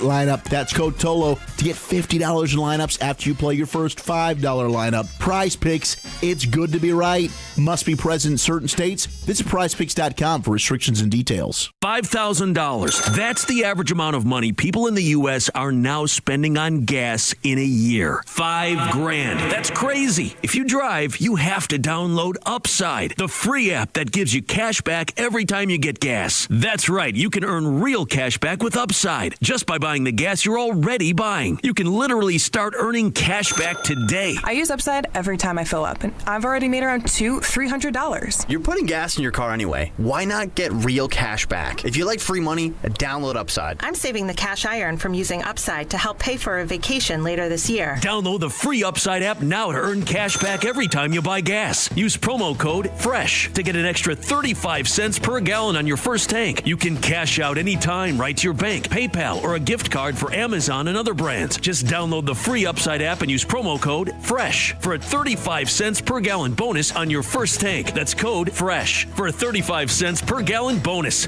This is Ryan Watson, owner of Alliance Hyundai. During the Hyundai Getaway Sales Event, we have over 600 vehicles in stock, like the all-new 2025 Hyundai Santa Fe. Every new Hyundai comes with America's best warranty, 10 years, 100,000-mile limited powertrain warranty, and owner's assurance. Visit us at AllianceHyundai.net today. Wesley is a truck driver. I drive a truck, and I love what I do. A truck driver with IRS troubles. They told me I owed them $43,000. It got really bad. Quite a few letters in the mail. They were talking about wage garnishment, coming after my house, my car. Yeah, they don't play around. I seriously thought that I was going to lose everything. One sleepless night, Wesley finally made a call to Optima Tax Relief at 2 a.m. Kind of figured I'd get a machine, but I didn't. I actually got to talk to an actual person in the middle of the night. He found just what he was looking for. Oh, they were great people. You need a team of people that know what they're doing. Optima Tax, they know what they're doing. Optima Tax Relief came through with flying colors. I saved an incredible amount of money. Happy don't even come close. I was absolutely overjoyed. Take Wesley's advice. If you're in any kind of trouble with the IRS, call Optima Tax Relief. Don't trust anybody else. Call Optima for a free consultation. Call 800-809-5833. 800-809-5833. 800-809-5833. Optima Tax Relief. Some restrictions apply. For complete details, please visit OptimaTaxRelief.com. Do you owe back taxes or have unfiled tax returns? The IRS won't quit until they get your money. Here's great news, fresh from those in the know. Major changes have happened at the IRS. If you owe more than $10,000, you may be eligible for a 99% reduction of what you owe. Haven't filed a return for a while? Their happy clients are talking. The IRS was going to levy my bank account, but Guardian was able to prevent that and fix all my IRS issues. Thanks again, Guardian Tax. Need relief from crushing tax debt? The IRS now has special programs. Guardian Tax knows all about them. Personal or business, this is the fresh new brick you've been hoping for. We aren't the company you call when you need a hug because you're scared of the IRS. Guardian Tax is the company that wins when you need it most. Guardian Tax Service is really great to work with. They really help me out. I'd recommend them highly. Call now for a free confidential consultation. 800-499-1424. 800-499-1424. 800-499-1424. Hey, it's Chiafalo. Think Verizon, the best 5G network, is expensive? Think again. Bring in your AT&T or T-Mobile bill to a Verizon store and they'll give you a better deal. Now, what to do with your unwanted bills? Maybe turn them into a paper airplane headed to see you never. AT&T and T-Mobile. Jokes aside, their best 5G network has you covered with the most ways to save on plans, streaming, and phone deals. So just bring in your bill to your local Verizon store and they'll give you a better deal. Must provide a postpaid consumer bill within the past 45 days in name of the person redeeming the deal. Additional terms apply based on Root Metrics Best 5G Network Award US 2H 2025. All rights reserved. This segment of The Fan is brought to you by Kalshi. Trade on anything. Basketball is in full swing, and now you can trade the game in all 50 states on Kalshi, from the pros to college. Don't miss your shot on the hardwood. Download the Kalshi app and use code FAN to get $10 when you trade 100. KALSHI. Kalshi. Trade on anything. It's a Fan Football Friday on 105.3 The Fan. Sponsored by Blue Nail Roofing and the On Time Experts. Welcome back. It is the G-Bag Nation. We have two special guests in studio, actually, to process the day's Cowboys news and talk about this offseason. Does that mean we have to leave? If you have two special guests, it's time for us to leave? There he is, right on cue. Brad Sham. Our segment's brought to you by the Frankels. If you've been injured in a car truck wreck, call the Frankels first, 214 or 817-333-3333. There's never an out-of-pocket cost. They only get paid when you win. The Frankels are the go-to car and truck wreck attorneys in Dallas. And yes, Brad Sham and Christy Scales in studio with you now here on your home with the Cowboys. How you guys doing? Great. Thank you, General, for having us on. Nice digs. Yeah. Well, thank you. Yeah, nice open house here for Odyssey. Get to see our longtime corporate partners and sponsors and folks that Brad and I worked with all the way going back to KRLD early days. And for me, back when it was KVIL 103.7 and so anyway, it's fun to see a lot of old friends. Can you name every job on the Dallas Cowboys radio network that Christy Scales has done? No, I can't. I don't even know that she'd done another job besides this one. I was the producer for 8 years before. This will be my 36th season coming up on Cowboys radio, and it'll be the 28th on the sideline as sideline reporter, but I was actually the producer for 8 seasons up in the booth. And, of course, when we first started in 1991, when KVIL wrested the radio rights for Cowboys Radio Network away from KRLD 1080 AM, where Brad had worked for years, and of course hosted the talk shows every night, and the Tony Roma's Cowboys shows. I used to go to that as Roma, a kid. not Romo. Yeah. Tony Roma's, ribs, right? yeah, the one at Medallion Center, right? Northwest. We did that show. Remember when we did it at Long John Silver's? Oh my God! Remember when we did it at Home Depot? We did the Cowboy Hour on Tuesday nights with the players. This is the hour-long player show. Instead of Sidecar Social out at the Star in Frisco, for 3 or 4 years we did it at Home Depot. They were big sponsor and of not ours. the same Home Depot. We go to around. the different Home Depots around Dallas, Fort Worth, and we'd set up like at the end of aisle 3 or whatever. And I remember my favorite thing from Dat Wynn, it was his rookie year, and of course he and Becky, they were already married. They're college sweethearts from Texas A&M and everything. But we would do the shows on Tuesday nights. And Brad asked Dat, well, what would you be doing if you weren't here tonight? He's like, oh, well, we'd be at Sonic because it's buy one, get one free, so you could get a free burger. And I'm like, yeah, of course, he was always my favorite because I'm an Aggie too, but it's like, this is a man of the people.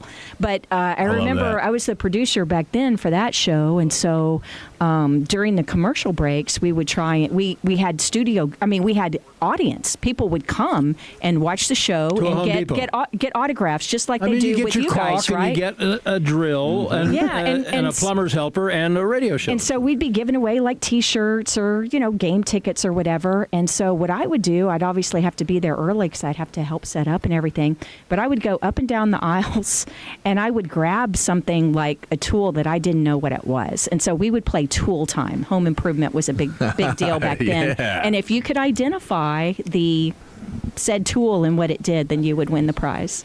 Oh, I love and I'd that. go up and down with it. People pointed to me and said, "He's the tool." Yeah, there you go. Anyway, that you win no prize for that. And what year? Get any use out of that tool? Christy has been the producer in the booth. She's been the producer back at home base. She's been the sideline reporter, and there have been a few games in preseason when she has been the analyst. She's done everything.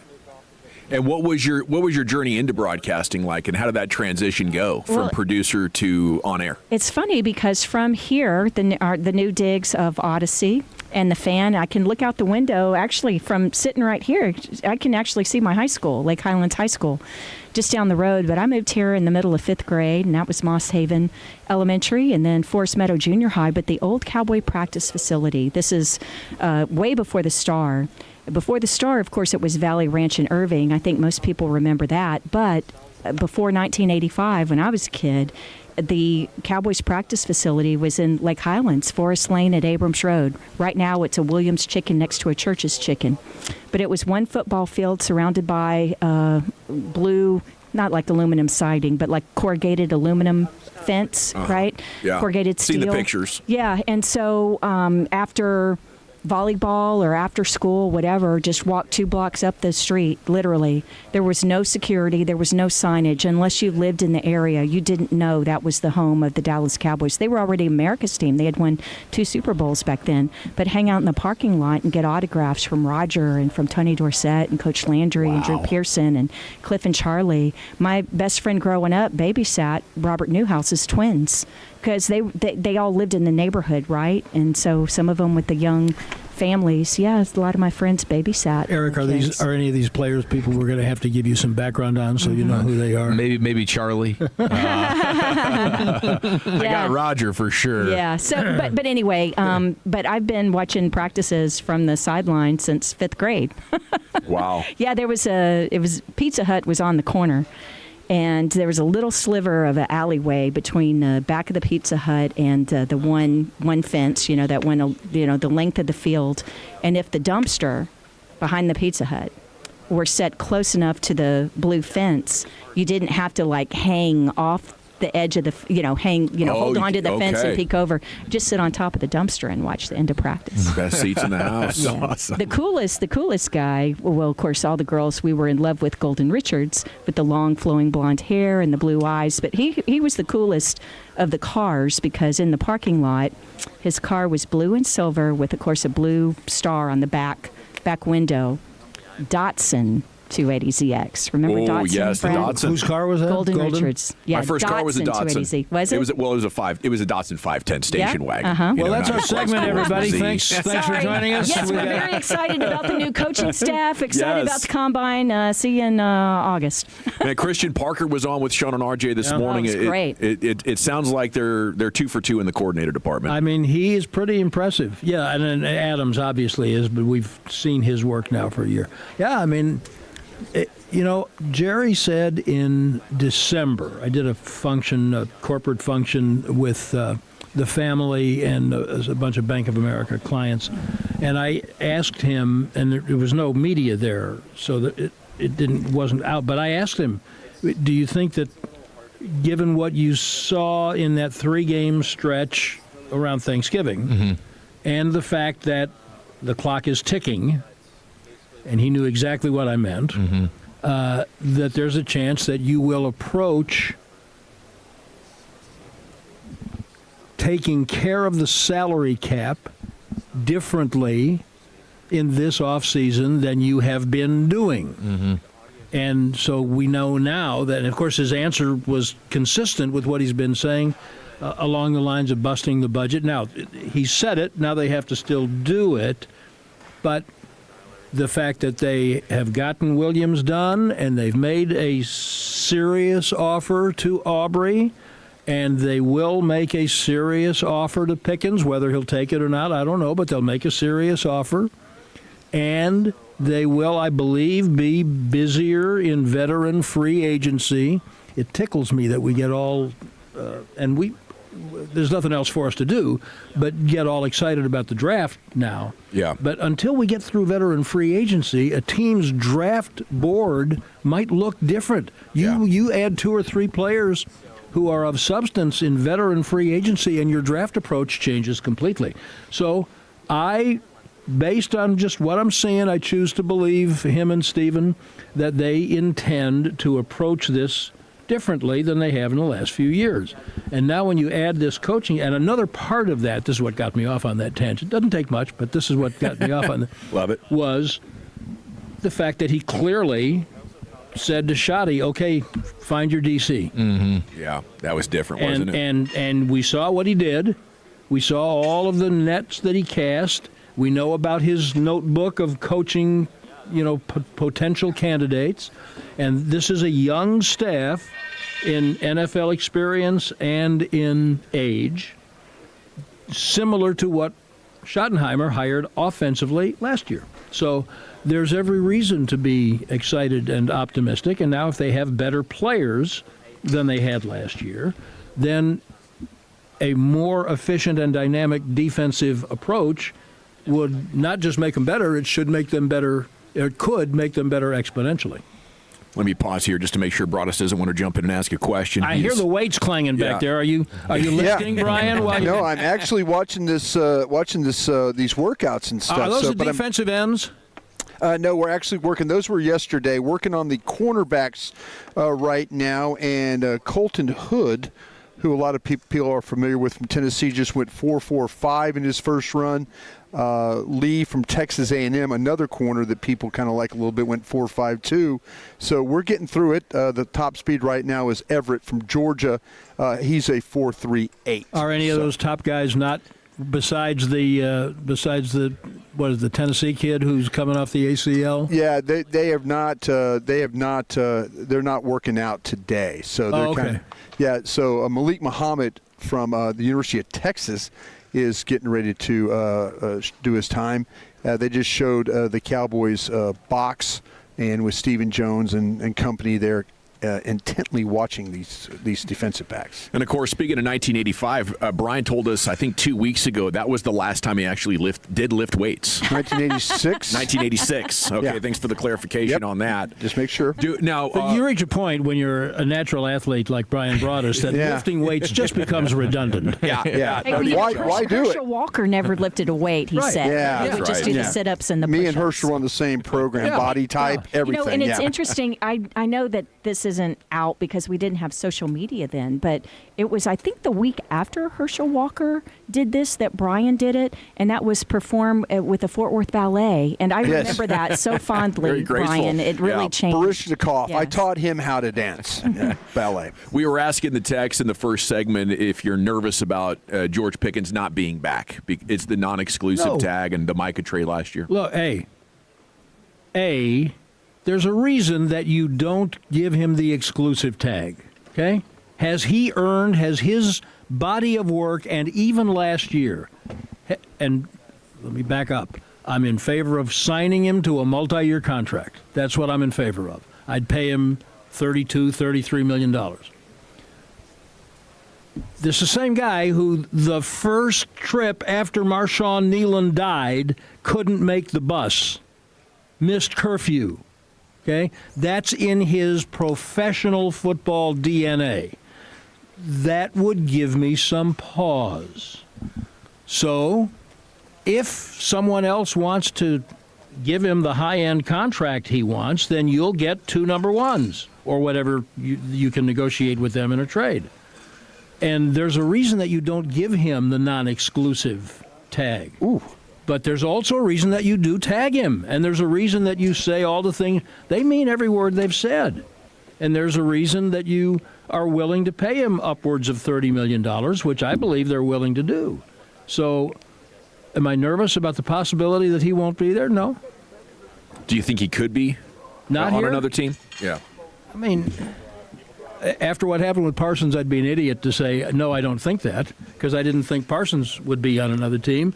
But I think the odds are very small. Yeah, I think the main thing is I go back to the final official press conference of the season with Clayton Adams, offensive coordinator.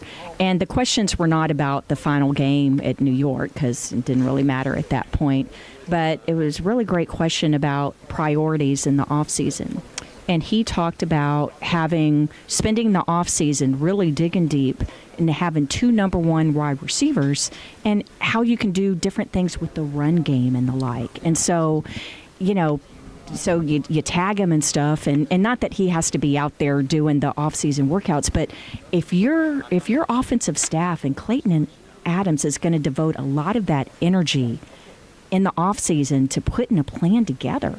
Yeah. For having the 2, and not only to have them both, but you want him to be out of the gate, ready in week 1, and not like CD when he missed camp and stuff like that. So it's not just about working with Dak and running routes. It's like it's what they have planned and how it's going to affect the whole offense. Adams in that press conference talked about how the running game improves when you are planning routes for Pickens and Lamb. Yeah. So, like Christy's saying, he's already thinking about that in December. I will say this. It would be lovely for all of us if we could have an off-season. Just one. Yes. Without contract drama. Because right now, to me, there is no contract drama. The fact that they don't have a long-term deal done with him yet, that's meaningless. Nobody's got long-term deals done with their tag guys yet. Now, if you get into May and you don't have significant progress towards that, then it's not going to make me think more that he's not going to be on the team. It's going to make me think, again, can we just not do this once? Can we just? And that was part of the impetus, Gavin, of my question to Jerry. Can we? And I asked him specifically, and they've already followed through. Will you be able to sign William? Yes. Will you be able to not have to cut Kenny Clark for budget reasons? Yes, we want Kenny Clark, and we want Aubrey, and we want this, and we want that. And okay, and can we just have? I didn't say this then. I wish I'd thought of it. Can we just have one season without the contract drama? Just one. No, we cannot. No, we cannot. Well, Jerry it's the likes Cowboys, it. Brad. Jerry likes You've figured this it. out by now, bud. Come on. That's the Cowboys' turn, baby. It's the best soap opera on TV. You know what? But he tells you he is not. Jerry, God love him, is not shy about. He likes to stir it up. Sure. Because we're talking about it. Yeah. And in the middle of some month that has nothing to do with anything the Dallas Cowboys have done, people on all the networks are talking about, what are the Cowboys? Oh, my God, Pickens' contract. Oh, my God. He seems like he's averse to winning championships. He's not right averse now. to it. He just hasn't figured out how to do it. Yeah, the last 30 years would say that. Yeah. Well, it was great to see you guys. Can't believe 5 months from Oxnard already. I better go take a nap. There they go. Brad, Thanks, Shan, guys. Christy Scales, thank you so much for joining us in studio here. It's a special day at the Lakeside Studios, 75 and 635. All of our partners and Brad and Christy nice enough to come on by and shake some hands and talk to the folks. And a lot of reunions going on out there. Seen some familiar faces, so I want to thank everybody for joining us here at Odyssey Dallas throughout the day as well. We have Yahoo Insider Charles Robinson coming up at 3 o'clock. What are we doing next, Eric? 877-881-1053. Where have you taken some L's this week? More importantly, where have you gotten those personal victories? Biggest L, biggest up. Next right here on The Fan. Coming up Monday morning on Shan and RJ, all the latest info from the Combine. We're back in the Metroplex, and Brian Broaddus' favorite giveaway for you to win. Eagles tickets in the 7 and 9 o'clock hours. It's a Monday morning on The Fan. D&M Leasing just delivered a truck to a customer who had heard our ads for over 25 years. He always thought leasing was just renting. But when the dealership offered him an 84-month loan, he realized he'd be stuck upside down in payments again. That's when he remembered D&M Leasing. We showed him leasing isn't about what you can afford, it's the smarter way most people pay for their vehicles. So, are you ready to stop financing negative equity and start driving smarter? Call 817 or 972-35-LEASE or visit dmautoleasing.com today. We make leasing easy at D&M. A paint job cannot be financed, but Rhino Shield can. It's Gary with Rhino Shield of DFW. With our ceramic coating and 25-year transferable warranty, you'll never worry about cracking, chipping, or peeling paint again. Rhino Shield also helps insulate your home and can lower your energy bills. And with our easy financing, payments can be under $200 a month. Right now, take 15% off. So call now. Schedule your free estimate at 844-744-6628 or visit rhinoshielddfw.com. Protect your home for decades to come. Don't paint your house, shield it. Get premium protein options at Whole Foods Market. Save 20% on beef chuck roast and stew with Prime through March 3rd. As always, there are no antibiotics ever. While supplies last, shop in-store or online. Terms apply. It's the good guys. 16th LMC Truck Spring Lone Star National. March 6th and 7th at Texas Motor Speedway. Over 1,500 classics. The LMC Ultimate Truck Showcase. Swap Meet, Fender, Midway, and more. Details at good-guys.com. Hi there, it's Pete Thompson from the Consumer Team. You know, the number one killer of air conditioning systems is dirt, dust, and debris that piles up over the winter. That's why I had the on-time experts at my home for a spring tune-up, and they're amazing. They completely took apart, cleaned, and reassembled my system for just $59. And get this, they guarantee I won't have a breakdown. I love this company, and you will too. TheOnTimeExperts.com. Call them today, TheOnTimeExperts.com. If you or anyone you care about is facing a family legal matter, call Cordell & Cordell today at 1-855-GET-LEGAL or visit KordellCordell.com to schedule your consultation. There's a lot on the line in divorce. This is Joe Cordell of Cordell & Cordell, the largest family law firm in the country, with over 35 years of helping clients navigate divorce. But being big doesn't mean less personal or less local. Our attorneys live and work in your community, and as neighbors, they understand the challenges your families face. Divorce touches all areas of your life: your home, savings, retirement, and of course, kids. So when you find yourself facing divorce, you need a partner you can count on. Visit KordellCordell.com to schedule your consultation. If you or anyone you care about is facing divorce, contact Cordell & Cordell today. With over 100,000 clients served, we understand the challenges you're facing on a personal level. Call Cordell & Cordell today at 1-855-GET-LEGAL. That's 1-855-GET-LEGAL. Dallas, Fort Worth, and St. Louis. We were pretty wasted.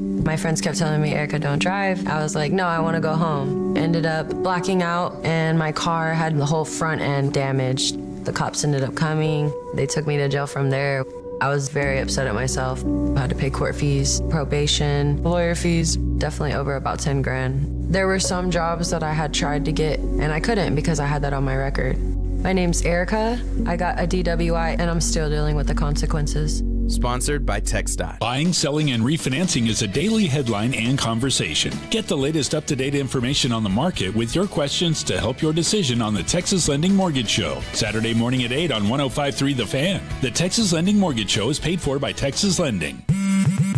Straight Talk Wireless presents Pickup Truck Wisdom. Trust is earned. That's why I've stuck with Straight Talk. Same price since 2009 on Verizon's 5G network. Cause shoot, anyone can make a promise. Keeping it for years, that means something. Now plans starting at $25 a month with 4 lines. Find us at straighttalk.com and Walmart. Straight Talk Wireless. Straightforward. Always. Same price claim applies only to the base monthly price of our $45 plan from October 2009 to present. Well, good morning, kiddo. I love that you're home from college. I've missed you. Still taking your Nature-Made vitamins? Every day. A multivitamin and a probiotic. You better be taking yours. Still looking out for me, Mom. I'll never stop. Made to care for you every day. Nature Made, the #1 pharmacist-recommended vitamin and supplement brand.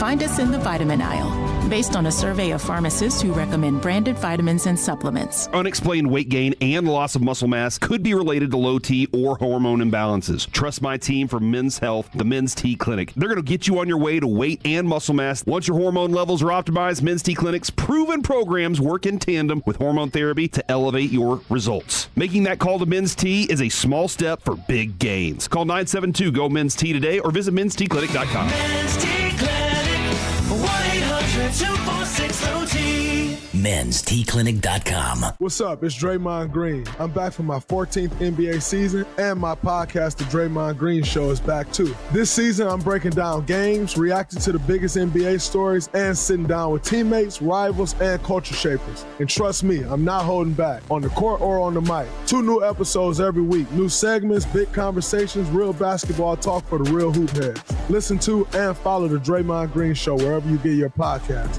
We're back, we're better, let's get it. One of the greatest rock acts of all time is coming to DFW, and Shan and RJ want you to see them. Heck, you want to see them. We want to see them. We all want to see them. And that's why we've got your tickets. Listen starting Monday in the 7 a.m. and 9 a.m. hour for your chance to see the Eagles at Globe Life Field. Just one of the many reasons to turn it on and leave it on. 105.3 The Fan. If you're in the market to upgrade your vehicle, get to Classic Chevrolet in Grapevine. Back-to-back, #1 Chevy dealership in the world 3 years straight, and they've got more new Chevys than anyone, and they're all priced to sell. Silverados, Tahoes, Blazers, Malibus, Equinox, and more. Visit ClassicChevrolet.com. This is Texas. This is Classic Chevrolet. Together, let's drive, relax, and enjoy the difference.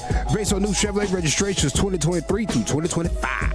Yes, sir. Thank you, Lucius. It is the G-Bag Nation here on 105.3 The Fan. Yahoo NFL insider Charles Robinson's coming up at top of the hour here. It's time now for Eric Chiafalo and a recap of the week's wins and losses. Yes, sir. Thank you very much. 877-881-1053. Where have you taken some L's this week? More importantly, where have you gotten those personal victories? Here is British Ian. Oh, yeah. Now listen here. It's time to toss things over to that silly twit, Eric Chiafalo, to give us this week's L takers and dub makers. On and off the field, no one is safe from this imbecile's tongue. It's biggest L, biggest dub.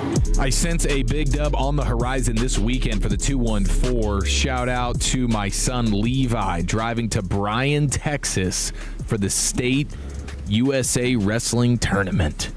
Getting it done. Good luck. Exciting. Good luck, Levi. That's going to be fantastic. Yeah, nothing better. Get that kid a milkshake after the match. You know what I'm saying? Probably been cutting weight all week. Oh my gosh. Yeah, you got to go. I mean, you might need to find the Chinese buffet, huh, Broaddus? I mean, you absolutely. Get the unlimited ice cream cones after. Yeah. You know, the soft serve. Sure. Yeah. Their machines stay open. They keep them clean. They have plenty of cones back there. Yeah, you can do some good there. Yeah, it's all about the especially if you end up winning that thing, a championship victory meal. After you've been just cutting, it's been a long season, hazing the barn. Mm-hmm. Now it's celebration time. That's Those guys fantastic. are committed. Tear it up, Levi. We're pulling for you, pal. Let's see. 214L went to the Mavs game last night. Victory Start my new job tomorrow after interviewing just yesterday. Quick turnaround. Nice job, 214. We actually got a nice Mavs victory here collectively as they have announced they will not be raising season ticket prices. Oh, okay. Yeah, didn't go their way last time when they raised prices after trading Luka. I think everybody I knew that had season tickets stopped at that point. Yeah. Yeah, that's a no-brainer. I don't know how much credit to really give them for that, but we certainly appreciate it, and it is a Metroplex victory for all those who want to be going to Mavs games next year, and hopefully they're much more on the up and up, building around Cooper Flag. I'm kind of curious where my man got his job overnight from. Let me see that resume. Yeah. It had to be a dazzling resume, or they really needed somebody. Need some help. Need some help. Yeah. You'll do it? Could you be here tomorrow? Yeah. Okay. I was kind of wondering that. I'd say it's a win, though. I'd say it's a win. Must have a hell of a resume. Job market's tough out there. It is, man. It is. These jobs are getting hundreds and hundreds, thousands of applications. Yeah, 214. Let us know what that job is. We would love to get a feel for what is that industry for anybody who's looking to get a quick turnaround gig, paid gig this time in this climate. Are you kidding me? That's a huge victory. 469 Big L felt the worst burnout at work I've ever felt. Biggest dub though, being a Tolo. Helped me through it. Thank you, guys. No, thank you, 469. Sorry about the burnout thing, man. Sometimes you got to get that, sometimes just a long weekend. Get yourself that Monday off. Maybe take that Monday through or Friday through Monday. Get you an extra couple of days. So. Yeah. Exhale a little bit. Which one is better, Monday or Friday off? Oh, gosh. I kind of like Monday. I like the Monday. Yeah, me too. Friday vibes are outstanding. Yeah. You know what I mean? Yeah. Like, I'm sitting here right now, I'm kind of just floating through the day. Yeah. And Monday, man, you get, like Sunday night, when Sunday afternoon, when you start to see that sun go down a little bit, you're like, oh, man, there it goes. It's going away. But when you got about to get real again. When you got that Monday off, though, Sunday becomes 10 times better. And you can handle business. Things that need, things are open that you can't get to normally. Now you can really run around and make things happen. And then you show up to work on Tuesday and you got extra energy because this week's going to fly by too. Yeah. So, I think it's always worth it to take that Monday off. And it sounds like it's a well-deserved mental health day at this point if you have burnout. I wouldn't even use PTO for that. Yeah. Be like, pretty sure, somewhere in this company handbook, I got a mental health day. Yeah. Boom. Bang that thing. Punch that ticket. 940, Biggest L got sick Tuesday at work, missed all of Wednesday and Thursday. My dub, though, I didn't have to go to work Wednesday and Thursday. Okay, very good. Yeah, that's the silver lining. There you go. That's the silver lining to the sickness. Middle of the week. Nothing worse than driving home on Friday and you feel the onset, and now Saturday and Sunday are about to get punished. You want to get sick on Tuesday. Absolutely. You don't want to get sick on Friday or Saturday. No. So that's a good thing. 940, Biggest L had to replace all 4 wheels, water pump, and thermostat on the truck. Oh, holy cow. Golly. Yeah, that's an avalanche. That all comes crashing down on you. You're looking Swipe the credit card. looking up into the heavens, and you're just wondering why. Yeah. Why now? Looks like we're going top ramen here for the next couple of weeks, kids. Yeah, dude, yeah. Might start working in a little fast or something like that. Just sip on some water for a couple of days. Biggest up, though, 19 years ago today, I married a wonderful woman that still puts up with my S. Wow, dude. 19 years of marriage. Going strong. Big time congratulations to you. That ain't lovely easy. Lady. Yeah. No, not easy. Not easy. 817, shout out to my mom, Deanna. Or is it Dina? She didn't do anything, but she loves our show. Okay. G-Bag National. Salute to Deanna. That's Tolo D, I think. She's incredible. She really is a legend. So shout out to Tolo D on a Biggest L, Biggest Up Friday here in the nation. Now, we also have Bluebell. How about this for a victory? Are you guys excited about this? Bluebell launching Honey Vanilla. First new flavor of 2026, a honey vanilla. Now, is the flavor cooked into the actual ice cream, or am I getting bands of honey wrapped around that half gallon? What are we doing here? I do love the idea of getting like honey, real actual chunks of honey sort of in there. Yeah. But I think looking at the scoop that they have on the advertisement, you wouldn't know the difference. It looks just like a vanilla ice cream, so I guess it's somehow infused into the flavor.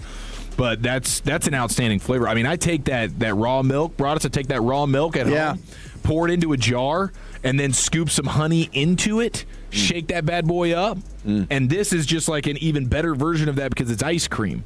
That'll supercharge you. I guess my problem with all the new Bluebell flavored ice creams is I can't imagine buying ice cream and having it not be cookies and cream. You know, and I'm sitting there, I'm like, you know what? It's time to go big here. I'm going to have a giant bowl of ice cream. If I'm gonna do that to my digestive system, it's got to be cookies and cream. And I think they've produced the perfect ice cream already. And I think they could make it a one-man band and they'd have a satisfied customer in me. Bluebell could stay alive with just simply the cookies and cream. How strongly I feel about it. I don't think you're wrong about that. That is a pretty standard go-to flavor for most people. Let's see here. We have the 956. Unfortunate. Took an L. Trusted a fart when I shouldn't have. Mm-hmm. Wow. Big stub, though, started a new gig and finished number 1 in sales for the region in only 3 weeks. Wow. I wonder if he trusted the fart at his old job, had to bail to a new one just because of the aftermath. Because everybody was laughing at him? Yeah. And he rebounded in a huge, dominant way. He had to escape his nickname, Captain Shart, one way or the other. There is no Wolchuk today. Diarrhea Dave. Yeah. Is Wolchuk getting a dub or an L because he's speaking to the youths of his community? At some point later on, there's going to be like 90-plus people. He was already getting the hand sweats yesterday when he was talking to me about it. Ooh, the hand sweats. I would say that's an L. You know, I think that's something you're proud of on the backside. You know, you would never say no to it. Yeah. But going in, you know, you got to come up with a plan. You got to, How am I going to be engaging? How are they going to enjoy this? You know, are these kids going to be heckling me? Are there turds in the audience? Yeah. Mm-hmm. How many reallys is he going to give the kids to make it important? This is really important. Really, pay attention. Really. I imagine he's going to have his cell phone up on the podium with the combine going on, so he's not missing any of the workouts. Oh, he'll be happy. Chris Johnson from San Diego State has run some really good times at cornerback, 4.43 and 4.40. There was some questions about his speed. I know I had some questions. Zach was a big champion of his, so good day for the Woolly Bully for his corner running very, very well. Love to hear it. 512, biggest up of the week. Broaddus on the morning show, just tearing people up left and right. Hilarious. Radio gold. That is fantastic. Thank you. Maybe a record-setting week of texts here for biggest L, biggest up. I'm sorry I can't get to all of them, but we love you, and we hope you all have a fantastic weekend. Thank you, Chief. There it is, your L's and dubs. The 817 asking, General, have you tried the cookies two-step? I have. And I this might be another controversial food opinion. I know I've been on fire with those last couple of weeks. You got them. You keep them on deck. I think cookie dough is a little overrated. Oh yeah, that's terrible opinion. Is it just simply because there's not enough cookie dough in it? Because I would agree with that. I want more cookie dough. I don't think the cookie dough they put in ice cream, those little balls. I don't think it's as good as actual cookie dough. If it was real cookie dough, it'd be a home run. But it's kind of dry, and I just don't think it captures the true cookie dough essence. Bro, could you just get vanilla ice cream, get your own cookie dough, and just smash it into it, and make your own? You probably could for sure. Yeah. I mean, that's a little bit of a process. I don't know if it's going to hit the same way that chocolate chip cookie dough does, because it gets to sit in there for a while and marinate. Yeah, soaking in all the flavors. You could probably make it happen. We got one down. That's a terrible opinion, brother. And 4 to go. Just speaking my mind. Thank you guys for providing me that opportunity. We got Charles Robinson, Yahoo. He's here. NFL He's here. Insider next on 105.3 The Fan. Take us with you wherever you go. Now heard on the iHeartRadio app, YouTube, Twitch, the TuneIn app, our Odyssey app, and of course with the biggest mother of a radio signal in DFW. Thanks for making your favorite travel buddy 105.3 The Fan. This is an Odyssey Sports Minute. It was reported yesterday the Colts have given Anthony Richardson permission to seek a trade. That's step one before a team releases a player. Out of Florida, Richardson had a lot of talent, but talk about the prospect was that he would need time to develop. Watch a smart team with a starter already pick up Richardson and see if they can develop him long term. I'm Chris Black.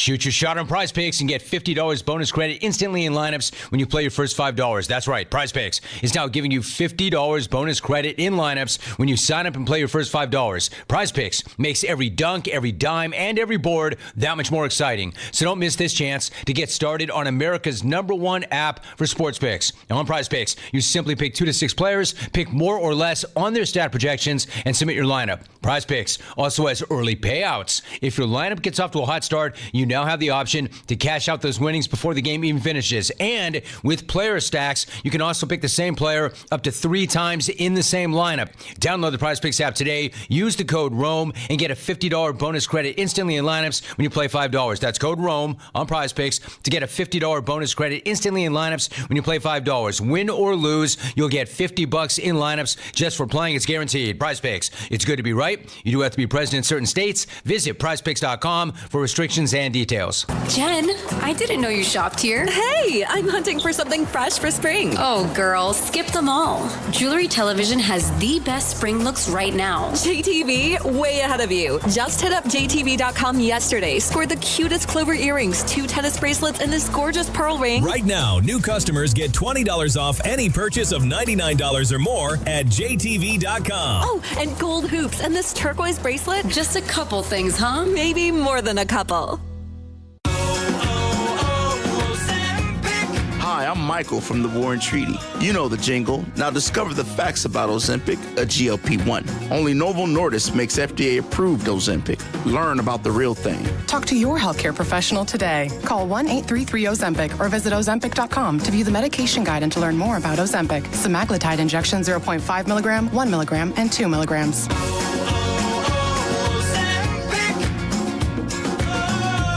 Texas knows tradition, and this March a new one hits the streets. You've seen touchdowns and home runs, but nothing like IndyCar speed ripping through Arlington, Texas. Fearless drivers, crowds loud enough to match 700 horsepower. It's an action-packed weekend filled with concerts, entertainment, and racing. Kids 12 and under get in free, so bring the whole crew. The first ever Java House Grand Prix of Arlington is coming. This isn't our first rodeo, just our fastest. Get your tickets at gparlington.com. Veterans and active duty service members. When your call to service ends, your mission doesn't have to. Go from GI to IT in just a few months at My Computer Career. Prepare for a high-demand career in cybersecurity, protecting people, systems, and institutions from real cyber threats. Cyber warriors are needed now. Will you answer the call? Go to mycomputercareer.edu/CWP to learn more. That's mycomputercareer.edu/CWP, an elite CompTIA certification partner. VA education benefits are available to those who qualify.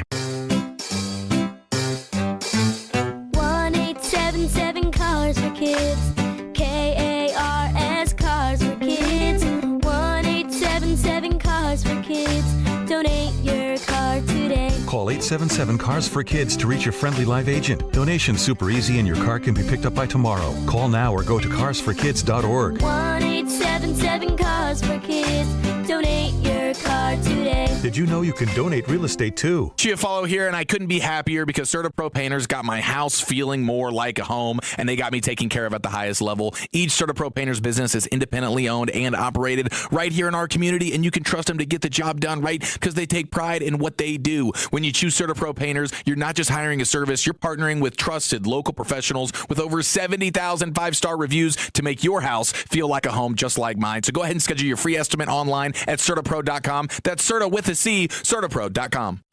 This is the exclusive home of Dallas Cowboys football. KRLD-FM and HD1, Dallas, Fort Worth. Let's go, Cowboys. An Odyssey sports station.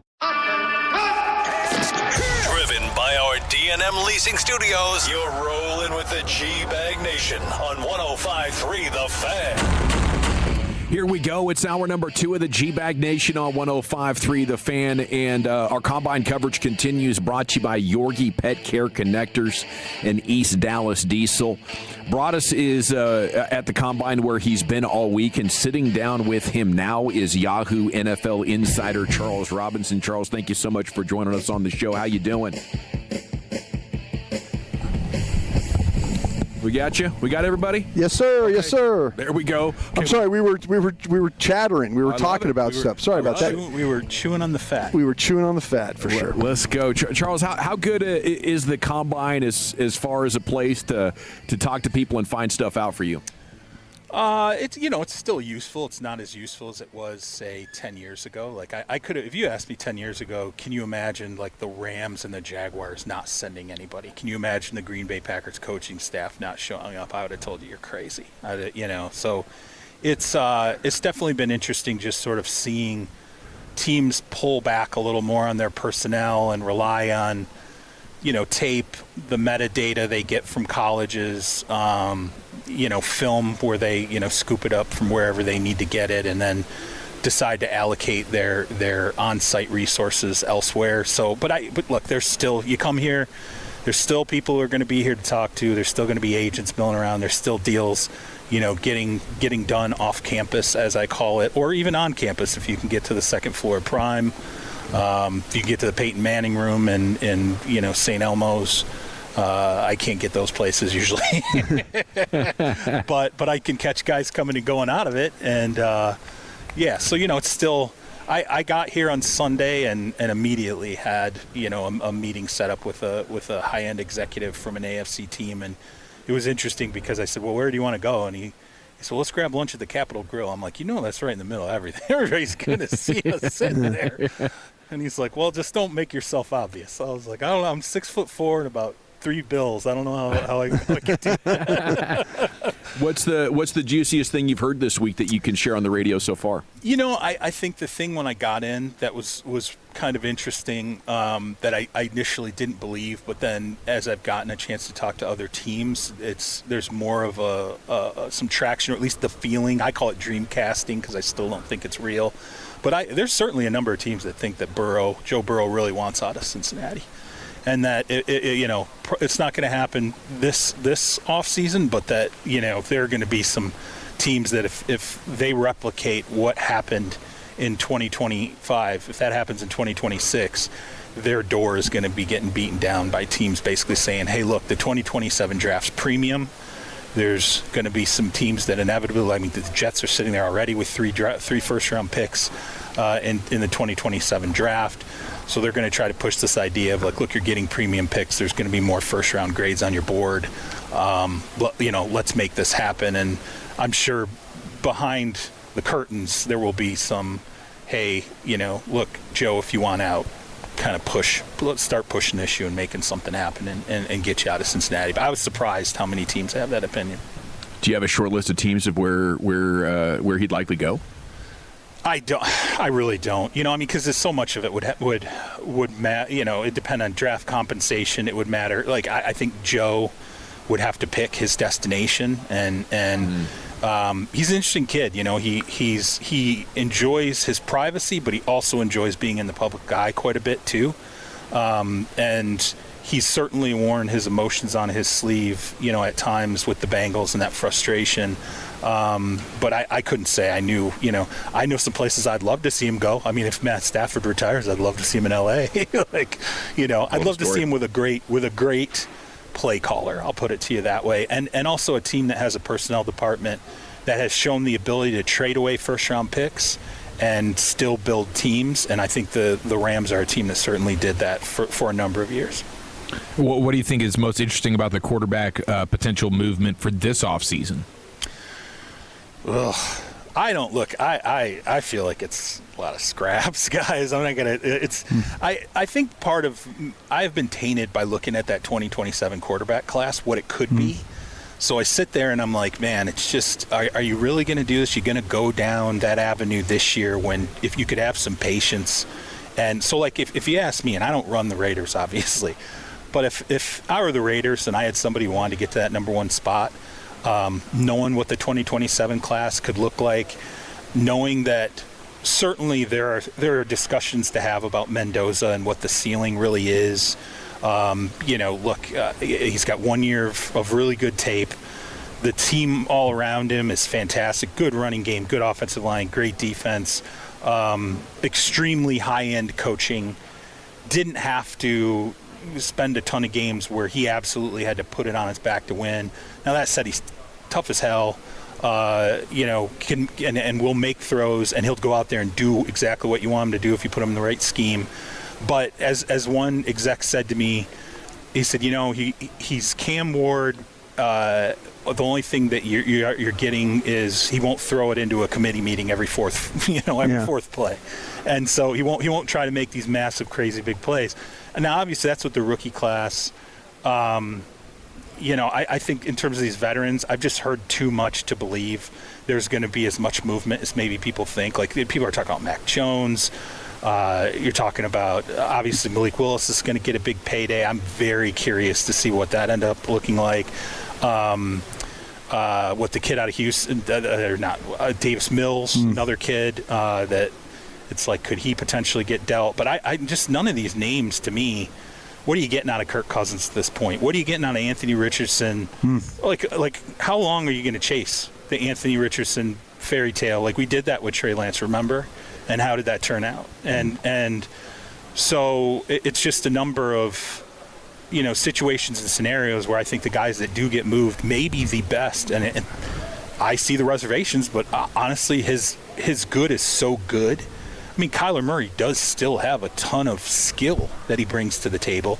It's just everything else that scares you, right? What kind of teammate is he? How hard of a worker is he? That says a lot to me about how dubious, it is to go out this offseason and try to get that quarterback that's going to, step into play for you and then make things right for years to come. I think Sam Darnold kind of warped us. I really do. Yeah. Charles, what do you think the market is for George Pickens? So this is interesting to me. I think if Pickens had made it to the free agent market untethered, I think he would have gotten paid. But it's what I call the desperation index. It reminds me of a couple of years ago when Brandon Ayuk was going to do a $25 million per year deal with the Niners. It felt like that was going to get done. Then Amon-Ra St. Brown signs this huge deal, and next thing you know, Brandon Ayuk's like, hey man, I need 30, 31, 32, and the Niners are like, man, you really need that. Go out and see what your market looks like. Well, when he came back, the market was New England, which was in the gutter at the time. The Cleveland Browns is the Cleveland Browns. And what was it? Oh, the Pittsburgh Steelers, who were just desperate for a wideout at that point. And Ayuk was like, I don't want to go play any of these places. So, the Niners do the deal with him. He stays home. It completely blows up and melts down. I think there is a level of apprehension amongst other NFL teams about George that lingers even through this year with the Cowboys, and it comes from the Pittsburgh experience where you would often hear out of the Steelers, like, we need to get an adult in the wide receiver room. We love George to death, but we need an adult in the wide receiver room. I think, interestingly enough, if he plays on this tag with Dallas through 2026, I think teams will actually feel better about signing him or acquiring him after the 2026 season than they do now. I think there's just a little bit of a, what is, if we don't know that he's an adult, we don't feel like his personality is completely an adult, what is that going to look like when he's getting paid $28 million? Now, what do you think about how he and his agent are going to handle the tag? Do you think he plays?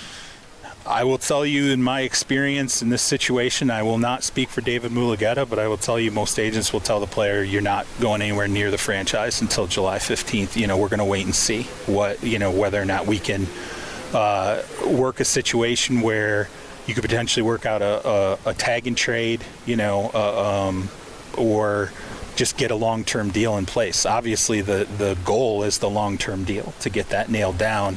I don't want to speak for it because that comes down to a personal decision between the agent and the kid, but I don't know many agents that are sitting there going, hey, if we got to the market, we're looking at, somebody would have been desperate enough to give you 35, and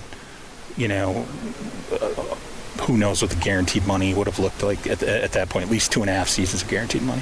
Charles Robinson, Yahoo NFL Insider. Okay, let's go back to the Raiders there and how likely it is Max Crosby leaves. Was there truth to that report that Trey Wingo had that he'd like to be out and play for the Cowboys if he had his druthers? I know Max loves the Cowboys. I know that is absolutely true. I still think there is. You have the Raiders who are sitting there and they're saying, look, if we resolve the quarterback situation the way we think we can, if Ashton Genty we feel like is much more perfectly suited for the Gary Kubiak offensive scheme, I think there's a feel that they could turn this a little more quickly than maybe outsiders believe. And I understand the doubt. I'm there with you. I've been through that franchise how many years in a row and been, sold a bunch of beans, right? And but I think it comes down to what ultimately they feel like they could get out of Max, and they are trying now to mend it if they can. Obviously, the change. The coaching changes that have happened internally are one avenue, but really it's an issue between he and John Spytek, the general manager, and I think realistically, if he could get himself to the Cowboys, he would do that. And I even think financially, I don't want to say he would take a break, but I think there's some franchises, if he went out the door, he would want some kind of a contract tweak. I don't know if that would happen if he was able to get himself to Dallas. Charles, when you're looking at the landscape, though, of the way that the draft is going, I know you said you've been working a lot on the pro side of things. Are there teams that have? How are they looking at this draft? Are they saying, "Hey, we need to back up as much as we can, get picks," or is it like this thing doesn't have the volume at the top? We're not going to trade up. We're not interested. Is anybody talking about what direction they're going to go? Well, certainly there's no doubt, teams will take umbrage with the idea it's a bad draft. They'll tell you, look at defensively. Yeah. There's guys all over the place, right? And then you see what Styles just did. Right. And they're like, okay, so if I'm the Cowboys now and I need to add to my defensive line, I need to add to my linebackers, I need to add to my safeties. You got 3 Ohio State kids who can help you at 12 now, right? And Styles running the way he did, that whole workout helps the Cowboys, absolutely, right? That's a big deal. So I think there are a number of teams that look at it and say, look, in the top 60 picks, it's an unbelievable edge draft. It's unbelievable, edge plus defensive line draft. There are actually linebackers who are worth first-round picks this year. Right. And then there's you got 3 super legit safeties. You got some corners. So defensively, I think a lot of teams are happy and certainly willing to select in 2026. I think if you have teams that are looking for offense, they are sitting there and saying, man, it would be nice maybe if we could scoot back a little bit and add capital in 2027. But it's funny, and this was right as the week kicked off, and I was just kind of trying to pick around, is this really a weak draft or whatever? A number of teams are just like, hey man, it's hard to get anyone to move 2027 compensation right now. Nobody wants to move off those picks.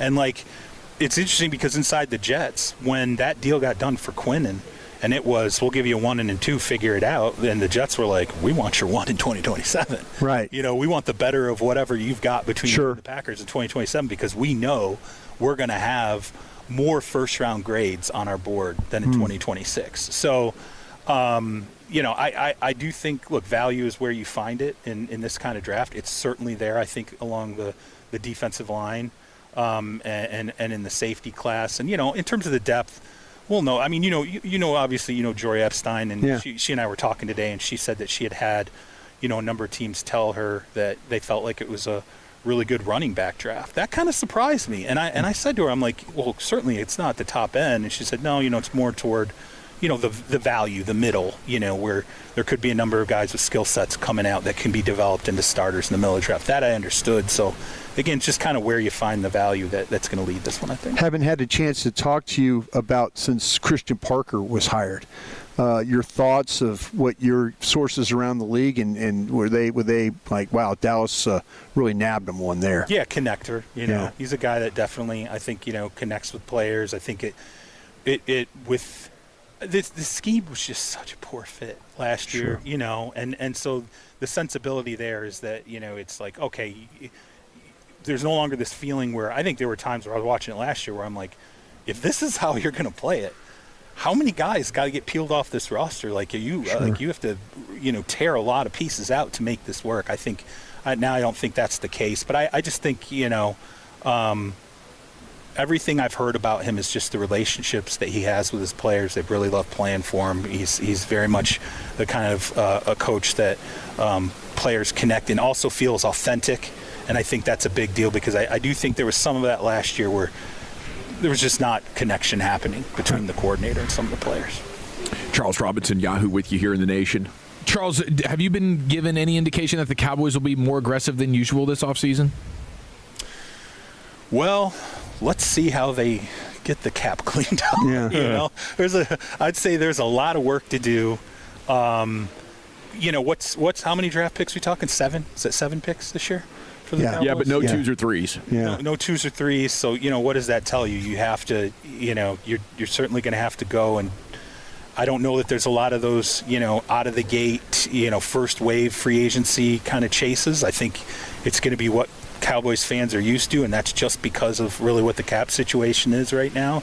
You know, you start to look in the wave 2 and 3 to see what value can you find amongst some of the veteran players.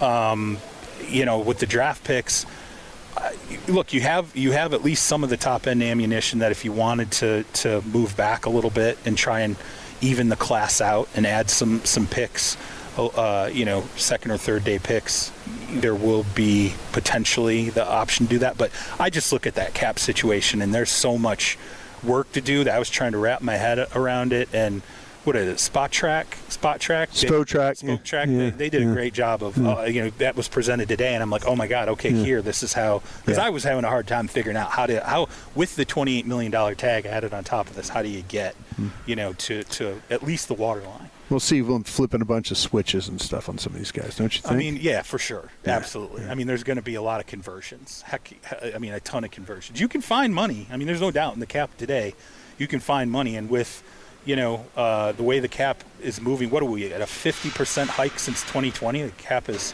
hiked like 50%, I think, since the COVID year, or the year after the COVID year, the rollback year. You know, I think you're still going to see it moving, but I can also tell you the league would feel a lot better about how spending is going. They would feel a lot better about it if they could exit out of this TV deal, get the 18th game added, rework their TV deals rather than having to wait for the CBA. Because I truly believe NFL owners right now are, I think some of them are getting a little nervous about, are we getting a little toppy in the U.S. market, like realistically? And so I think that's why you're seeing this really, there's going to be this push for this 18th game, and there's going to be a push for the international market, because they're like, we got to start squeezing money out of other markets here. Yeah. We need to start in the 18 to 45 demographic overseas. We need those kids who have been watching the last 10, 15 years start becoming NFL fans and spending and signing TV deals overseas to help grow this pie. Charles, you've been more than generous with your time. If I could be greedy, do you have anything on Minkah Fitzpatrick for us? Is he going to be moved by Miami, and what would it take to get him? I couldn't tell you price right now. I'd have to go and look for comps on it. I mean, Miami is motivated. I mean, like, I think they're motivated to move off a number of guys that no longer fit the window, and I think that's definitely Minkah right now. And I mean, honestly, I wish I could tell you definitively how the quarterback situation is going to work out there. I mean, just because it's such the hit they have to take is so immense to eat that situation with Tua. But I would say that Minkah is definitely on the short list of avenues they have to try and basically move themselves into a different window, because the whole win now window is not happening for them, and Minkah is definitely that kind of a player. Terrific stuff as always. Thank you so much for your time. Have a great weekend, and we'll catch up with you soon. I appreciate you guys having me. Salute. There he goes, Charles Robinson, Yahoo NFL Insider, with you here in the G-Bag Nation, live at the Combine in Indianapolis. We got the C-Note, Cowboys news of the evening, and what's been cranking here as the Combine continues next on The Fan. Bud Fort Worth, let me bring you some good news on this Friday. If you're looking for that brand new vehicle, the all-new Alliance Hyundai, it is here, ladies and gentlemen, conveniently located right there in the 817 I-35 in Golden Triangle. And listen, I worked in the car business for a couple of years. Let me tell you,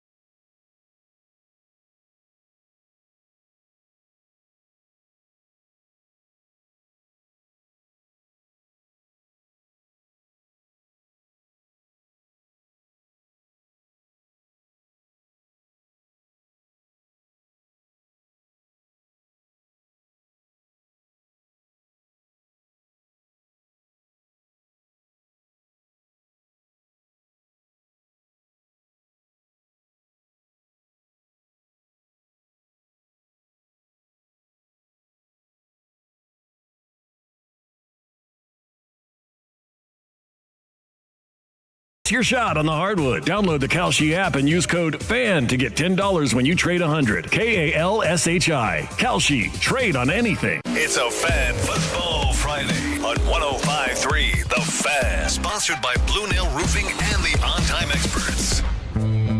Here we go. It's time for the C-Note, Cowboys news of the evening. Then Krusty's Corner coming up here in about 15, 20 minutes live at the Combine. Broaddus is out there. Segments brought to you by the Frankels. If you've been injured in a car or truck wreck, call the Frankels first, 214 or 817-333-3333. There's never an out-of-pocket cost. They only get paid when you win. The Frankels are the go-to car and truck wreck attorneys in Dallas. The workouts continue at the Combine day 2 with defensive backs out there. We'll have highlights of that. And, of course, Broaddus will have plenty of Combine things to say here coming up in the corner.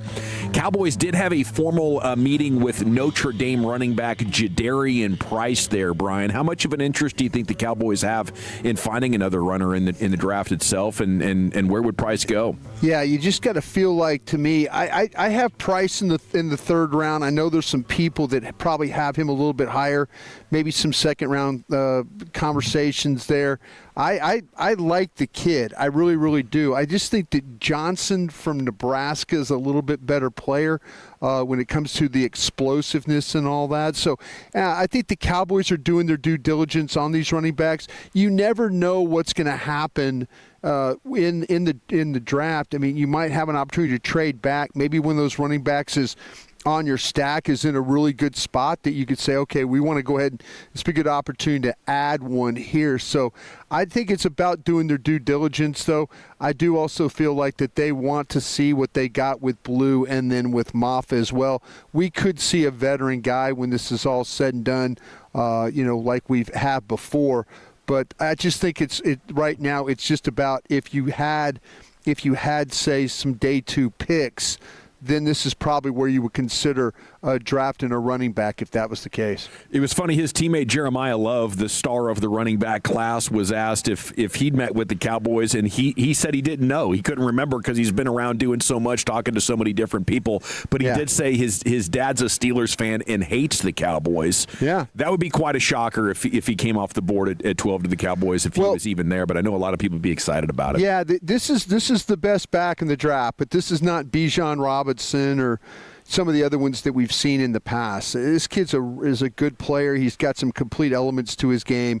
His toughness, the way he catches the ball, the pass blocking stuff is going to have to get some work there. But when you start to talk about the number 1 back in the draft, there's people that believe that he is a top 5 player in this draft, regardless of the position. Yeah. And so that's kind of where I think that a lot of people see him that way. I've got him as my number one running back. If he were to get to 12, I think he would be the one him and then the offensive tackle from Miami would be the 2 guys offensively that I would say, if you said, hey, if you had to pick an offensive player, I think those guys would be the guys that I'd surely look at. Okay, elsewhere here in the C-Note, former Cowboy DeMarcus Lawrence reportedly considering retirement per Brady Henderson. He has not informed the team yet about his plans to return in 2026 there with Seattle, but people in Lawrence camp are uncertain of his plans right now. So maybe it's mission accomplished for Tank, and he's ready to shut it down and come back to North Texas and where he and his wife make home. Nicole Hutchinson tweeting, I just spoke with Leofau to get his thoughts on being moved to outside linebacker. Quote, I feel great and excited. It's a blessing to have an opportunity to contribute. And he says he's going to give it all he's got. On the pass rushing aspect of it, he says, I feel confident in my ability to learn. Pass rushing is something I haven't done a lot, something I've never worked on as much in practice because of playing Mike, but I know it will be a lot of fun learning the ins and outs of pass rushing. That really underscores how much of a long shot this is, isn't it, Brian? Yeah, this is where we're at, and this happens much too often to the Dallas Cowboys player. Previous regime likes player. Player then all of a sudden goes through a regime change, another regime change. So now he goes to it's very similar what they used to do with the offensive linemen, Matt Waletzko, Ball, those guys. It was oh, wait, they're not a tackle, let's play him at guard, and then the next thing you know, they're out on the street. This kid's a really good special teams player. He's tough. You know he's going to give it everything he has, but he's just, he's this current regime did not draft him. The last regime wanted nothing to do with playing with him with any extensive time. It was, they couldn't say enough great things about him for the Mike Zimmer regime. So this is where we're at with the Dallas Cowboys defense. It's the island of misfit toys is what it is. I mean, it's just crazy how many players they have that probably don't fit, but hey, we like this guy. I'm sure Will McClay's telling, Christian Parker and the coaches, we really liked this guy 2 years ago, and maybe you can do something with him. But man, this story has been around way too long for the Dallas Cowboys defense. Spoke to Joseph Hoyt Morning News last night, followed up with him on the Nakobe Dean signing, and it was his feeling that if they do sign him, that would be their linebacker move, and you could eliminate it from consideration at 12 and 20. Do you agree with that, Brian? Yeah, that's depending on which linebacker would be there, though. This is in the way that this scheme is that this linebacker room could use in my opinion a major overhaul, and you really don't know what you have in Overshown, and God bless him, he's had a couple of injuries. Every time you feel like he's making progress, something happens. Well, he got through it last year and stuff like that. But boy, it's just it's so much unknown with this linebacker room. I wouldn't be surprised if it's add one and then potentially draft one. Either maybe not at 12, but if surely someone was there at 20, they might look at that too. I mean, there's two ways if you want to be cynical, and Lord knows I do. I don't mind leaning into that hard truth about your football team if it's necessary. But if you're going to pair up Dean with Overshown, what are the chances that both are available any given week? That's slim. See, that's the issue. There's too many questions. Heck, and you could throw Bland in there for some of this stuff now. I mean, they've got guys. This thing with Christian Parker talking to him, I was encouraged when he was saying, hey, I'm seeing some guys that can clearly help us in this current class, but I wouldn't be surprised if, like you say, with Dean, some others, we might see some coaches, step up and say, hey, I was with this guy or was with that guy, and they go, this thing might need a complete overhaul. Bro, they need to get Demario Davis in here. Yeah, I know he's old, but he's now a friend of the program. Yeah. Chatting with him at the Super Bowl. Yeah. This dude doesn't miss games. Yeah. This dude was a rookie in 2012. He started 3 games but played in 16. He hasn't started in 1 game. That was back in 2016. Otherwise, this dude plays and starts every single game his entire career. That is a clean bill of health. That is a guy that can quarterback your defense. That is a guy that clearly wants to help bring guys along. Yes. Probably not going to break the bank either. Like, Demario Davis is a guy that I know he's old, but super healthy, all the intangibles, and he's still a rock-solid backer. What did you learn about what kind of linebackers they're looking for when you asked them that question this morning, Brian? Well, you know what? I was concerned, guys, that they were going to play with guys like those thumpers, the bigger guys. I mean, we're Josiah Trotter from Missouri. I mean, I was thinking of bigger guys because I wasn't sure with the gap and a half defense that they played. Do you play it where you read it and react, or do you play it and attack it? And he's attacking this stuff. So, the big thumper guy, it's nice to have maybe one of those guys. But when you're starting to talk about, they're looking for guys that can play downhill, like Rodriguez at Texas Tech. I mean, these guys that'll step up and take things on. Those are the kinds of guys I think I'm looking at right now instead of the bulkier guys. I mentioned Trotter, Anthony Hill from Texas. He'll play it on the downhill as well, but bigger guy. Torian York from Texas A&M, shorter guy, but he'll play it on the downhill too. So, I thought there was going to be more about read then react. I think it's going to be more react, play it downhill. So that puts some linebackers in some play for us here. Yeah, hell of a combine from Jacob Rodriguez last night. I think sky's the limit for him, and that was incredible, I know, for a lot of Texas Tech fans to see. Yeah, they had a really good group of guys. When that late night group went out here on the turf, you saw some guys that are going to be playing very, very well for teams coming this season. There's really good. The film is really good on a lot of these guys, like Rodriguez, Anthony Hill. Those types of guys. Good film, and then they have the workouts like they had.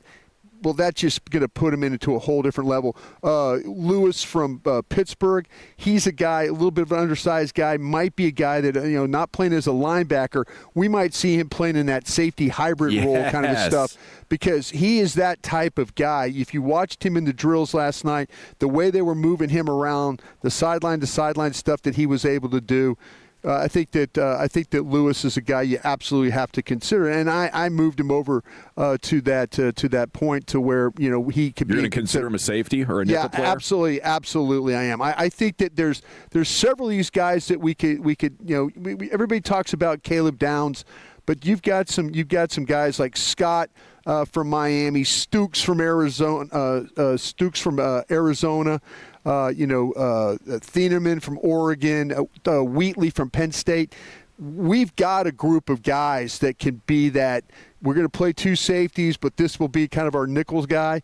When we talked to Christian this morning about it, he's like, that used to be a position where all of a sudden it's a guy that can't run, can't do this, can't do that, maybe a limited guy. He says that's not the case anymore. You got guys that can now play that role, but they can do a lot of different things. They cover, they blitz, they play in the box. This draft has got several of those guys. Krusty's Corner is coming up next, buddy. Where are you taking us? Yeah, we'll continue on the Combine talk. We're working through these defensive backs, and then I'll say goodbye to you guys from the Combine. But I'm looking forward to that. We'll do that next. Coming up Monday morning on Shan and RJ, all the latest info from the Combine. We're back in the Metroplex, and Brian Broaddus' favorite giveaway for you to win. Eagles tickets in the 7 and 9 o'clock hours. It's a Monday morning on The Fan. If you or anyone you care about is facing a family legal matter, call Cordell & Cordell today at 1-855-GET-LEGAL or visit KordellCordell.com to schedule your consultation. There's a lot on the line in divorce. This is Joe Cordell of Cordell & Cordell, the largest family law firm in the country, with over 35 years of helping clients navigate divorce. But being big doesn't mean less personal or less local. Our attorneys live and work in your community, and as neighbors, they understand the challenges your families face. Divorce touches all areas of your life: your home, savings, retirement, and of course, kids. So when you find yourself facing divorce, you need a partner you can count on. Visit KordellCordell.com to schedule your consultation. If you or anyone you care about is facing divorce, contact Cordell & Cordell today. With over 100,000 clients served, we understand the challenges you're facing on a personal level. Call Cordell & Cordell today at 1-855-GET-LEGAL. That's 1-855-GET-LEGAL. Dallas, Fort Worth, and St. Louis. You're losing your hair and you want a simple solution guaranteed to work. Guys, you need Advanced Hair. Advanced Hair's quick one-day treatment is offered in a calm, relaxed environment with top-rated physicians and modern technology. Your own natural hair begins to regrow the very next day, and Advanced Hair guarantees it will grow. So schedule your free consultation for $250 off and 250 free hair grafts. 469-599-HAIR or advancedhair.com. Imagine finding your dream home and moving in right away. No waiting to sell your old place first. Sounds perfect, right? That's exactly what Orchard's Move First, Sell Later program lets you do. Buy your new home now and sell the old one later on your timeline. No showings, no double moves. Plus, Orchard helps you sell for more with repairs that attract the right buyers. Buy before you sell and get top dollar with Orchard. Visit Orchard.com for your free home valuation. That's Orchard.com. Each spring, cherry blossoms mark a fleeting moment of beauty and renewal. For a few short weeks, petals fill the air and the season feels brand new.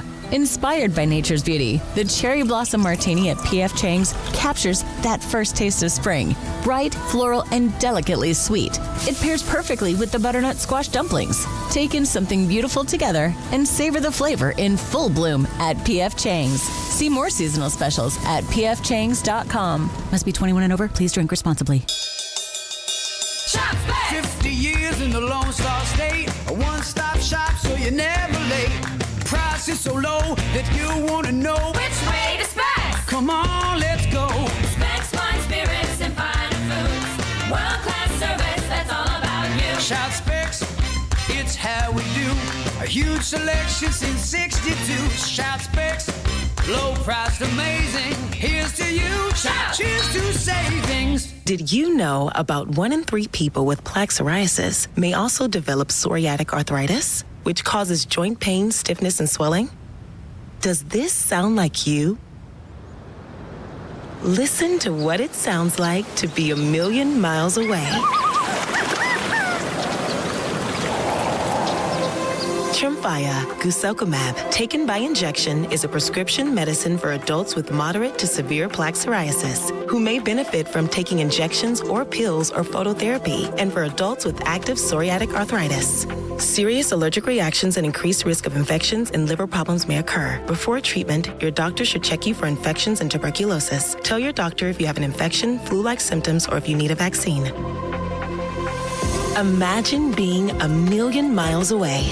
Explore what's possible. Ask your doctor about Tremfya. Visit Tremfya.com or call 1-800-526-7736. Lowe's of Salina is now open at 3540 South Preston Road. Stop by and get spring ready with deals on outdoor power equipment, appliances, and more from top brands. Plus, join the MyLowe's Rewards to start saving on eligible purchases. Lowe's of Salina has your home needs covered. Loyalty program subject to terms and conditions. Exclusions and more terms apply. Details available at Lowe's.com/terms, subject to change.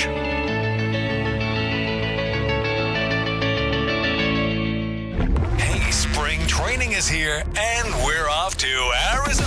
ASCO Equipment presents the KNC Masterpiece and G-Bag Nation live from spring training and surprise all next week with access you won't find anywhere else. Go ahead, try. The Fans coverage is also brought to you by Mercedes-Benz of Plano, the on-time experts heating and plumbing, and by Base Power. Your one and only home of the Rangers is, 105.3 The Fan. If you're in the market to upgrade your vehicle, get to Classic Chevrolet in Grapevine.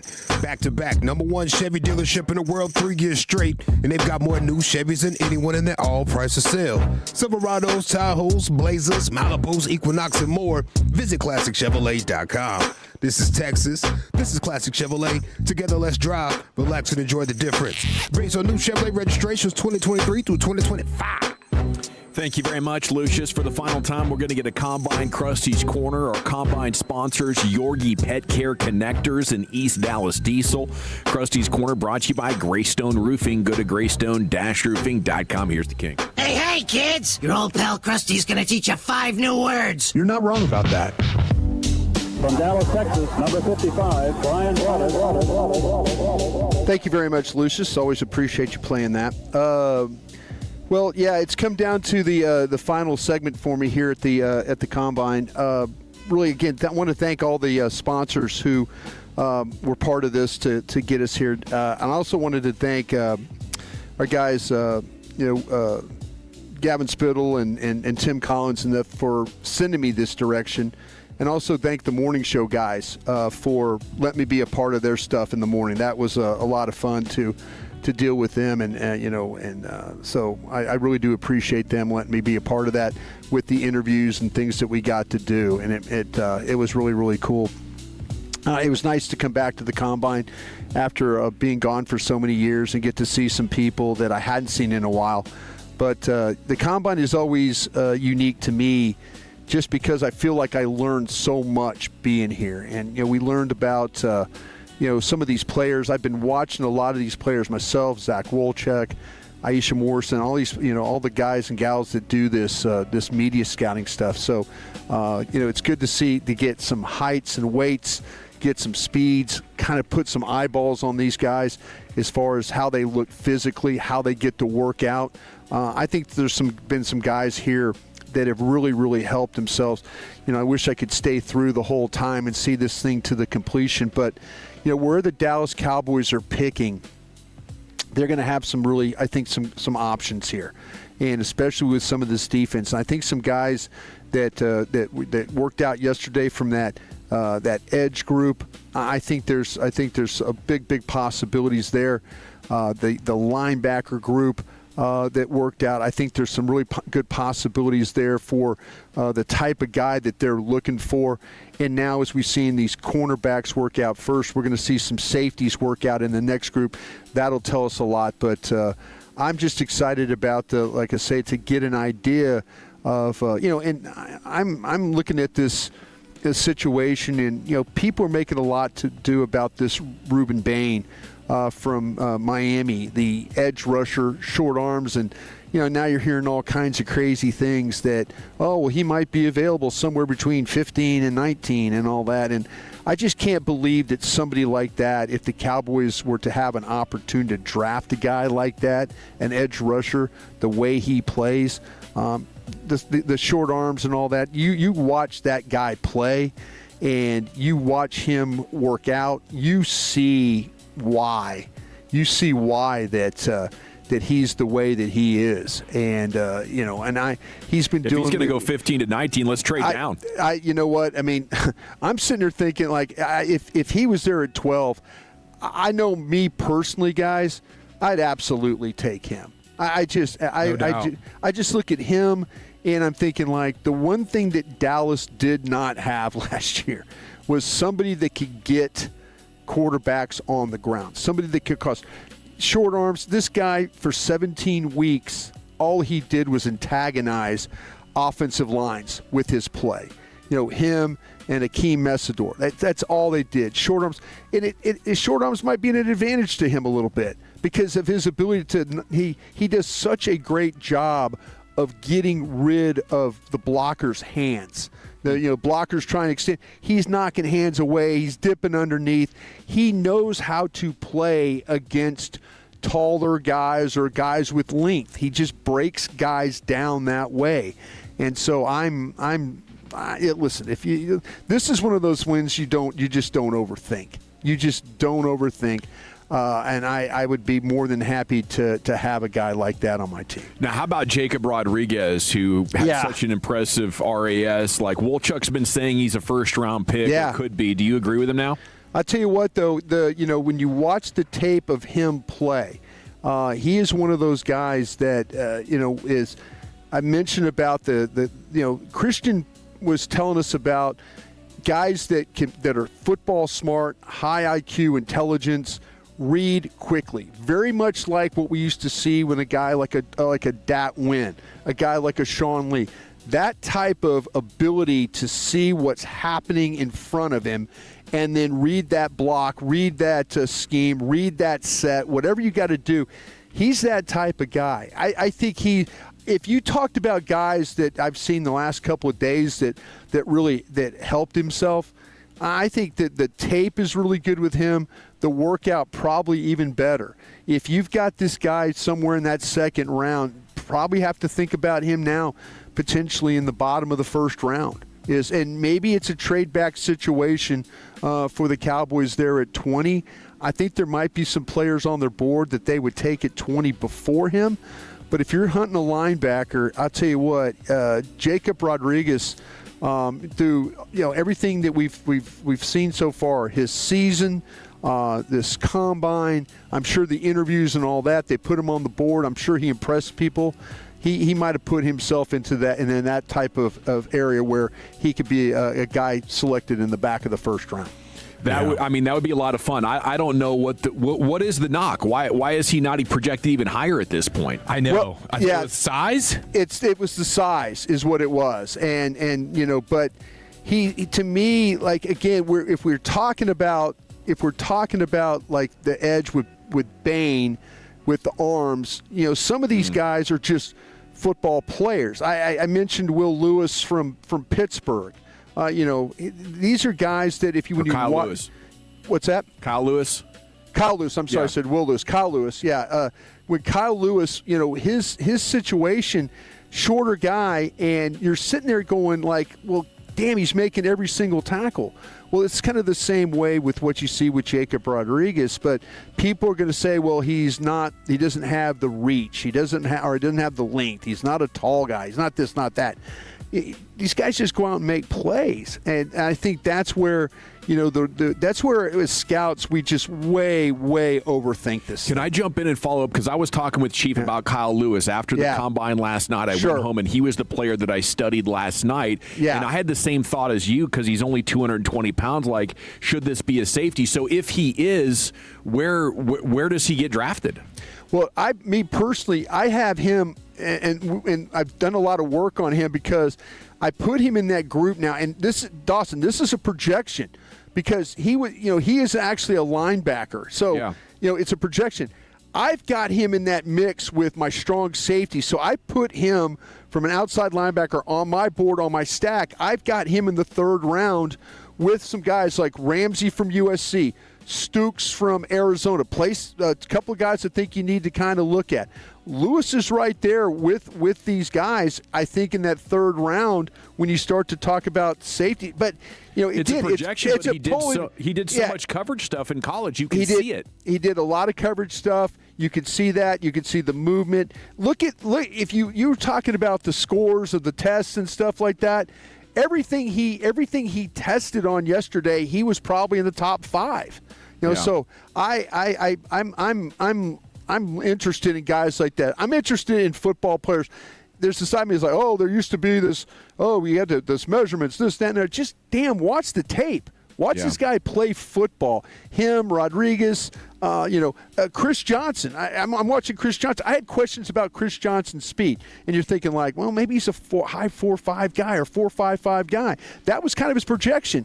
Chris Johnson went out there and ran from San Diego State. Went out there and ran 4.3 and then 4.40. So you're looking at splitting that time. It's like a 4.41.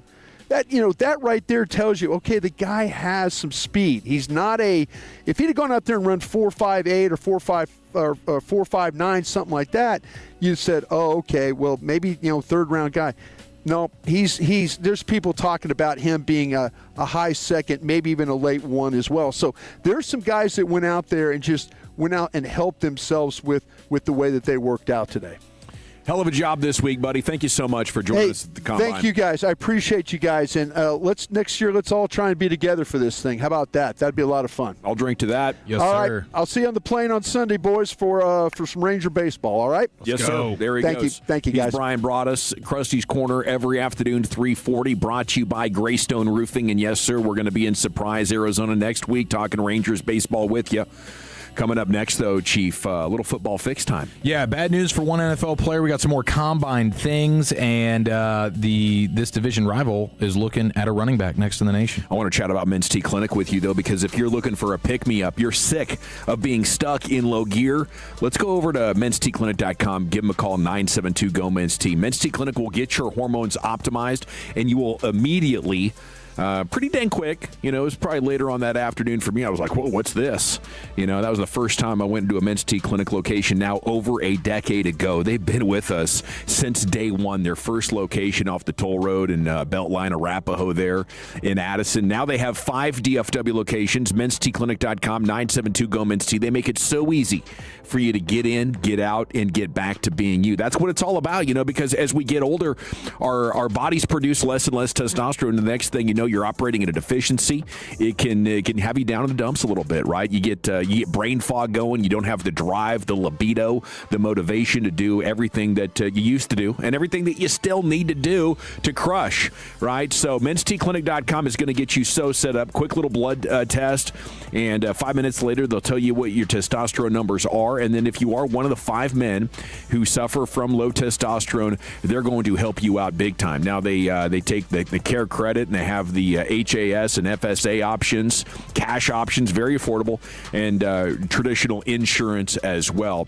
972-GO-MENS-T. Let's make 2026 the year you get back to being you and be revitalized. You're going to see why our Tolos, myself included, describe Men's T Clinic's therapies as life-changing. And they don't stop at the testosterone. They have hair replacement. They have joint therapies, advanced bedroom wellness as well at mensteclinic.com.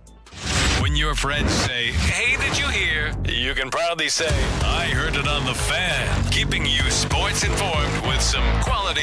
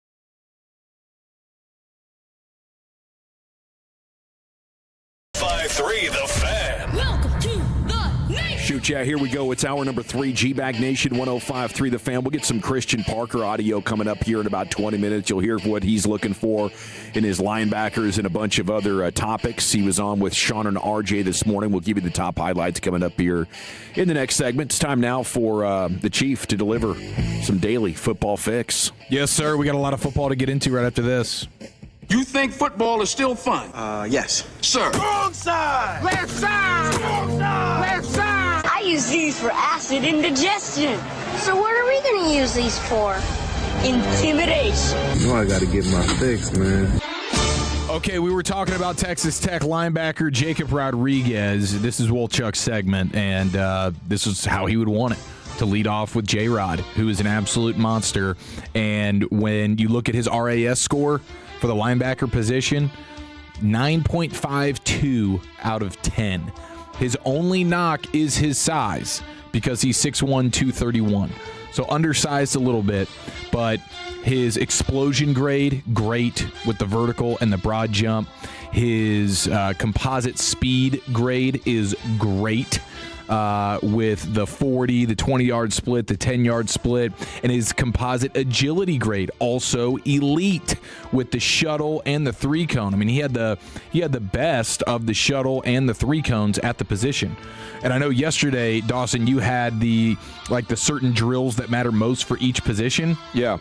And for linebacker, it's the overall speed score, which he's awesome at, and it is the short shuttle, which he was dominant at. He reached a top speed of 18.4 in the back pedal and react drill. Dang. He was going 18.4 backwards. He's like our guy Everson Walls. Yeah. So he's the fastest guy in the league running backwards. That was the fastest of any linebacker over the last 4 years and like a mile and a half faster than Arvell Reese. So Jacob Rodriguez is an athletic freak. His collegiate career was not just because he was out there against slower, weaker players. And when it comes to all the measurables, I think height and weight is the thing I'm most willing to overlook. Agreed. Yeah, absolutely. Like you are totally overthinking it with this guy. If you're hell bent on taking a linebacker at 20, he needs to be in that conversation. Like I know the CJ Allens of the world, super solid, but there's no reason to just pigeonhole him because of his size. And he's like, this is only a second round player. Like everything else about him, not only the athleticism, but then again what you saw just last year, the production factor, the big splash plays, the sound plays that he made as well in coverage and in the run game. Like this dude is an all-around stud. And if the Cowboys are thinking about drafting a linebacker at 20, I would have no issue with it at all. It's not like, you need to trade down and try and get a little something else. Like, no, you're playing with fire there. Like, this dude is totally worth the 20th pick in the draft. I thought at some point, like, covering the draft players would become a nuisance or an annoyance or a chore that I had to do. But as time is going on and this draft is approaching, it's getting more and more fun. And part of the joy is finding these guys and finding more out about their story. And then the only downside is there are so many of these guys in this year's draft that are going to go in the second and third round that you would love to see the Cowboys take. So, I mean, how do you treat that? Do you reach for one at 20? Whoever takes Jacob Rodriguez is going to be very happy with their pick. And, I would much rather see him at 20 for the Cowboys than taking a reach on a guy with traits that you're hoping can overcome something. How about this question in the 817? How many segments y'all going to sweat this dude's D? Talking about Jacob Rodriguez. I don't know. We could go record setting. I mean, there really is. How many segments do we have between now and the draft? And then there shortly after. I mean, we could put up triple-digit numbers of D sweats here on Jacob Rodriguez. I think we could absolutely make history. There's a lot to get to. There's a lot to like with Jacob. I'd eyeball it in the multiple dozens, if the guy wanted a clear answer. Now, it looks like Mike Garafolo, my Italian brother over there at NFL Network, there is strong belief that Eagles linebacker Nakobe Dean will sign elsewhere this offseason, and the Cowboys are the favorites to land him. So the Nakobe Dean love for the Cowboys is definitely real. You just can't let it end there. Like, if you get Nakobe Dean, I'd still be down to go get a Demario Davis. Yeah. I would. I think that would go a long way for you because Dean, I really like him as a run defender, really like him as a blitzer, not a ton in coverage, but it's really the health factor, and him and Overshown together. Like, dude, it's going to be like Bland and Diggs, where could you ever get them on the field together at the same time? It'd be a fair question to ask. Yeah, another small guy, but the size has not impacted his career in a negative way. You would say, well, he's hurt all the time, but there's actually been studies done. The height and weight has no bearing on your probability of getting hurt, and you can go back through decades of NFL data on that. I think it's one of those old school football things that has just kind of held on, but it's a misnomer. My concern with Nakobe Dean is twofold. If that is your linebacker signing, the injury history of both of your linebackers right now, you're just leaving yourself way too vulnerable, way too fingers crossed, which is probably a Cowboys mantra. But then the other thing, if that is your big defensive signing, this is the first guy we're hearing about. Is that just because of the ties with Christian Parker? Maybe. But if that is priority number one and everything else is going to be an order of magnitude lighter on impact, we're screwed. I've already seen everything I need to know. And, Dan Orlovsky, I guess, went viral again for his optimism about the Cowboys, saying you're only 2 impact players away. You better nail the draft, Nakobe Dean is a solid starting player. He's not the impact guy that's going to be a catalyst for your entire defense. Right. Yeah. When Orlovsky said that, I was like, man, I think he's being pretty optimistic there. Yeah. Like, as much as I want him to be right about that, I think this defense needs a heck of a lot more than just 2 more impact players. The Oregon tight end Kenyon Sadiq apparently has been crushing his interviews at the Combine. Garofalo says that he walks into interviews and he explains exactly what everybody else's assignment is. And one guy on an NFL team told Garofalo it was the best interview that he had ever been a part of with a prospect. So Kenyon Sadiq, we know he's an athletic freak as well. So his stock seems like it is rising quite a bit. Did you see what Nick Harris had to say about the George Pickens stuff? Yes, I did. Man. He says Pickens does not have to sign the tag until the Tuesday following week 10 of the season. At that point, he's ineligible to play in 2026. So, in theory, this could stretch all the way into week 10 of the NFL season, and he could still be credited with playing. Now, for any hope... So he's just got to wait till week 10 and then sign the contract and show up and play the rest of the season, and then that counts? That would count. And he gets all the money? I don't think he would get all the money at that point. I think it would be a prorated situation. That'd be a heck of a hammer for Mulligan to hold. That would be big, dude. That would be big. Now, Nick says for any hope that this would be an easy sign and play situation, he doesn't think it's that. He's expecting a holdout from all the offseason activities and stuff like that. It's not like George is just going to be like, all right, cool, we signed the tag and I'm here and I'll be here during all the OTAs and training camp. Like, this will drag out if the Cowboys allow it. So just something to consider there with George. I think most of us felt that way anyways just because of his agent, but he's probably not going to play super nice there when it comes to navigating the tag waters. I'm not really that worried about that stuff, the offseason stuff, as long as he's there day one of training camp, which, by the way, he doesn't have to be. Until he signs, there's going to be no fine system until he signs that. He could really wait until game week. Yeah. And it wouldn't be the worst thing, but I think Christy Scales had a great point when she joined us a couple of hours ago in studio.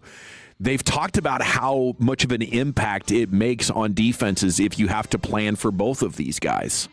It makes sense if he's intricately involved in how you're going to leverage and dictate coverages to the defense, that having George Pickens there would be a pretty significant advantage for you. Okay, Khaki Kevin Walker just sent me, apparently, from what he's seeing, it looks as though if Pickens waited until... If he waited until week 10 to sign it, he would actually still receive the full $27 million. Yeah. So that's tempting. I wouldn't want to get in a tit for tat. That would definitely blow up your season if you got to take a $28 million hit and you don't get George Pickens for 55% of the year. Giants reporters are saying that the Giants are looking seriously at some of the top running backs in the draft and in free agency. So whether it's Jeremiah Love, I mean, could they be a team that pulls the trigger on Jeremiah Love at pick number 5 or whatever they're picking right there? I mean, that would be wild. But also guys like Travis Etienne, Kenneth Walker in free agency. They're clearly trying to get a more run-heavy approach, and you have the Cam Scatterbo stuff where he's coming off the big injury. So they're going to be heavy players apparently as it pertains to the running back position. Man, did you see Terrion Arnold, Lions corner? He was a victim of 2 robberies at his rental properties. $100K taken, and jewelry and different things like that. So he allegedly took matters into his own hands. And he is accused of being with some of his friends and I guess like being the driver of kidnapping and armed robbery in retaliation of him being robbed. He took the law into his own hands. He didn't take it to court. That's a tit for tat situation. You rob me, I rob you, I kidnap you. I'm okay with it. That's an O.J. Simpson thing. Man, got his memorabilia back. Yeah. Dude. Everybody get us against the wall, you suckers. Was that O.J. is back. The hotel? Yeah. I mean, I think if somebody stole something from you, right? If they're in your house, you could do that. Why is it so different now that they've left? Yeah, they go Johnny off the property, Law? and now it's he's got my stuff. I don't know. I think you got to call the police, bro. You don't want too much vigilante justice. What are you doing, Dawson? Well, they're not going to do anything. You know, they're not going to go get your stuff. If you can tell them, if you know where the guys live, you know the guys. Obviously, he does. He's pulling up on them. They're going to be like, "What's your evidence?" Yeah. You know, the guys are gone by then. I don't think that maybe I'm wrong. Maybe a police officer could help me on here on the Franklin injury text line. I don't think if somebody stole stuff from you, they're going to launch a full investigation and do as good of a job as you could. You know, I think you're taking stuff back. If you want to endanger yourself by going and confronting the criminal that invaded you, I think the world would be a better place if crooks knew this guy can come back right now and shoot me to take his stuff back. I think there'd be a lot less crime. Yeah, there probably would be, and they'd be. I don't know. They would shoot like a mofo in Cowboy days. Everybody had a gun. You're right. It'd probably turn it into a lawless land. It would get wild. Yeah. But I think point stands, the police wouldn't work that hard to get your stuff back. They'd be like, yeah, we'll get to it. You know, we got more pressing matters. It'd be on a sticky note somewhere. Yeah. You know, they'd slap it on they're wall busy. They're busy and undermanned. Yeah, they got a lot going on. Yeah. They really do. It's a hard job to fill these days. He crashed out, bro. That's a crash out. That's a crash out, fam. I don't know. Can I just say how much I love that new drop? He crashed out, bro. That new drop is so good. I mean, if you're growing up and somebody at school takes your phone and you go home to your dad and you're like, Dad, this guy took my phone. What's your dad probably going to say? Go get it back. Go get it back. You know, it's time to be a man. You know who took it. You can go get it. If you can kick their ass, go kick their ass. Is it a pretty bad crash out? I mean, what are the details on this? No, I mean kidnapping. Like that's that could be like leaning against the door, not letting anybody out. Yeah, there's a very loose definition of that. But like, if the guy won't give your stuff back, then I think that's tit for tat. That should be legal. Okay, I'm just going to detain you until you're ready to give me my stuff back. Not hurting you necessarily. Now, if you are in the wrong, that's legit kidnapping charges with a gun, right? So you better be sure you're right. Yeah, my world. You're 100%. probably facing 10 to 20. Thank you, Chief. Yes, sir. Thank you. All right. It is the G-Bag Nation here on 105.3 The Fan. That's your football fix. Send Wolchuk some love, by the way, on social media. Let him know he's missed. I'm sure he's listening if he can. He's got a big design center day there. When you're building a new house, they want you to pick out your carpets and your countertops and all that. Dollar signs, bro. What's Christian Parker looking for from his linebackers? That's coming up next here. It's the G-Bag Nation on 105.3 The Fan. I have to chat about D&M leasing with you before we do anything else, though, because if you want or need a brand new vehicle, maybe you're on your way home, beautiful weather. You know, would you like to imagine maybe the top down on a convertible or the windows down on a brand new truck? D&M leasing can put your dream vehicle in your driveway this weekend and allow you to keep all of your free time. I mean, it's Friday afternoon. We're going into the evening. Life is good. Why would you want to go into a dealership and haggle and negotiate, try to get a fair price and a new set of wheels when all you have to do is call D&M right here on your drive, tell them what you want, tell them what you're trading in. They'll give you the highest trade-in value possible for your old one. And you can pick any make, any model. There's nothing down, nothing due for 60 days. And when the payments kick in, up to 50% less compared to buying. That is the greatness of the easy lease from D&M, right? 972-817-35 lease. Quick phone call away. You can get this done before you even get home and then enjoy your Friday night. Enjoy your weekend, and D&M Leasing is going to deliver that brand new vehicle to your home as soon as they can, right? So it's an easy process. You'll see why I've personally done over 10 easy leases in my lifetime and why they've won Dealer of the Year from Dealer Rater so many times. They are the best leasing company, not only in North Texas, but in North America. The D&M Easy Lease is waiting for you at dmautoleasing.com. Shan and RJ, the KNC Masterpiece, G-Bag Nation, and Fan After Dark. Live and local. Turn it on and leave it on. 105.3 The Fan and our Odyssey, iHeartRadio, and TuneIn apps. Not only have the on-time experts teamed with the Cowboys, they're also supporting your favorite Cowboys podcast, Love of the Star, with Brian Broaddus, Zach Wilczek, and Eric Chifalo, with new episodes 3 times a weekly. Check out Love of the Star, presented by the on-time experts on Odyssey, or wherever your favorite podcasts are. The Eagles present The Long Goodbye, Act 3, live in concert in Arlington. With special guest, Tedeschi Trucks Band. Globe Life Field, Saturday, May 16th. Sign up for the artist presale at Eagles.com. The Eagles, The Long Goodbye, Act 3. For more, visit Eagles.com. Home means everything to you. So when rates drop, you don't just sit back. Rocket Mortgage watches the market to help you save money when the time is right. We make refinancing simple and savings even simpler. Never miss a new lower monthly payment with Rocket Mortgage. Learn more at rocketmortgage.com or call 1-800-4ROCKET for cost information and conditions. Conditions apply. Not a commitment to lend. Rocket Mortgage, LLC, licensed in all 50 states. NMLS ConsumerAccess.org number 3030. Are you tired of falling short on your health and fitness goals? It may be your hormones. Optimizing hormones can have a dramatic impact, both physically and mentally. BioT is the world's leader in training healthcare providers on bioidentical hormone optimization. BioT's providers treat low T, low energy, muscle loss, low sex drive, and performance. Get your edge back in 2026 by visiting myhormonelevels.com to see if you qualify for a reduced cost program offered by a BioT certified provider. That's myhormonelevels.com. So, you're ready to propose, huh? Yeah, man. She's definitely the one. What are we thinking about the ring? I got my wife's at Hellsberg. I couldn't recommend a better jeweler. I could use some help with that. Man, go to Hellsberg. I had no idea how many details you need to consider. Did you know you can get a natural or lab-grown diamond? I didn't. Figure out what she wants.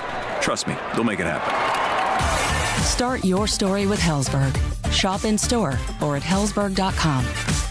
$5,000. That's the average amount of money people in the U.S. are now spending on gas in a year. $5,000. That's crazy. If you drive, you have to download Upside, the free app that gives you cash back every time you get gas. That's right. You can earn real cash back with Upside just by buying the gas you're already buying. You can literally start earning cash back today. I use Upside every time I fill up, and I've already made around $200-$300. You're putting gas in your car anyway. Why not get real cash back? If you like free money, download Upside. I'm saving the cash I earn from using Upside to help pay for a vacation later this year. Download the free Upside app now to earn cash back every time you buy gas. Use promo code FRESH to get an extra 35 cents per gallon on your first tank. You can cash out anytime right to your bank, PayPal, or a gift card for Amazon and other brands. Just download the free Upside app and use promo code FRESH for a 35 cents per gallon bonus on your first tank. That's code FRESH for a 35 cents per gallon bonus. If you or anyone you care about is facing a family legal matter, call Cordell and Cordell today at 1-855-GET-LEGAL or visit KNC to schedule your consultation. There's a lot on the line in divorce. This is Joe Cordell of Cordell & Cordell, the largest family law firm in the country, with over 35 years of helping clients navigate divorce. But being big doesn't mean less personal or less local.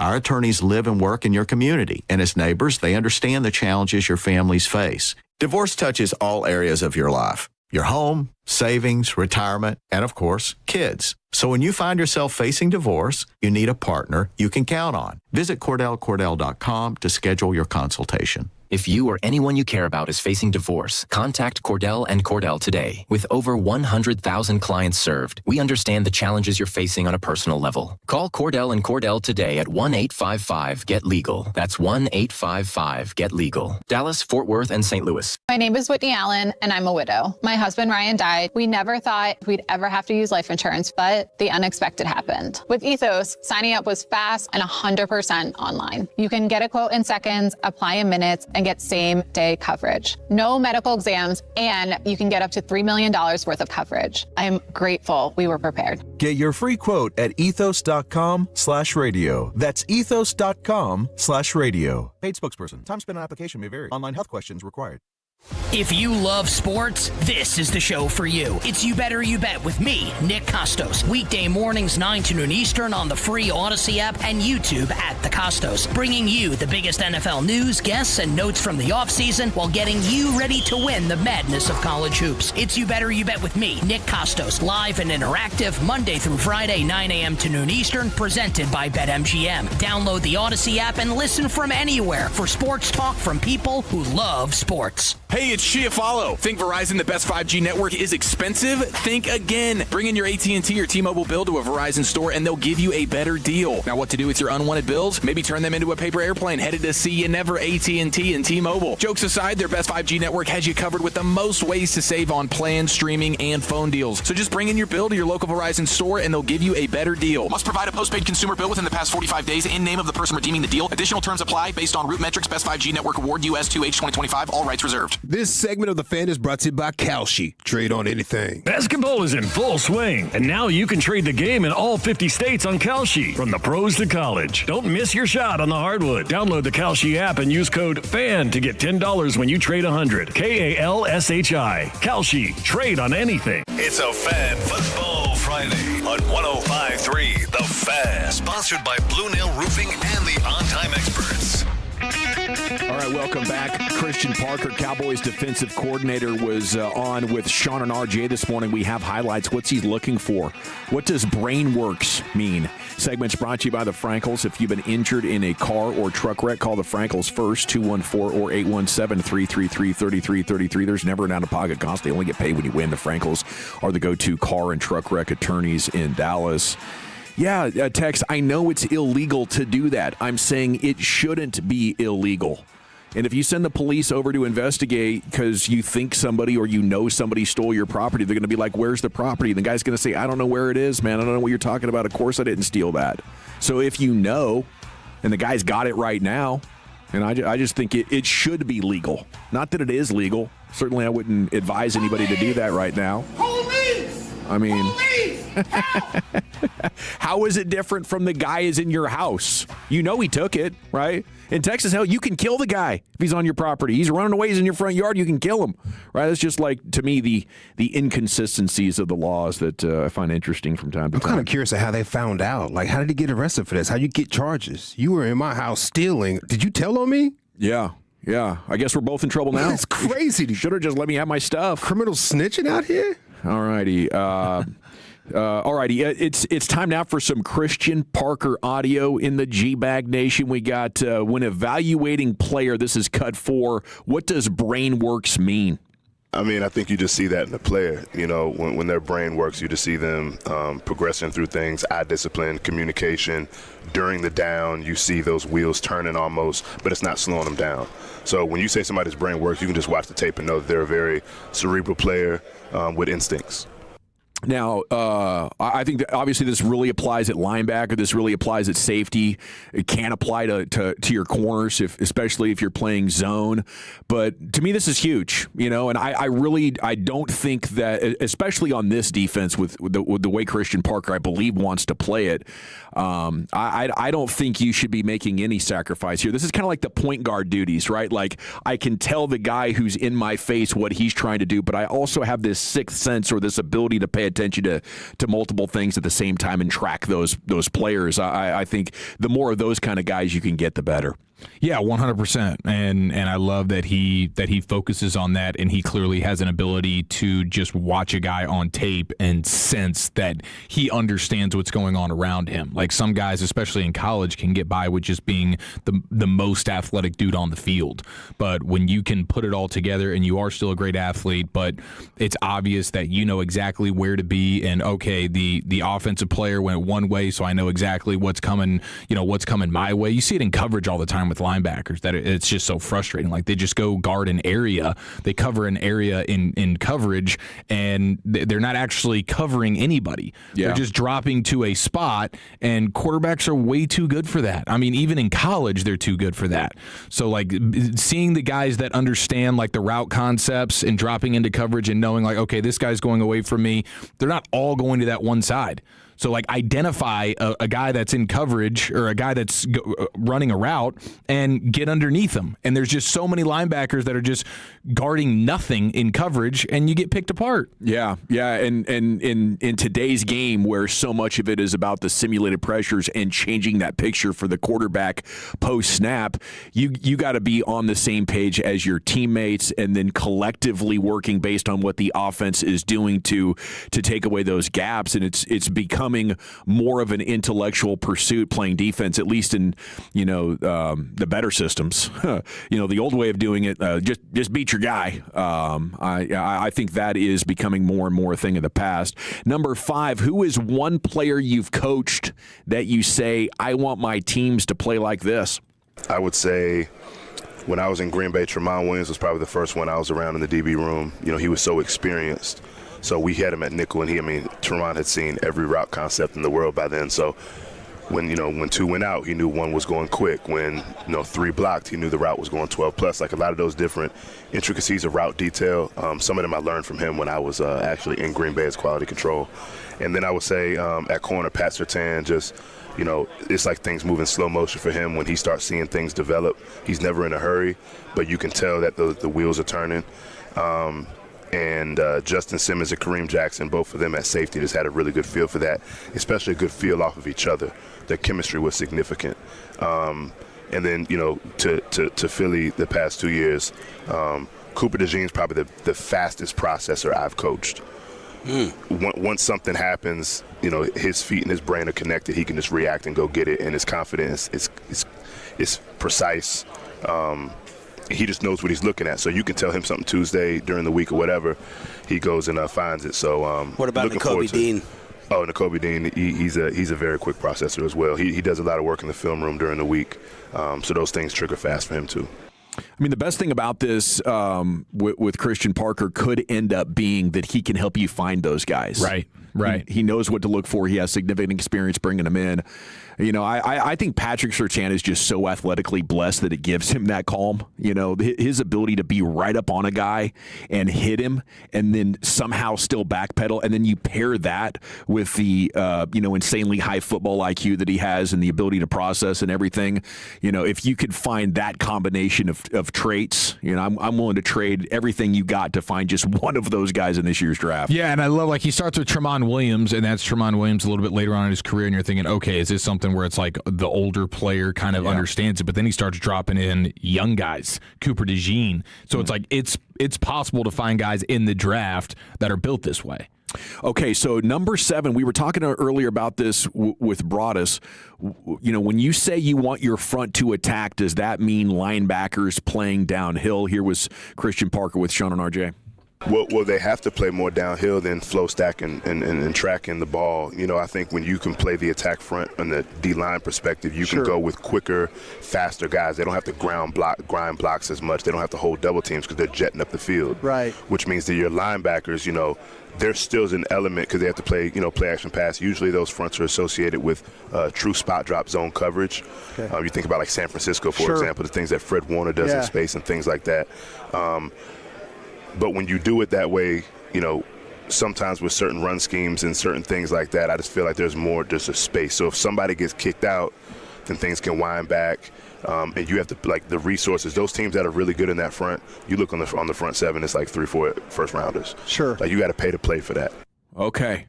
So after he was hired and looking into the Fangio system and things that have been known about Parker, I thought we were going to get that San Francisco style of linebacker play. But it really seems like he is going to want guys up on the line of scrimmage as quickly as possible, taking away as much space as possible.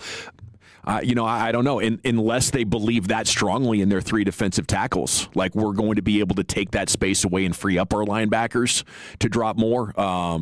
But yeah, I think that was a surprise. That was probably the biggest surprise out of this morning. And now I guess we'll just have to see what kind of linebackers they bring in and what they're good at, and then we'll get to camp and I guess the truth will be revealed there. Yeah. I mean, Broaddus was clearly surprised about it as well, because this isn't your traditional 3-4 where your defensive linemen are just kind of just trying to eat up the blocks and take up space and allow those linebackers to freelance and get to where they need to go. This is more like these guys on the D-line are still kind of attacking and getting upfield a little bit. So, like, you need your linebackers to be able to fly and get downhill just as fast, because the linemen aren't just trying to hold up the offensive line. Yeah, and he talked more about that in cut number 8 here, with the subject being that gap and a half buzz phrase that you're hearing ever since he got the job.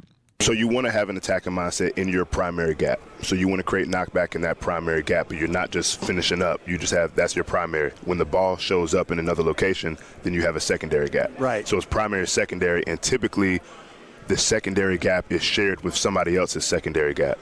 Right, so if I'm an A-gap player and I'm going into the opposite A, then the linebacker's probably a B-gap player that's falling into that A-gap as well. So then that's when you're able to kind of eliminate that space and converge on the football, but you're playing it with your hands. At the second level, obviously, that's those guys being able to work lateral and then punch a hole in the front there. But at up front, you want guys to be aggressive, because you have to convert to pass rush and everything like that.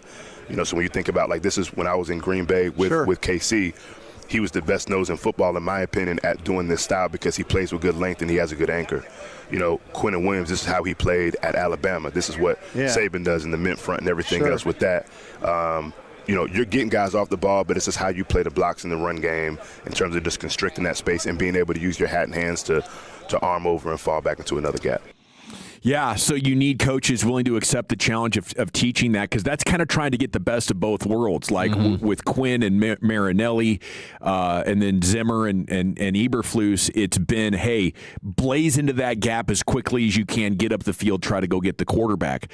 The alternate way historically has been, hey, hold your guy up, protect both the gaps. This is try to hit that gap hard, but hell, if you notice that they're running the ball, you have a half gap on the other side of this blocker, and if that blocker has, effectively won that, it's not time to give up. It's time to fight like hell to get back onto the inside. And I think that goes back to one of the things Schotty said at the season-ending press conference is you need a lot of hardworking, smart guys, because we're asking them to do a lot. Yeah. I mean, this is not the easiest thing in the world to do. It's nice that you have a guy like Kenny Clark, who clearly they intend on keeping here. We'll see how they go about doing that. I don't think they'll keep him on the same number, but Kenny Clark having experience doing that, what he said about Quinnen Williams, like you have guys that can sort of, to some extent, hit the ground running with understanding what the task is, and maybe Oso will be the guy that has to have a little bit more of a learning curve. Okay, so you can find that entire interview on the Odyssey app. Hit that right now. Download it, and it's got like a podcast menu. You can find all of our segments of the day. It's also got instant rewind functionality, so if you want to go back a couple of minutes or a couple of seconds and hear something again, that Odyssey app will be your best friend. Of course, it is Friday, so coming up at 5 o'clock, it'll be time for What You Drinking and What You Thinking. But what's next, Chief? Sounds of the Sports Day featuring a couple of guys, including maybe the biggest psycho in NFL history next in the nation. Okay, I want to chat with you about Permapure, though, because our home is, for most of us, our number one investment in life as family guys, and the slab that it sits on is crucial. If you start getting foundational issues, if you don't fix it immediately, it can become a much bigger expense down the road. So we want you to just be aware that dirt nerds at Permapure Foundation Repair will not let let you down. They are the best at foundation repair here in North Texas. And if you see any cracks in your wall, sticky doors, uneven floors, call my guys at Perma-Pure Foundation Repair. They're your guys, too. They are Tolos, right? So you'll be speaking with like-minded individuals, a passion for sports, fan listeners, and they'll come out to the house and do a free foundation inspection for you. If you have any concerns, whether it's a slab or a pier and beam, they also do foam concrete lifting. The dirt nerds at Perma-Pure Foundation Repair are aware of all of our very unique, issues that can come up here in North Texas with our shifting soil and all of the different kinds of jobs that can be done for all the different kinds of foundations, right? So they have a level of experience and expertise you're going to want to tap into when you're talking about your number one investment. The guys at Perma-Pure Foundation Repair are amazing. Have them out to the house. You're going to see just like I do. Their customer service and professionalism is second to none. When shift happens, simply call the dirt nerds at Perma-Pure Foundation Repair. Let me give you their number, 214-466-1496. 214-466-1496. Go to dirtnerdsdfw.com. Coming up on the next KNC Masterpiece, we'll start our Mumford & Sons giveaway, but also we'll be live from Surprise for Texas Rangers spring training. Join the show 10 a.m. to 2 p.m. Central right here on The Fan. Disappointed in the boys this year? Us too. But we promise the dirt nerds at Perma-Pure Foundation Repair won't let you down. Call 214-466-1496 and get a free foundation inspection or go to dirtnerdsdfw.com. My name is Terrence Harrison, and I'm here to help you beat the books with Westwood One Sports. Now, I don't want you worried about this weekend. I want you to think bigger. I want you to think into the future. Right now, for whatever reason, the Cleveland Cavaliers are the favorites to win the Eastern Conference. They have James Harden on their team. Run as far away from that as you can and take advantage while the books are asleep. Get Boston right now at 3-1 to win the Eastern Conference. You won't regret it. Bet smarter. Beat the books. Download the BetMGM app today. I'm Boomer Esiason. My mom died from cancer. She was only 37 years old. She didn't have life insurance, and that was devastating for my family. That's why having life insurance is so important to me. Ethos makes it fast and easy. Get a quote in seconds, apply in minutes, and get same-day coverage. You can get up to $3 million in coverage with no medical exam. Get your free quote at ethos.com/play. That's ethos.com/play. Paid spokesperson. Time spent on application may vary. Online health questions required. Here in Texas, success is built on preparation and the courage to move ahead. And it's no different at Genesis of Plano, part of the Huff-Hines Auto family. Born from ambition, our luxury vehicles exist to fuel new discovery with an unwavering drive to move the future forward. At Genesis of Plano, the experience is simple and on your terms. There's no pressure, no guesswork, just experts who listen and a process designed around your priorities. Visit Genesis of Plano today and experience a different level of luxury. Your kid goes to bed a size 8 and wakes up a size 10. That's not magic. That's expensive. Unless you shop at Academy Sports and Outdoors. They've got undefeatable prices on all the best brands in sports gear, like Nike, Easton, and Baseball Lifestyle 101. And on the off chance that you find a better price at a competitor, Academy will beat it by 5%. That's their best price guarantee, which kind of is magic. Academy. Fun can't lose. Texans enjoy more ways to save at Kroger, like low prices in every aisle. And you can clip and save more with digital coupons in the Kroger app. Plus, you can earn fuel points to save up to $1 per gallon at the pump. So it's always easy to get Texas-sized savings. Kroger, Texas proud since 1955. Savings may vary by state. Fuel restrictions apply. See site for details. Save $1 each when you buy 5 or more select items during our Buy More, Save More event. Save on Oreos, General Mills cereal, and more with your card. Kroger, Texas proud since 1955. This is Ryan Watson, owner of Alliance Hyundai. During the Hyundai Getaway Sales Event, we have over 600 vehicles in stock, like the all-new 2025 Hyundai Santa Fe. Every new Hyundai comes with America's best warranty, 10 years, 100,000-mile limited powertrain warranty, and owner's assurance. Visit us at alliancehyundai.net today. Platinum Chevrolet has become an all-in-the-family business for the KNC Masterpiece. Corey told me to go there to buy my brand new car. 5 years later and 4 new cars later, I love Platinum Chevrolet. And now we've got our producer Alec in on the Platinum Chevrolet business as well. You walk in and you gently ask for GM Justin Rudd. He's going to be happy to see you and take care of you because he loves the Tolos. And the price you see online is the price you're going to pay. Visit PlatinumChevyTexas.com. Drive a little further to save a lot more. Chevrolet, together let's drive. Carpal tunnel syndrome. Heart failure that doesn't improve with common medicines. These are some signs and symptoms associated with ATTR-CM, or the cardiomyopathy of ATTR amyloidosis, a serious heart condition with symptoms that get worse over time. Amvuttra, vutrisiran, is a prescription medicine given by a healthcare provider that treats ATTR-CM in adults to reduce heart-related death, hospital stays, and urgent visits. In a clinical study, Amvuttra was proven to help people live longer and have fewer heart-related hospital stays and urgent visits over 3 years compared to placebo. Amvuttra lowers the amount of vitamin A in your blood, which can affect vision. Other side effects include pain in the arms or legs, pain in the joints, and shortness of breath. These are not all the possible side effects of Amvuttra. For prescribing information, call 1-833-256-2748 or learn more at amvuttra.com. Ask your doctor about Amvuttra for ATTR-CM. Hi, Babe Laufenberg here at Classic Chevrolet and Grapevine with sales manager Joey Wilhoit. Joey, how's it going? It's going fantastic, babe. When you're number one in the world for 3 years straight, you get more inventory coming in. To sell our current models and to make room, we're offering our biggest Classic President's Day savings. 3-time world champ. I bet these are world champ Classic President's Day savings. You better believe it. Upgrade to a new Chevy Silverado 1500 with $15,000 in total savings. Now that's a winning formula. What about trades? Are you still able to pay top dollar? Top dollar for trades is huge for us, helping more buyers upgrade for less. But don't wait. With one-time Classic President's Day savings and more for your trade, the best will sell fast. You heard the man. Visit ClassicChevrolet.com or go see Joey in the truck building today. This is Texas. This is Classic. Together, let's drive. Based on new Chevrolet registrations 2023 through 2025. Stock number TG 204901. Classic discount $8,000. Customer cash $3,000. GM bonus cash $1,000. Chevy Select Market bonus cash $3,000. Plus tax, title, license, and $225 dealer dock fee. Expires 3/2/26. One of the greatest rock acts of all time is coming to DFW, and Shan and RJ want you to see them. Heck, you want to see them. We want to see them. We all want to see them. And that's why we've got your tickets.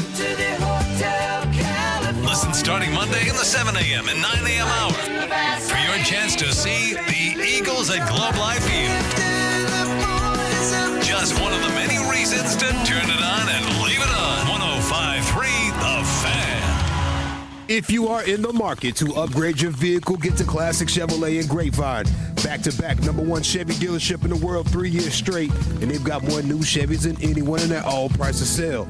Silverados, Tahoes, Blazers, Malibus, Equinox, and more. Visit ClassicChevrolet.com. This is Texas. This is Classic Chevrolet. Together, let's drive, relax, and enjoy the difference. Based on new Chevrolet registrations 2023 through 2025. Thank you very much, Lucius. We got 15 minutes to a little what you drinking and what you thinking here on a Combine Football Friday. Thanks for making us part of your day. Here's Chief with some sounds of your sports day. Yeah, this is your psycho male edition of Sounds of the Sports Day. Okay, I got 3 clips here for you, and I think we'll start with the football man. Now, this is Delanie Walker. Delanie Walker was good. former NFL player, played for the Titans. He's sitting down with the bus and with the boys, fellas. Taylor Lewan and Will Compton. They were all teammates in Tennessee. But before he went to Tennessee, Delanie Walker played for the San Francisco 49ers. And one off season, they brought in free agent defensive lineman Justin Smith. Do you remember Justin Smith? He was nicknamed the Cowboy, big burly white dude who played on the D-line. He was just kind of a savage animal. Really good player. I remember the name. So he's like 6'4", 285 pounds. This is Delanie Walker telling the story of when Justin Smith came to San Francisco as a free agent. It's his first year with the team, and he describes Justin Smith and his tactic as a new player on a new team. If y'all ever seen Justin Smith, he's scary. I'm gonna just tell the story. So Joe Staley and him had a little argument. He headbutts Joe Staley, breaks his nose. That's why his nose keep bleeding all the time. Like, every time you see Joe with that. Yeah, he's got that little split right there. Cowboy did that. Headbutts him, breaks his nose. I went in the house and then I came back out, and Justin Smith was throwing his furniture in the fire. So Justin Smith headbutts Joe Staley. Joe Staley's house. Joe Staley's having a bonfire. Justin Smith brand new to the team. For some reason, Cowboy like to pick on me, bro. Anything I have, he want to mess with me. My chain, my earring. I'm like, dude, I'm gonna shoot you, bro. I can't beat you up. I know that. I didn't see you whoop so many dudes. How did they get to the point where they burnt his furniture? I said, damn, man, why you do Joe like that? He said, because you walk up to the biggest person and you beat him up when you knew on the team. Prison rules. That's what he told me. He said, so Joe Staley, the biggest person on the team, I beat him up. Wow. Is that not ridiculous? That is pretty bad. We are teammates, and I'm going to have to make a point that I'm the alpha around here. Yeah, I can kick anybody's ass. I am at your house, Joe Staley. You are the biggest man on this team. You've been on this team for a while. You're a captain. You're the big dog. And I headbutt you in the face, break your nose, and throw your like that. You want to talk about like how does that not get out? How is that a story that just stays within the confines of the team and the players right there? That is crazy. I think you got to be a hell of a player. It's kind of like the Michael Irvin story with the haircut line. You know what I'm saying? Yeah, you just let it go. Like, hey, we need this guy. Yeah, we need this guy. Don't anybody let that out. We got to keep this guy on the team. But I think in today's day and age, it probably does get out. I don't know how you can keep a guy on a team like that. I know. Like, how does that not ruffle so many feathers there? Like, Joe Staley, how are you able to even walk back into that locker room? Like, this dude came into your house. Yeah. He headbutted you in the face, which is like what you said the other day, the headbutt. Yes. You're going for the nose. Absolutely. Yeah, you don't want to go forehead to forehead. You want to go forehead to forehead. No, you're trying to get some soft tissue or some cartilage in there. And you can totally end a fight before it really even starts if executed properly. And then to the cherry on top of throwing furniture into the bonfire. Like Joe's furniture's going in the fire? Yes. According to Delaney Walker, I'm That's some NFL, like any given Sunday stuff right there, bro. Yes. This is as insane of a human being as you've ever come across. Yeah. And when they're that insane, you're like, I don't want to say anything. Like, what will he do to me next? You got to buy me a new couch, dog. Yeah. You might be alpha. Go ahead and break bread on that couch. Yeah. I needed that. I really needed that. I'll concede. You won. You are the man. And this is Smith's rookie year, so he's 22, 23? No, not his rookie year. This is he was a veteran, and he had come to the Niners in free agency. So he's mid to late 20s. Yeah. You should have given this up at the oldest by your freshman year of college, feeling like I have to, let everybody know that I can kick anybody's ass here. I can't imagine how that's functional. You know, how you've made it that far in a career with something like that. But you know what they say, Lucius, you got to establish dominance quickly. Yeah. And he absolutely did that. My gosh. Okay, there's Psycho number 1. Psycho number 2 is our free solo man, Alex Honnold. The guy who did the skyscraper. With no harness. No harness. Dude is wild. El Capitan. Yeah. No harness. Like this I can't watch these shows. It is stressful. It makes my palms sweat. It does. Yeah. But it is as impressive as anything you will see. And he sat down with, I'm trying to remember, Hassan Minhaj, I believe. And he asked him the question, which I think is a fair question. If he was in the G-Bag Nation, he'd probably get this question on, I'll just let them explain it. How do you pee and poop when you climb? You just pee and poop. Oh, my God. I've so many. I've never actually shit in my pants, but I've had a lot of like serious emergencies while rock climbing. Yeah, you just like freaking go. But you're in nature, so it doesn't matter. You just make sure you're not impacting other climbers. You just let it run down your leg? Like when you're at a public pool, kind of?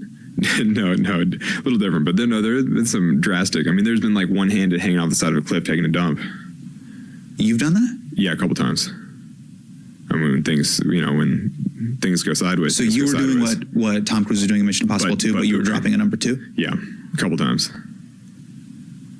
Gross. I mean, when it happens, it happens. Well, it's better than pooping your pants. I would at least pull myself up to a decent spot to get anchored in. You know what I'm saying? Like you see how they make those little tents on the side of a cliff? Yeah, it's impressive. But this guy's doing it with no supports. Yeah, this dude, imagine you're like hanging from one-handed. You're hanging one hand, maybe two hands from like a pull-up bar. Is he using the other hand to pull down his shorts? Yeah, I guess so. And then because he didn't even get into like the cleanup. The wiping part, that's what I'm thinking over here. Yeah. Now you got an itchy booty while you're trying to climb. That's a distraction. A lot of sweat happening. A lot of sweat. Big time adversity, dude. It's running down your leg one way or another, you know? Yeah. I mean, I guess that's just what you have to do if you're going to be a guy like that, but you can't always find like the perfect spot. You know, like it's not when you're climbing El Capitan, you can't just guarantee like, oh, there's a perfect little perch over there that I can set up shop to handle biz. No, like you need protein shakes, bro. You can't be eating too much like real live food. Yeah. You need protein shakes, something you can just pee out. It's just crazy. And then some animals are down there on the ground, and it's just raining poo on them. I don't know how people even have the inkling to desire to do this. You know, this is the psycho edition. Yeah, these are true psychos that we're dealing with here. And so is the next guy. The combination of like hand and forearm strength combined with being incredibly lean, like you got to be super strong and have very little muscle mass on your body at the same time. I mean, just looking it up right here, like the fatality rates on free solo climbs are over 1%, and in some phases, approaching 40% of free soloers that have attempted certain climbs end up dead at the bottom. Yeah, there's no recourse for the mistake. Like you don't get a strike 1 or a strike 2. Like that's it. And this guy is the cream of the crop. And yeah, like he lives in his van. At least he did in the El Capitan documentary. He was living in his van at the time. And he had like a little grip thing that he would like open up his van door. And he would just sit there and hold it with his fingertips. Like all he's got is his fingertips. And he would just sit there and hold it for, as long as he could, which was a long time. Absolute nut job. Speaking of nut jobs, we get to Johnny Knoxville. Yeah. Did you see this? No, I haven't, but he is definitely a nut job. Shout out to Johnny. No question about it. All-time jackass. And we remember in the last Jackass movie, he ran into that bull, right? And he got tossed, and he had all sorts of damage, like big time, long term. It took him months and months and months to recover from the damage that bull did to him and his brain. He did a sit-down interview with Rolling Stone. Listen to him. This insane person, listen to how emotional and upset he is when talking about the fact that he can no longer mess with the bulls. I don't want to get emotional. I can't. Damn, I hate when this happens. No, this is good. I was going to ask when the last time you cried was, but now. Oh, no, it's all the time these days. Yeah, same. I can't mess around with bulls anymore. And that makes you emotional. Yeah, it's terrible. Because you want to do it again, or because it makes you think about what happened before? No, I just want to play with them. So and I'm trying not to. Yeah. Trying not to indulge in those thoughts. Okay, is this like a failed comedy bit? It feels like it's a parody, or like satirical. Yeah. It is not like that. The host interview lady, like she comes across that way. It is not. He is literally. You can see the tears in his eyes. He is emotional about the fact that he can no longer physically, medically, actually run around like a psycho person with the bulls. Like it seemed like some breaks sort of him up. Wow, that's crazy. Like it's some sort of a fetish or a kink almost that is a difficult to deny urge in his system. This is an athlete. Father Time has caught up to the athlete. Yeah. And you can no longer step between those lines. And that I could see like coming face to face with your mortality and reflecting on how I'm washed up basically. Yeah. And you're mourning your athletic prime when he was kind of built like a skinny loser skater, that you would see smoking cigarettes out in front of your high school back in the 90s. But he and his crew were unbelievable with how they could pull these things off and not suffer consistent injury. Yeah, it's amazing. Like he doesn't have PTSD about the damage. He's probably got CTE though. Oh, like I think that's where the tears are coming from, don't you? Yeah. I think like there's some. It's brain damage related. He can't regulate his emotions anymore. Perhaps, yeah. He talked about like he went in depth on all the brain damage stuff that he suffered and all the things that he was going through. But literally heartbroken at the idea that he cannot run around with the bulls anymore. It paid off. 3 cuts of Psycho Males on a Friday. Come on now. Thank you, Chief. Yes, sir. Okay, it's time now for that one segment of the week where you're actually encouraged to call in while intoxicated or in the process of catching a buzz.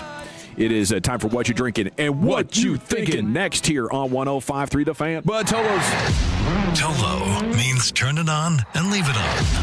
Thank you for making 105.3 The Fan and the Odyssey app part of your day every day. This is an Odyssey Sports Minute. The Chicago Bulls have lost 11 straight games and go winless in the month of February. The problem is they waited too long. Right now, they would have the 9th best odds in the draft lottery. Losing now is a start, but it's not good enough for a team that never has the right direction. Just another wasted opportunity for the franchise. I'm Chris Black. Get in the zone, AutoZone. Welcome to A to Z Savings, our biggest sale of the year. Happy to be here. Can I get some rotors? Would you like brake pads with that? How much are the brake pads? Free with Duralast rotors. Free. Really? Really? Free. I also need some oil. Would you like an oil filter with that? Yeah. How much is that? Free with the oil. Free. Really? Really. Free. It's part of A to Z Savings with hundreds of deals. From A to free. Get in the zone, AutoZone. Ends March 9th. Restrictions apply. America, look around. Everywhere you go, prices are still high, rates have been whipsawing markets, and the debt and spending don't exactly scream stability. Experts say diversifying with intention is the #1 secret account that all American smart money uses to hedge against instability. Monetary Gold has been around since 2000, witnessing multiple economic setbacks. If you call now, Monetary Gold will cover up to a lifetime of your IRA fees on qualified accounts. Call Monetary Gold now at 877-NOW-GOLD. That's 877-NOW-GOLD. Performance may vary. You should always consult your financial and tax professional. Tolos Chiafalo here, and I know as parents we would all do anything to give our kids a bright future, but some kids need a helping hand to get there, and that's why I'm here to ask you to donate your old car to Cars for Kids. You could change a kid's life by doing that, and it is so easy. Free towing, all paperwork done, a maximum tax deduction, and a $50 gift card as a thank you. Every cent of net proceeds goes to Texans Can Academies, giving at-risk kids the education and hope that they deserve. Listen, if my kids needed help, I'd pray someone would step up. Be that someone today. Visit carsforkids.org or call 866-835-5437. Right off the car, not the kid. Jeff Cox, president of Berkey's Plumbing, AC, and Electrical. I'm excited to announce the new Berkey's MVP membership plan, the only plan you need to maintain all of your home's vital systems, including plumbing, AC, heating, and electrical. Benefits include priority scheduling, no service fees during the week, and member discounts on repairs. Join MVP today for only $19.75 per month in honor of our 50 years of serving DFW. Call 877-BERKEYS or visit Berkeys.com. Berkey's, we're there when you need us. M37968. Whether you're commuting to work or heading out for a fast coffee break, getting an auto insurance quote is just a tap away. With AAA, you're always connected, so you can focus on the road ahead. Rest easy knowing AAA's got you covered, no matter where life takes you. AAA, we're always with you. To start your quote, visit AAA.com/insurance. Insurance provided to qualified AAA members by Auto Club County Mutual Insurance Company. Membership requires a separate payment. Hey, Tolos, RJ Choppy here for one of the best dealerships on the east side of the Metroplex in Terrell. It is Platinum Ford. Owner Stephen Gilchrist and GM Adam Vinci, they're Tolos, taking care of you, the Tolo, each and every day when it comes to the purchase of your brand new Ford car, truck, SUV. I am proud to say that I am a Platinum customer, and I promise you're going to get the same incredible experience that I got. Adam's got everything from Super Duties to full-size Broncos and more. Start the process right now online, PlatinumFord.com, and then drive a little further to save a lot more at Platinum Ford. Good news. Frontier is joining Verizon. That's right. America's best mobile network and Frontier's lightning-fast fiber internet are coming together. So whether at home, on the go, or running a business, you'll have the connection you can count on to get more done. And for a limited time, switch and bundle both plans to get our best offer. Frontier and Verizon. Better together.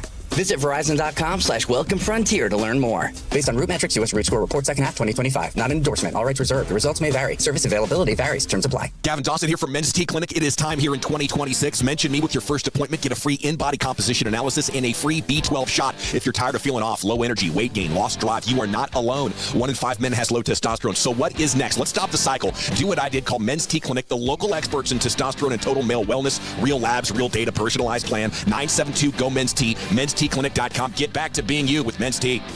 Men's T Clinic, 1-800-246-OT. Men'sTClinic.com.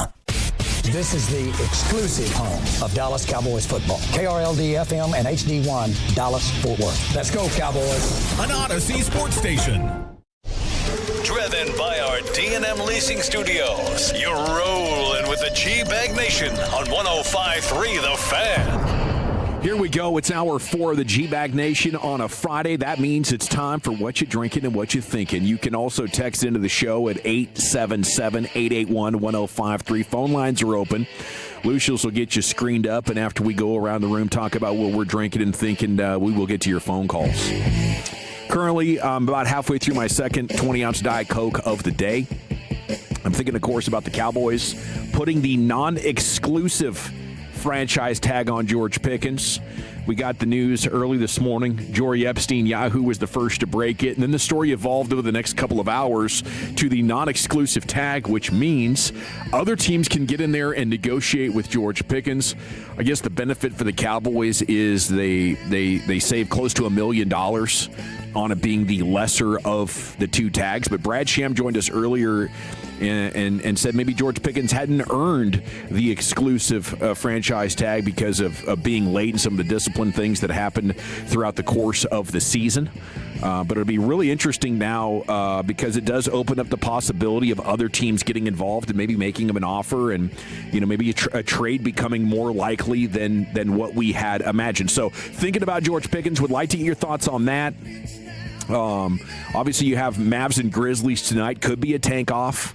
You have Ruben Bain, Mr. Short Arms, 30 7/8. Some outlets saying he could fall all the way out of the top half of the first round. And we should not neglect the Dallas Stars or FC Dallas. They'll both be in action tomorrow. We'd love to get your thoughts on that. But I got some 40 times as the DBs, the defensive backs, are running at the combine. And Oregon's Dylan Thieneman, he already put up a 41.5-inch vertical leap. He blazes 4.37. That's his first 40 time. So he's going to get a second bite of the apple here before too long. We'll have an update for you on that. 4.37, pretty damn fast. Yeah, and he had a 41.5-inch vertical, I believe. Ooh. Super explosive. Wingspan was through the roof as well. Bit of a pterodactyl. Yes. Good news for him. I think 8 more inches of wingspan than Caleb Downs. I know there's some Thieneman truthers out there that think he should be the number one safety off the board. I don't know about that, but he is a very enticing prospect now for a lot of people coming out of Oregon. Lorenzo Styles, this is Sonny's brother. He just ran a 4.28. Bang. Is that the best 40 we got so far? 4.28? He's got... What is going on under that roof in that household? Yeah. What are they feeding these guys? The DNA of the Styles, mom and dad, like tip of the cap, dude. It's crazy. Sonny Styles obviously has done something at the combine yesterday that got everybody talking like he's not going to make it out of the top 10.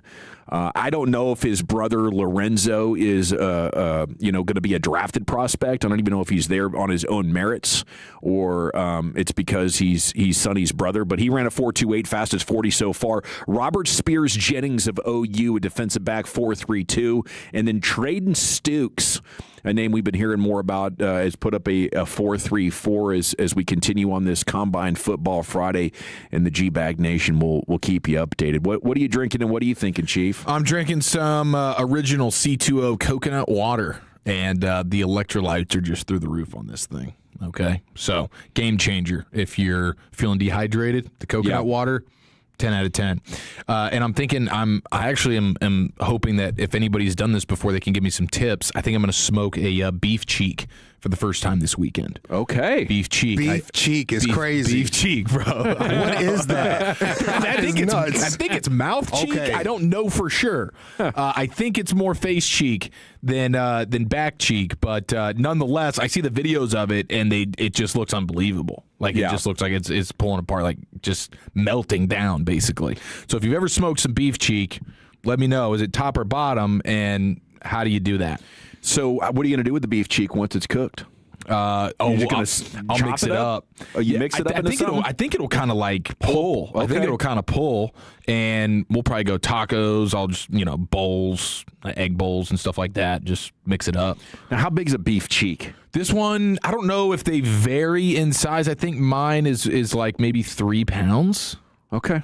So it's not bad. huge, good but amount for feeding a family of 5. Yeah. Huh. Yeah, I'm excited about it. Yeah, so you're basically going to eat a cow's face. Yeah, I think we're going to eat some cow face this weekend. I didn't know they were so fleshy, but I believe they're included in a lot of the burrito taco recipes, aren't they? Yes. That's what you're eating on quite a bit? Yeah, it's like barbacoa. Nice. I love it. All right, looking forward to an update on that on Monday.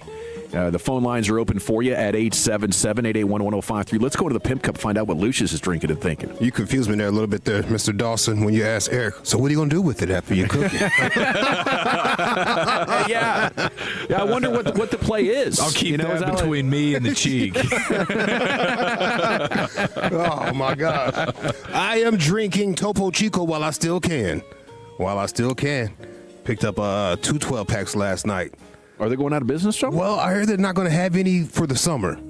Oh, really? That's like prime Topo time. That's when Topo shines the most. Is it a tariff situation? I think it's something about running out of water, where they come from. Wow. Oh, my gosh. Water shortage is happening already, It's pretty sad or something like that, yeah. So, what am I going to mix my tequila with? It's kind of sad. I love the Topo Chicos, bro. Yeah, I tell you what, HEB sells some good sparkling, like in a bottle. I think it's from Mineral Wells. Yeah. They do like the Mineral Wells one, and they have like the line. They have different flavors or whatever. Not bad. HEB. Not bad. What's been on my mind? What am I thinking? Well, lately, really, for the past 2 weeks, this has been on my mind. It feels good to see people in their lane, like really like leaning heavy in their lane. I have a friend, maybe from elementary or junior high. We go way, way, way back. I've talked about him before here in the G-Bag Nation. His name is Jeff Nemo. Oh, yeah. He is the uncle of Jeff Okuda. Okay. Know this guy way, way back. Anyway, Buddy can fight. Man's got hands. Always had hands. Phenomenal hands. Like, even to the point where you be sitting in school and somebody tell you, hey, man, Jeff is fighting after school. You be like, oh, he's that guy. Who? Yeah. Who is going to do this to themselves? And it was a spectacle, too, man. Everybody in the crowd around wherever they're going to go fight at, and it's like car full of people getting out. And he'll beat that person up, and then the next day, like, he'll go to used to be the Six Flags Mall. It's no longer there. He'll go to Six Flags Mall to the airbrush shop and get your name airbrushed on a shirt and wear it the next day after he beats you up. Oh, man, it was a spectacle. Nobody can mess with those dude's hands. Anyway, I'll say it all that to say he's in his lane. He is a boxing coach for Team USA now.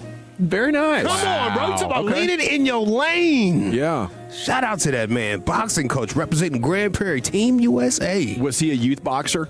Yeah, he owns a boxing gym in Grand Prairie right now. Yeah. Was he a youth boxer himself? Yeah. No. Oh, so he's a natural fighter as He a kid. just can beat people up. Yeah. I'm talking about he's not a big guy, nothing. He's just fast. Yeah. See, those are the guys you got to be worried about. 100%. You're talking at a bar or something like that. Next thing you know, this guy is like born to fight. Born to fight. He's y'all. really good at it. So good. So, small dude, we call him Kermit back in the day. Yeah. Shout out to him, man. Good dude. Loyal to his friends and family guy, whatnot. But them hands, bro. Nickname Kermit, toughest dude in the school. We called him Kermit. I think the toughest guy in my school was a stout Asian dude named Dominic Susie. And that name it still like gives me goosebumps. Yeah. Like crap. Do not accidentally disrespect Dominic Susie. You know? Oh, my bad. I stepped on your shoe. Let me wipe that off for you. yeah, dude. I think he just like strutting through the halls knowing that nobody wanted to mess with him. Okay, I'm getting a phone call here from my kid for some reason. I guess I should, let her know. I'll call her back here. Can you cash app me $20? It's probably something like that. Okay, I want to go to a basketball game. Please answer soon. She knows I'm on the air. Answer soon. This is more important than your job, Dad. Yeah, that 877-881-1053. Abby, if you want to talk to me, you're going to have to call into the radio station here because for the next 10 minutes, we're going to find out what you are drinking and thinking. 682 says, tell Eric to add some beef tongue to the beef cheek. Dang. And at that point, you got barbacoa. Eat his face off. Get the full mouth effect. Jeez. My buddy James Kluka traumatized me as a kid when he'd break out like a raw beef tongue sandwich. Like you could see the taste buds still on that dumb tongue and the veins through it. And he'd tear into that. That's too much, bro. I never thought I would eat it, but I've done so much barbacoa. Apparently, I've been eating beef tongue. Now you have to grind it up. Yeah. I don't want to. I want to ask. Hey, what is this? It's just a cow salad. Yeah. All kinds of different parts in there. Alrighty, let's get out to these phone calls, Lucius. What do you say? Let's go to Sergio in Ferris. Sergio, what are you drinking? What are you thinking, brother? Oh. I'm just drinking on some H2O right now. And some Bud Light later on, right? Yeah. There you go. Nice. There you go. Anyways, I just want to ask y'all a quick question. So, I thought like 2 weeks ago that Sonny Styles was going to go to Dallas, right? Mm-hmm. But now that he's doing really, really good, what do y'all think he's going to go now? Do y'all still think he'll go to Dallas, or you think he did such a good job that teams are going to pick him up, either the Bengals, either Washington, either Giants, Chiefs. So I just want y'all thought on that. And that's pretty much it. Yeah, and also a quick shout out to Vinny from Ferris. Also, he's becoming a girl dad as well. Oh, very nice. Vinny, Welcome to the club, legend. Benny. Thank you, Sergio. Have a great weekend. Enjoy those. Did you say Bud Light tonight after some water? Yeah, have a great weekend. Of course, the only two rules of what you're drinking and what you're thinking, you got to answer the questions, which he did, and you cannot be operating heavy machinery at the time, which does include an automobile. I said yesterday I would not be surprised if he goes to the Jets at 2. Arizona needs so much. I think the Titans need an offensive player, but it wouldn't surprise me there either. The Giants at 5 makes sense. The Browns at 6 makes sense. The Commanders at 7. So yeah, I think right now Sonny Styles has proven he is worthy of a top 5 pick. I don't know if anybody will use one on a linebacker, but I'd be shocked if he's there at 12. Yeah, I would be too. It was a nice dream, but what he's just done at the Combine is too much. And you have a couple of teams like the Commanders, the Bengals. Both of those teams desperately need defense. Yeah. We'll have to see, who else falls as a result. I think fingers got to be crossed that over the weekend these wide receivers and offensive linemen make such a great impression on people that you get more offensive players possibly going in the top 11 guys. Where are we going next, Lucius? Tanner and Terrell. What are you drinking? What are you thinking, brother? How's it going? Awesome. How you doing, Tanner? Doing well. I'm drinking a ice cold Dr. Pepper Zero Sugar right now. Nice. And what I'm thinking is I thought all week why we're not talking about Jacob Rodriguez at that number 20 pick. He was in Heisman contention last year, and with Kenneth Murray just running around, and he looked lost most of the time, and we really just need someone who's got a good head on his shoulders to run that defense for us. So I was wondering why he wasn't in consideration for the 20 pick. It seems like he's getting snubbed at the end of the second round. Yeah, I mean, it's a great question. I think a lot of us have been wondering that. I know Wolchuk has been hammering it like this is a first-round player. It's really just the size factor, I think, is the only knock on him because he's a 6'1", 230-pounder. So it's the size factor, but he just showed all the athleticism that you really need to see from him with all the drills at the Combine, and then plus the tape speaks for itself. So could he work his way into the first round now? I think it's definitely possible, and if it was me and a lot of the people that we know and love, well, we would all take him at 20. Yeah, 100%. Bang that pick. Give me that at 20. Okay, so this was actually a historic day for me. Right here. That's why Abby was calling. She wants to know. Happy birthday! At 14 years old. Thank you, Lucius. She wants to know if she can go to the basketball game, and apparently some dude named Chance, whose parents are going to drive her there. So this was like can I go to the game with this boy that I'm talking to at school type of deal. Oh, we got a little date situation. Can we I guess we call it a little basketball date. I think it is. Mom and dad are chauffeuring and hopefully chaperoning and potentially sitting in between, which would be ideal. Does he hoop? I hope so. Yeah. Loving basketball here. I know he's a good football player. Okay. I know that. I got respect for that. So that's pretty cool. But did you see him play? Have you shook his hand before? I've seen him play lots of times. Oh, yeah? Yeah. She pointed him out like, that guy right there. He's like, oh, that one? No, Okay. she's always been very shy about it. And I don't think she would even told me, but she asked her mom, and her mom said it's up to your dad. Oh! There you go. Right? So you're going to go through this thing when you're kids and they're teenagers. You want to be super protective and say no to everything, but then they will say to manipulate you, you don't trust me. Right. Right. So you got to make them feel like because if they don't feel like they trust you, and then it's like, checkmate, okay? Yeah. I'm just going to have your mom check your phone every couple of weeks and keep my fingers crossed for the best. Yeah, that's really all you can do right there. That is tough though. So this would be, wow, first like boy situation, you would say? Like, yeah, it's exactly what it is, Chief. Wow, so this is history. It is. Mark it down. And I'm not sure how to feel about it, but I think I'm proud of myself so far for just kind of taking it all in stride, right? Yeah, Can't be too overprotective. You make them rebel. Cool, calm, and collected. That's what he says now. Wait till 6:30 happens. Get on out of here early, guys. Right now, pop up on him. He's acted like he's been there before. Yeah. You know what I mean? Like, this is impressive. Yeah, I don't know. Maybe it's because I'm on air. I'm trying to act cooler than I actually feel. But I don't know. Like maybe some dad's got some advice for me on the Franklin injury attorney text line. I do feel like it's taking the wind out of my sails a little bit. Where are we going next, Lucius? Let's go to Reeve in Fort Worth. Reeve. What are you drinking? What are you thinking, brother?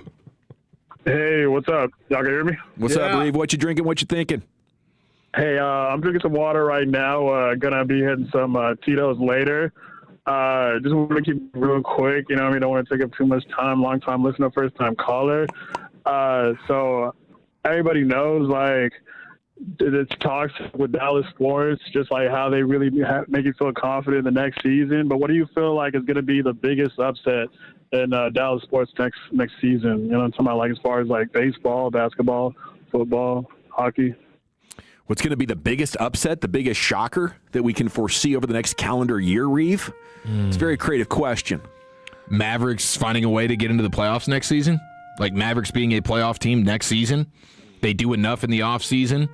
Yeah. And Cooper Flag taking the next step? I mean, I think that would be pretty large. I mean, anything that would be a surprise upset for the Stars would just be a bad thing. Yeah. You know, I don't even want to speak that into existence. Them actually getting past the conference finals and back into the finals. I don't know if that'd be much of a surprise. Right. This team's won 7 in a row. Yeah. But I feel like they're going to make a trade for another defenseman, and they're going to be one of the best teams in hockey. So, yes, them falling apart, I guess, tragically would be the only surprise there. Cowboys winning the division and the defense is I want to believe top 12 unit or something. I want to believe, but you're going after Nakobe Dean and you think your tackles are good. And I guess Javonte Williams is your running back plan. So this has not been a good week for my Cowboys optimism. Yeah. Maybe the biggest surprise would be actually the Rangers offense getting back to life. Yeah. You know, the realistic or biggest surprise I could foresee, or FC Dallas managing to make the playoffs. Thanks for the call, Reeve. Who's next, Lucius? I should have used that one. You don't trust me, Dad. Yeah. Why won't you let me take the truck out to the weekend with my boys? A lot of good text coming in. 469 says, let her go. That's girl dad to girl dad. The 972 says, you say back, the history of teenagers tells me not to trust you. And that's what I've said. We got big sample size here. In a lot of words. This is more than just you. Yeah. But I think there's a bridge to cross because, you know, as humans, we all go through a metamorphosis in our teenage years. Yes. You know, and the dating and the romance, it becomes a top priority. You know, so you just got to kind of accept it. And I guess that's my second landman request of the week is just, please don't tell me about this stuff at some point, you know? Please just help me see you still just as my daughter. Oh, right? I don't need to be involved in the romance stuff. I don't need to know about that. Right. Right? So just a nice little text like, hey, Dad, here's where I'm going. Here's what I'm doing. That's all I need to know. Yeah. You know what I'm saying? For sure. Who's next, Lucius? Harrison in Mesquite. Harrison, what are you drinking? What are you thinking, brother? Hey, what's up, fellas? Drinking a little water. I'm still on the clock, man. Getting me a water load over here on Mountain Creek Parkway. Yeah. Nice. Yeah, what I'm thinking, man, I am impressed with Clayton Adams, Christian Parker, and his coaching staff for the Cowboys. I listened to it earlier this morning. I am super impressed, man, with how they strategizing on coaching the Cowboys. I'm really impressed. Yeah. Gavin, what I would say to you, I've raised 2 girls, man. Okay. I don't do nothing last minute. Nothing last minute. Hey, if you'd have told me the week prior, because they know the schedule of the basketball thing, don't come to me with nothing last minute. Yeah. That's a disaster. I like it. If you be open. Communication is open. If you'd have told me last week, Dad, I plan on going to the game with such and such, I'm cool. And if you can't meet their parents, that's another big deal to me. I got to meet the parents. I love it, Harrison. That way we all grown, we all on the same page. But y'all fellas have a good weekend, man. Thank you, sir. There he goes, Harrison in Mesquite. That was gold, Harrison. That was terrific. I'm going to have to implement that rule myself. 214, got the same thing with my sophomore daughter. It sucks, Dawson. I'm sorry. I didn't mean to make this depressing or make it about me. It's what you drinking, what you thinking. Crack them if you got them. It's Friday. It's quitting time. What you getting into, Lucius? Daniel in Colorado, what are you drinking? What are you thinking, brother? What's up, fellas? Yep. I'm finishing up my day, so I'm just drinking a Gatorade Light. Got the watermelon flavor as always.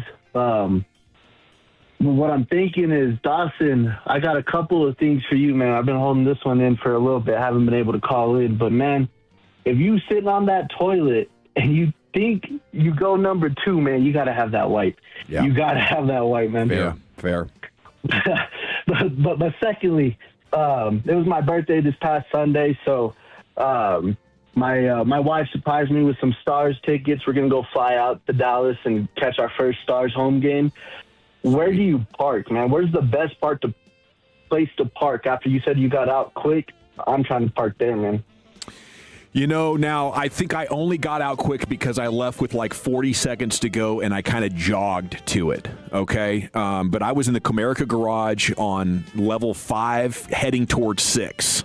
So I was pretty far up there. And then when you get down to 2, you got to take the right past the cones, right? It looks like it's closed. You're going to see traffic backing up on your left. Just cut through those cones on the right. You'll get right down the ramp. I think Chief might have a better idea for you, though. Yeah, we got to be a little careful about this, but 2 words, Market Center Station. You park there, you buzz over on the train, quick, free, easy, one stop, right there in front of the AAC. Just Market Center Station, bro. You're saving money and you're getting out of there quicker. It's 10 out of 10. And the dart ride's like, what, 3 minutes? Yeah, not even, bro. Dang.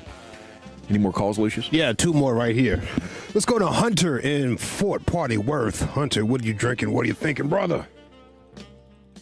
What's up, boys? First time caller. Good to talk to you guys. Nice to talk to you. What you drinking? What you thinking? Just drinking some water right now after work. And I think the fix was in for the NBA draft. I love Cooper Flagg. I love what he's doing. But I think it was part of the trade.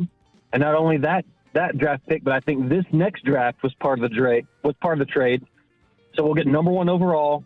We'll take who we want. That was part of the Lakers deal. And that's it. Signing off. Totally. Appreciate it. Man. That would be a heck of a haul to get for Luka. Yeah, Dude, Lakers. If that ends up being the case, and no problem on the deal. Lakers are snake bit, and that's usually a pretty clear indicator in my almost 3 decades covering basketball. When you get snake bit, you can't pull a game out. The other team's hitting threes to beat you in the end. That's a sign your chemistry's off. Yeah, they got some issues, man. They got some serious issues. And I think I got a nice little stat of the day for you in the hodgepodge later. Looking forward to that. We're about an hour away from the hodgepodge. Final call, Lucius. Boy, you're a guard. You coming down the court and you see Luka guarding you, you're like, oh, man, I'm about to eat. I'm about to eat, bro. Time to break out the fancy dribbles. Yeah. Looking at him like I'm looking at that beef cheek on Saturday. All right, let's go to Polo in Garland. Polo, what are you drinking? What are you thinking, brother? What's going on, y'all? Hey, it's Friday. Me and my girl up there moving a king size bed with this bulk. We finna break this bad boy in. Say hey, baby. God. Anyway, what I'm thinking is I'm up here drinking some pink lemonade, and I thought about it for a second. I know, Kevin, every Friday you always take that you drink a Diet Coke, right? Yeah. I have never in my life, I'm not racist, I'm just being real, but I've never in my life ever seen a white guy ever drink Sprite. Do white guys actually ever drink Sprite? Yeah, we drink Sprite. I've never seen a white guy, every restaurant I've ever been to, McDonald's, Wendy's, Taco Bell, I've never seen a white guy say, hey, give me a Sprite. I've never seen that. But anyway, for the Cowboys, I don't know who y'all go pick because Jerry Jones at the end of the day going to mess it up. But I hope they pick somebody good. They need to get another running back in the 4th or 5th round. Hopefully Phil Maffa come on with. I like him. And Jane Blue, that's my homegirl, Mika Cousin from Houston. I hope you come on with. Don't do nothing dumb.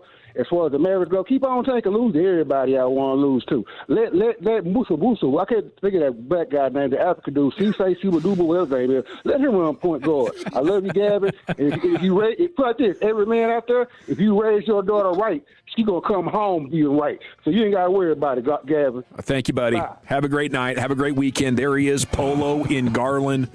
Just we say our boy name was Abuga Booga? Fam. He's going to keep it real.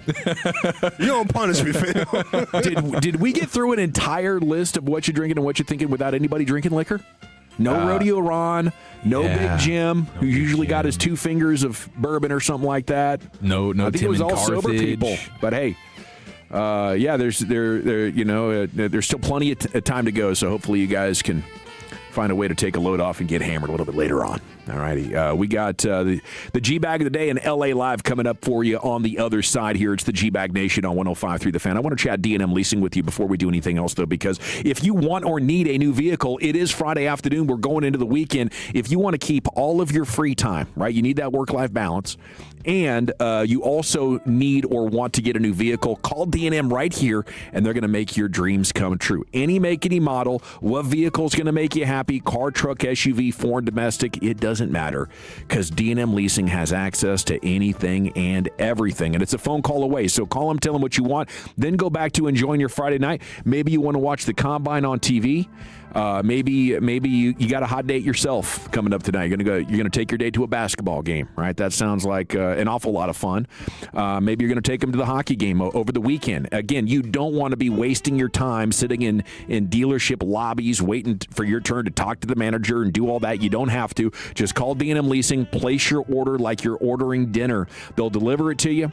They'll give you the highest trade-in value possible for the old one, and you sign the documents on a phone app, just like that. It is so easy. That's why the Easy Lease from D&M Leasing is award-winning. There's nothing down, nothing due for 60 days, and when the payments kick in, they're up to 50% less compared to mine. That's why D&M is the best. It's the only way I acquire new vehicles in DFW. 972-817-35-LEASE. Go to dmautololeasing.com. What are the most common calls you guys get for someone who's like, oh, I wonder if I should call the Frankels for this? The bottom line is if you're in a car wreck and it's not your fault, you may not need us, but the call and the consultation are free. So what can it hurt? I was in a car wreck. I went to the emergency room. I don't have health insurance. Now I've got a $20,000 bill. What do? I missed a week of work. I got hit by an uninsured driver. How do I deal with that? Make us your first call. 214 or 817-333-3333. Franklin Frankel, Principal Office, Dallas, Texas. Right now, buy 4 windows, get 4 free from Window Nation. Plus, you get no payments or interest for 2 years. Act now, you'll get an extra 10% off. Don't miss out. This offer will end soon. Schedule your free quote right now at windownation.com. Just hearing the word IRS can make people break out in a cold sweat. No one wants to deal with the IRS, and now you don't have to. The good news is Legal Tax Defense has been successfully negotiating with the IRS for more than 15 years. It doesn't matter how much you owe, whether it's $5,000 or $5 million. You deserve the best in the business on your side, and that is Legal Tax Defense. Even if you're working with someone else and just want a second opinion, there is no cost or obligation to call. They can prevent levies, liens, wage garnishments, even file back tax returns. And the best news about Legal Tax Defense is they won't take your case unless they know they will reduce or eliminate your tax debt. Call Legal Tax Defense right now for a free no-risk consultation. 800-323-8922. 800-323-8922. You have nothing to lose but everything to gain. 800-323-8922. Hey, Tolo, Shan, and RJ here with Base Power. You know, in Dallas-Fort Worth, spring doesn't just mean warmer weather and baseball. It means storm season, power outages. That hits fast, leaves neighborhoods in the dark every single year. Storms knock out power across DFW, and the time to repair is now. Base Power includes whole home battery backup with your electricity plan, so when the grid goes down, your home stays on. And it's a fraction of the cost of generators. When you switch with the fan offer, they'll cover your termination fee up to $250. See if your home qualifies at basepowercompany.com/thefan. Want consistent color for every job? Milo's Pro Rewards members get a 20% paint discount on future purchases after paint annual qualifying spend reaches $3,000. Plus, order eligible in-stock paint and paint supplies by 2 p.m. for free same-day delivery by 8 p.m. Improving is easy at Lowe's. Excludes spray paint and mist tints. More exclusions, terms, and conditions apply. Subject to change. Details at Lowe's.com/terms. Same-day delivery valid in select zip codes. Subject to driver availability. Details at Lowe's.com/same-day delivery. Straight Talk Wireless presents Pickup Truck Wisdom. If you're only good to your new friends, you're not going to have any old ones. Straight Talk gets it. That's why new and existing customers get free 5G phones on Verizon's 5G network. Pretty simple, really. You keep good people by being good people. Find us at straighttalk.com and Walmart. Straight Talk Wireless. Straightforward. Always. Taxes and fees apply. Plan purchase required for free phone offers. Copyright 2026 Verizon. At LendSeek, we know running a business takes heart, hustle, and sometimes a little help. That's why we stand with you with our exclusive AI lending platform, connecting you to over 100 funders. If you've been in business for at least 2 years with a minimum annual revenue of $500,000, you can get up to $1 million in funding in as fast as 24 hours. No collateral, no prepayment penalties, no red tape. Apply today with no cost or obligation at lendseek.com. That's LENDSEEK.com. At Liberty Mutual, we love helping people with things like customizing car insurance, just like how we customize a song for you. Catered country tune. Liberty Mutual, saving you bucks while protecting told me to only pay for what I need. Thank you, Limu. Always trust in Nemu with Liberty, Liberty, Liberty, Liberty. Hey, it's Chiafalo. Think Verizon, the best 5G network, is expensive? Think again. Bring in your AT&T or T-Mobile bill to a Verizon store and they'll give you a better deal. Now, what to do with your unwanted bills? Maybe turn them into a paper airplane headed to see you never, AT&T and T-Mobile. Jokes aside, their best 5G network has you covered with the most ways to save on plans, streaming, and phone deals. So just bring in your bill to your local Verizon store and they'll give you a better deal. Must provide a postpaid consumer bill within the past 45 days in name of the person redeeming the deal. Additional terms apply based on Root Metrics Best 5G Network Award US 2H 2025. All rights reserved. This segment of The Fan is brought to you by Kalshi. Trade on anything. Basketball is in full swing, and now you can trade the game in all 50 states on Kalshi, from the pros to college. Don't miss your shot on the hardwood. Download the Kalshi app and use code FAN to get $10 when you trade 100. KALSHI. Kalshi. Trade on anything. It's a Fan Football Friday on 105.3 The Fan. Sponsored by Blue Nail Roofing and the On Time Experts. Yeah, buddy, welcome back. It is the G-Bag Nation on 105.3 The Fan. LA Live's coming up right around the corner. It's time for the G-Bag of the day. The Expressway is brought to you by the On-Time Experts. We'll get more Christian Parker coming up at 6 o'clock. Are there guys in the draft that can help immediately? Parker joined Shan and RJ this morning. He answered that question. We'll give you the audio to that and more coming up here at 6 o'clock. Then we'll be into a sports hodgepodge. And before you know it, it'll be time for Fan After Dark. But without further ado, here's Lucius and the Pimp Cup. And all right, let's get it cracking, baby. G-Bag of the day. We do it every weekday, 5:30. It's 33 because we love to talk to you. We love to talk to you. All right, our winner and champ. I believe this is going for day 2 right here. Day 2, it comes from the RJ and Choppy show. Shan was out there in Indianapolis telling a story about how he got locked out of his hotel room and Broaddus just came through, just interrupted the whole damn thing. So my key's not working, and they're like, if you have it next to your cell phone, very rarely it can happen, but it deactivates. Mm-hmm. Here's 2 new keys. Go upstairs, nothing is happening. Nothing is happening as I'm putting the key next to whatever that reader is. That's natural for you in a hotel room, right? What? Nothing happening. Ooh. Whoa. Well, wow. Ask your mama. Whoa. Ask your mama. She can tell you. She's the one that told me. Nothing happening. Yeah. Well, I got 2 kids. Mailman, milkman. Mailman. Wow. Yo. Wow. I hope my wife is in the car. You know my wife don't play. Oh, my God. I'll tell you what. You know my wife don't play. Your wife, you way outkicked your coverage on that wife. Thank you. Thanks, man. 3 strikes, you're out. Ring him up. He got him, man. Broaddus with a flurry. Yeah. It's so funny because he's always so polite. Like he's almost like a butler in real life, cordial, always wanting to help people out. But then there's Bully Broaddus, like his alter ego steps in and just starts badgering people. He's in his pocket over there, the NFL draft. He was feeling good. Oh, yeah. In that combine situation. Yes. Yeah. You see all the old faces. Yeah. The old Broaddus came on back. Home field advantage for him. He had that just won the championship energy all weekend long. He did. Nobody could tell me a damn thing. Is this the saddest flight home he's ever been on? Like leaving Indianapolis now, probably just leaving, staring out that window, like, damn. He's still checking like 40 numbers and everything. Yeah, as he's packing. Yeah, he's still into it. All right, this G-Bag of the day right here has KNC Masterpiece vibes. Masterpiece of the week because a lot of these came from this here show. But before I get to that, I'm going to get the one that was not from this show, but it is from an Odyssey station up there, 97.1 The Ticket in Detroit.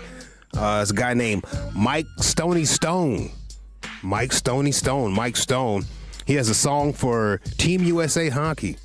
Whoa, Canada whines about 3-on-3. True North in tears couldn't score 5-on-3. McKinnon had the puck, couldn't beat Hallebuck, who gave your fans the blues. USA is king, winning everything. Thank you, Megan Keller and Jack Hughes.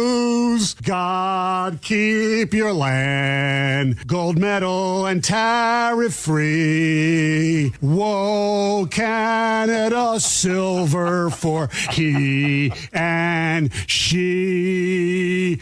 Whoa, Canada, silver for she and he. USA, USA, USA. Well done, Mike Stone. Wow. Silver for he and she. I thought that was a brilliant way to end it. Yeah, it's pretty good. Yesterday, Mr. Eric Chiafalo introduced some NFL Combine questions. Oh, that was great. Yeah, great segment. Got a lot of response right there. He was asking questions to our very own Zach Wolchuk, who is not here. And I had a question myself for Zach. Is your house still stinking? What was that? Did you figure it out? Oh, yes. Damn. I should have had that. Yeah, I've been thinking about that. What is that funky smell? Yeah, let's listen to some of this questions, NFL Combine questions to Wolchuk from Eric Chiafalo. But seriously, how many footballs can you fit in your mouth at one time? At least 2. What would be your preferred murder weapon? Oh, a gun or a knife? I'm still going to go with the gun. What are we doing? And why is that? Knives scare me. You could slip. Have you ever Joe Mixoned yourself? Once. Do you like tall women? Give or take. What does that mean? Sub 6 foot. Would you rather fight one horse-sized duck or 100 duck-sized horses, and why? Give me the 100 duck-sized horses, because I can stomp on them and lay on them with my body weight and squish them. Do you still do drugs? Yes. We got our man. I'll tell you what, we could take this guy at 12. We'll get a hell of a player out of this. That Cowboys written all over him. We can take this guy at 12. There's Tim in Carthage. He is in, says, I'm drinking 3 fingers of bourbon with Sprite, thinking haters going to hate. That's Tim in Carthage. Thank you. They go, rat. At least we got one participant who's cracking them. Sorry I had to get up in the middle of that cut, Lucius. I think the AI has started to take over. And our first victim is our heating and air system. No, yeah. I keep cranking this thing up. Yeah. I think it's getting colder on me. Yeah. I noticed you got your jacket sometimes and a hat the hoodie's on. up, sometimes it's down. I got the hat on. It's all over the place like Bird S. Let's see. I got some more live from the NFL Combine. Broaddus in his bag. All right. Lady walking by, she'd scored 25 in the low post on what did Jordan? God, Brian. 100% heard that. Gosh. Holy. She looked right at me. God. No way. Right at me. Now, maybe she that needs to be clipped for G-Bag today with the video of her walking by. Maybe she just wanted to sit on old Rocky Top. Okay, let's talk I'll about. tell you what, man. Pat Summitt could have done some good with her on that. Okay, we're done doing this. We're done with this. Oh, my God. Bobby's getting uncomfortable. The right leg is shaking. Wow, man. I want to see that clip. I want to see the lady. Broaddus got that Scout's eye. Drink of water. Yeah, I believe it. Wow, objectifying the ladies of the Combine. Who would have guessed it? Of course. Body shaming at the Combine. That never happens. Never happens. That's what they're there for. Too bad Zach Wolchuk is not here. I got another one from Zach. He bleeped this up. Live from the Combine coming up next year on The Fan. All right, let's chat Prize Picks, though, shall we? Yes, download that Prize Picks app right now, and I've got the deal for you. You're going to shoot your shot on Prize Picks. Get $50 instantly when you $5 instantly when you play your first. I bleeped this up. Yeah. You know what's funny is I went to the restroom as that live spot started. When I walked back into the room like 2 minutes later, Wolchuk was just sitting there in like a pool of shame. Yeah. He's like, Dejected, bro. My live spot was so terrible, Dawson. Did you hear that? I'm like, I know the feeling, bro. What happened? He goes, I don't know, but I'm leaking confidence all over the studio now. Yeah, you're just drowning, man. It ended bad, too. It ended bad. No way. We're not done. Once you stumble, man, it's over. You get into your own head. Yeah. That's what happens, bro. I'm going to hear that one more time, bro. I'll make a little more shot. Now, and I've got the deal for you. You're going to shoot your shot on Prize Picks. Get $50 instantly when you, or $5 instantly when you play your first. I bleep this up. Yeah. I hope they were air checking that one. Let's see how our talent's doing with our reads. I hope that's the one. $50. Wait a minute. Looks like we're going to have to move another one to the midday show. Well, all right, we got our champ, Shan and Broaddus. We got Mike Stone with a song for Team USA Hockey. NFL Combine questions for Wolchuk. Wolchuk bleeped up a live spot and brought us with uncomfortable jokes about the ladies at the Combine. Okay, shoot, man. That's tough, dude. This is great. I'll just go with Broaddus's rampage of a week, Chief. How about you? Yeah, I respect that. Give me the Wolchuk flub. We're tied at 1, Lucius. This makes people so mad because they say, you guys always pick yourselves. Yeah. And now it's like yourself on every clip, in a sense. We're a little biased, you know? Yeah, I'm going to go with Broaddus, man. Okay. My score 2-1, and still your G-Bag of the Day champion. It's Brian Broaddus on his way home. He'll join us at the airport Sunday. We'll have spring training coverage for you live in Surprise, Arizona on Monday afternoon. Without further ado, let's stay in the Pimp Cup. Here's Lucius in LA Live. Hey, man, it's a Feel Good Friday. Let's get into it right into the great Rick James. Well, all right, you squares, it's time you smoke. Hey, fire up this funk and let's have a toke.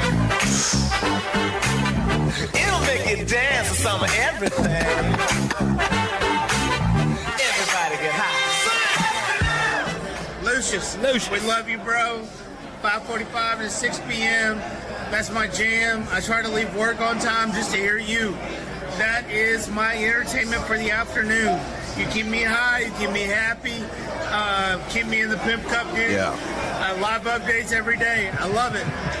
There you go. There you go. Hey, y'all, it is LA Live for Friday, February 27th, 2025. It is a Feel Good Friday here in LA Live. People, we made it. Oh, we made it. Go dance on the funk. Yeah. And make love on the song. Another historic week of 2026 in the books. Are you paying attention, people? It is historic out here. Every single day, history is being made if you're paying attention. What a time. Well, let's enjoy this weekend safely, all right? Avoid the law dogs. When I say law dogs, fellas, what do I mean? The police? 5-0. Nope. That's it. Avoid the police at all costs, please. Give them a boring night. Mind your speeds. And don't tailgate somebody. Follow at a safe distance. The other day, I seen a Kia Forte tailgating a Range Rover on 75. I'm talking about tailgating them. You can't afford that bumper, bro. No. Back up. Very dangerous. Back up, fam. You might just slide underneath that truck ahead of you. What are you doing? I also seen something crazy. There was like a motorcycle group on the toll road. Maybe like 25 bikes together. It's pretty cool. You know, it's kind of scary if you don't know what's going on because you hear this wow, wow, wow, wow, and they're just dipping in and out of traffic. The dude that was leading them, he was just dipping in and out. So everybody has to keep up with the dude dipping, right? Okay. I looked over and I seen one guy, he had a girl on his bike. Ooh. Cool, I get it. I saw on a bike. It's fantastic. He had a helmet on, she didn't. Ooh. And they're flying through traffic. Yeah. Girl dad problems right there, bro. Majorly. Girl dad problems right there. That's it can be a lot of fun. I don't know how much a helmet's going to save you, you know, if you run into a car or something like that. But if there's any chance of surviving, you're going to need that. Yeah, you're going to need it. Whenever I hear those bikes, I'm always being extra cautious because I know a lot of people aren't looking out for them, and then when they're being reckless. But also, you never know when these bikes are part of some sort of organized crime group. You know what I'm saying? I'm always looking for patches. Yeah. I don't want to be the guy that accidentally hit a guy on a bike who's part of an organized crime group, and now they got it out for me. What a great movie that would be, though. So I'm 10-2, like speed limit. Like if we get into a wreck, you're going to have to run straight into me, Mr. Motorcycle. Yeah, I'll be looking to the patches, the Coscas or whatever they call them. I don't mess around. I don't want no smoke, fam. Yep. Hey, don't drink and drive out there. Get an Uber, walk it off, or call that old slide from back in the day. Tell you need a ride. You know what I'm saying? Do something like that, man. What else we got? Keep your emotions in check. Keep your emotions in check. You're an adult. Use some conflict resolution at this point, all right? I don't want to see you on Dallas, Texas TV, DFW scanner, or that other, what was it, DFW mug shots. I don't want to see you on that one either. That was a nasty one. They have really exposed you on DFW mug shots. In other words, don't crash out, people. Please keep it together. You might sound like this dude right here, drunk driving. Listen to this. Keep your hands on the vehicle. No, what are you going to do? I'm searching you, actually. Make sure you don't have anything that'll hurt me on. Where are you searching at? Huh? Right here in your pants pocket. Right, stand up for me. Over here. Let's go over here. Come on. No, hold on. Sir. Okay. Yeah, sir, over here. Come on. You putting your finger up my No. No, we're not. Come on. No, hold on. Sir. Is that on? The camera? Yeah, turn the camera on. Yeah, it is on. Our cameras are on. Stop it. You're fine. Listen. Stop. All right. You ain't putting your finger up my Nobody's doing that. And they play that in court, too. They play that video in court. You talking about don't put your finger up there. You might be wondering when they're putting the rubber gloves on if you're hammered. Yeah. Where the hell am I? Man? What's going on? You're not at the doctor, sir. There's no need to turn and cough or prostate check. Here's a weekend warning, folks. This weekend safety briefing. Do not add to the population. Do not subtract from the population. I'll be the one. Do not end up in the hospital, newspaper, or jail. If you do end up in jail, establish 12 minutes quickly. LA Live 105.3 The Fan on a Feel Good Friday. Would you guys allow me to empty this clip, this folder here? Please do. It's going to be a lot of baseball next week. I don't want to have just a bunch of random stuff in my folder, get it all messed up. How about news bloopers? Is that okay? I always love news bloopers. Hey, Tolos, do you mind if I play news bloopers? Do you like that? Let me know on the fan text. Do you like the news bloopers at all? It's kind of personal to me because my mother and I used to just love news bloopers. That was our jam. So I play them for that reason sometimes. I love it. Yeah. All right, let's go to CBS 58 News Milwaukee. Weatherman right here. I feel like there were signs. Let's keep an eye on this guy. Maybe if you're looking for something to gag your family with, that's a good option here as we head into the holiday weekend. Wow. Those little banter crosstalks get wild on you. Wow. Dude. There were signs. Maybe if you're looking for something to gag your family with, that's a good option here as we head into the holiday weekend. As we head into the holiday weekend. Not on the prompter. That was not on the prompter. Usually just the wife, but... yeah. It's usually ass. That's a tough one, man. I mean, I would think of like silence them. You know, if you're looking for something to silence your family. Yeah, the gag. Definitely feel that. Yeah, the was gag. crazy. Just a little wild. Let's go to KTTC, Rochester, Minnesota. Sports guy reading the teleprompter. What was he trying to say? You fellas figure it out for me. Doing a little guess here. And following a wing-ding road that would lead them back to Bask in a World Series championship. Woo! Yeah, pretty amateur. Teleprompter kicking this behind. I get it, though. Teleprompters are tough. I hate him, dude. I mean, I think he had that same flop sweat energy that Wolchuk had during that live spot, you know? Once you get the wobbles, man, there's almost no recovery. Yeah. It's like your brain has lost all of its effectiveness and is now actively working against you like it's a negative war in baseball. Yeah. It's the true thing when you talk about like confidence matters. Your confidence leaves you. It's gone. And then you can't perform. No. You're questioning every word as it's coming out of your mouth. Yes. And man, it's so jarring. Yeah. It really is. And I'd say it happens frequently your first, 6 months of broadcasting, 3 months of broadcasting. I guess depends on how much swagger you're bringing. First 3 hours for me. My first talk show was 2 hours, and I don't think my head ever stopped spinning. I believe that. It never does. Let's go to NBC2 in New York. This man right here says he likes his coaches to keep it real. I love it how coaches also speak of other teams and they always say, oh, they're a great team. Wouldn't you love it when they're lousy? We're going to kick the nuts off these guys, you know? I mean, it's just, you've got to be respectful. Are we allowed to say that on morning TV? Well, I don't think so. Was that? Yeah, well, you know. Kick the nuts off these guys. We're going to castrate these losers. Kick the nuts off these guys. It's crazy. That is classic, man. I got to remember that one next time. Yeah, you got to kick the nuts off these dudes. CBS Pittsburgh. They had the cold weather up there in New York and the Pittsburgh area, all that stuff. What was it? It was the bomb cyclone. Yeah. High winds and a blizzard. Unbelievable. Listen to this. The monotony of winter, and to have something that just we'll give you some excitement. How about 8 inches? Yeah. But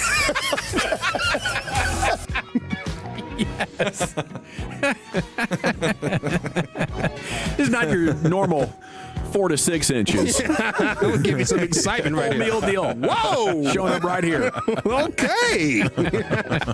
Spectrum News, New York. This kid is happy about a snow day. I can relate. What was your reaction when you found out it was a snow day? Yes, God! Okay.